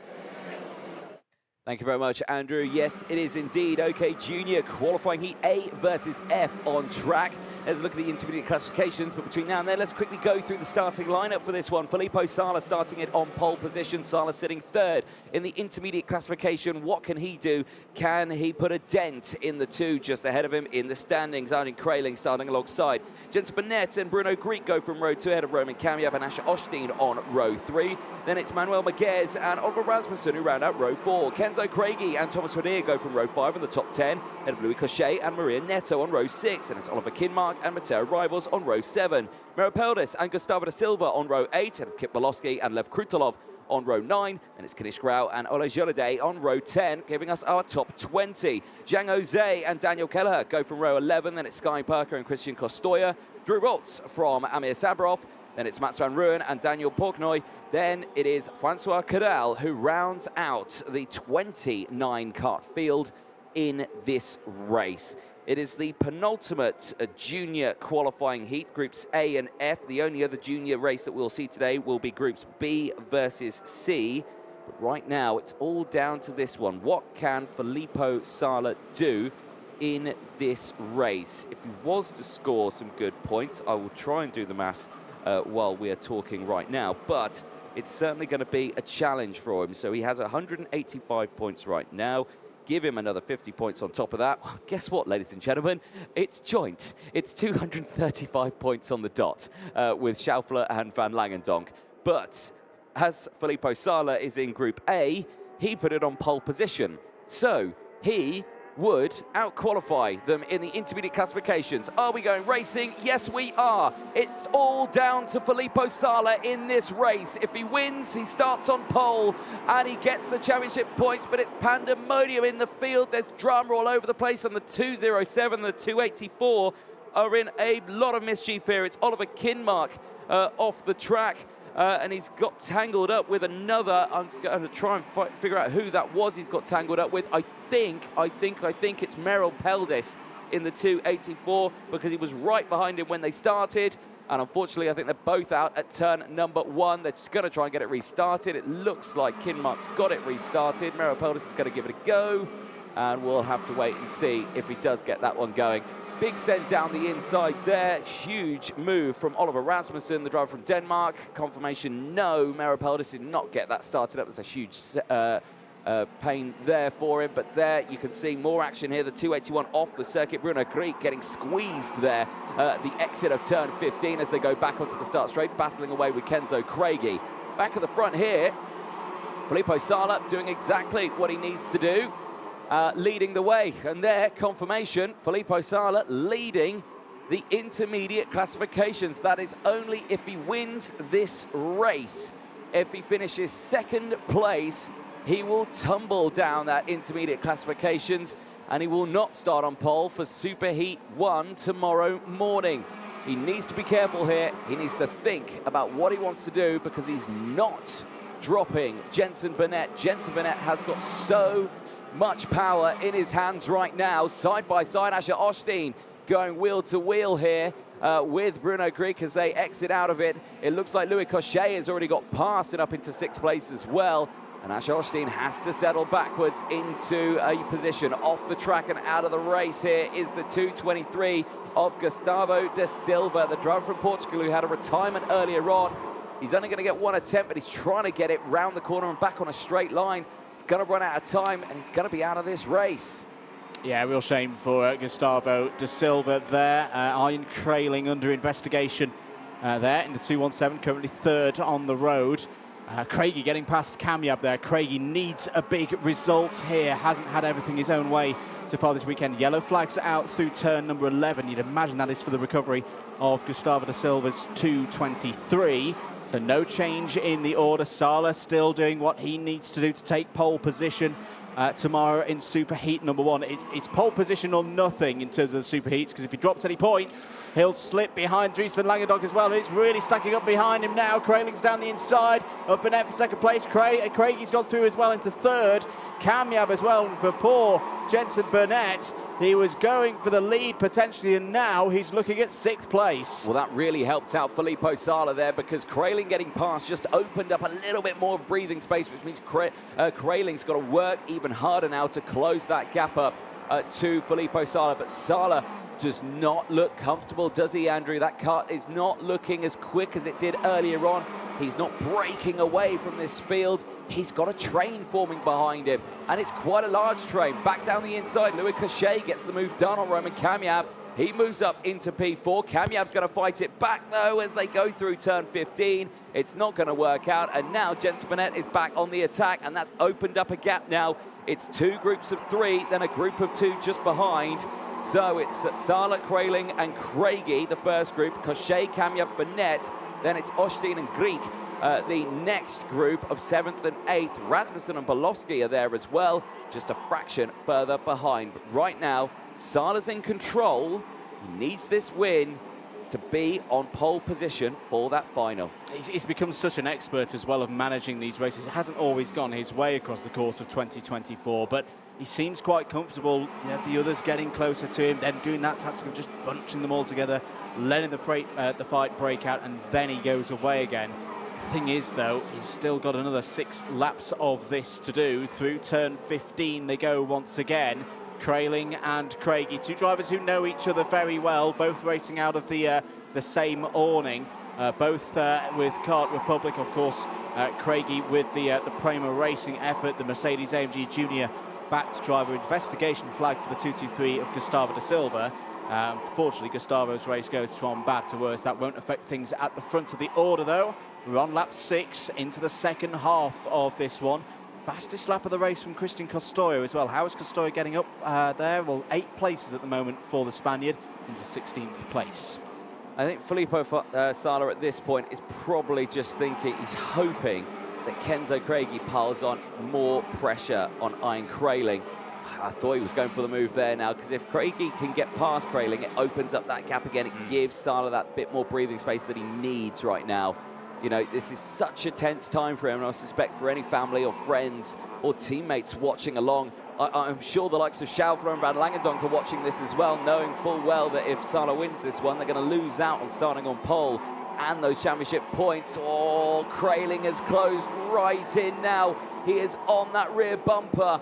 It's not going to happen here. It's most likely going to happen into the next one. Is Craigie going to follow as well? Is there going to be a lunge? The answer is yes, but Sala defends it. He knew exactly what to do on that one, and that was just park that car right in the middle of the road. Yeah, that was brilliantly done by Filippo Sala. He came across, but not at too much of an angle of attack. He was kind of a soft one across. Oh, he's made a mistake. Made a mistake. Crailing's going to try to go around the outside through 13. 3 wide off of through 13. Krayling's got through into the lead. Sala down to second place. Louis Cachet's in there now as well. He's up to third place. Outside is Kamyab. Craigy's lost out there, but the key news is new race leader Ian Krayling to the front. Sala slips to second in the race, but third in the intermediate classification. Well, if Sala loses any more positions, Krayling might gain from this one. He might start on the front row for Superheat 1 if he can gain some more points. There's the confirmation. It's quite a big gap that he's got. He would really need Sala to drop down several places, but Sala is only focusing on one thing, and that is getting that first place position back. Now he's got the likes of Louis Cochet right behind him. Louis Cochet is a driver who's not really been up at the sharp end of these races, and now he's going to send it down the inside. Louis Cochet, who is now up 9 places in this race, has just played a pivotal role in this grid. He has indeed, and it just feels at the moment for Filippo Sala, but it's these same issues again. It's what happened at Val d'Argenton, that when we get to this 5th round, has Sala got enough in the tank to keep himself pushing forward, because he's on the defensive now. He's got a 7-point advantage over Ian Krayling. Ian Krayling, of course, can do no more. He's scoring 50 points of a maximum 50. He needs Sala to slip further back if he's going to take that 3rd place away in the IC. It would still be good championship points, but again, you look at the table as it was at the start of the weekend. There was 1 point between Schaufler and Sala. Realistically, it's only going to be one of those drivers who could kick on and close in the gap to Dries van Langendonk. At the moment, it's Schaufler who's taking the initiative. It certainly is. Well, we'll keep an eye on this one as a smattering of investigation flags and warning flags go out to some drivers. We're keeping an eye on this one. It's Krayling from Cochet, Kamyab from Craigie, then it's Burnett. Sala down to 6th place now. This is not good at all. That's really going to affect him, and yeah, it does affect him. 219 versus 212. Any more places lost, and Krayling could be up to 3rd. Could indeed. I think the best hope for Sala right now is Louis Cochet using what should be a fresher set of dry tyres, because Cochet has had retirements so far this weekend. It's not going to be out of contention for getting through to the final, especially with this kind of results, but he needs Cochet to catch up to Krayling and start attacking, because 6 points could also make the difference for the Frenchman, currently 2nd on the road. Kit Bolowski driving through the field as well. It's up 9 spots, up to 8th place. More overtaking. I would love to see a tally chart of overtakes and positions gained across the course of the 2024 season, because Kit Bolowski's got to be pretty high up on that order.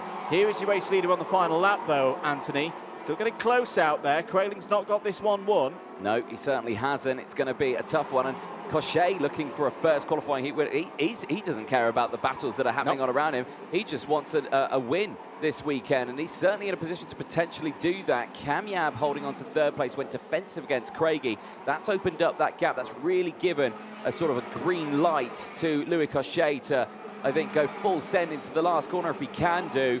He's not gone for the moves here. I don't think he's close enough for anything. Ian Krayling, I think, is signed, sealed and done. He goes defensive into that final corner. He might actually give a run here to Cochet. It's not going to be enough, though. Across the line, it is Ian Krayling who takes the win ahead of Louis Cochet. Kamyab from Craigie and Jensen Burnett going through. That confirms Nicolas Schaufler being on pole position for that one. Oh, on the last lap of the race, off the track goes Mats van Rooyen.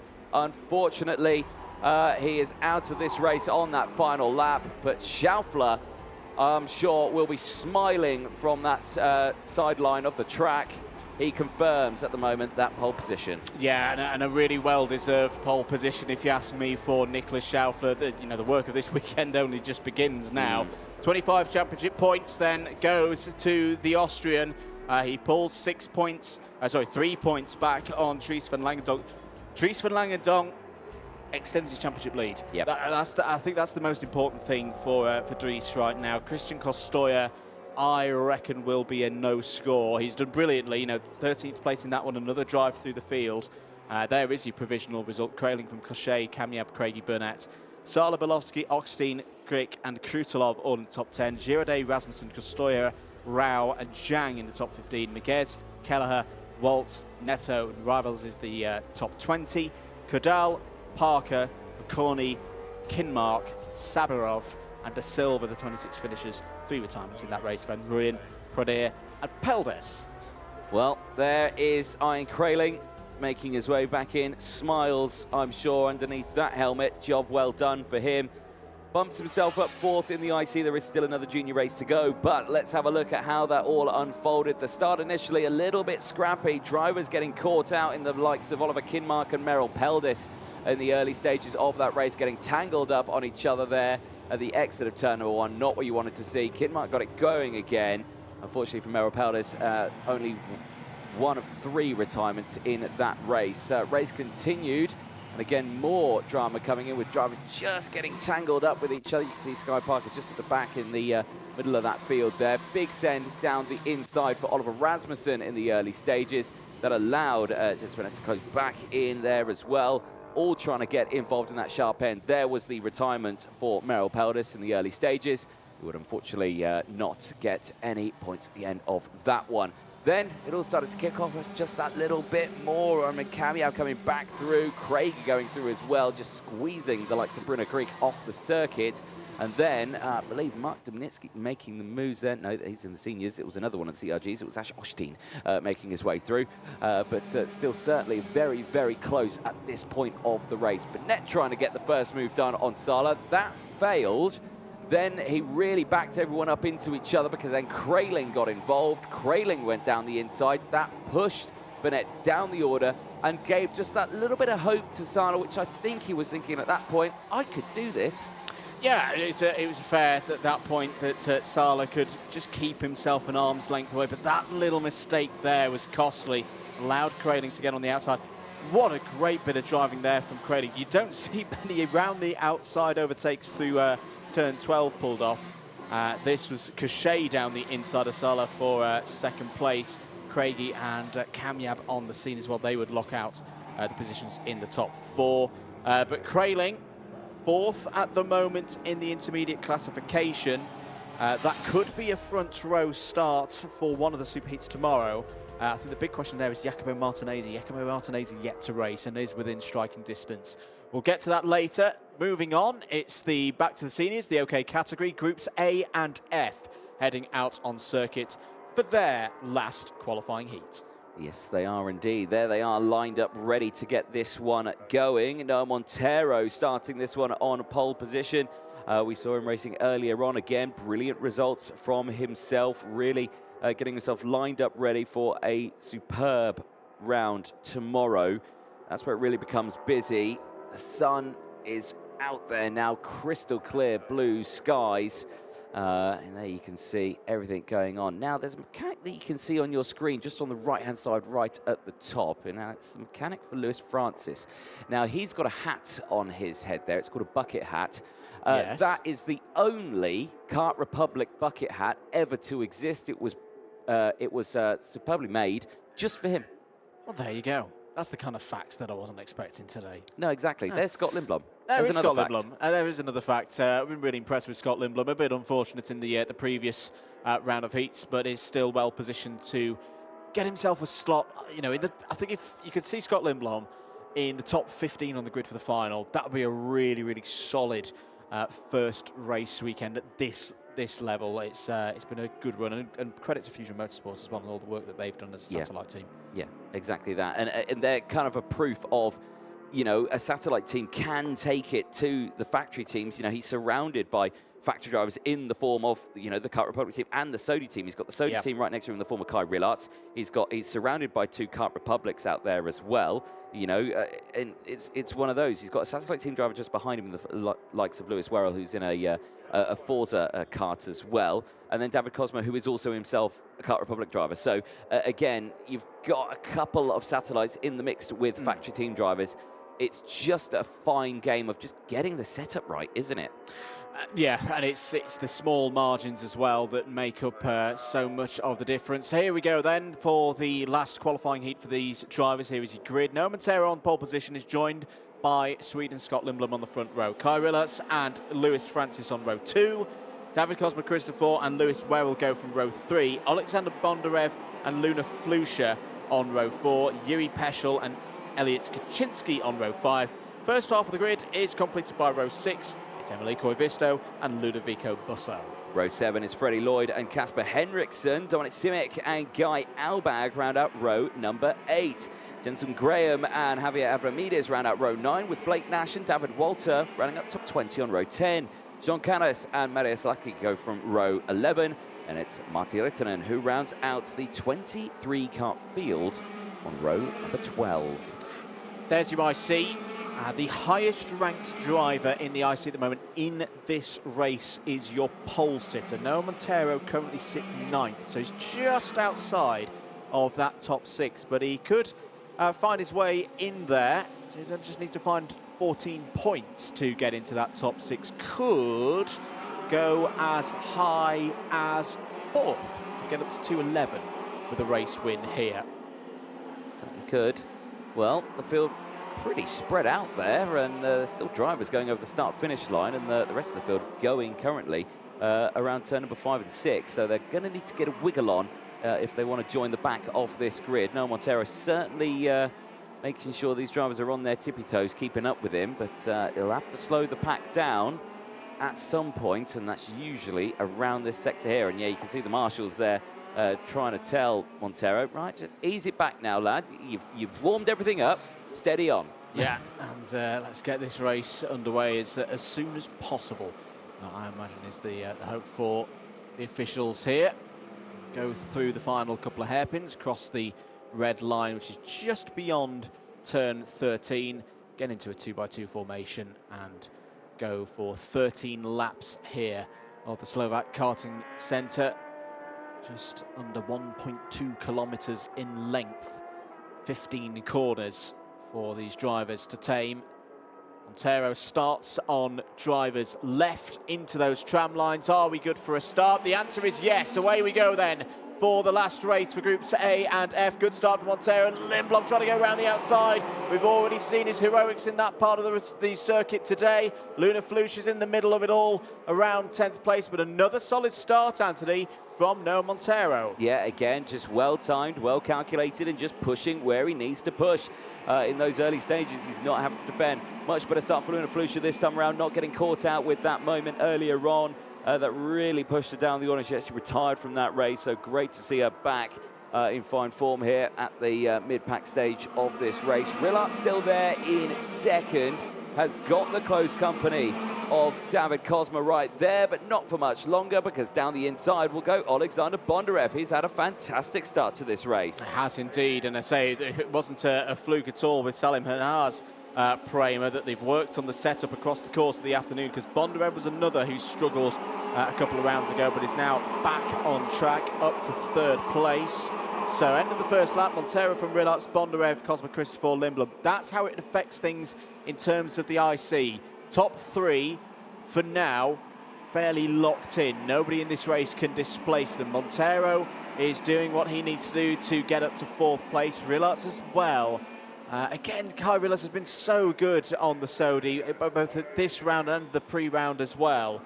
And I think we'll fancy his chances there at the moment, 6th in the IC. Gonna have the attentions of Bondarev and Kozma Christopher, though, and down the inside goes Kozma Christopher, takes 3rd place. Does indeed, nicely done. And you can see Lindblom just behind, trying to get through, the same as Koivisto. I think he's just got past Yidi Peschel. He has, that was for P6. Werrell just behind that battle as well. So it's all starting to close in a little bit here, just in the top 10 area of this field. But all the meanwhile, Montero and Rillarts continuing to break away. Kai Rillarts now with the fastest up of the race, 51.853. He is closing in on Noah Montero. Now Montero could do what he did earlier on, start to think about maybe backing them up into each other. And he's got that option now because, of course, Kozma's there, Bondarev is there. And these are drivers who will go for moves if they get given the opportunity. Again, but we've got a bit of time to wait until that moment, because Montero's controlling everything right now. He's not having to think about defending, even though I think he might have to start thinking about it, because, well, Kai Rillarts has closed up considerably now. The gap just 0.2 of a second, and this is the battle for 1st place. Montero right now is 4th in the IC, puts him to 2:11, like you said earlier, Andrew. That's exactly what he needs to do. Rillarts bumps himself up to 6th. That's exactly what he needs to do. There is still another senior race to go, Groups B and C after this one, so it doesn't confirm anything about where they're going to be.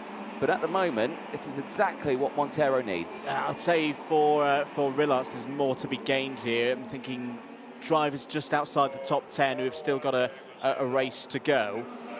They could punch their way through with good results. So Rillarts, I think, is going to want these extra 6 points a bit more than Montero. I'd say that because Montero's got a 10-point gap over Turney. He's in that stratosphere of really top performance. Yep. I think first, second, in terms of where he'll line up on the grids for tomorrow, I don't think it's really going to matter too much.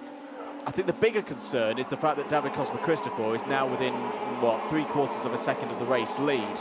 If he starts slipping back into that group, then he's got a problem. Then he starts to see the likes of Turney and possibly even Rillarts going back through past him in the IC. So again, it's one of those race management situations that, to be fair to Noah Montero, he has been absolutely fantastic at the last month or so.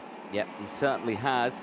Investigation flag going out to Lewis Werrell in the number 104. The same for another driver out there, and that is the 152. I think that's Ludovico Busso, it is. He's currently in 11th place as well. So race control keeping an eye on the entire field out there. There's a lunge down the inside. It's a bold lunge, and it's come from Lewis Werrell. Even despite the fact that he's under investigation, he's not afraid to go for those moves, and he gets past Yuri Peschel. Lloyd is the next driver behind Yuri Peschel, who's currently in 9th place. He's got Luna Flusha just behind in the top 10 as well. Well, if you Lewis Werrell, that's definitely a position where, you know, one-off positions in this race are going to make a difference in terms of how many championship points you take. Remember, he's defending 3rd place in the championship right now. He's got an 11-point lead over Matheus Morgato, who we already know is securing 25 championship points with the performances that he's put in so far today. So, you know, at the moment, he's on 176. He's 2 points behind Stiller. He's 6 points behind Cosma-Christopher. He's got to go for it in this one, you feel. He's got Emily Koivisto next. Emily Koivisto is going to be wise to any kind of attempt down the inside into turn 15. Into the second half of this one, onto lap 7. Montero has stretched out the lead now to 0.6 of a second, and well, Kai Rillarts earlier in this race, Anthony was thinking about going for the lead. Now he's got David Cosma-Christopher from Romania all over the back of his 170. Well, this change will help out David Cosma-Christopher. It would get him past Kai Rillarts because there's only 1 point between them in the intermediate classification. They are 6th and 7th out there with 183 and 182 points apiece. So this overtake will certainly improve David Cosma-Christopher's advantage in, well, in this race weekend and the championship as a whole as well. Yeah, and he's going to go down the inside into turn 12. Beautifully done by David Cosma-Christopher, the older of the two brothers who've raced through the ranks of international karting for a good number of years. And that is going to be 2nd place then. And as you say, Anthony, they switch places in the IC now. Cosma-Christopher to 185. Rillarts drops to 180. They still stay 6 and 7, but yeah, they just swap places on that one, so they don't gain too many out there. And confirmation on your screen there, David Cosma up into P6 on that one, just behind Joe Turney with his 201 points. Montero leads the way at the moment. He is clear by now, 1.2 seconds ahead of David Cosma. Kai Rillarts in 3rd from Alexander Bondarev. Scott Lindblom is in P5 ahead of Lewis Werrell. Emilio Koivisto is in P7 ahead of Freddie Lloyd, who's just got past Yuri Peschel in 9th place. Luna Flusha still there in the top 10. Eyes on this battle here. Bondarev on that rear bumper of Rillarts now. Bondarev might be another person who could play a pivotal role in this fight and change the order and maybe a little bit more. Quite possibly so, and either way, Bondarev needs points. Had another up and down weekend, but again, could be a factor tomorrow. I think Bondarev will come into Sunday with a fresh state of mind, especially if he can get a good result to finish here on the Saturday. And now we can race through when we get to those super heats, and of course the all-important final, which you can watch live here on the broadcast platforms. Down the inside, having a little look there was Bondarev, but that was one of those, you talked about it at the very top of the programme, Anthony. When you go for a move around here, you've got to commit. Bondarev didn't quite commit to that one. He actually ended up losing out a bit of time to Rillarts, and he's also got to be aware that Lewis Werrell has just made up another position. He's got past Scott Lindblom for 5th place. Lewis Werrell is on a bit of a tear here and looking to gain even more points. Certainly is. We just saw there a slight mistake from Emilio Koivisto through turn 1. Had a snap of oversteer, and that really put Lloyd on that rear bumper of him. This is what happened a little further down the order. Right, that's Lewis Werrell getting past Scott Lindblom. Is that maybe why we saw the investigation flag go out for Lewis Werrell earlier on in the race? Not too sure. That's a fresh That's one. a fresher move from the one. last minute or so, and the investigation was some 5 minutes ago. But Werrell has definitely got good race pace now because he's closed up almost to the back of Bondarev. Rillarts still there as well. Werrell at the moment is tied on points with Rillarts, so if he can get through past Bondarev and take 7th place in the IC, could even chase down Evercosma Christopher, but I think that's going to be more dependent on how many laps we've got left in this one. Well, the answer is 2.5, basically. No Montero leading still, 1.2 seconds clear. Yes, indeed. Keep an eye on this one with only a couple of laps left to go in it. The evening sunshine beating down on the drivers here in the senior OK category for round 3 of the championship, and a big look there from Lewis Werrell. Bondarev positioning the kart nicely there to stop any advantage, and again Werrell looks to the inside, but again I think he lost time there more than gaining it, because you can see his body language there. He's frustrated because Lindblom has closed right back in to his rear bumper. Yeah, it's brought the Swede back into play here.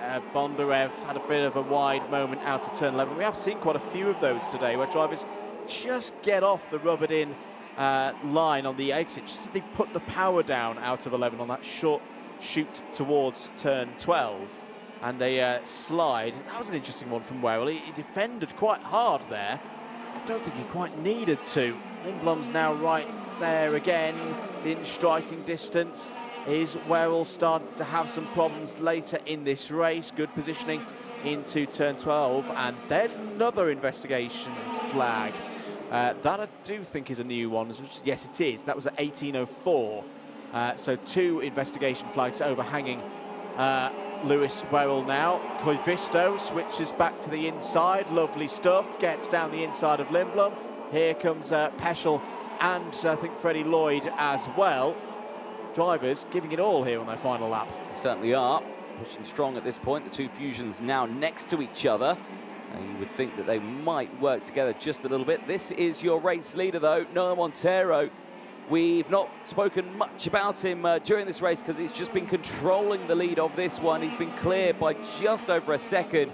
That has actually now just dipped down below a second as David Cosma tries his best to close in, but it is not going to be enough. Noah Montero does exactly what he's needed to do. He bumps himself up to 4th as he takes a win at the end of his last qualifying heat of the day.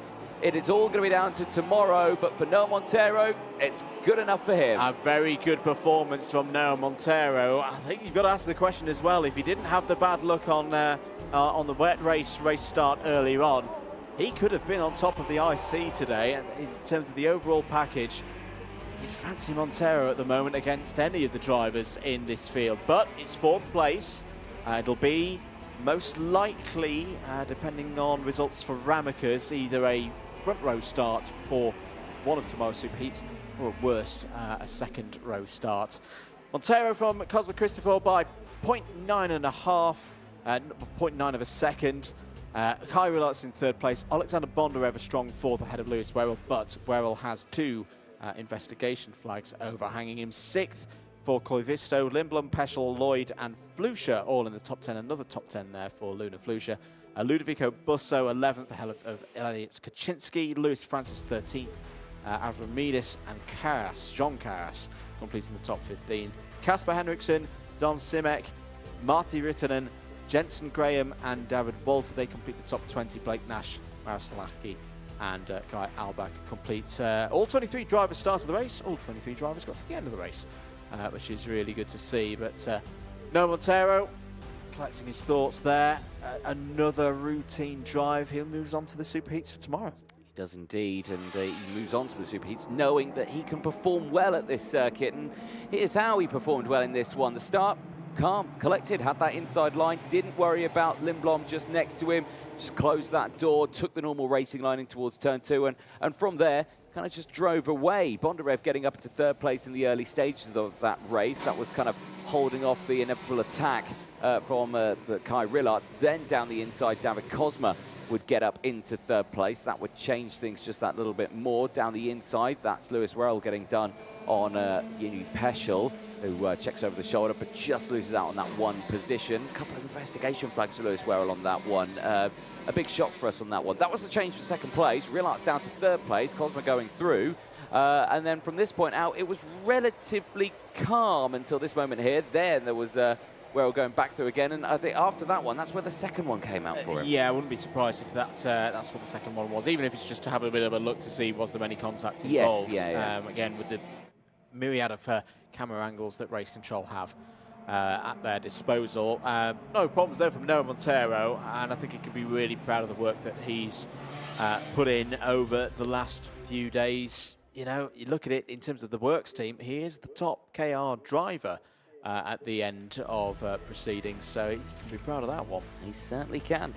Well, we're on to the penultimate race of the day, the last 2 races, and the last categories heading out onto the circuit. It's groups B versus C for the OK Junior class, and it is Rocco Coronel and Illy Christian starting on the front row of the grid, who have all tried their hardest to really gain those positions in this one. Rocco Coronel, though, is the one that we need to keep an eye on because he's got some really good points over there. Confirmation again, Sebastian Min's not on the grid. Unfortunately, disqualified from the weekend. He will not take part in any more races from other ones that he did yesterday. Indeed, so it will be 27 runners for this one. There is Illy Christian from Canada, or representing Canada. Had a fantastic start to the weekend, was very quick in free practice, followed that up with a tremendous timed qualifying performance yesterday as well. I think just the longevity through the races, that's what Illy's going to be looking for now, because the last couple of races, he's been getting good results in, but just tending to lose a couple of places in the second half of these races. Yeah, indeed. Still good in the points, though. He's up there, and he's had a really, really strong weekend, has Illy Christian. Really looking forward seeing what this last race of the day can bring. The second row of the grid, Bosco Arias and Andrea Mani. Andrea Mani, I've got to put my hat up to him on this one. A really, really strong performance over this weekend in that last race that he had. He got a top 10 finish. It's his other races where he's just been tumbling down the order, and he's had a really, really tough one. The same said for Rocco Coronel on that one. He had a really tough first race, 21st place after a mistake at the start, then got a penalty on top of that as well. But from then onwards, it's been fantastic results. A couple of wins and some rests as well. And he looks to be driving with a load of confidence at the moment, which is always required in the OK Junior category. You've got to keep a lid on it sometimes, of course. You can't, of course, be too confident. But there is your green flag. The start of the formation lap for the final race in OK Junior this evening. Here is your grid. Well, it will be Illy Christian from Canada starting on row number 1. Rocco Coronel from the Netherlands starting alongside. It's Bosco Arias from Spain alongside Andrea Mani from Monaco. Jacopo Martinezzi and Sebastian Lettmarque round up row number 3 ahead of Casper Reipold and Jesse Phillips on row 4. Jean-Mathieu Rousseau and William Kalesia go from row 5. Jack Iliff, and it would be Sebastian Min's there, but he is not there. He'll start on his own on row 6. Nikita Nikishov and Klarika Wolczyk on row 7. Skender Solfikari and James Anagnostiadis go from row number 8. Alex Malota and Florentine Hattemer start on row 9. Xiaoqi Yun and Dean Hugendorn complete the top 20 on row 10. Filippo Pancotti and Max Endicott go from row number 11. Sunanzi and Cara Furhan start on the 12th row of the grid. Jarrett Clark will look to move through the field again. Starts this one from row 13. Is joined by India's Jagrat Natroja. And on the last row of the grid, row 14, it's Canada's Alexander Chartier and Czechia's Filip Planeta. 27 runners in this one. And just looking down, who's going to be our highest ranked? I don't think we've got any drivers in this race who are... of course, no, it's Martinezzi. Martinezzi is starting on that 3rd row of the grid. So we're looking out for the Italian in terms of intermediate classification. If you're waiting to go to 232, that would be second on the grid for Superheat 1. So in terms of our pole position holders, they're locked out. It's going to be Schauffele and Van Langendonk. It's just a question now of can Martinez get enough points to get him onto one of those front rows as well. Yeah, exactly. That is the main point at that one. Well, we'll have to see. 11 laps from now will tell us what is going to happen in that intermediate classification as we get ready to get going for this race. Drivers just getting themselves formed up now. The last few moments to get temperature into the brakes, the tyres, the engines, of course, getting everything ready for this race. Nothing worse than going into turn 1 with a set of cold tyres. Certainly will make it very interesting. The evening sun again, getting nice and low in the sky, bringing another element to these drivers, having to deal with sun in the eyes going into some of these corners. Certainly, it's a stark difference from what we had this morning, isn't it? Grey clouds, thunder and lightning, like literally next to the circuit, torrential rain. You wouldn't think that we had that this morning when you look at the weather we're having right now. It didn't feel like we were even on planet Earth. It felt like someone's completely flipped how you know, the sun rising works. Anyway, last race of the day for OK Junior. We're green, we're racing. Good start for Eli Christian, decent start for Rocco Coronel as well. Bosco Arias is down the inside and immediately into second place. Are they all going to make it through? The answer is yes. Keep an eye on my screen at least, Anthony, that Jack Iliff I don't think has taken the start of the race in the 204. Hopefully that is just a bit of a timing thing and the 204 is out there on track. But if it isn't, that's a real shame for the American. Yeah, it certainly is. We'll keep an eye on that one. Field going through and Coronel down to 4th place there. You can see Jacopo Martinez up into 3rd. Martinez is a threat in this race. He has been very, very quick, and he is up there in the intermediate classification, 5 in the points. So a win here will certainly help him out. That's Anagnostiadis on the outside now, the exit of turn 12. He's got to be careful he doesn't get squeezed into the wrong part of the track as they head into the final corner. Back over the start-finish straight they go. It's Christian from Aris, and it's Martinez from Coronel. Reipold from Lehtomäki. Manny in 7th place ahead of Phillips.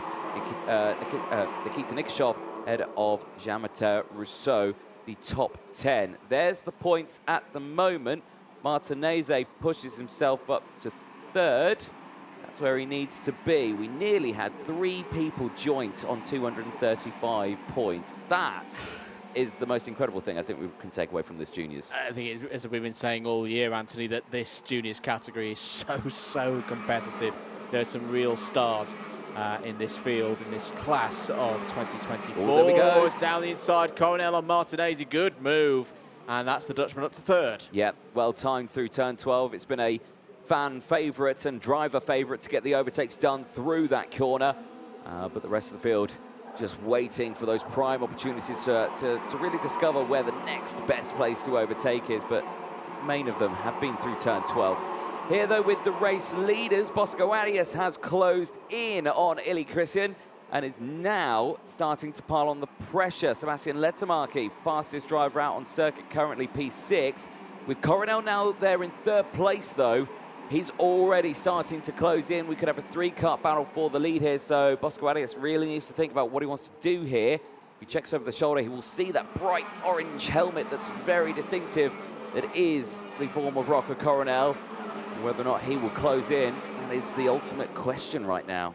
It is indeed. I think for Christian as well, just looking at those intermediate classification points, he's back into the top 10, but it's so tightly congested around the Kamyab, Christian, Pokla, Burnett region. You know, losing this lead could be the difference between maybe even starting a couple of rows higher in the super heats than versus if he was finishing 2nd in this race. I mean, he's doing a good job at the moment. The gap is holding at 0.2 of a second. The pace relative to Coronel. Coronel is quicker, but we're talking hundredths as opposed to tenths. Investigation flag for the 229. That is Nikita Nikishov. And I think we also can see out there the Koski Motorsports. Gotta say, I do enjoy the Koski Motorsport livery a lot more now. It's got those flashes of red.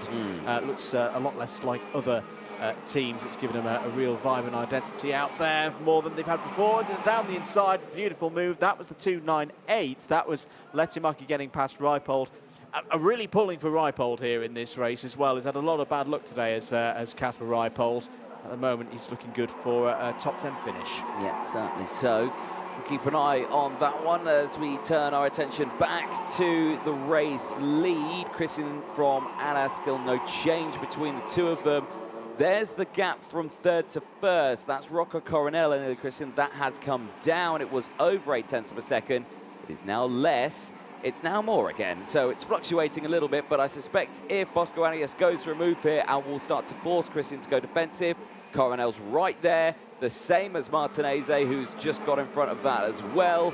I suspect this is all concertina up. I reckon we could have quite literally a 5-6 car battle in a couple of laps here. That would be a brilliant way to finish things here for the juniors on Saturday on qualifying heats day. More racing to come, of course, from the juniors tomorrow for their 2 super heats and the final. You can watch all of those here on the broadcast platform of your choice. But right now, Ili Christian, again, he's just holding it at 0.2 of a second. I don't think Arias has been close enough so far to boldly go down the inside on the race leader. And this is what we're talking about before the race. Could Ili Christian show that single lap pace for a longer period of time? 5 laps, 6 laps, 7 laps. Each time he ticks a lap on by, he's getting ever closer to taking a race victory. It's well deserved. Yeah, it certainly is. Lap 6 of 11 right now. The sun shining off the circuit once again, really making it tricky into the braking zone there of turn 11. Really piling on the pressure here as down the inside. Well, there's Sebastian Lehtomäki getting that move done. Reipold a little further down. Andrea Mani also in the middle of that one. Well, here we go. Rocco Coronel's closed in on Bosco Arias. Arias has dropped off the rear bumper of Ili Christian. Now, it's all a case of if Coronel gets past, can he close that gap up to Christian? He's not going to go here. Bosco Arias looked like he twitched a little bit there into the braking zone just to try and say, no, don't try it there. But now he's going to try it here through turn 7. And Rocco Coronel gets it done. Nothing that Bosco Arias could do there, just allows it to happen. And now, as we're on lap 7 of 11, is Coronel going to close in time? 0.9 of a second between the two here. Coronel currently 6th in the intermediate classifications. A win, well, I don't think would help him out too much, actually. If he got the extra 6 points here, it would bump him up a fair few, but it wouldn't affect his position. He would still be 6th in the intermediate classifications. Jacopo Martinez, though, here in 4th place, is under pressure from Andrea Mani, who is looking to better his result he got earlier of P7. Yeah, and you never know. It could pull himself back into to sneaking through another stage, perhaps. The pace has definitely been there, I think, for Andrea Mani to be in the final. It's just he's had no luck at all through the first 3 rounds of competition. Can he help Filippo Sala out here to get some more championship points as well? It's a 2-point difference between if he finished 3rd at this stage in the intermediate classification or 4th. 3 laps to go. Great timing as all down the inside. Lehtomäki on Mani. Nice move through turn 15. Jesse Phillips reads that as well with a good move. Benefits himself and is now going to go for the move down the inside of Lehtomäki. Well, Phillips, this is more like it from Jesse Phillips. The RFM team will like that. He's into the top 5. Certainly so. Nicely done from him there. You can see there just in the background, Nikita Nikishov getting a move done on Klara Kowalczyk as well. Moving up into P9. Kowalczyk now rounding out the top 10. Up 9. Now of these race soon to be over. And the pressure starts to build here between these drivers. Mani still there in the mid-pack as Iskender Sulfakari becomes under investigation. Sulfakari a little further down in the order, P19 for the driver from Turkey. Now just holding on to it. Now, here we go. Martinez is close in on Bosco Arias, so that battle's going to be heating up now. That will allow these drivers to close in, and he's going for it straight away into the braking zone of turn 1. And Jacopo Martinez gets through into the top 3, and that does help him out a little bit there. He ups him to 220. He would start on the front row alongside Nicholas Schaufler for Superheat 1 if he stays there. Yeah, it's just giving him a bit of breathing room now. He in fact moves up to 223 with that move past Bosco Arias. Just needs to bring this one home now. We are on lap 10. This is a good scrap. This is the fight for 5th place. Phillips, Lehtimäki and Marnie going into turn 11 now. That down the inside. That's a bold one from Lehtimäki. He's made it work. Whoa. Oh, but Marnie's got both of them. And there's a bit of gravel being kicked up there as well. I think Phillips ran wide out of turn 11. Through has come Nikishov as well. Back down the inside goes Kasper Reipold, who think's taken 2 positions in all of that. Onto the final lap. Still plenty to be decided in this one. Yeah, certainly so. Not over at all. Look at this here. Lehtimäki going wheel to wheel with Nikita Nikishov. Nikishov down the inside but runs wide on the exit. There's a little bit of wheel-to-wheel contact between the two of them. And Nikishov goes backwards 3 places. Phillips goes through. And so does Jean-Mathieu Rousseau. They all go through. Clara Kowalczyk through as well. And it's all kicking off here again as they go down. Jean-Mathieu Rousseau, Reipold, Nikita Nikishov all battling for position. It's not going to work out. Anagnostiadis down the inside. They go 3 wide on the exit. Oh, good grief. This is all on the final lap as well. The race leaders are miles away from this. They got no idea this is all happening behind them. And it's Eli Christian from Canada who's going to come away with a race win here. Absolutely superb drive for the young Canadian. Ends his day on top form. That is a really well-constructed race from Eli Christian and the Tony Kart Racing team. A lot of pressure from Rocco Coronel behind, but he holds on. In fact, more than holds on. It was a 0.6 of a second win in the end ahead of Rocco Coronel. Will stick Eli Christian into the top 8 in terms of the intermediate classification. Coronel himself improves into the top 6 with that final race. Jacopo Martinezzi books himself onto the front row of the grid for Super Heat 1. Provisionally, of course, they will line up like this. It'll be Schaufler and Martinezzi in Super Heat 1, Van Langendonk and Sala in Super Heat number 2. Kraling and Kamyab will be your second row for Super Heat 1, and then for Coronel and Christian to go all over it again in Super Heat 2, should this result, and of course the others from earlier today, stand. Christian from Coronel, Martinezzi, Arias, and a good top 5 there to finish for Andrea Mani as well. Yeah, exactly that. That's what he needed. A nice way to end the day. I'll personally take a look at those standings. I want to see where Andrea Mani came. He had such a tough day, such a tough start to the weekend. He really came strong in that second half. I hope he's done enough to try and get through. Absolutely. Jesse Phillips, P6, ahead of Clara Kowalczyk, Nikita Nikishov, James Anagnostiadis and William Kalija, all in the top 10. Dean Hugendorn up 9, I think was your biggest mover. Yes, was your biggest mover again. In 11th place, Kasper Reipold and Sebastian Lehtimäki deserved a lot more than 12th and 13th places in that race, but just lost out at the end. Lehtimäki running wide out of turn number 5. Let's have a look at some of the highlights. Brilliant start for Christian. Bosco Arias initially took 2nd place as well. Martinezzi taking advantage of being on the inside as well there, Anthony. That was 3rd place. Yeah, indeed. Nice, clean start for the entirety of the grid. That was the moment that Anagnostiadis, unfortunately, was on the outside there. He had the big train on the inside getting squeezed out wide, only losing 1 or 2 places. This was the charge of Rocco Coronel, who would finish that race in 2nd place. Then it was the 2 Koskis. You said you liked the livery. Well, have 2 next to each other on track as well, and a little bit of Forza to spice it up a little bit as well. But really good running here from these 2 drivers. You know, the likes of Kowalczyk there as well. You got all of them trying to make those positions, Lehtimäki and Reipold. They would gain positions, but then at the end of the race, they would tumble to 12th and 13th on that last couple of laps where it all started to kick off. This was the change for 2nd place. Down the inside, Rocco Coronel getting past Bosco Arias on the charge towards Eli Christian, was not able to close that gap up. That was Lehtimäki going down the inside just at the last corner. Different angle of it there on Andrea Mani. And Mani just holding on to position, losing out to Jesse Phillips, but then having to go defend it as well as Phillips would go down the inside. These battles here, these micro battles, then brought everyone into play for that huge battle. That was the change for 3rd place. Jacopo Martinezzi down the inside. That sign sealed and got that one sorted out. That bumped him up nicely and comfortably into 3rd place, didn't it? He did indeed, and some good points along the way as well. This is when Lehtimäki went down the inside of Phillips. That's where all those stones and debris came from. Mani did very well to avoid all of that. Kasper Reipold in the dirt as well. This was going... Oh, this was on lap 10.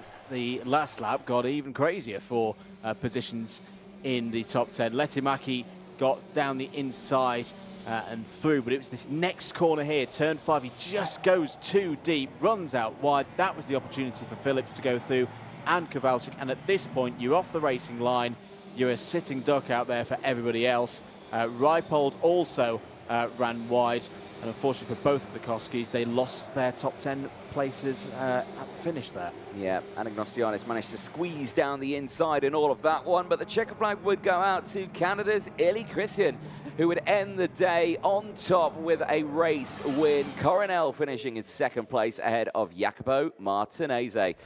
Well, it's now time for that last race of the day, the last qualifying heat for OK of the weekend before they head to their super heats and finals tomorrow. There are still more qualifying heats tomorrow in the form of the Academy class, but for OK and OKJ, that is all done for them after this one.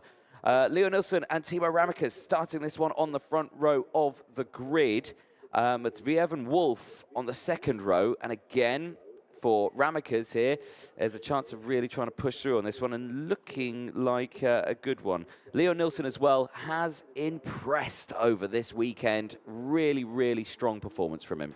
Yeah, it's been a top run through these heats so far for him and a number of these drivers. In terms of the intermediate classification, we do have one potential pole position still to be decided. Ramikas can't take Superheat 1's pole, but he could take Superheat 2 with a race victory. So he currently sits on 174. He could get to 224 with a race win. He could, by the quick maths in my head, also, I think, take that position if he got second place in this race as well. 44 points would be enough to overhaul the current holder of second place in the IC. That's Louis Iglesias, who's on 217. So basically, a second or higher for our man Timo Ramikas. And he's on pole. And he's on pole in Superheat 2 tomorrow. Okay, so that is all he needs. Dmitry Matviev there, wave to the camera and a thumbs up to the camera. He's got a happy smile on his face, ready to get this one going. Starts on the second row of the grid. P3 right behind Leo Nilsson, and we know that's been a favourite place for some drivers to start, isn't it? You've got the optimal line going in towards turn 1. You're on the inside behind the pole sitter, and you can get that jump on P2 quite nicely. Yeah, absolutely, and especially with turn 2 being a left-hander as well, it's a good chance for you to get down the inside and take some early gains. There's Noah Wolf, who starts P4 for this one, had a retirement from his last race, but apart from that, it's been a pretty good weekend so far for Noah Wolf, a real turnaround for the Van Amersfoort racing by Birrell effort from what they had at the pre-round. Noah always with a smile on his face, most of the time, in the paddock. We'll be looking for a recovery here. And again, with the way that the senior class has been this weekend, you know, if he can get a good result here, I think we could still see him again in that top 10 in terms of the intermediate classification. Yeah, exactly that. It's just a hard one to call. It will literally be the end of this race will determine who is going to be starting where. We just don't know. There you can see the yellow light flashing in the background, indicating that we are nearly ready to go racing as the timer hits 1:30 on the dot. The green flag is waved and the engines fire up. Let's take you through the starting lineup then of the final race of the day. It's qualifying heat B versus C for the senior category. It's Leo Nilsson and Timo Ramikas starting on the front row of the grid. They've got Dmitry Matviev and Noah Wolf on row 2 with Miguel Costa and Stylianos Kolovos on row 3. Zach Drummond and Finn McLaughlin go from row 4. They'll have Vengar Clementson and Alpak Soy on row 5. Vivek Kanthan and Yuka Po round out row number 6. Jakub Kamenik and Marcus Shulkuna start on row 7 for the last race of the day. Hugo Marti and Murilo De Rocca starts from row 8. Tom De Sol and Mark Divnitsky start on the 9th row of the grid, completing the top 20 on row 10. It's Santino Panetta and Hugo Ryamets. Nico Lachnalate and Leon Brunner start on row 11. 24 karts in the field, completed by row 12. Guillaume Buzard and Maxi Rafalik.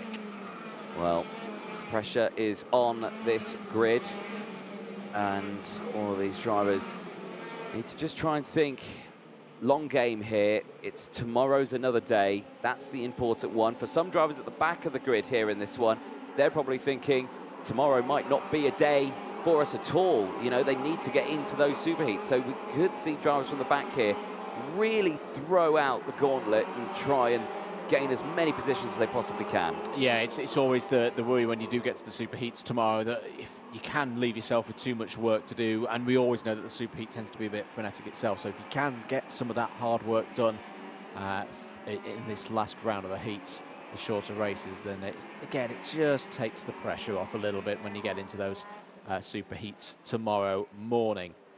There's, of course, the small matter, not small matter at all, of course, of championship points. We already know where the 25 championship points from this first points awarding stage championship-wise is going. That's going in the direction of Mateusz Melgato, but it's still the question of where the 22 points go, whether it stays with Luis Iglesias or goes to Thibaut Ramekes. And well, we can pretty much say that for every single position all the way through the rest of the top 15. But for Leo Nielsen, another opportunity to lead from pole position. He's already seen his teammate Noah Montero deliver a victory in the previous race. Are we good for a go? Yes, we are. 13 laps underway for the last time today. Very even start between first and second. Ramekes trying to find round the outside. He's still there, going towards turn number 2. Is he going to get squeezed out wide? Yes, he is. Pops across the curb. Wolf is across the curb as well, but they've got themselves back into the fray. Matviev's down the inside, did have second place. Wolf has fought his way through, but what a brave start there from Leo Nielsen with that challenge from Ramekes. He held himself on the inside and he's rewarded with the race lead in the early stages. Well, I can tell you right now, any smiles we may have seen on that pre-grid will have changed now. Drama at turn 1, 2 drivers off the track.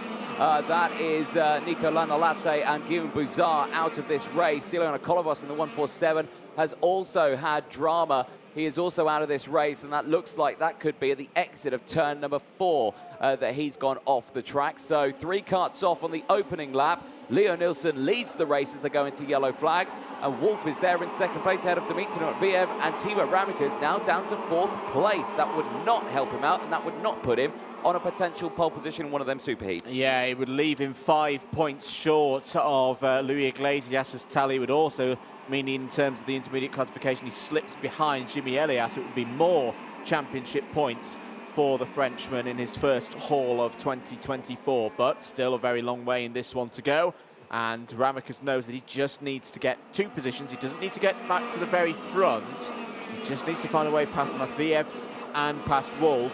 Matviev down the inside of Wolf. Well, that's one of the places for Ramekes. Steps through the door opened up by Matviev for his move on Wolf, and Zach Drummond's not too far behind there as well inside the top 5.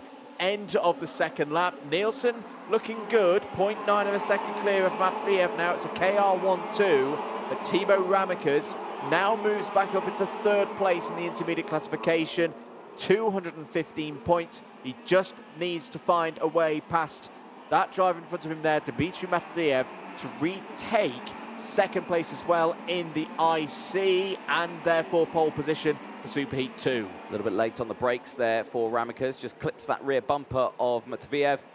No drama between the two of them though, they do continue in the same positions. But yes, right now, Ramekes certainly helping himself out here. He just needs that couple more points from him, and that's right in front of him here. Matviev is not going to make it easy though for him, because he himself is in there in the points, 7th in the intermediate classification right now, so he's going to be a driver who's not going to just give this place up too easily. I've got a question for you. What do you call a pair of squabbling parallels? It's the battle for 5th place, because Drummond and Costa there going side by side out of the last corner. As out of the race is Vivek Kanthan. Vivek Kanthan's weekend has started really well. It just feels like it's dropped away for the American today. Yeah, the beginning of it looked really sharp, and he was really good here 2 weeks ago at the pre-round. So, you know, it's just, yeah, it's one of those things. Sometimes you get them, sometimes you don't. It's the luck of the draw, really, isn't it? We're on lap number 4. Ooh, now, investigation flag for Thibaut Ramekes, the 103. Now, I appreciate it's the end of a long day. Not clear and obvious at the moment to my memory what that would be for, but either way, he's being investigated for something. Also onto that list at the 147 of Stylianos Kolovos. That's less of a story because Kolovos is already out of this race. Yes, indeed. Well, Matveev now with the fastest lap of the race has decided to not be under pressure from Ramicus anymore and put the pressure on Leo Nielsen ahead of him. Nielsen doesn't look behind him just yet. He's focused on what's happening in front. And all he can see is a clear track, which is what he likes to see. Matveev, though, is, I think, a little bit tired of looking at that rear bumper and wants to go for a move here. We are on lap 5 of 13. We'll be going on to lap 6 as they exit out of this corner past the start-finish line. But still, the exit there that Leo Nielsen gets much, much faster than Matveev. Matveev continues to close that gap up, still 0.2 of a second. Yeah, still very close at the front here. Let's have a look at a replay. Now is it going to be for a start line in... Ooh, that's close. That is close, both on tram lines and also to whether he crosses the line before Leo Nielsen. I reckon that's what the investigation is for. Yeah, possibly so. But obviously we will have to wait and see what happens after the race. No change between these top three. Wolf still about 1.2 seconds further down the road from that battle in P4. Drummond right behind him. There's a change for the lead, though, and through goes Ramicus as well. So not just one, but two changes. Matveev into the lead and Ramicus into second place. What does that mean for the points? Well, provisionally, of course, that means that Ramicus would be starting on pole position in Superheat 2. But that investigation flag is looming over his head. Yeah, I think we're thinking it's more likely for a tram lines infringement. In terms of being ahead of Nielsen, it looked pretty good. But yes, just that question. And it's all about where the proximity to the lines when the lights go green. Out. Yes, yeah, they can leave those tram lines when the lights go green. Yeah, when the lights go off, yeah, that's it, they can go. Yeah. They can do whatever they want. It's when the lights are still red, if they're out of the tram lines there, that is where the penalty comes in. If it's 2 wheels, it's 3 seconds. To go more specific, it's exactly when the lights go out, because we do sometimes see on that inside line them drift out and then back in before the red lights go out. So it's all a timing thing really for Thibaut Ramicus right here. I mean, the most useful thing for him, if he could get through and get 3 seconds down the road, then negates any kind of penalty, but there's a small matter of getting past Matveev first. Yeah, exactly that. Well, they are driving away a little bit from Leo Nielsen here. Nielsen not being able to match that pace just yet. He is sticking with them. He is under threat a little bit from getting caught up by Zach Drummond and Miguel Costa. Now, that's a car going very slowly there. That is the 181 of Vanguard Clemetson, unfortunately, the driver from Norway. Who has gone very slowly down the start-finish straight. And I think he may have had a contretemps with Noah Wolf and Finn McLaughlin, or that's a separate incident because they're both off the track at turn number 5. Now, what on earth happened there between the two drivers, the Irishman and the Brit? Well, they will not be on talking terms while they're at that marshal post because something's clearly gone wrong there. Yeah, a significant amount of damage to the NASA panel of the 154 of Noah Wolf as well. Either way, that is not how they wanted to end their Saturdays. Dmitry Matveev, continuing this strong weekend, would be up to 7th place in the intermediate classification with this result. Not a bad spot to be on. I think that would be 2nd row of one of the super heats for tomorrow. They see that Ramicus is, at the moment, holding that 2nd place not only in this race but also in the IC, but that's one of those where we say it's provisional with a capital P right now, especially with Leo Nielsen not being too far behind. He's continued to impress me so far this weekend. Really has. Anthony, I don't think many people would have tipped him for a Group P1 in timed qualifying, but he took it, he got the job done, and he's delivered. You asked him, didn't you, about can this be a first haul of championship points this season? At the moment, the answer is going to be yes. Well, yes, it's 9th in the intermediate classification, so yeah, exactly that. It's a really, really strong performance here this weekend at the Slovakia Karting Center for the young Swede. And like you say, really, really strong performance from him. No change between these top two. No change between the entire grid, actually, on that last lap. The retirements have gone up quite significantly. Noah Wolf and Finn McLaughlin being the latest of those. Vivek Kanthan that we saw retiring earlier on. Stilianos Kolovos also with Nico Hanalate and Guillaume Bouzard out of this race, all of them on the opening laps of the race.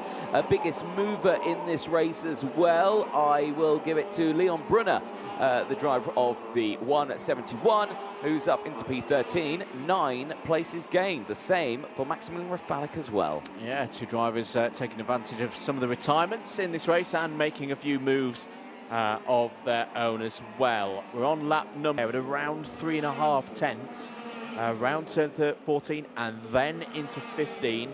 By the way, the battle between Costa and Drummond is still raging on. Advantage Costa right now has got past his teammates and back into 4th place. And Yuka Po having a good race as well here, Anthony. Good to see the driver there in the 187 up into the top 6. Yeah, indeed. Absolutely fantastic performance from these two. All of these drivers having a really, really strong showing. It's been a long day today, hasn't it, for not just us, for the staff out there, the marshals who have had a really long day, the rain that they had to deal with this morning. Now they're dealing with the heat again, 26 degrees out there with the sun shining on them. The same for the drivers as well. It's been such a long day for everyone in the paddock, all the races that they've got through, but I think everyone's delivered some superb racing. The karts have done well, the tyres did a brilliant job, the Maxxis racing tyres, the wet tyres that we had to use this morning, back over to the slicks now, and it all falls down to this one here, the final qualifying heat of the day, with Matviev leading it onto this final lap ahead of Timo Ramikas. And Ramikas as well, you know, that story is not over just yet. It's a driver under investigation, but he's second in this race, and he's second in the intermediate classifications with that position, really looking like he could potentially start on pole position in that qualifying heat 2. Yeah, very much so. He's not quite had enough in this race, but again, second is what he needed. Dmitry Matviev has got himself in a comfortable position, 7 tenths clear, as an investigation flag is shown for the 185 of Alp Aksoy. Alp Aksoy currently in 7th place. But for Dmitry Matviev, well, he was happy before the race. He's going to be even happier now because he's going to come round to finish Saturday with a win and 50 points in the intermediate classification. He moves up to 7th and will be a handy driver tomorrow in those super heats. Ramikas P2, 3/4 of a second back on the road.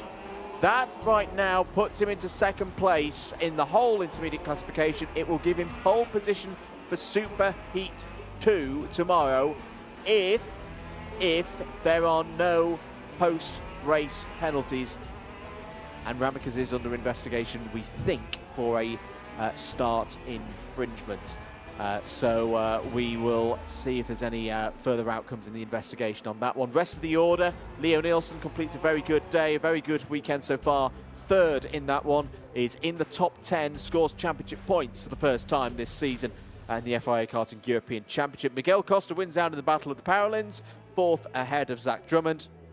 Yuka Po in 6th place ahead of Alp Aksoy. Marcus Shulkunas, Jakub Kamenek and Tom de Sol all in the top 10.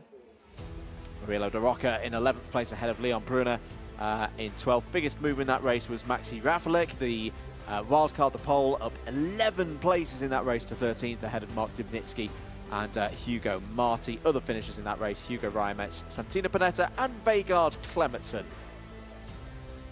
Retirements, Noah Wolf, Finn McLaughlin, Vivek Kanthan, Stylianos Kolovos, Nico Nalate and Guillaume Bouzard. But Dmitry Matviev adds himself to the list of heat winners so far in 2024 in the OK category. Let's have a look at how Dmitry Matviev achieved it from the start. It was a good one for Leo Nielsen. Ramikas trying to hold round the outside. By this point, he'd already got the flashpoint, which Ramikas is under investigation for. And there was another one here. Look at that. All 4 wheels up in the air for Ramikas. Wolf as well. That was the opportunity for Matviev to get up to 2nd place. He wouldn't lose that 2nd place. Wolf able to find his way back through as well. You see Zach Drummond and Miguel Costa side by side, 5th and 6th for the Paralin squad, and they would pretty much be that way for the whole race. Out on turn 1 would be Guillaume Bouzard and Nico Lachnalate. They would go no further than the 1 allowed push to get restarted. Here is your main move for 2nd place. Matviev down the inside of Wolf. Ramikers would take advantage of that. He'd slip down to 4th. He knew he just needed to get back up to 2nd place to, in terms of the points, get himself back ahead of Louis Iglesias, who was watching from the sidelines. Vegard Clementson would have problems. He would get going again, but it would be 18th place and last of the finishers for the Norwegian.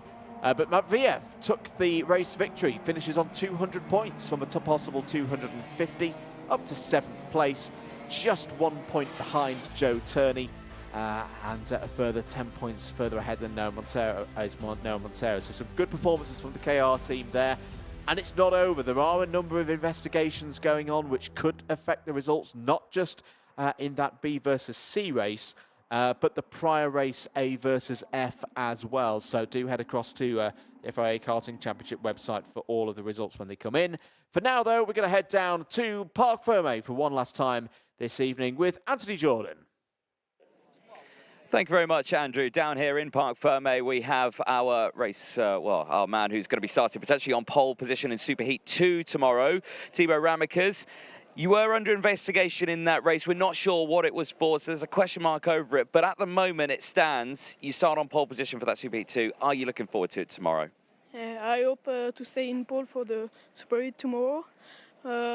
It was a good day, but we make bad. But after we make too good with a win and a 2nd place, so yeah. It's what you need. You've had to deal with horrible conditions today, a lot of rain in the morning, sunshine's out now. What are you hoping for tomorrow? Are you hoping for it to be a dry day or and it stay like this? Yeah, I hope it's gonna be dry for tomorrow, because I think I'm faster in the dry. But if it's rain, it's not bad, and we're gonna learn, and yeah. Tomorrow's going to be a long day, Superheats, and of course that all-important final. But you're in the right spot where you need to be, starting at the front of that potentially. But we'll see what you can do. Congratulations today, and we'll see what you can do there tomorrow. Yeah, thank you. Excellent stuff there. Well done to Thibaut Ramikers, and well done to the rest of the drivers. Plenty more happening as Thibaut walks in front of the camera a little bit there. Andrew, let's head back up to you. What can we expect tomorrow? We've got qualifying heats for Academy, we've got Superheats, and we've got finals. But when does it all kick off? Thank you very much, Anthony. Well, it all kicks off here on Sunday on finals day from just after 10 o'clock. As you say, the first 2 heats of the day will be Academy ones, the 3rd round of qualifying heats for 11 laps. Group C versus D will have their pre-grid closing at 10 o'clock on the nose. At 10:05, they will move off from the pre-grid for the formation laps. That race will be followed up by the A versus B race. That will culminate the qualifying heats for Academy before we then move on to the business of the Superheats. Junior go first at 10:45 with Superheat A. OK then follow at 11:10. And then of the Superheat Bs, juniors going from 11:35. And then for the seniors at 12 o'clock. We'll then break for the lunch whilst the finalists are determined in all 3 categories. The top 36 racing through in all of them. We kick off with the Academy final just before 2 o'clock. We will have the podium immediately after as well. The junior final will start at 14:40. And then the big one, the senior final, the OK final for round 3 of these MondoKart.com FIA Karting European Championships goes off from just after 4 o'clock local time here in Slovakia. A packed day of racing for everybody here at the circuit, and you at home. Do tune in with us here. Hope you've enjoyed all the coverage today. If you've missed any of it, you can watch it back on the FIA Karting Championship YouTube channel. My name's been Andrew Mather. He's been Anthony Jordan. And we'll be back tomorrow at 10 o'clock for the culmination of this round here in Slovakia.